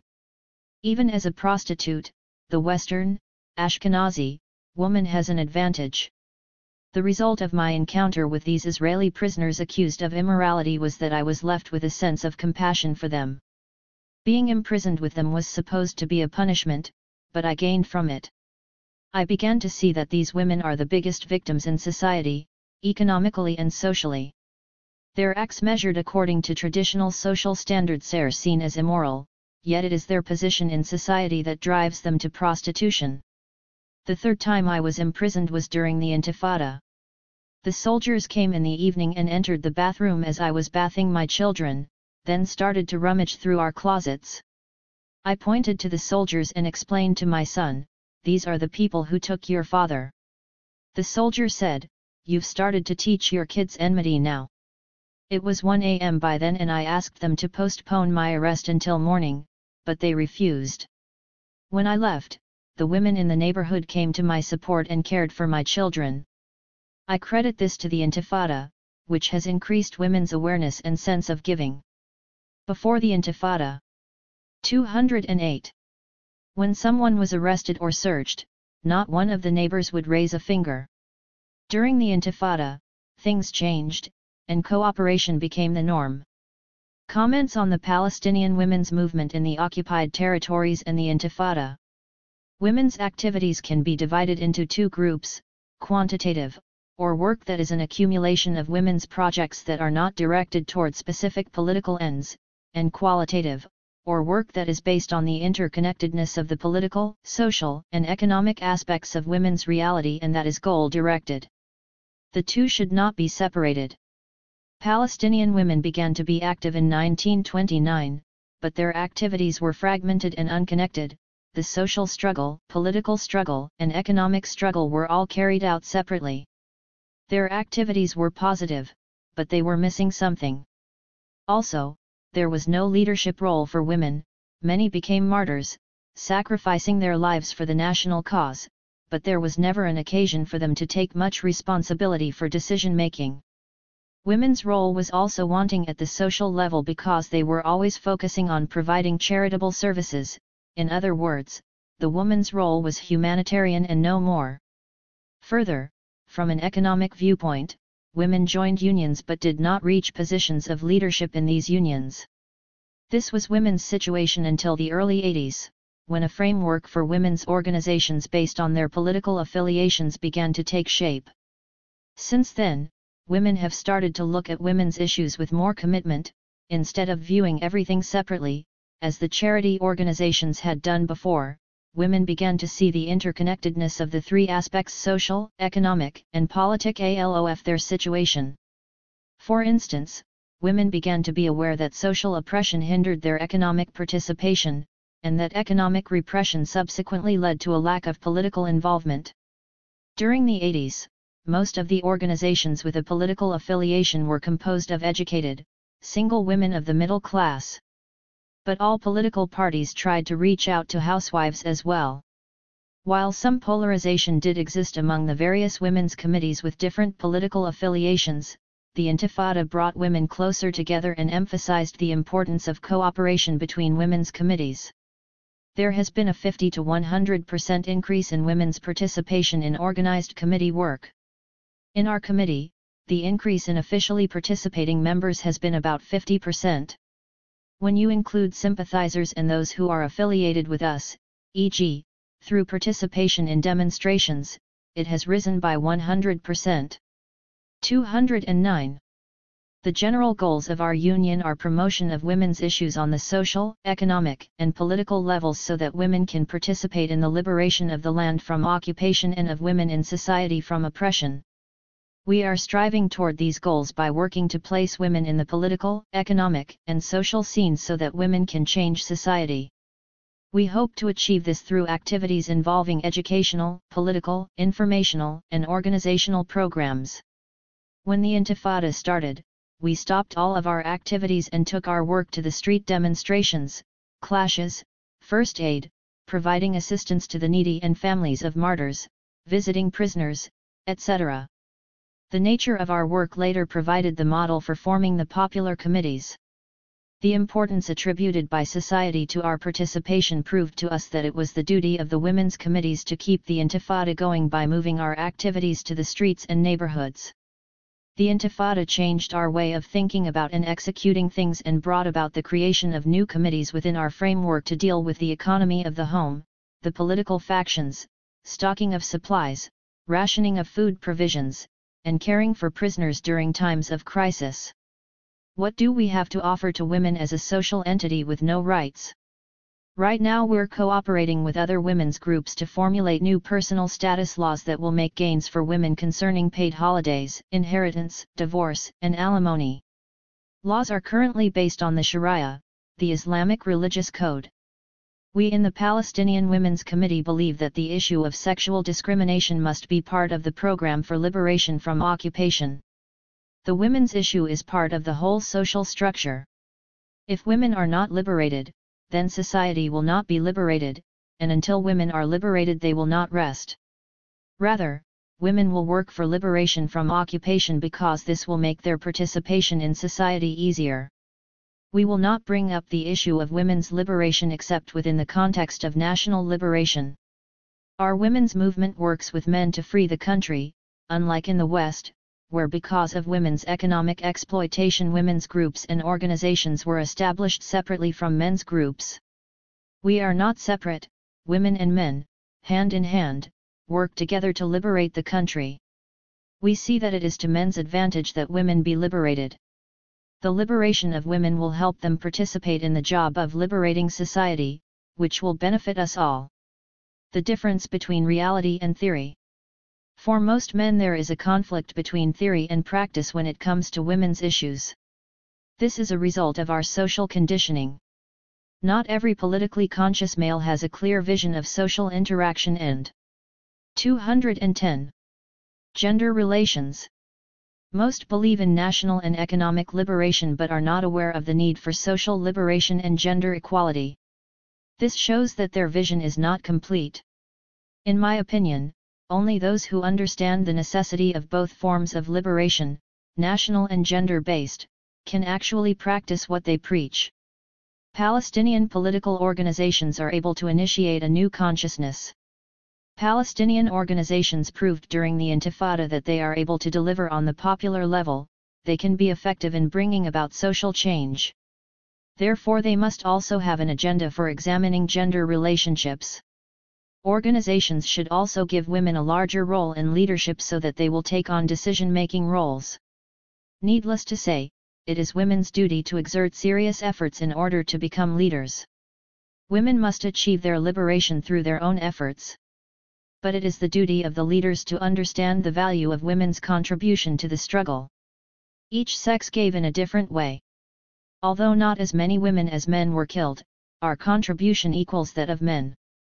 Because our society is a male-dominated society, one can't expect women to go down into the streets in the same numbers as men. When this society becomes less patriarchal, we will see more women in the streets. Women cannot be expected to jump into all political activities all of a sudden. In touch with Jewish women. There is a need to form channels to Jewish/Israeli society in order to reach more women and to increase the number of women who believe and act upon a two-state solution. But we have not yet taken any steps in this direction. Amal Wadan.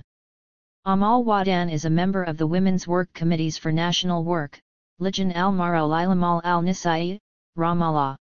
I am of Bedouin origin and I am from Al-Bayrat, a conservative town where people's lives are ruled by tradition. Since early childhood I perceived discrimination against me when comparing the respective treatment my brother and I received. He gets what he wants and I am denied what I want. This disparity in treatment created a desire in me to challenge and to 211. Question. In time, as the discrimination against me as a woman became more apparent, I became more resentful of the degradation inflicted upon women. I expressed my resentment by refusing to dress or to behave in a feminine way. For example, I would refuse to wear a dress because dresses are for girls, and I would ride a bike because bikes are for boys. I would refuse to participate in social visits and weddings because such behavior was labeled female. I would play male games such as ball or jumping games. My behavior did not please my mother and my family, but I felt a sense of happiness when doing these things. I refused to entertain thoughts about the relationship between women and men after marriage. The image of the bride was for me a repulsive one and reminded me of a doll. Why did I feel repelled by both images and dislike marriage? I am still not sure of the answer. Even my first emotional involvement as a young girl was affected by these feelings. I suddenly broke off this relationship, preventing it from developing further. As I grew up, the constraints placed on me as a female increased. I was separated from the boy I used to enjoy playing with. He was to play with the boys and I was to play with the girls. I hated playing with girls. Since then, I have started to think about the nature of social relations. So as not to become isolated, I joined the YMCA, which gave me an opportunity to continue to be with males and to join in some athletic games. The absence of my father, who had emigrated to the United States, made it easier to do this, and I was able to get around my mother. When my extended family brought up the issue, I would complain of being lonely and depressed and they would grudgingly leave me alone. In 1983 I began volunteering with committees working for the national cause and also joined in discussions that took place in the public library. My family did not know of my participation, but my eldest brother began to inform my mother of my activities and set her against my behavior.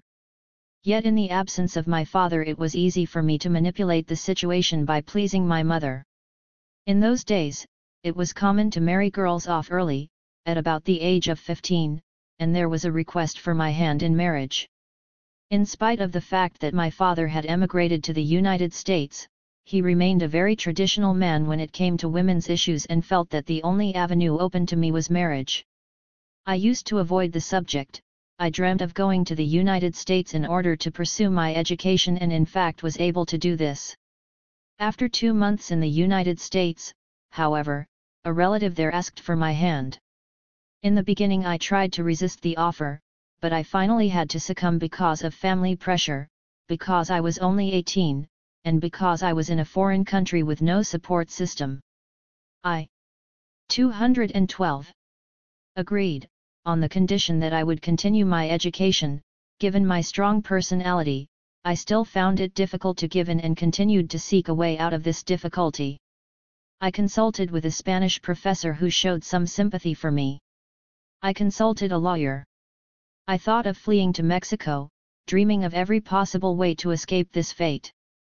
On the occasion of the 15th of May, the PLO representative was invited to preside over Palestinian events in Denver, Colorado.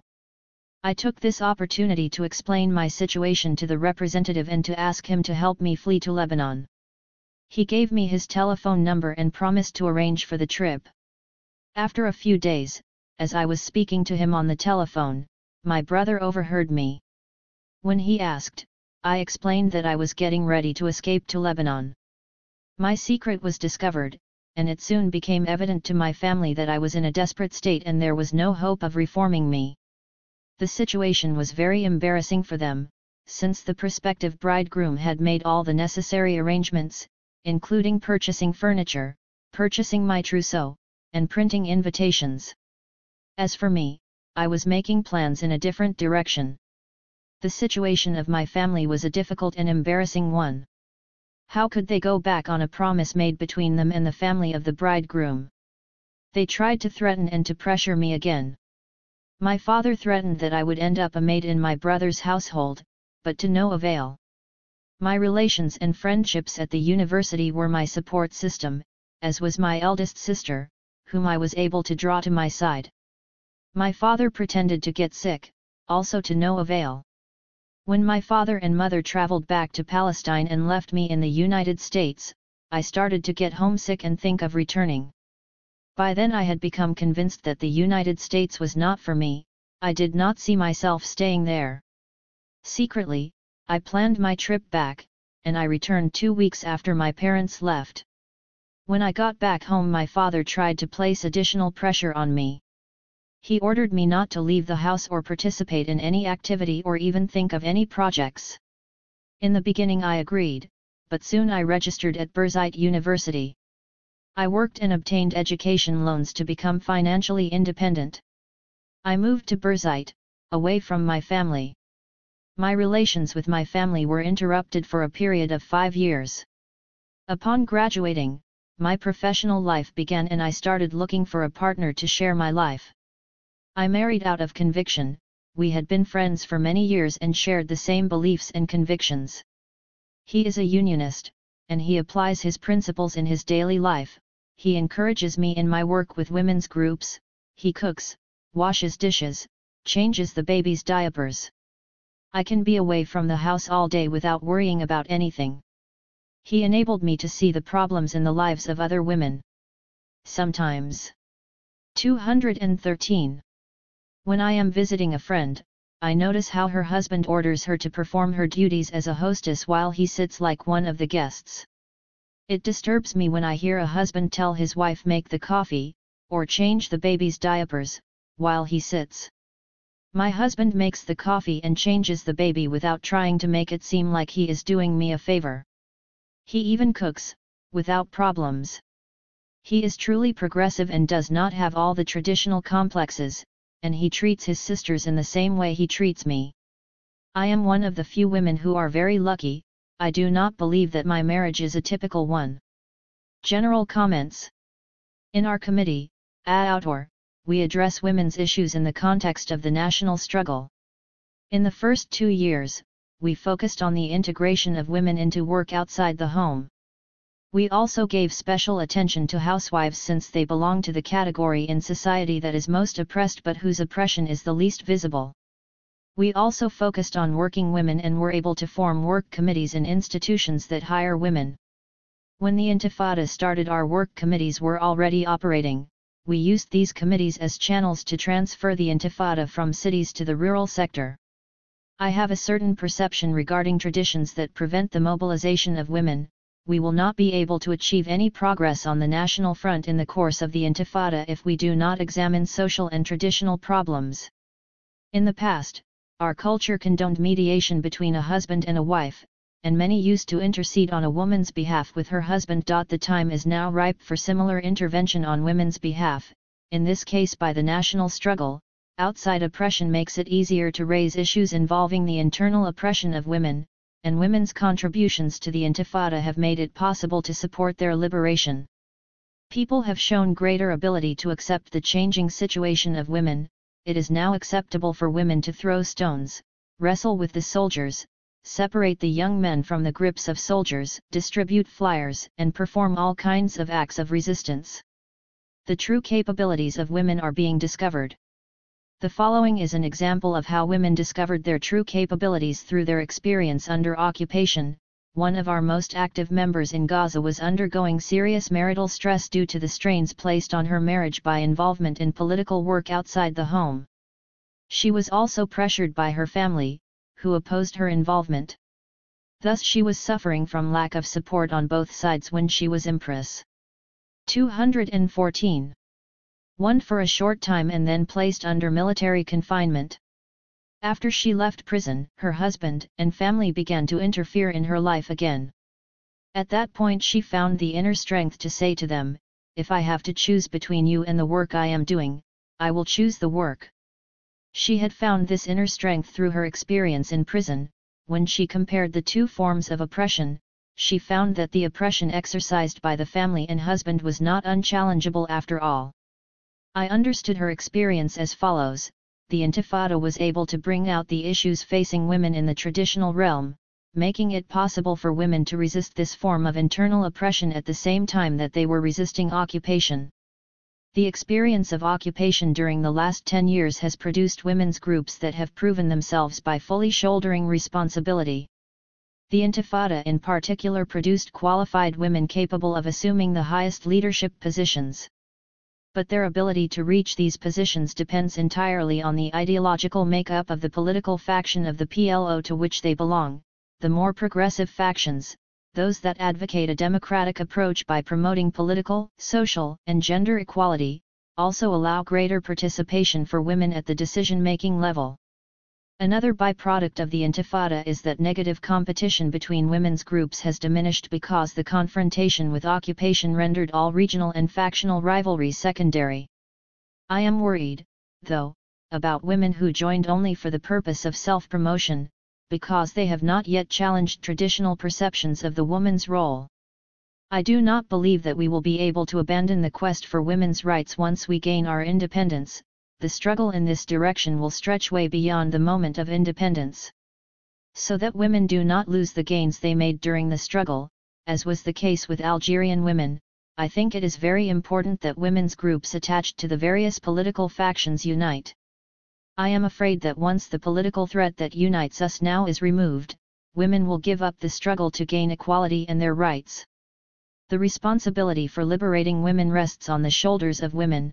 There are all too many men, some of whom are in political organizations, who support women's rights in principle but do not apply these principles in their daily lives. For these men, theory remains suspended in the air, never reaching the ground. I personally despise men who grant themselves the right to be politically active and fulfilled while simultaneously denying these same rights to their wives. We must ask ourselves who is responsible for reversing this double standard, and I think that the 215 various political organizations must give this issue serious consideration.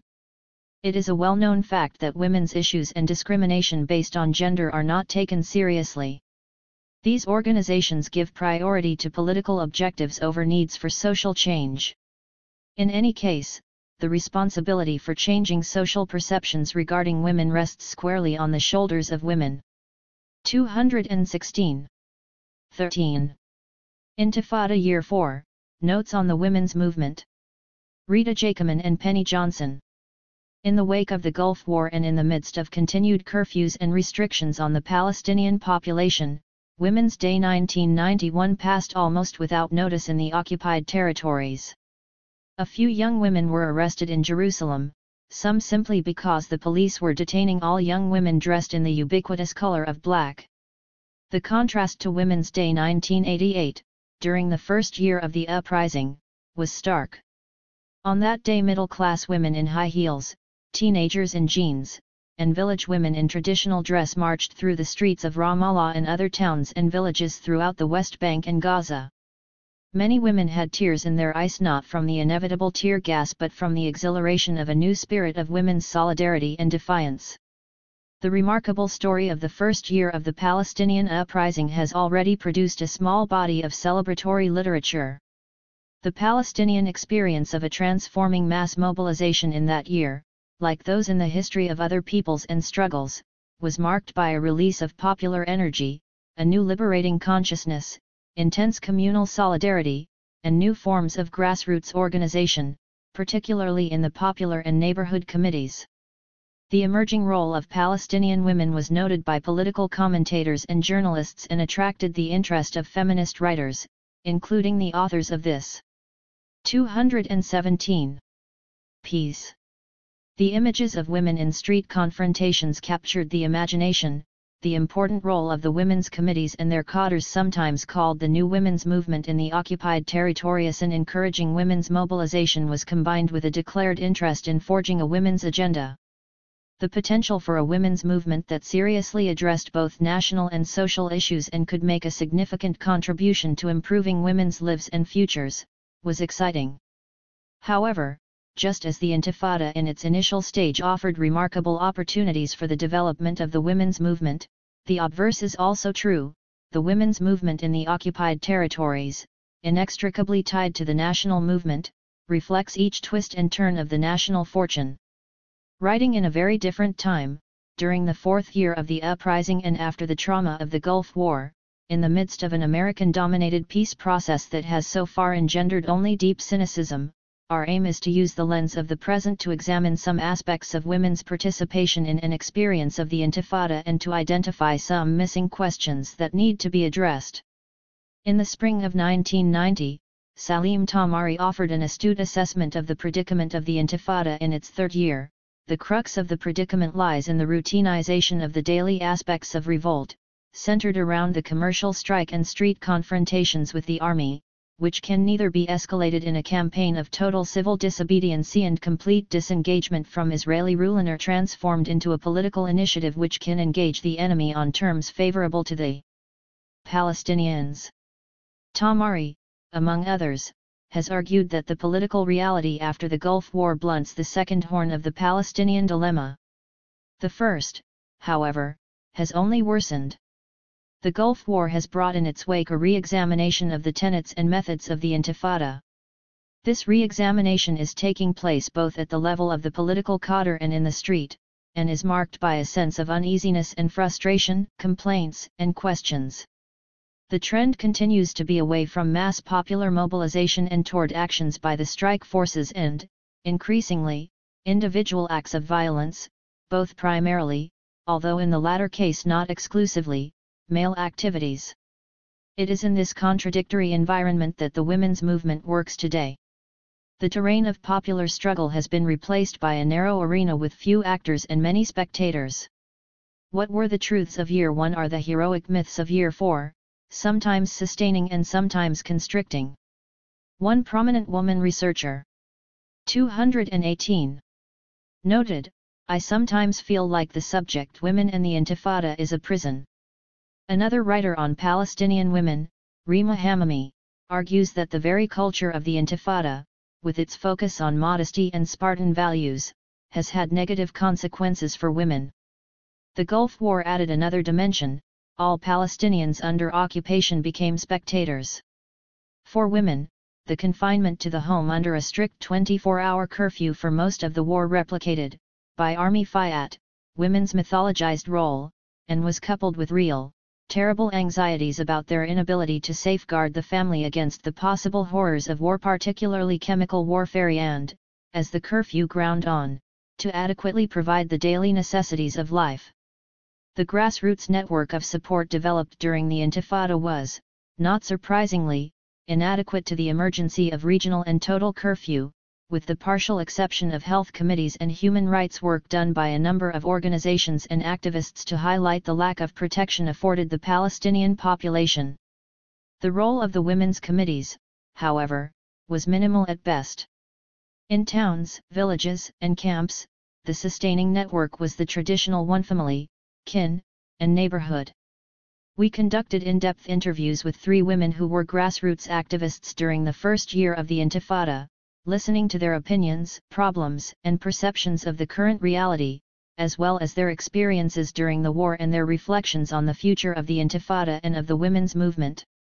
Combined with our own experience, we hope to capture the questions that women are asking and the questions that need to be answered. Wahida. No one really knows the age of Wahida. Her birth certificate says she is 33. She maintains that this is a mistake and that she is actually 29. She is tiny, slightly plump, and doll-like. And she loves life.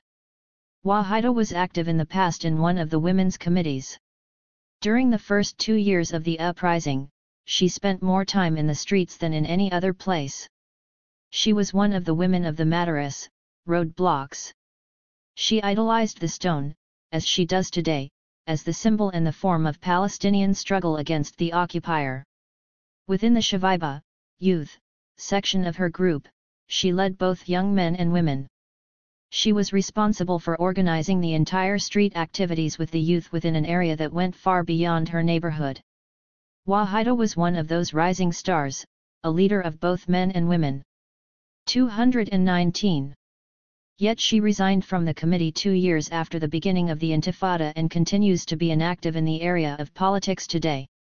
It is useless, no one listened. They wanted us to move in wrong ways. They did not understand the makeup of young people. They treated them badly, just ordering them around. They did not take into account their needs, and the way things really were. In the end, they did not even take into consideration my recommendations because they stigmatized me as someone who takes the side of the youth too much. For what mattered most was which group scored more points in relation to others. Wahida's life is a paradoxical tragedy in Palestinian culture. While the backbone of society continues to be the family, Wahida has had hardly any family life. Her father left her mother when most of the 6 children were young. For some reason that she still does not understand, Wahida and the 2 younger children ended up living alone in one West Bank town, the other children scattered all over. At that stage, when Wahida was 14, she left school and began to work as a child laborer to support the 2 children, who were hardly 2 years younger than she. She worked at one of the national institutions and faced what appear to have been unspeakable conditions, including gross violations of workers' rights. She was eventually thrown out of this institution when she joined one of the women's committees. Wahida grew up way before her time. With the burden of child support weighing heavy on her shoulders, she embarked on a life full of responsibility with no backing. With no more than 7 years of education, she could only engage in manual labor, she confused numbers and could not tell left from right easily. But she had the gift of being able to write short stories and even poems, and this creative outlet increased her self-esteem. Yet she found her strength within the context of the committees. And soon, the committee became her familiar refuge in time of need, something that would defend and protect her in society. Over the years she learned much about politics. She learned the difference between strategy and tactics. Although uneducated, her political discourse is much like that of political savants and avid readers. She did read, for that was part of her education at the committee, Marx and Engels, Pablo Neruda, and all the others that cadres must go through for a political education. In this sense, the group widened her scope, exposed her to analysis, and indeed provided her with the will to move forward. The exceptional conditions of the Intifada allowed Wahida and others to move swiftly into the world of men and into positions of leader. 220. Shib. Soon, Wahida's efforts in reading, educating herself, and practice in the streets bore fruit. She began to assess, criticize, and attempt to participate in decision-making. She also began to form relationships with the youth in the streets, relationships that went beyond the group and involved cooperation and even befriending those belonging to other groups. For what mattered to her was the Intifada, its course, and how to move it forward. The decision-makers and the persons responsible for me did not understand me. They did not understand that if I visited someone from another group it did not mean that I was in danger of betraying mine. They could not see the value of listening to the bottom echelons, their views and arguments. They could not face criticism from below. They could not tolerate differences in opinion. I was to execute orders and that was that. And when I tried to get to the high officials, I could not, because the persons directly above me would not let me.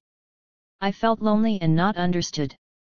Then the pressures of my personal situation, financial insecurity, loneliness, and the pressures of the political conditions all together did something to me. And I began to forget important details and things. It was becoming too dangerous and I was too alienated.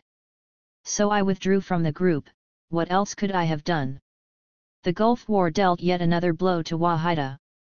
On the day the war broke out, she looked around her and found no one. She tried to contact her brothers, but they were busy with their own families. The only brother that she had maintained a close relationship with, because they in fact lived together for much of their lives, was in prison serving a 2-year sentence. She was worried sick about him because he was located in a prison inside Israel, and she knew that they provided no protection to prisoners in the face of sophisticated war arsenals and chemical warfare. Yet, more than ever she needed protection, needed to be with a group. And she could not bear to think of facing the war and the chemical schema she called Iden her own. Besides, being a woman on her own at home also meant that she could be exposed to incidents of theft and other forms of attack. For in local culture women should never live alone, especially in times of danger. She found a friend with whom to stay. During the first part of the war she was constantly depressed, and she spent the rest of the 45 days crying. To Wahida, although she was appreciative of the opportunities the committee opened up for her, especially in terms of personal growth, in the end, the impact of the committee and also of the political groups themselves virtually disappeared during the war, precisely at a time when they needed to make their mark on Palestinian history. She 221 recited what her educators used to maintain about the importance of public relations with the West and the backing of the socialist bloc countries, and insisted, "Haki fadi, nonsense, for what have we gained from either side during the war when we needed help most and when we became a lost and forgotten nation? What have we gained from this during our entire history? Public relations? Presenting a good image? It builds people and makes them important, but what do those do to our nation?" Lila's relationship with the local political movement began when she was 14 years old, when her interest in national politics was ignited by the events of the time. The early and middle 1970s were times when Palestinians under occupation were beginning to organize and move into the streets in new ways. So Lila first drifted with the crowds of young people who were beginning their mobilization experience. Her context, a mature and aware father and a politically active brother, helped to the extent of providing an opportunity for her to experience national politics. But she swears that her brother was not the major influence in eventually making her join the same political group he belonged to. After much struggle in politics and in her personal life as well, Lila today finds herself alone and weakened, despite her tremendous inner strength and determination. To Lila, what happened to her during the Gulf War came as a bitter reminder of the weak position in which any woman, even the strongest woman, finds herself.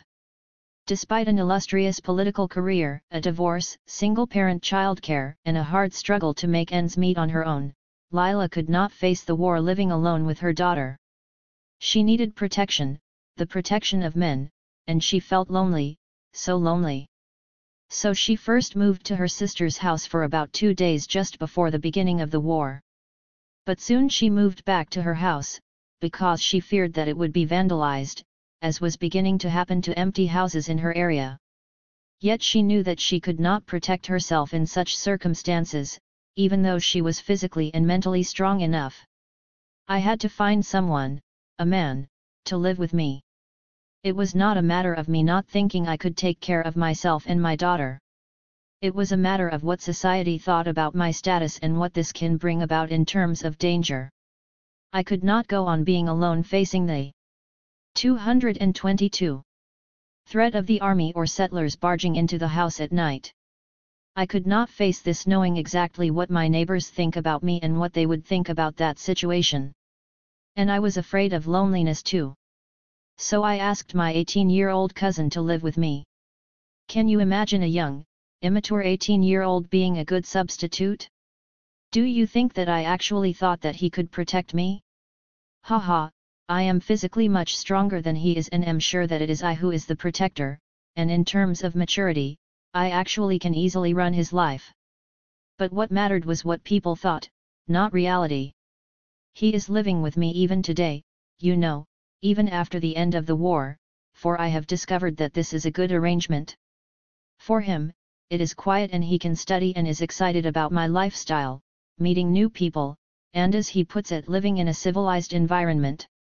For me, he makes people shut up and turn their eyes away, and that is the purpose of the whole operation. Lila's life was marked by political engagement early on. It was university days that turned her into a leader of both men and women in her group. University days were special. Most women belonging to my group and other groups as well could not become leaders, although many were hardworking and skilled. They could not become leaders because of social restrictions on freedom of movement, coming back late at night, and going to different parts of the country. Besides, young women did not have much free time, for they had to help around the house. In contrast, men could move freely and seemed to have a lot of time on their hands, so of course they had more of a chance to move up in the student organization's hierarchy.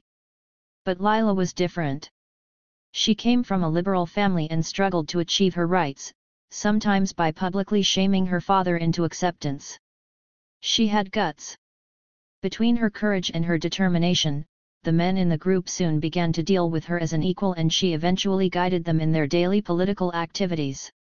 Although Lila's marriage did modify her role in politics for part of the time, especially because of childbearing, she continued her activities after university graduation and eventually reached the mid-level cadre positions. As with other women in politics, the Intifada provided Lila with an additional impetus to work hard and achieve. Yet the problem always remained that women did not hold powerful and decision-making roles, despite the presence of exceptions like her. Lila's views of the women's committees are realistic and astute. The committees have been an important factor in assisting women in realizing themselves in politics. It was through the committees that 223 women managed to activate other women, help them in their daily lives at times, and push the women's movement forward. But let's face it, the committees continue to be subservient to the institutions of men. Women are part of the political decisions of men rather than making these decisions. Women reach a certain point in decision-making and then defer to men. Part of the problem is the women themselves, they bend instead of fighting them through. The other part of the problem is of course the men themselves, for even when we began to practice democracy in a fuller way through elections and the representation of the views of the bottom in policy decisions, many of the men continued to behave toward women as before, not listening to them, underestimating their comments, and sometimes even stifling them. We see a lot of that among those who are married and working within the same group. You often find that the husbands try to undermine their wives' political activities in order to keep them down. And the best way to do that is to coerce them into having more babies so that they will stay down. Amira. If the women's movement possessed a checklist for its grassroots cadre, Amira would score high.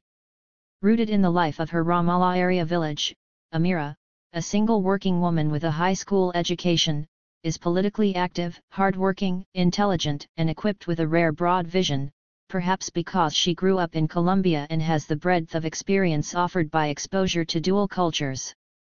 Her nationalist and feminist principles are sincere and deeply felt, but she is also flexible and practical in her approach to people and politics.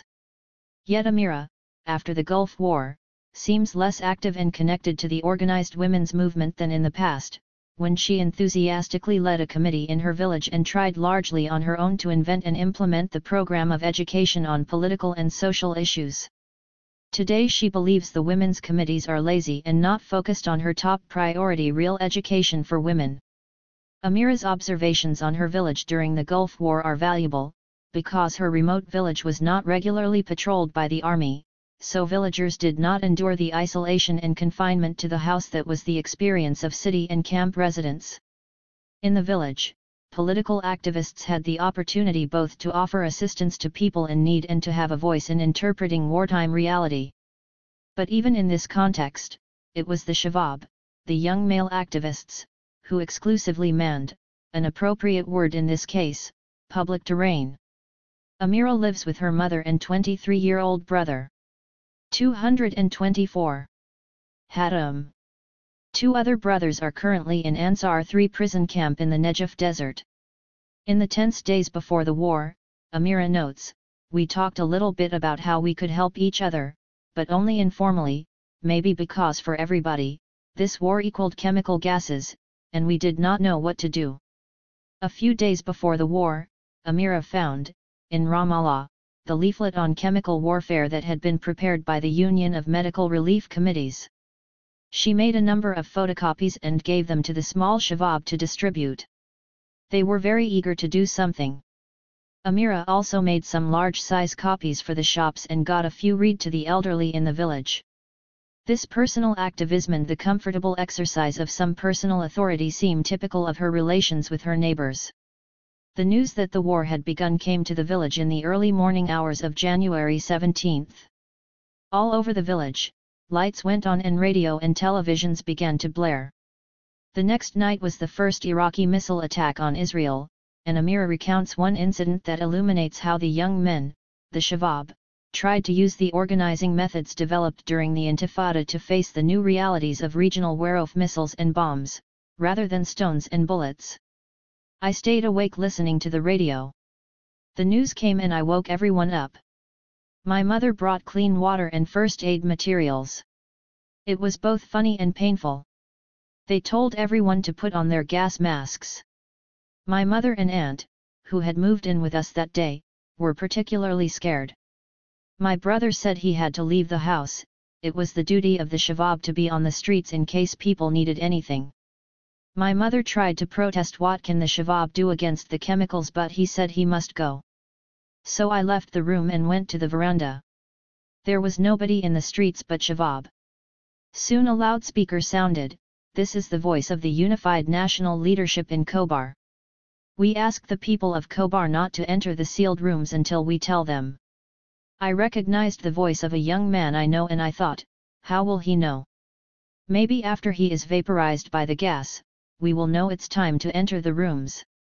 The inefficacy of teenagers with a bullhorn in a remote West Bank village trying to guide an unprotected population to face sophisticated warfare is obvious. The fact that they nonetheless tried, however, affirms that the Intifada continued to be alive in people's actions and responses.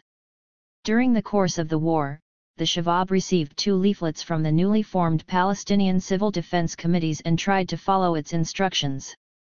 The attempt to incorporate the war into the familiar truths of the Intifada could express an underlying skepticism, as is 225. Evidenced when Amira tried to comfort her mother, who was very worried about her sons in Ansar 3, I kept telling her, Amira said, that Saddam would never hit our Shabab in prison. Don't worry. But I was really thinking that Saddam didn't care at all about Ansar. Today, reviewing the women's movement, Amira feels its inactivity during the war had deeper roots. Before and after the war something was lacking in the women's movement. I think it is pure and real education for women. The committees use politics and ideas but they don't really educate. Amira's main example was her own experience during a year as the leader of the village branch of a women's committee. She created, literally from scratch, writing summaries of the more difficult readings, a program of political education that ranged from the 1936 revolt to the Shamir Plan. The readings were unsystematic. One popular book was a local history of a famous Jenin collaborator who lured young women into collaboration. Everyone read this, Amira says, their brothers in prison had told them about collaborators and how to behave. Her attempts to hold similar sessions on social issues ran into problems. The other women viewed Amira as exceptional. Her relations with her brothers, for example, were on a different basis. They both questioned the usefulness of discussions on these issues and were nervous that anything they talked about might be repeated in the village. A woman who had separated from her husband was the only one who really wanted to begin discussions. Ironically, the committee's greatest public success was when women symbolically took on a male activity. For a march on Palestinian Independence Day, their committee practiced marching like the army and made their appearance dressed in tobes, traditional embroidered dresses, and kafiyas and carrying a flag, usually reserved for young men. Everybody gasped, said Amira, and then the Shabab said, Momtaz, fantastic. In evaluating her experience, Amira says ruefully, I thought in 3 years we'd have leaders to compete with men not nationally but at least in Khobar. Perhaps if the main office had helped me, if someone with some experience had come and given us advice, we would have succeeded in our program. Amira is critical of the main office, which, she says, orders 50 girls for a demonstration but was unable to provide guidance or resources for their village committee. She wrote a proposal for a village pickling cooperative and the women awaited the decision of the main office. It was negative. They were very disappointed, but I told them the main office is not God. Sometimes the women's movement seems to be about competition. 226. And conferences, Amira says reflectively. All that presently remains of the committee she worked with is a kindergarten. Amira reserves her unqualified enthusiasm for a project of the first year of the uprising Popular Education, an attempt to provide alternative education to children after the army closed West Bank schools in February 1988. It is a moving story and shows what can happen on the grassroots level given the proper environment. For about 1 month after the schools closed, the political factions discussed a plan but got nowhere. Then Amjad, my brother, and I decided to start. I told everyone, there is a school in our old house. One day, 6 or 7 kids came with us and we walked through the village. We told the kids to call other kids who were in their class and say, we are going to school. Finally, we had about 25 kids walking through the village with us to school. We divided them up and started to teach. That night, several Shabab came and said they wanted to teach. And then the girls joined in. Then the Popular Education Committee was formed. It was representatives of all the factions and May people said I was Hizb Amira, the political party of Amira. I felt good. Amira's story shows both the positive and negative elements of the experience of the past 3.5 years, the opportunities as well as the constraints. Under the present circumstances, opportunities such as those existing in the first wave of popular mobilization in 1988 cannot be expected. The capacity of the women's movement to actively intervene is a critical question. Laila, Wahida, and Amira do not represent Palestinian women, but their reflections and experiences as activists and women point to a need to examine the achievements and the limitations of the women's movement in new ways. The uprising created the conditions that allowed for the women's movement as well as for individual women to participate in political life as actors and sometimes as partners of men. Consequently, the Palestinian women's movement began to be recognized for the grassroots political mobilization that successfully pushed women from invisibility to a high profile. The image of women shifted from the household to the streets, from the confinement of domestic work to public political activity within neighborhood committees. While this image reflects a reality, give or take peaks and troughs, its sensationalism has also obscured the serious obstacles that the women's movement continues to face in assuming political and social power. If we listen to the voices of activist women and combine them with our own observations, 3 areas of inquiry suggest themselves: the question of power, political ideology, and culture. 227. The first striking theme is power and the role of women in national politics. Women continue to be subservient to men, not only at home but also in the domain of political activism. The secondary position that women hold in national political organizations has several causes. Women often do not have the skills, confidence, or recognition to assume public and organizational roles and thus lag far behind men. They are restricted by their inability to move freely by family and society, and they are hampered by the many tasks and duties imposed on them within the household, from childbearing to tasks at home. As Lila has repeatedly pointed out, unmarried and married women alike must face the double burden of housework and activities outside the home, whether in politics, at the university, or in the workplace. They often end up exhausting their personal resources in trying to avoid and deal with parental and social restrictions and in completing their obligatory household tasks before they can even contemplate a public role. Even when qualified and confident, they meet what Lila aptly calls the problem of men themselves, patriarchal attitudes that block the way for women's development. Amira could exercise informal leadership in her village, but her political goal of women exercising an equal role in the political leadership of the village remained unreachable.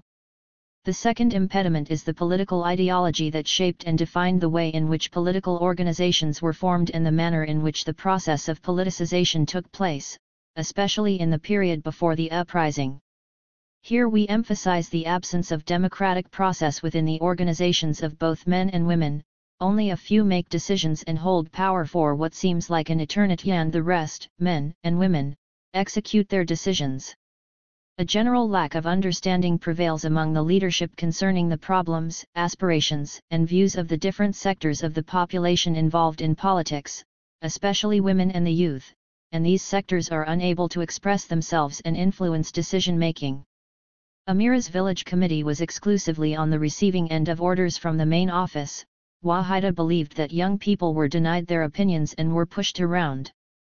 This problem is a natural consequence of the lack of democratic experience in society at large, including within the basic unit of the family. In this sense, processes and interactions within political groupings are to a large extent a reflection of the way in which Palestinian society is structured and the way in which it operates. This is how the process of politicization took place and continues to take place until today. Political activists draw on family and kin to increase the number of their cadres.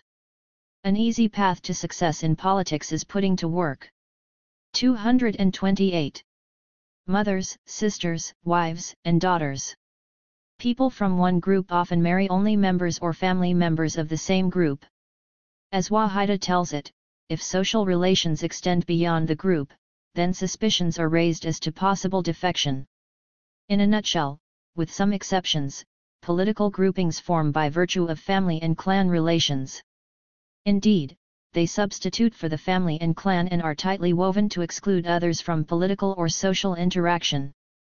While variations do exist between the different groups, it would be safe to state that in the context of our discussion, such variations cannot be described as breathtaking. But the period of the Intifada came and gave the population new momentum and a new consciousness as well. Apart from the successes and failures of the Intifada, this period allowed for the mass participation of all sorts of people in national street politics. Participation brought with it a revolution of rising expectations and the desire to actively participate not only in action but in decision-making as well. Women and the youth were particularly affected, as they were the sectors that were most active in the streets, the neighborhood committees, and consequently in the Intifada at its high point. By the third year of the uprising, when activities were on a clearly downward trend with the weakening of the neighborhood committees as well as other factors, these newly awakened and empowered sectors, both men and women, found themselves with this new consciousness yet with very few chances of real participation. The reaction to this among the different political groups was varied. In some the rift between leadership mashayikh, or clan leaders, as they are called, and the grassroots shabab al-madaris, or the youth of the road blocks, began to be manifested in the formation of different subgroups operating under one umbrella but experiencing serious differences that began to be expressed overtly to the public. At least partially because of this democracy/participation problem, another group underwent a clear split into two, and so unfortunately did its women's committee. Yet another attempted to address the problem by bringing about thoughtful and potentially far-reaching changes in its structure and decision-making processes. But it must now face up to resistance from without and within, for those who are within have also been shaped by a culture and political ideology that make it difficult for them to absorb these changes.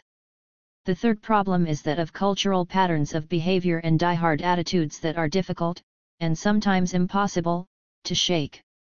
Even with the process of democratic reform having begun within some political groups, the prevailing attitudes of men in politics toward their activist wives, sisters, daughters, and other women appear to stand in. 229. The way of implementing this reform.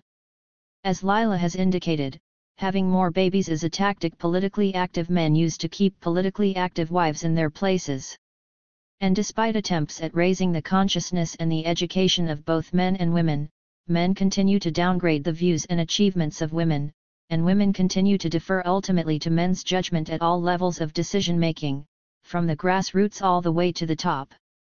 As Lila remarks, the problem is both the men themselves and the women themselves, who bend when they should not. In structured conversations we had in the spring of 1990 with teenage girls about to enter Birzeit University, the girls all confirmed their interest in political activism and the Intifada. When we asked if any of them wanted to be on the student council, they answered with embarrassment, denial, and a few giggles. When it was pointed out that women had been on student councils before the Intifada, they still demurred, although interest flashed in the eyes of one particularly lively young woman. As the discussion progressed, we realized that the Intifada in some ways intensified traditional cultural patterns because girls desperately wanted to be accepted by the community, which now stands for the heroism of the Intifada. This social conservatism, expressed in its most manipulated form in the campaign by Islamic fundamentalists to impose the hijab on women is, of course, only one side of the coin. If we flip it over, we find the December 1990 Women's Conference in Jerusalem, sponsored by the Bisson Institute, which brought an unprecedented number of women activists and community leaders together to discuss a social agenda for women as well as such issues as the hijab and its forced imposition. The questions raised by Laila, Amira, and Wahida are crucial not only for the further development of the women's movement but for the viability of the national political movement as well. These questions are not easy to resolve. How does one change cultural patterns of behavior when consciousness raising and education are necessary but not sufficient conditions to bring about change? How can democratic processes be instituted in a society that continues to regard them as alien, and when society is structured in such a way as to negate the formation and development of these processes? How can women assume powerful positions to effect change when they themselves continue to feel an internal weakness fostered by institutions and relations that have long existed in society? Most importantly, perhaps, what direction should the women's movement take in its path of liberation given the decisive limitations existing in society at large? 230. Part 4. Anticipations after Oslo. 233. 14. Palestinian women's activism after Oslo. Amalka War. The Oslo Agreement of 1993 signaled the transition from the Palestinian liberation struggle to autonomy on the West Bank and in the Gaza Strip, and was to be followed by a final settlement of the question of Palestine. An important consequence of the Oslo Agreement and resulting Palestinian self-rule is that Palestinian women are presented with a new political environment that has its own opportunities and constraints. Indeed, women activists have begun to create a new agenda that is focused on women's rights and women's empowerment, and to devise strategies for the political arena emerging under the Palestinian National Authority, PNA. This chapter reviews the new developments in women's participation, focusing on women's new agendas, institutions, and leadership. 1. The pre-Oslo activism of Palestinian women was focused on national mobilization and nation-building rather than on women's rights. Also, while women were represented in the entire framework of the revolution, including the militias, their primary organizational homes were the partisan women's organizations and the charitable societies. During the 1980s and the Intifada, women's charitable societies and party-sponsored women's action committees participated significantly in the non-governmental organizations, NGOs, movement on the West Bank and in Gaza. Indeed, the consensus is that the NGOs' health, educational, and charitable services constituted the infrastructure of the Intifada. 234. In previous studies, I noted that the development of an agenda for gender equality during the national liberation struggle was constrained by the political imperatives of crises and war, especially the war in Lebanon and the Intifada. 2. The slow development of gender equality was bolstered by the social conservatism of Palestinian society and its organizations. In fact, throughout the national liberation period, social conservative gender attitudes permeated cadre relationships and were only superficially addressed by the PLO's male leadership. This was evident from the fact that no programs to advance gender equality were initiated during the decades of the struggle, apart from permitting women to join the militias and party cadre ranks, and the 9% quota in the Palestine National Council. Furthermore, since the Intifada, social conservatism has been bolstered by the success of the Islamist movement. 3. Women's activism since Oslo has operated in the context of 4 important Palestinian developments.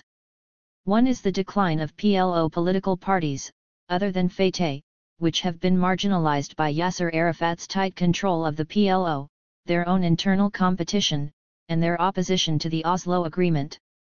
So far, other than Fatah, PLO parties have been unable to regroup or amass any significant public support. 4 This has also been reflected in the decline of the Women's Committees movement, with the result that activists turned to a growing movement of less partisan and non-partisan women's centers and societies. A second development in Palestinian politics is the influx of donor support, especially European, to the Palestinian NGOs. This international involvement reached its height during the Intifada, and it is likely to continue to influence Palestinian agendas and activities. Particularly for the women's movement, the availability of external funding helped activists gain a degree of autonomy from their parties. They were consequently better able to engage in addressing women's empowerment. The rise of the Islamic resistance movement, Hamas, and other Islamist trends is the third development of significance for Palestinian women. The Islamist promotion of conservative gender roles has already impacted women's agendas by toning them down, and this is likely to slow down, for some years, the progress of women's rights. A final Palestinian development is the establishment of the PNA ministries, which opened up to women new avenues of participation and influence.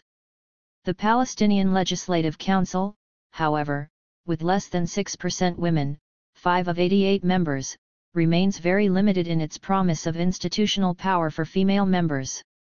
Nevertheless, women activists find they must learn how to influence the 235 Council which, in the next few years, will pass legislation in all gender-important areas, especially education, lending, employment, and personal status law.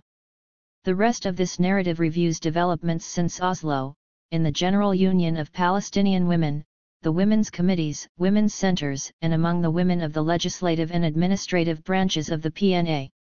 The status of the General Union of Palestinian Women and women's committees.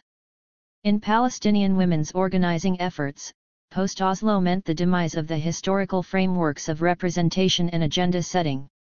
The women's agenda from the mid-1960s to the late 1970s was defined by the General Union of Palestinian Women, which was created in 1965 along with the Palestine National Council. Its purpose was essentially nationalistic to mobilize women for the liberation of Palestine. The women's union's counterpart on the West Bank and in the Gaza Strip were the PLO factional women's committees associations, created during the late 1970s to mid-1980s. In contrast to the external women's framework, which was controlled by Fatah, dominance in the territories was in the hands of three main leftist parties: the Democratic Front, Women's Action Committees, the Popular Front, Palestinian Women's Committees, and the Communist Party, Working Women's Committees.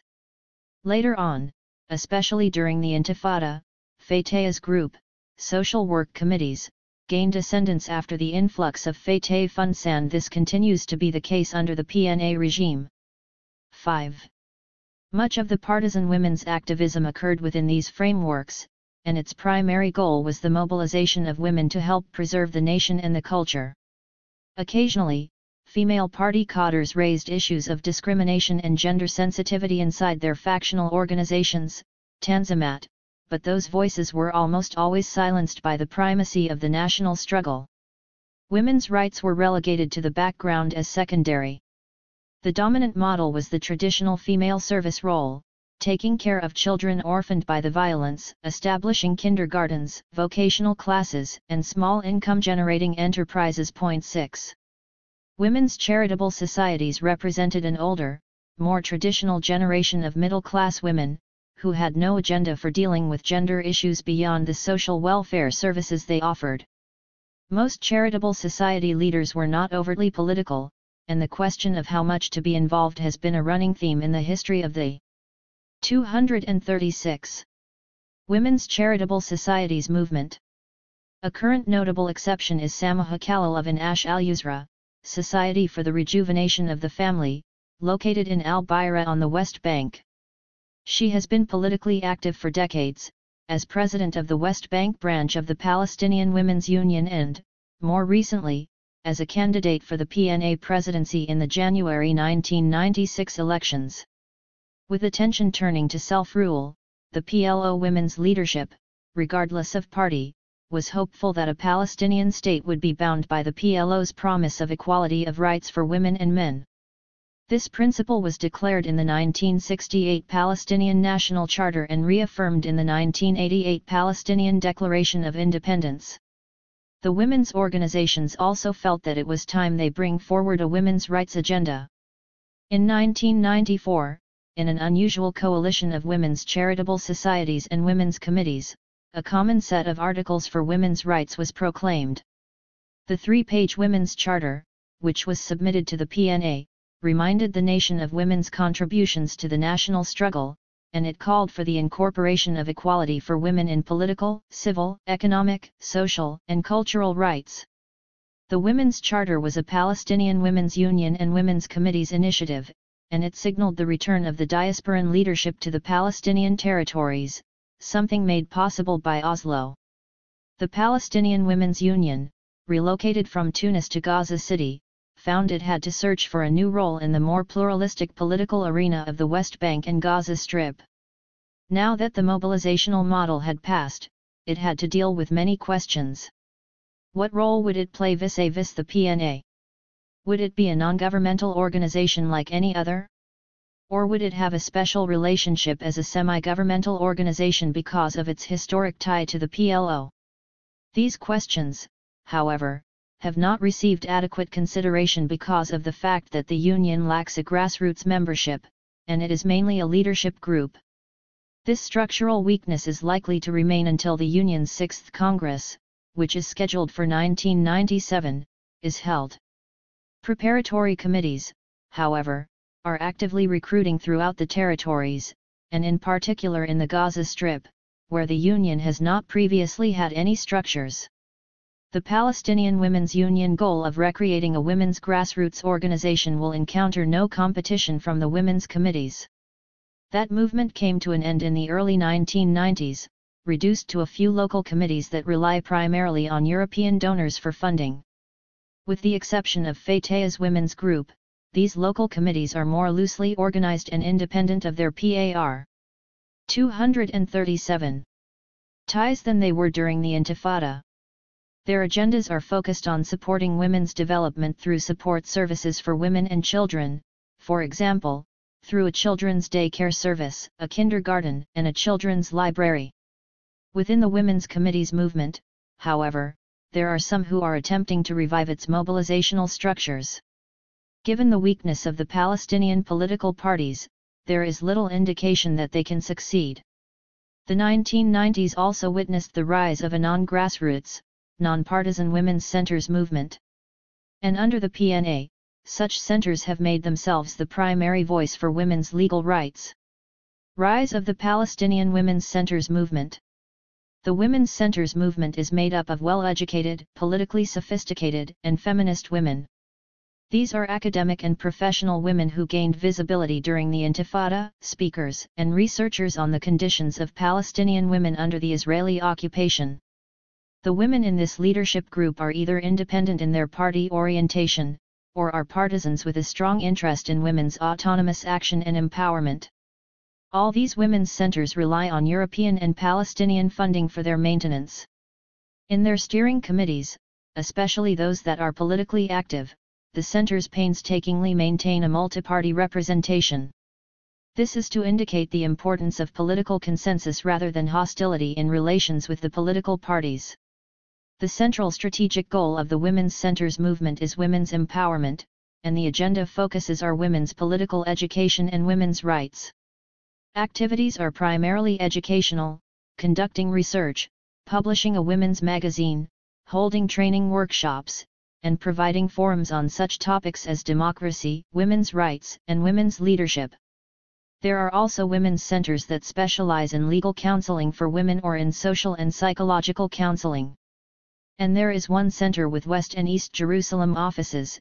Its mission is to build a bridge between the Palestinian women's movement and the Israeli women's peace movement.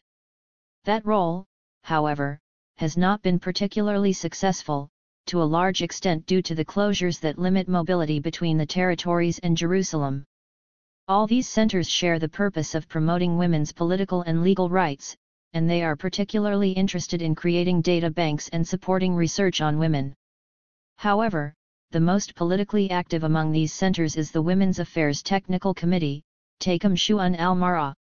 Since 1995, this group, headquartered in 238 Ramallah, has positioned itself to become the foremost Palestinian women's lobbying group. The Women's Affairs Technical Committee was formed following the Madrid Peace Conference as one of several specialized, transitional committees set up to prepare for the PNA.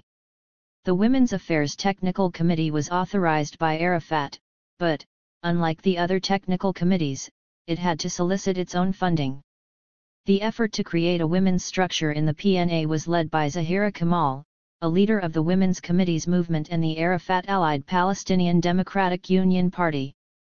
Kamal headed the Women's Affairs Technical Committee until she moved to her new role as General Director for Women's Affairs in the Ministry of Planning and International Cooperation, and she remains very active in it.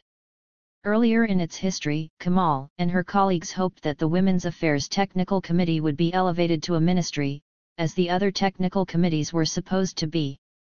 That idea, however, was rejected by Arafat, and he also shelved the proposal for a Presidential Women's Advisory Council, which he had provisionally supported. One of the earliest proposals the Women's Affairs Technical Committee promoted was a gender quota for seats in the Palestinian Legislative Council. However, this idea did not receive PNA support or, for that matter, the consensus of all the women in the committee itself. All but the People's Party, the former Communist Party, however, rejected the women's quota, and the parties generally did not seriously promote women for legislative seats. Interestingly, 60% of the public supported the idea of a legislative quota for women. 7 polling data, however, indicate that the public tends to have a mixed bag of opinions about women's rights, and this should act as a caution against readily describing Palestinians as liberal or conservative. This mixture of views can be illustrated by the fact that the public supported women's right to vote and that women's support for this view was higher than men's, 86% versus 76%. Furthermore, about 75% of women and 60% of men said women should be present in the Legislative Council. Indeed, several female candidates received a larger number of votes than the men on their party slate. Interestingly, women viewed their support for women in the legislature somewhat differently from the men. Thus, while 61% of women found it necessary that women be in the legislature to demand their rights, only 34% of the men thought so. In the end, however, only 42% of the women went to the polls, compared to the men's 56% participation. 239. On social issues, the Palestinian public tends to be fairly conservative. A survey taken in 1992 shows it to be generally conservative, supporting the existing personal status law and the veil. Women, however, were slightly more supportive of secularism in the law and were less likely to engage in religiously based political activism. 9. The existence of a gender gap in the Palestine National Council was ultimately predictable since only 28 women ran for office of a total of 628 candidates. 10 There is consensus among the political elites that the single-member district electoral system and tribalism are the two most important reasons for the small number of women who ran. Furthermore, families often align along partisan lines, and if there were both men and women potential nominees, then the chances are that the family selected the men. There were some exceptions, of course, but then women aspiring to be on their party's ticket found that their own parties were also not particularly enthusiastic. This was a problem in particular for Fatah's female cadre, who hoped to be nominated by virtue of their local party leadership posts. But they had to contend with Arafat's strategy of balancing Fatah's slates with representation from certain families and independents and of covering the quota set up for Christians. 11. One of the most notable changes in women activists since Oslo has been their willingness to criticize their parties for resisting the promotion of women. For example, a leading female member of the Secretive Popular Front noted her surprise at discovering how much tribalism dominated the leadership ranks, as evident by the fact that male leaders chose their female relatives for certain women's leadership roles. She pointed out, however, that her party organization instituted a gender-based quota, in August 1996, for the selection of delegates to the Popular Front's 6th Congress, scheduled for 1997. That quota, however, will be slightly higher for the cities than for the villages in recognition of the social reality that it is difficult to recruit women in the more conservative rural areas. In this environment of social conservatism and cautious parties, the Women's Affairs Technical Committee and the network of women activists it encompasses have found an important niche as lobbyists for women's rights to the PNA. In 1995-1996, they successfully lobbied against PNA regulations that discriminated against women. The two issues were the Palestinian passport and the driver's license test. In the case of the Palestinian passport, the Interior Ministry, following regulations in some of the Arab countries, had required that a male guardian sign for females who applied for a Palestinian passport. The Women's 240 Affairs Technical Committee led the fight with letters to the PNA head, Arafat, and the Interior Ministry, with street demonstrations, petitions, and letters to the newspapers. In regards to the driver license test, the Ministry of Transportation, fearing sexual harassment of females taking the test, had sent a directive requiring the presence of a family member during the driving segment. This time, the Women's Affairs Technical Committee succeeded in having the policy overturned, without much effort, through direct communications with the minister. In both instances, the retreat of the PNA ministries helped empower the women's lobby and enhanced its visibility. At the present time, the most important legal gender issue in the Palestinian autonomous areas concerns the drafting of the Palestinian Basic Law. During summer and early fall of 1996, the draft law was held up in a committee of the Palestinian Legislative Council awaiting Arafat's readiness to move it through the PLO and PNA decision-making processes. Two proposed articles directly affect women's rights. Article 7, which states the principles of equality and non-discrimination before the law including sex, is likely to pass without much controversy. The second article addresses sources of the law, and here there are at least three competing drafts. One omits any mention of Islamic law, another states that Sharia is one of the sources of legislation, and a third, sponsored by Dar al-Fatwa Jerusalem Islamic Committee, says that Sharia is the primary source of legislation. At this time it is difficult to tell which version will win, but they are being debated in the circles of the women's and human rights communities. If the clause Sharia is the primary source of legislation passes, it might not have much effect on employment and education legislation. It will most certainly, however, stop in its tracks the prospect of gender equality in the legislation on personal status, especially rights relating to inheritance, divorce, and child custody. 12. For the near future, however, some in the women's leadership, such as the famous Palestinian lawyer, Ace McCatter, are debating what a new Palestinian personal status law should be. Others are interested in educating rural and uneducated women on their rights under whatever personal status law exists. Interestingly, the women's community is resigned to an inevitable Islam state legal relationship, which is likely to be formalized in the proposed Article 4 of the Palestinian Basic Law, which states that Islam is the official religion of Palestine. Also, discussions with several members of the Palestinian Council have convinced me that the chances of a purely secular basic law are nil. Perhaps. 241. This will be the most prominent success of the Palestinian Islamic movement. But I suspect there will be fierce resistance from nationalist forces and from women's and human rights organizations against a fundamentalist agenda of gender segregation in schools or the workplace. Women legislators and bureaucrats. So far, the Palestinian Legislative Council, including its 5 female members, have had to take a back seat to the central authority embodied in PNA President Arafat. There are several obvious reasons for this, including the fact that most members are from his group, Fatah, and the independent minority is in no position to take the initiative. The council is in its first session and no one knows yet how the power of this body will evolve.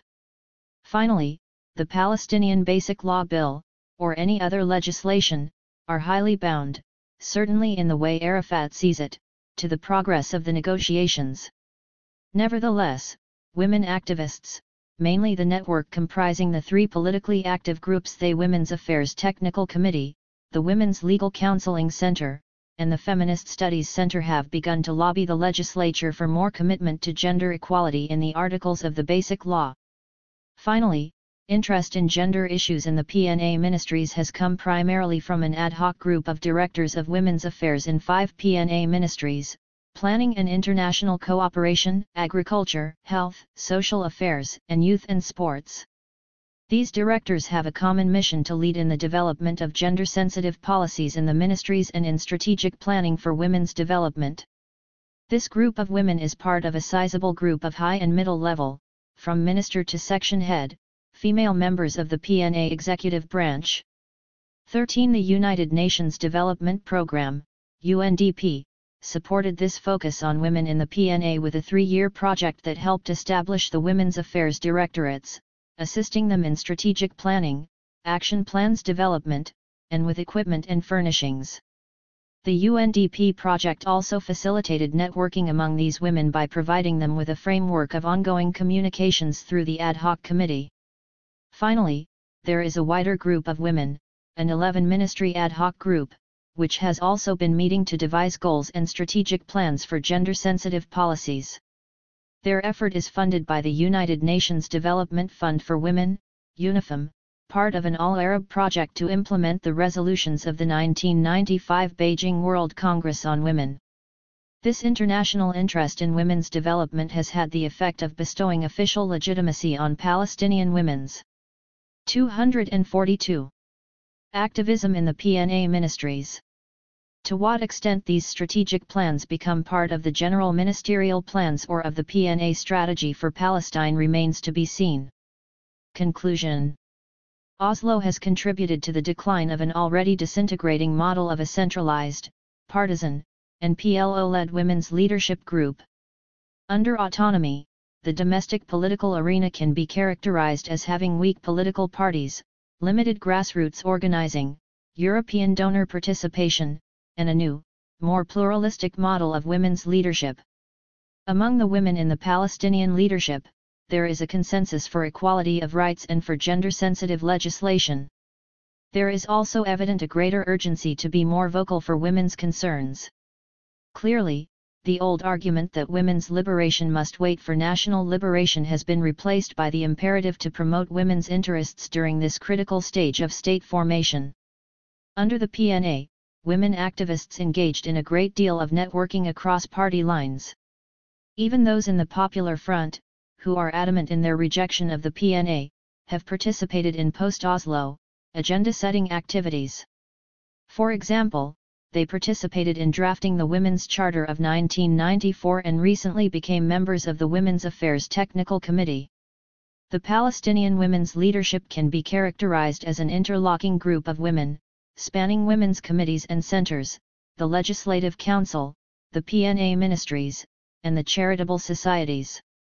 In fact, their activism cannot be completely divided into governmental or non-governmental, since leading women move with ease between the two spheres. 14.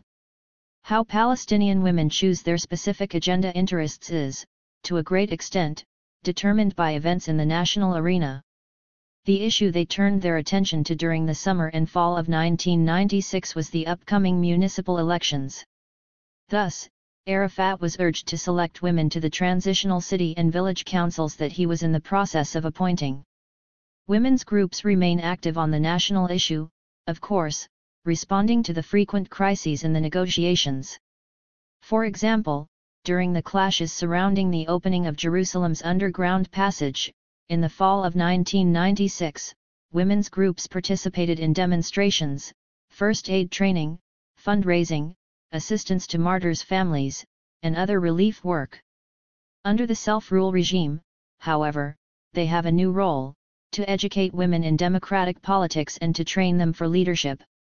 In this mission, they start not from a grassroots base but 243.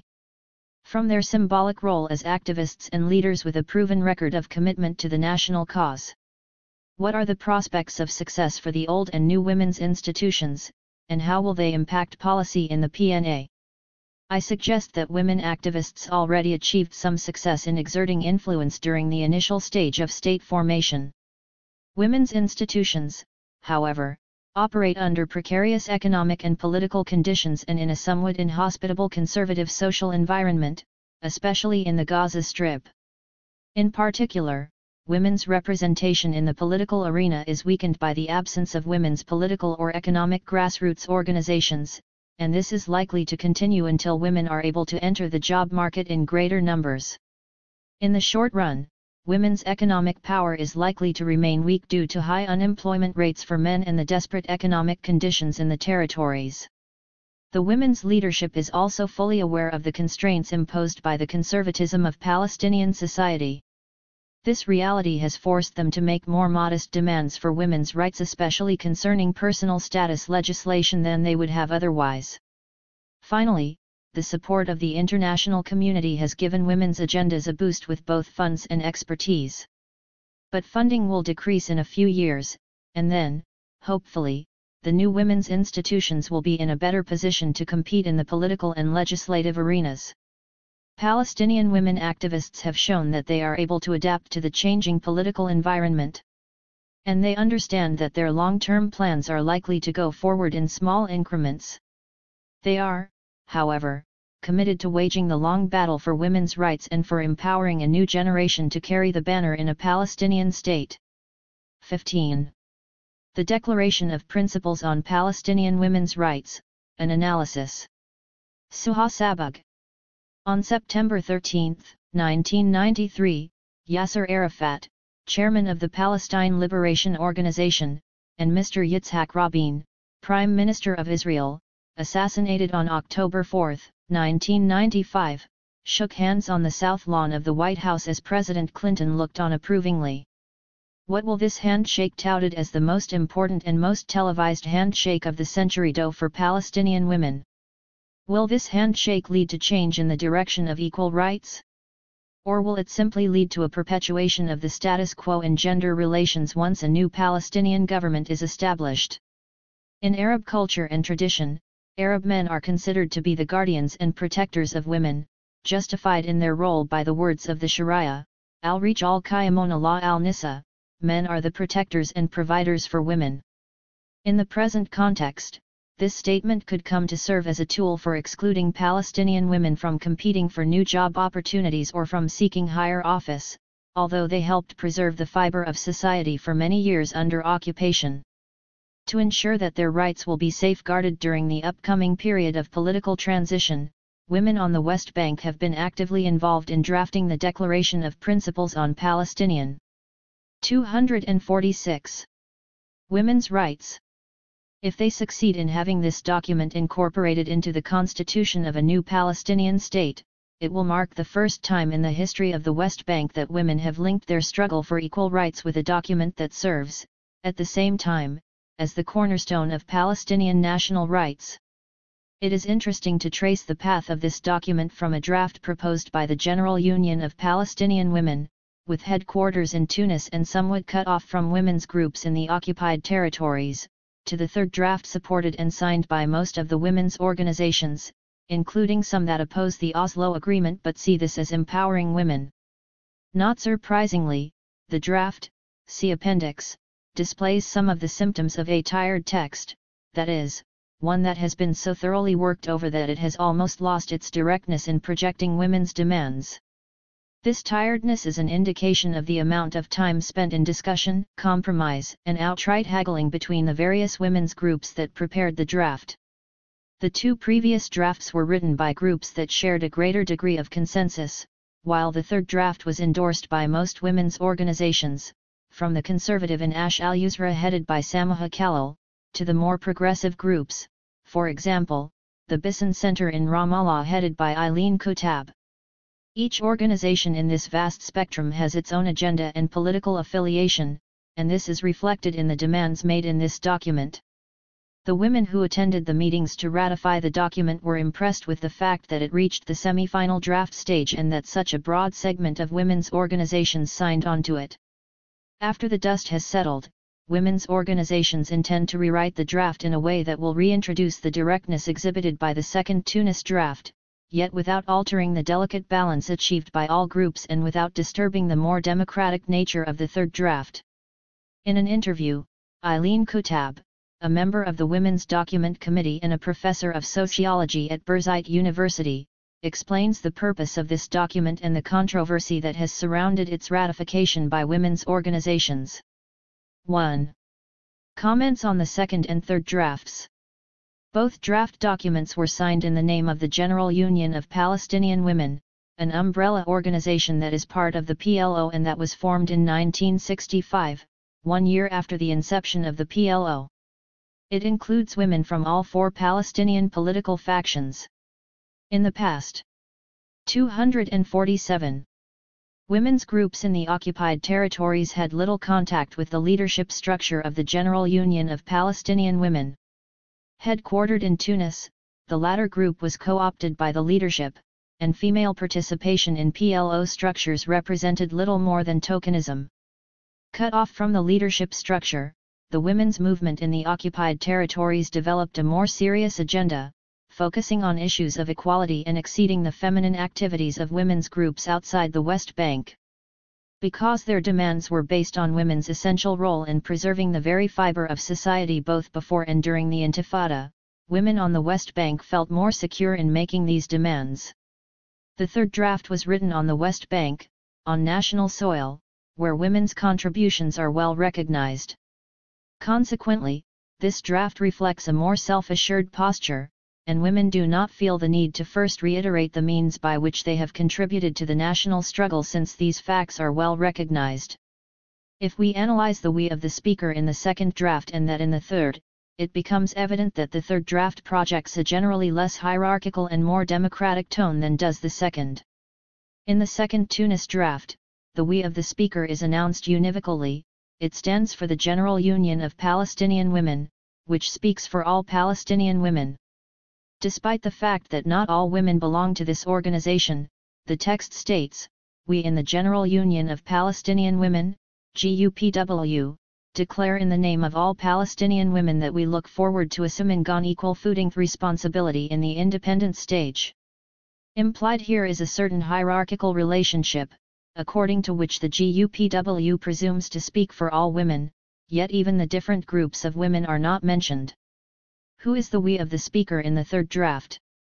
Although the document is also written in the name of the GUPW, in the section entitled General Provisions, the we is defined as the women of Palestine, from all social categories and from the various faiths, including workers, farmers, housewives, students, professionals, and politicians who promulgate our determination to proceed without struggle to abolish all forms of discrimination and inequality against women. Of course, the women who wrote the draft are not from all the groups listed, yet a more democratic spirit is noticeable since the different groups of women are at least listed as those standing behind this statement. It is equally interesting to compare the areas in which each group of women supports women's demands. In the first paragraph of the second draft, the writers feel compelled to name, first and foremost, the 248 issues that still concern Palestinian society as a whole, for example, Zionist settlements, set up in large parts of Palestine. This is a reflection of the fact that the women's agenda in Tunis has always prioritized the national issue over equal rights for women. The writers also first state their concern for the national agenda. The people and their political leadership have yet to achieve a number of their national goals, such as the right to return, the right to self-determination, and the establishment of an independent state. Later in the text, the writers buttress their demands for equal rights with a Palestinian Declaration of Independence, followed by the Universal Declaration of Human Rights which, along with the international charters pertinent to political, legal, civil, and religious rights, as well as the various conventions that aim at the elimination of all forms of discrimination, provides the basis for the Palestinian Declaration of Independence.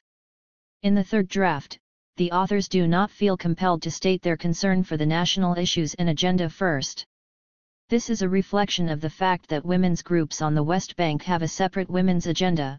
It is also a reflection of the fact that the third draft was written at a later period. Since the signing of the peace agreement, women on the West Bank have felt an urgency about pushing for a women's agenda because failure to do so at this moment could mean that Palestinian women will not reap the benefits of their long, hard struggle for both national and equal rights. What is curious about the opening paragraph of the third draft is the emphasis immediately placed on the need for the government to respect the rights of minorities. The rights of minorities shall be duly respected by the majority, as minorities shall abide by decisions of the majority. This right is stated even before the civil rights of men and women. One must assume that the religious and political minorities present at this meeting felt a need to ensure their rights as minorities before ensuring their rights as women. Another interesting feature of the third draft is that on more than one occasion the document seeks to ensure the rights of women and men. This may be a tactic designed to avoid confrontation with men and with the more conservative groups within the women's movement. Although the stated objective of the document is to enhance the principle of equality between women and men in all spheres of life, the binary opposition that governs this text is not always relations between men and women, rather, it is the relationship of men and women to society. The body of the text stresses three main areas in which women seek equality: political rights, civil rights, and, taken together, economic. 249. Social and cultural rights. Their order in the text clearly reflects the concerns of the authors. First and foremost under political rights is the right to vote and run for office. Women fear becoming disfranchised in the political arena now that their participation in the process of liberation is no longer necessary. Women seek guarantees that they can represent the state in international and regional organizations as well as in the diplomatic corps. Based on the interpretation of the Sharia in some Islamic countries, women are not considered fit for certain judicial positions, specifically for that of judge, because their emotional fluctuations can cloud their judgment. While the declaration does not address the issue directly, there is an implied demand for reconsideration of these archaic notions so that women can compete for government positions on all levels. The category of civil rights also reflects the concerns of women at this historical juncture. In all Arab countries, except Syria, citizenship is passed on from the father to the children or wife. Women do not have the right to pass on their citizenship to their husband or their children. In 1989, after the Declaration of Independence was passed by the Palestine National Council, PNC, and the leadership started issuing Palestinian passports, not valid as travel documents, women petitioned the PLO leadership for the right to pass their nationality on to their husbands and children. This was because in the diaspora many Palestinian women married non-Palestinians but wanted to share their identity with their offspring. The leadership agreed, but no steps were taken to guarantee this right. Also in this section women demand their right to be protected from family violence and their right to express themselves. The right to express oneself could, of course, imply the right to choose one's husband, although it might have been far more effective to state that right explicitly, as is the case in the second draft. Interestingly, the third draft calls for compensation for chores carried out by women within the household. Motherhood should be looked upon as a social post. Household chores should be regarded as a task of social and economic value. This constitutes a very progressive position, although to date this demand has not been implemented by more progressive countries with greater resources. The section on economic, social, and cultural rights stresses equality of work opportunities and wages, security and compensation, training and promotion, and women's right to maternity leave and other services that enable women to combine family duties and work. Palestinian society in general is not averse to women seeking positions of power in the workplace. However, because of the extreme shortage of 250 jobs under occupation, women anticipate that they will be elbowed out by men seeking employment once Palestine gains autonomy.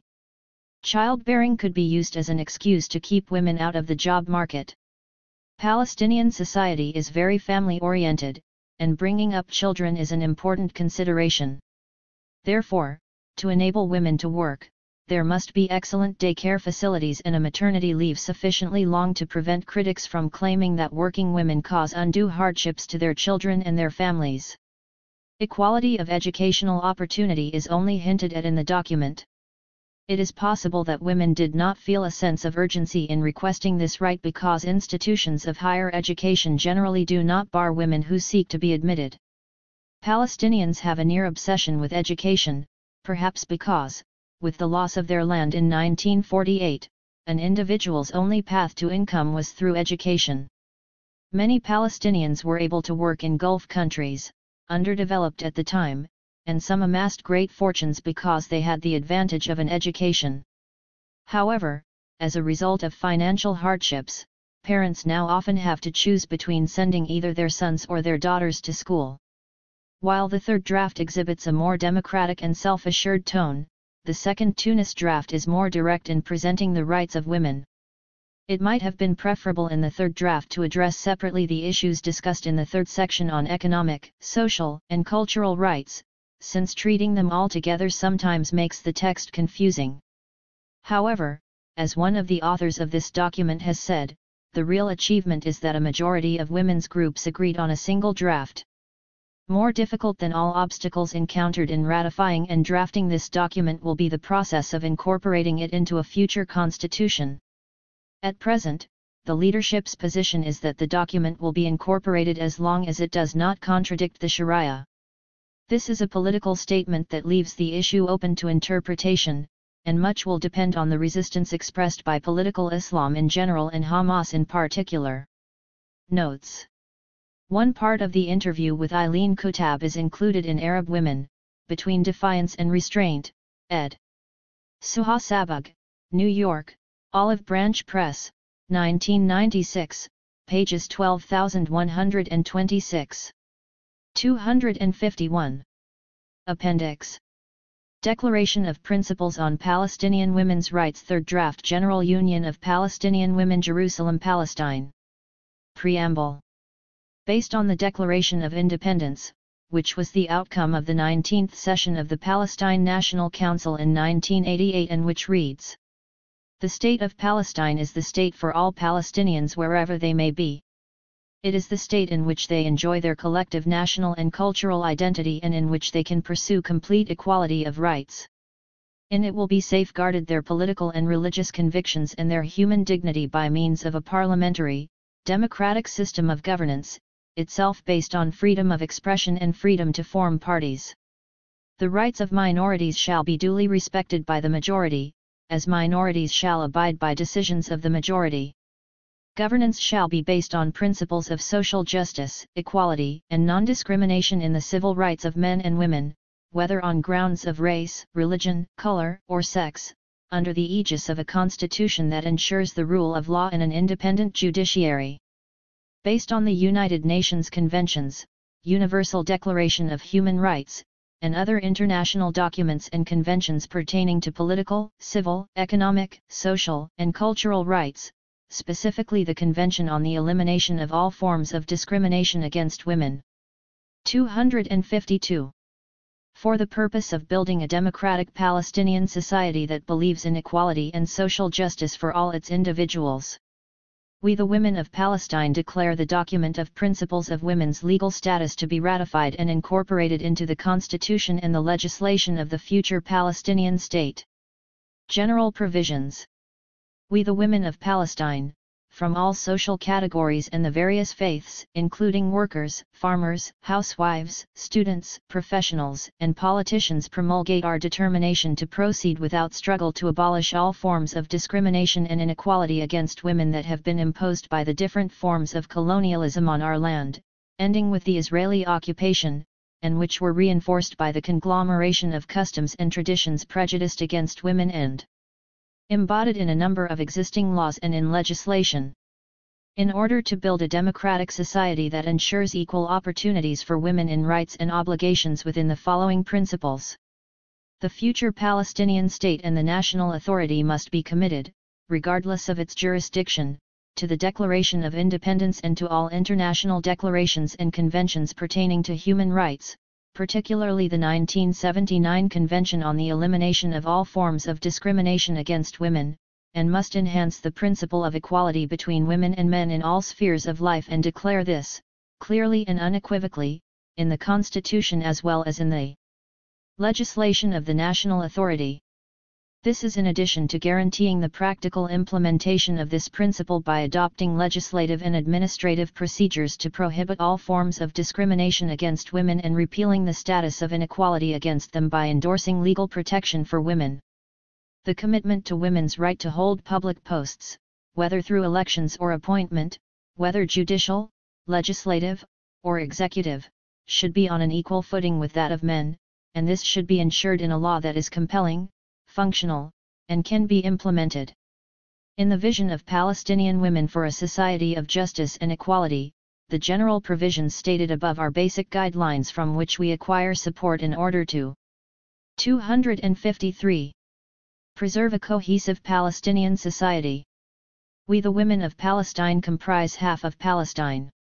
We are an integral part of this society. We also believe that the issue of women's liberation and equality with men is the task of the society as a whole. Thus, we believe in the necessity of working hand in hand with men to establish a Palestinian society permeated with social justice and equality for all. Enhance Palestinian culture and uniqueness. We the women of Palestine join all democratic forces in our vision, which affirms that the level of human development is measured by the implementation of women's rights and the availability of equal opportunities for women in all spheres. Palestinian heritage embodies different visions of the role and positions of women in society. Therefore, we see that enhancing women's equality and respect for their rights requires from us the promoting of the positive side of our Palestinian and Arab heritage and culture. Reinforce the national and social struggle of Palestinian women. The Palestinian women's struggle has been depicted over the decades of the Palestinian national struggle as an immeasurable contribution in all spheres. Women were martyred and thousands were imprisoned.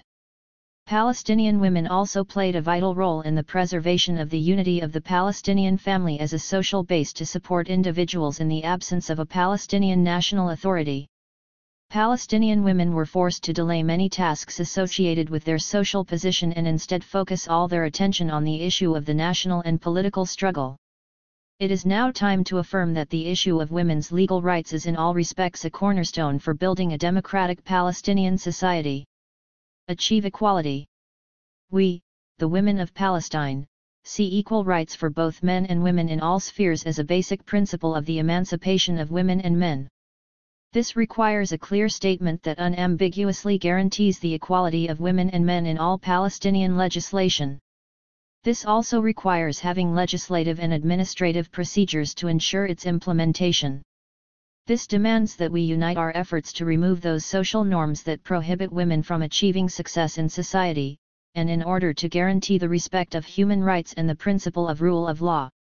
At this historic juncture, we demand equality in the following: political rights, to guarantee the right of women in voting, running for office, involvement in public referendums, and the ability to hold political and public judicial posts on all levels. This is in addition to 254. Equal opportunity with men in political parties, non-governmental organizations concerned with political and public life in Palestine, and the representation of the state in international and regional organizations as well as in the diplomatic corps. Civil rights, to grant women the right to acquire, preserve, or change their nationality. Legislation must also guarantee that marriage to a non-Palestinian, or a change of a husband's nationality, while married, will not necessarily change the citizenship of a wife. This includes freedom from imposition of a husband's citizenship. Women should also be granted the right to give citizenship to husbands and children, be guaranteed full freedom to move, travel, and choose their place of residency, and have a guaranteed right to adequate housing. Motherhood should be looked upon as a social post. Household chores should be regarded as a task of social and economic value. The law should stand by women to protect them from family violence and practices that infringe on any of their guaranteed rights, including their right to express themselves and their right to join any activity, assembly, or association, by guaranteeing their right to go to court as citizens with full rights. Economic, social, and cultural rights, to guarantee, through the Constitution and Palestinian legislation, the equality of women at work, ensuring equal pay with men working at the same work, providing equal opportunities in promotion, training, compensation, rewards, health insurance, and maternity rights, equality in making contracts, administering property, obtaining banking contracts and property mortgages, and in all procedures practiced in courts and judicial bodies. We also affirm the importance of equality in social welfare, health benefits, education and training services, and the guarantee of women's full equality regarding issues pertaining to personal status. The efforts of women as well as all democratic forces in Palestinian society must unite to remove all obstacles hindering the equality of women with men. We must work hand in hand toward a democratic society based on comprehensive national independence, social justice, and equality. This draft was signed by numerous West Bank women's groups that participated in rewriting the previous draft of the document. 255. Contributors. Ilham Abu Ghazali is Assistant Professor of Linguistics and a member of the Women's Studies program at Birzeit University on the West Bank. Hanan Mikhail Ashrawi is currently Minister of Higher Education with the Palestinian National Authority on the West Bank. In the early 1990s, she served as Palestinian spokeswoman during the Middle East peace negotiations between the Palestine Liberation Organization, PLO, and Israel. She is author of This Side of Peace, in which she recounts her personal experiences during these negotiations. She was a founder and director of the Palestinian Independent Commission for Citizens' Rights, and she is a former associate professor of English and dean of the Faculty of Arts at Birzeit University on the West Bank. Rita Jacoman is assistant professor of public health at Birzeit University and author of many articles on gender issues and community health. Justar Hilterman, sociologist and writer, is author of Behind the Intifada and is a frequent contributor to Middle East Report. He has lived on the West Bank and has taught sociology at Birzeit University. He is currently with Human Rights Watch, Washington, D.C. Islajad is assistant professor of political science and a member of the Women's Studies program at Birzeit University on the West Bank. She has published on the development of the women's movement on the West Bank. Penny Johnson is assistant coordinator of the Women's Studies program at Birzeit University and a contributing editor of Middle East Report. 256. Zahira Kamal, a leader of the Democratic Front, is founder of the Women's Committees movement and president of the Women's Action Committees.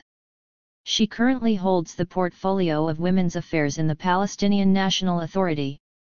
Sharif Kanana is associate professor of folklore at Birzeit University on the West Bank.